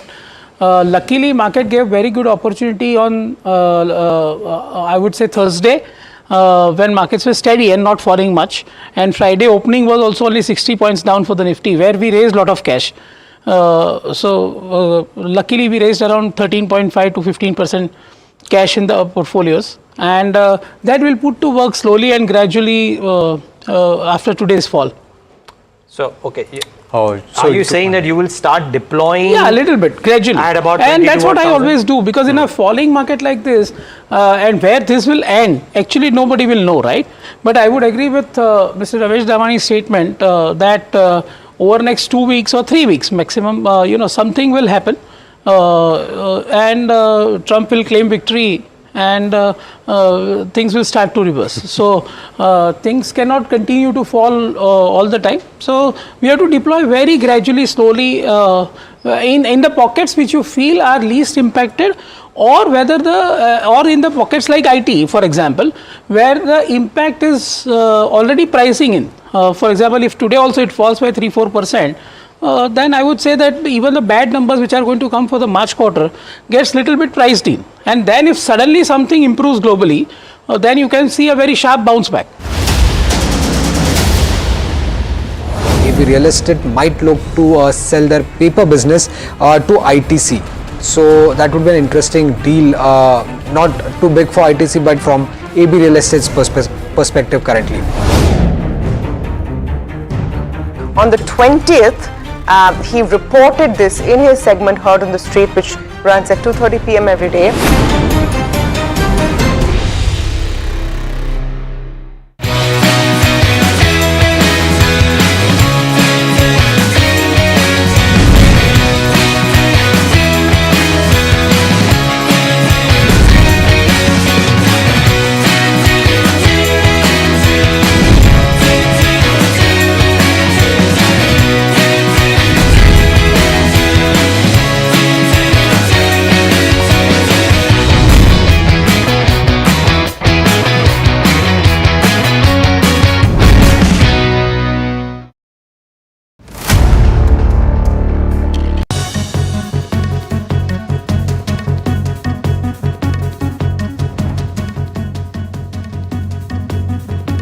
Welcome to the Monday edition of the World Report with me, Priyanka Das, for a roundup of the top global stories.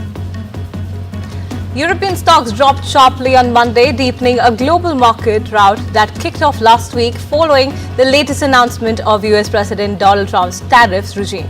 Stock futures tumbled early Monday, with contracts tied to the tech-heavy Nasdaq 100 dropping more than 5%, Dow Industrial Futures down 4%, Asian stock markets plunged, the Nikkei 225 dropped nearly 8%, Bitcoin and oil prices fell sharply, Meanwhile, Hong Kong's Hang Seng Index is on track for its biggest one-day percentage loss since the 2008 global financial crisis. Meanwhile, President Donald Trump said that he is not intentionally engineering the ongoing stock market sell-off, but said little to try and dissuade it. Listen in.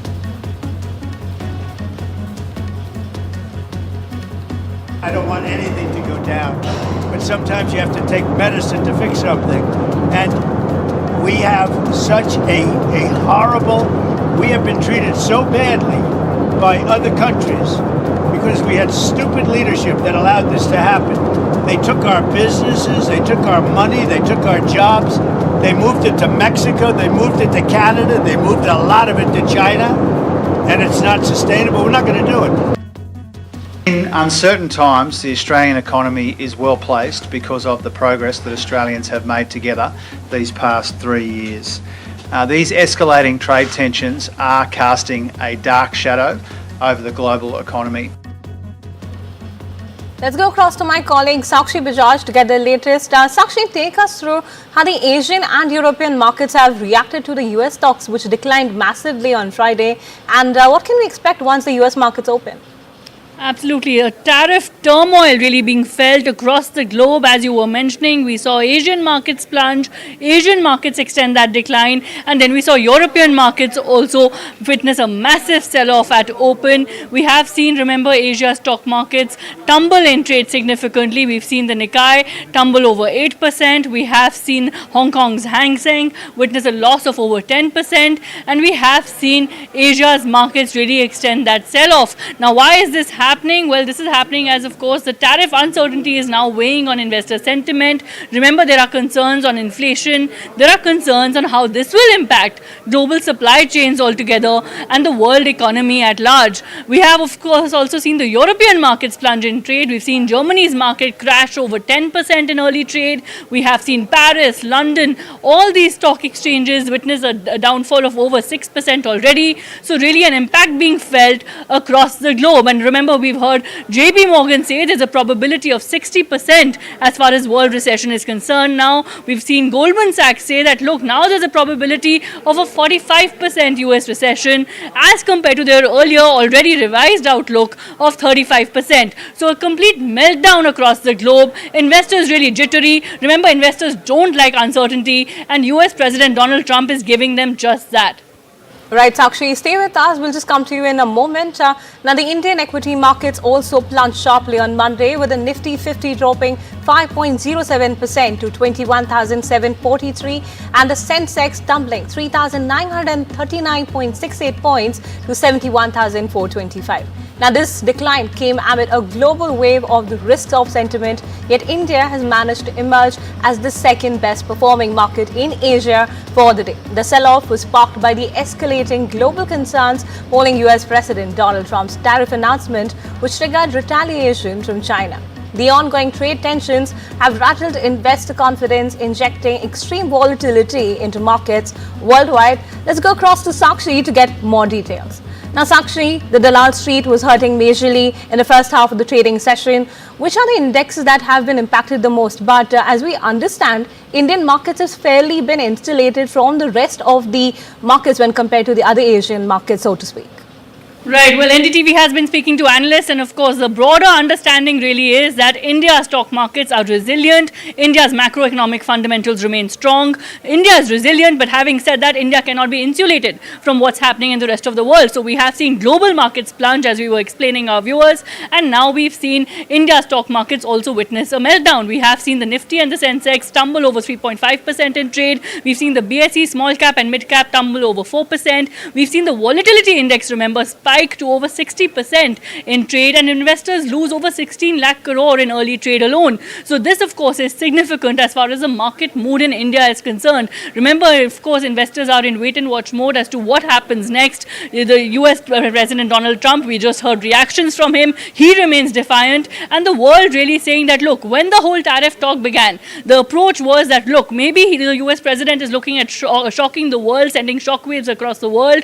Then, of course, looking at trade deals and negotiations, and then an implementation. But what has happened today across global markets and India, and as far as India's stock market meltdown is concerned as well, is raising alarms on whether trade war fears are now essentially mounting since the US president remains defiant, and if this will continue to impact global supply chains, global inflation. Remember, consumers, when tariffs will take place, what essentially happens? It essentially makes goods and services expensive for consumers. Inflation takes center stage, and that in turn could lead to a US recession and in turn impact the world, including India as well. So India can remain resilient. India's macro fundamentals remain strong. Economic indicators at large remain upbeat. But having said that, India cannot be insulated from what's happening in the rest of the world.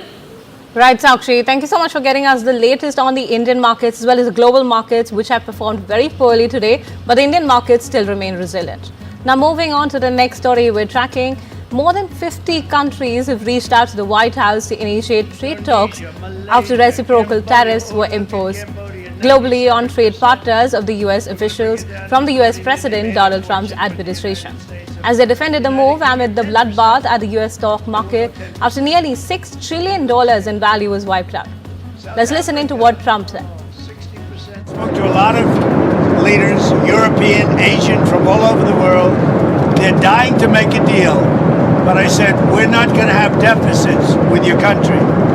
We're not going to do that, because to me a deficit is a loss. We're going to have surpluses, or we're at worst going to be breaking even. But China would be the worst in the group, because the deficit is so big and it's not sustainable. Taiwanese President Lai Ching-te announced that Taipei would not retaliate with the sweeping new US tariffs. Offering zero tariffs as a basis for talks with the US, Taiwan was hit by 32% tariffs in the expansive import levies announced by US President Donald Trump. US tariffs, however, do not apply to semiconductors, a major Taiwanese export. Lai also said that his government would instead encourage the purchasing of products from the US to reduce the trade deficit between the two countries. Let's listen in to what he said. 面对美国的对等关税，台湾没有计划采取关税报复。企业对美国的投资承诺，只要符合国家利益，也不会有任何改变。但我们要让美国清楚知道，台湾对于美国经济发展的贡献。更重要的是，我们要积极掌握全球经济情势的变化，加强台美产业合作，提升台湾产业在全球供应链的地位。 Crowds of people are angry about the way President Trump is running the country marched and rallied in scores of American cities over the weekend in the biggest day of demonstrations yet by an opposition movement, trying to regain its momentum after the shock of the Republicans' first few weeks in office. The so-called hands-off demonstrations were organized from more than 1,200 locations in all of the 50 states by more than 150 groups, including civil rights organizations, labor unions, LGBTQ+ advocates, veterans, and election activists. The rallies appeared peaceful with no immediate reports of arrest. Asked about the protest, the White House said in a statement that President Trump's position is clear. He will always protect Social Security, Medicare, and Medicaid for eligible beneficiaries. Israeli Prime Minister Benjamin Netanyahu is in Washington in a last-ditch effort to negotiate a better trade deal. Days after the US imposed 17% tariffs on Israel, Netanyahu is the first foreign leader to travel to Washington in an attempt to negotiate the trade pact, with the Prime Minister meeting top US officials in Washington. This is the second meeting between the two leaders since Trump returned to the White House in January and comes after the resumption of the hostilities in the Gaza Strip. Trump has pressed Tehran for a new deal on its nuclear program, though little progress has been made, with widespread speculation that Tel Aviv, possibly with US help, might launch a military strike on Iranian facilities if no agreement is reached. Let's go across to my colleague Mohammed Ghazali, who brings us the latest. Ghazali, what results do you think the talks between Benjamin Netanyahu and President Trump will yield, considering the current market as well as global uncertainty that we're witnessing? See, both the leaders have spoken that tariffs would be the focus of this visit, of this discussion, but we all know that Trump and Netanyahu will certainly talk about the situation in Middle East. Israel still believes that there are 59 hostages who are in captivity of Hamas, so Gaza ceasefire will certainly be one of the issue which will be discussed. But besides that, the bigger issue is the threat of Iran, which Israel considers its most hostile and most adverse country to deal with, and that is what everybody is discussing and guessing. Perhaps will Netanyahu push Trump for an escalation with Iran, because the time is ticking.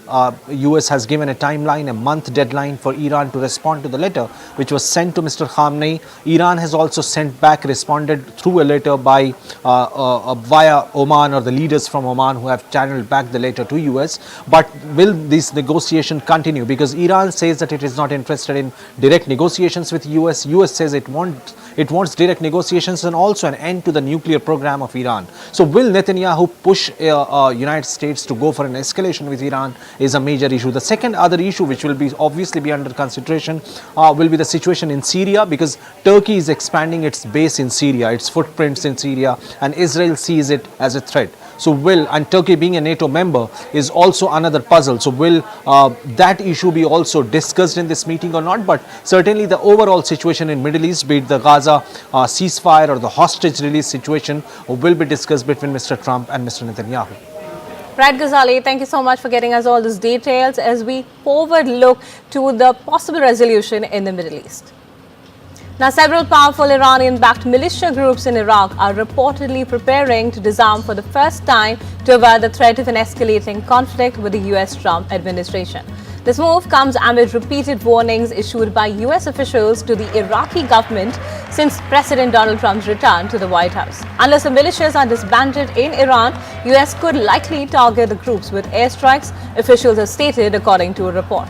The militias are part of the Islamic resistance in Iraq, an umbrella group of about 10 hardline Shiite armed factions that collectively command about 50,000 fighters and arsenals that include long-range missiles and anti-aircraft weapons. As the world reels from the impact of US's fresh salvo of tariffs, UK Prime Minister Keir Starmer is set to declare the end of the era of globalization. This after US President Donald Trump's hardline reciprocal tariffs and America First policy has triggered a global trade war, pushing markets into the shadows of uncertainty. Starmer is reportedly likely to admit that the globalization has failed millions of voters, which is why Trump's economic nationalism is popular among his supporters who believe they have seen no benefits from free trade and mass immigration. This address will be Starmer's first significant intervention since Trump imposed the sweeping charges on imports. The leader of France's National Rally Party, Marine Le Pen, told supporters she would not give up despite being found guilty of embezzling European Union funds and banned from running for office. But large-scale protests against the move did not materialize Sunday. Voilà donc qu'il faudrait m'éliminer de la vie politique, sans voie de recours possible, au nom d'un soi-disant trouble à l'ordre public démocratique, concept purement et simplement inventé pour l'occasion. Pardon, mais le principal et même l'unique trouble à l'ordre public démocratique, c'est bien celui qui consiste à empêcher l'unique souverain, le peuple, de s'exprimer. Meanwhile, former French Prime Minister Gabriel Attal on Sunday denounced Marine Le Pen's defiance over her guilty verdict for embezzling public funds. Attal said that the facts were clear, calling Le Pen's party a groupie of US President Donald Trump, as well as a Russian pawn of President Vladimir Putin. Let's listen in. Il ne nous appartient pas de dire si le jugement rendu est bon ou mauvais. Il nous appartient de nous en tenir toujours aux faits. Or, les faits sont clairs. Marine Le Pen et le Rassemblement national ont été reconnus coupables, après 10 ans d'enquête et de procédure, d'avoir détourné des millions d'euros de nos impôts. At least 32 Palestinians were killed in fresh Israeli airstrikes across the Gaza Strip, mostly women and children. Several neighborhoods were ordered to evacuate in central Gaza's Deir al-Bala neighborhood shortly after about 10 missiles were fired from the Strip, the largest barrage from the territory since Israel resumed the war. While Hamas has claimed responsibility, Israel said it intercepted 5. The attacks come as Israeli Prime Minister Benjamin Netanyahu is in Washington to meet President Donald Trump in the White House.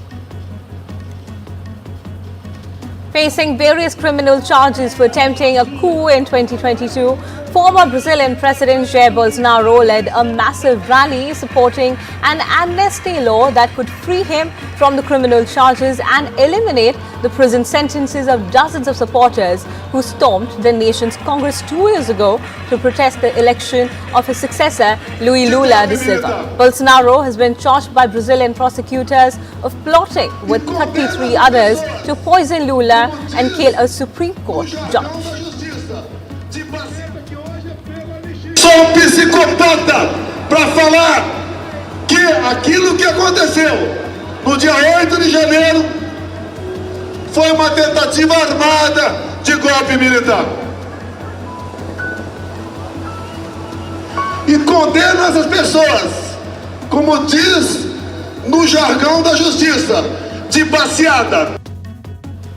With the Hajj pilgrimage around the corner, Saudi Arabia has temporarily suspended the issuance of certain visas to citizens of 14 countries, including India, Pakistan and Bangladesh. The ban on Umrah, business and family visit visas will be effective till around mid-June, coinciding with the conclusion of the pilgrimage to Mecca. The ban impacts 14 nations including India, Pakistan, Bangladesh, Egypt, Indonesia, Iraq, Nigeria, Jordan, Algeria, Sudan, Ethiopia, Tunisia, Yemen and Morocco. The step was reportedly taken to prevent individuals from trying to perform Hajj without proper registration. President Draupadi Murmu arrived in Lisbon on Sunday for the first leg of her 4-day state visit to Portugal and the Slovak Republic. Marking the first such visit in nearly 3 decades, the 2-day landmark visit to Portugal comes as the two countries mark 50 years of diplomatic relations. President Murmu will be given a guard of honor and engage in meetings with top leadership, including Portugal's President Marcelo Rebelo de Sousa, Prime Minister Luís Montenegro and Assembly Speaker. The President will interact with a cross-section of Indian community members, including researchers working in various Portuguese institutions. Rivers have risen and flooding has intensified across the regions of the US South and Midwest, threatening communities already significantly imperiled by days of heavy rainfall and wind, claiming the lives of at least 18 people. Although the rain has begun to recede in some of the most severely impacted areas of Arkansas, Tennessee and Kentucky, water levels continue to rise in various communities, inundating homes and businesses and submerging roads. After the United States exited the World Health Organization earlier this year, taking a huge toll on the agency's funding, WHO is now reportedly proposing to reduce staff numbers and the scale of its work, as it slashes its budget by just over 1/5. US President Donald Trump's administration withdrew the WHO upon taking office in January, saying the Global Health Agency had mishandled the COVID-19 pandemic and other international health crises. The US is by far the UN Health Agency's biggest financial backer, contributing around 18% of its overall funding. Now, South Korean tech giant Samsung is expected to forecast a 21% drop in first quarter profit on Tuesday. The company has been facing stagnant sales of artificial intelligence chips and losses in its contract chip manufacturing business since mid-2024. According to projections, the company is likely to post an operating profit of 5.2 trillion won for the January-March quarter, down from 6.6 trillion won during the same period last year. This is also coming at a time when Samsung is undergoing a management reshuffle following the unexpected death of co-CEO Han Jong-hee in late March. China's Horizon Robotics announced that it would cooperate with Volkswagen on advanced driver assistance solution, extending its cooperation with the German automaker its Horizon Superdrive smart driving solution will land in Volkswagen models through Volkswagen software unit CARIAD's research and development, with Horizon CARIAD's joint venture with Horizon Robotics. Shifting focus to sports, Gujarat Titans pacer Ishant Sharma has been fined 25% of his match fees and handed one demerit point for breaching the IPL Code of Conduct under Article 2.2. During his team's match against Sunrisers Hyderabad last week, Article 2.2 of the IPL Code of Conduct pertains to the abuse of cricket or ground equipment either intentionally, recklessly or negligently. Despite the incident, Gujarat Titans secured a convincing 7-wicket win over Sunrisers Hyderabad, marking their third consecutive victory and moving them up to the second place on the IPL 2025 points table. A Minecraft movie has proven to be a box office success, bringing in an estimated $300 million globally during its opening weekend. The film, based on a widely popular video game, was heavily delayed but has finally hit the big screen on Friday. It boasts a star-studded cast including Jason Momoa, Jack Black and Jennifer Coolidge. The estimates have placed the film's earnings well above its reported production budget of $150 million.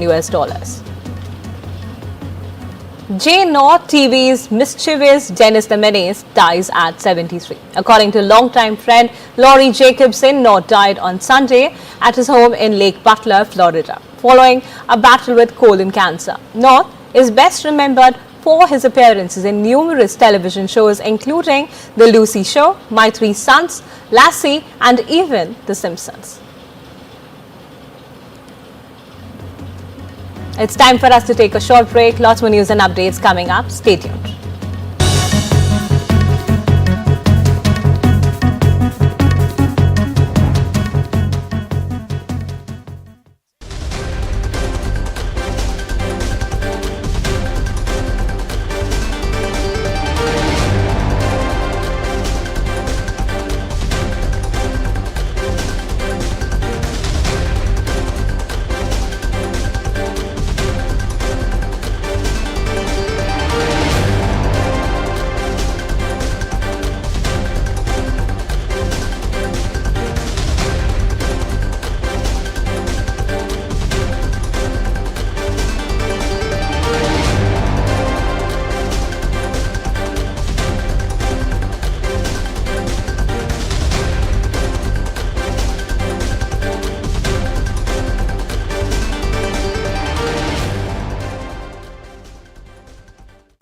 Can we see illogical prices on the downside in asset classes as well? Because everybody is saying that Indian economy doesn't get impacted, but the uncertainty may still bring market valuations much lower than maybe long-term averages too, right? Can it happen? Undoubtedly, Neeraj, but markets can remain irrational more than you can remain solvent.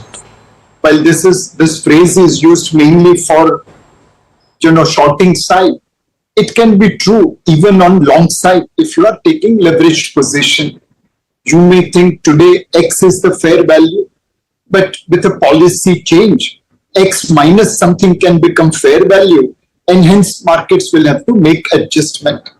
Anyway, markets are always trying to forecast future. As of today, we don't know what kind of tariff will be there on pharma products. Who will bear the burden, manufacturer or the distributor, which has disproportionate margin? But yet market is going to take pharma stocks down, assuming that tariffs will be levied as irrationally as it has been levied on other products. So Great Depression is unlikely to occur because today both political class as well as central bank are far more cognizant about learnings of Great Depression. To a great extent, Great Depression can be blamed on very, very tight monetary policy of central banks around the world. I'm sure they have learned from the same, and unlikely that they will allow recession to go into Great Depression. Maybe real estate might look to sell their paper business to ITC. So that would be an interesting deal, not too big for ITC, but from AB Real Estate's perspective currently? On the 20th, he reported this in his segment Heard on the Street, which runs at 2:30 p.m. every day.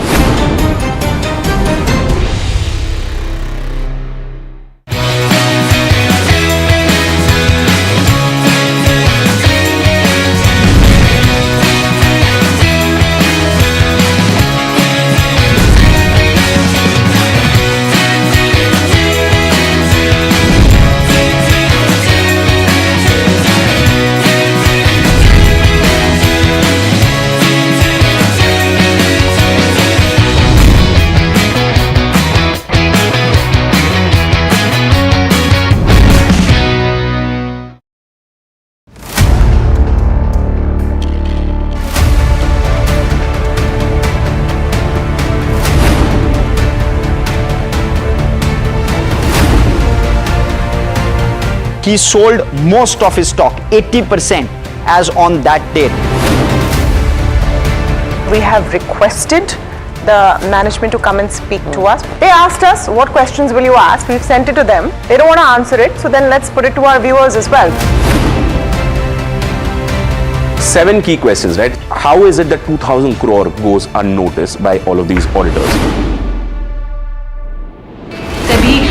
Is seeking more information on the trades and the all the transaction which has happened from the exchanges, both NSE and BSE. The Reserve Bank of India's supervisory officers, they are seeking compliance reports on their foreign currency borrowings by these banks. The DSS is actively engaging with the Reserve Bank of India to sort of ensure the thorough examination of the matter.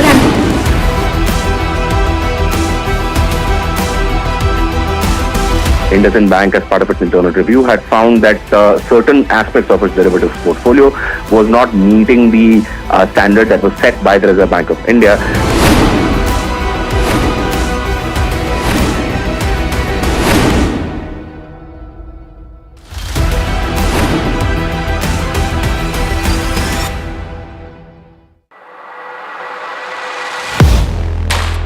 Do you really know the company you invest in? What is the real picture behind presentations and claims?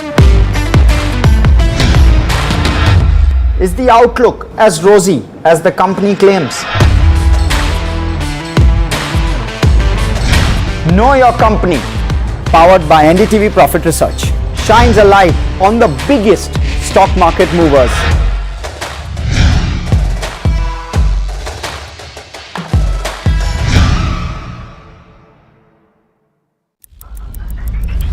Headlines you start your day with.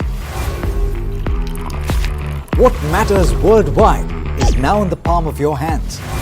Get ready to seize the day and maximize your financial potential. Stay ahead of the curve with all you need to know on NDTV Profit.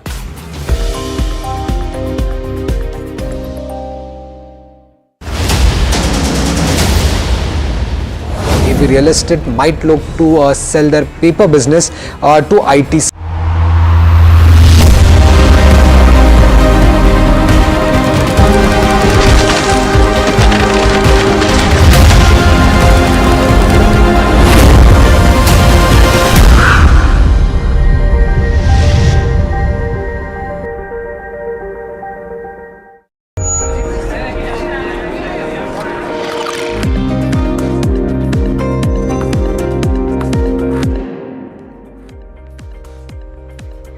Hello and welcome. Good evening, viewers. This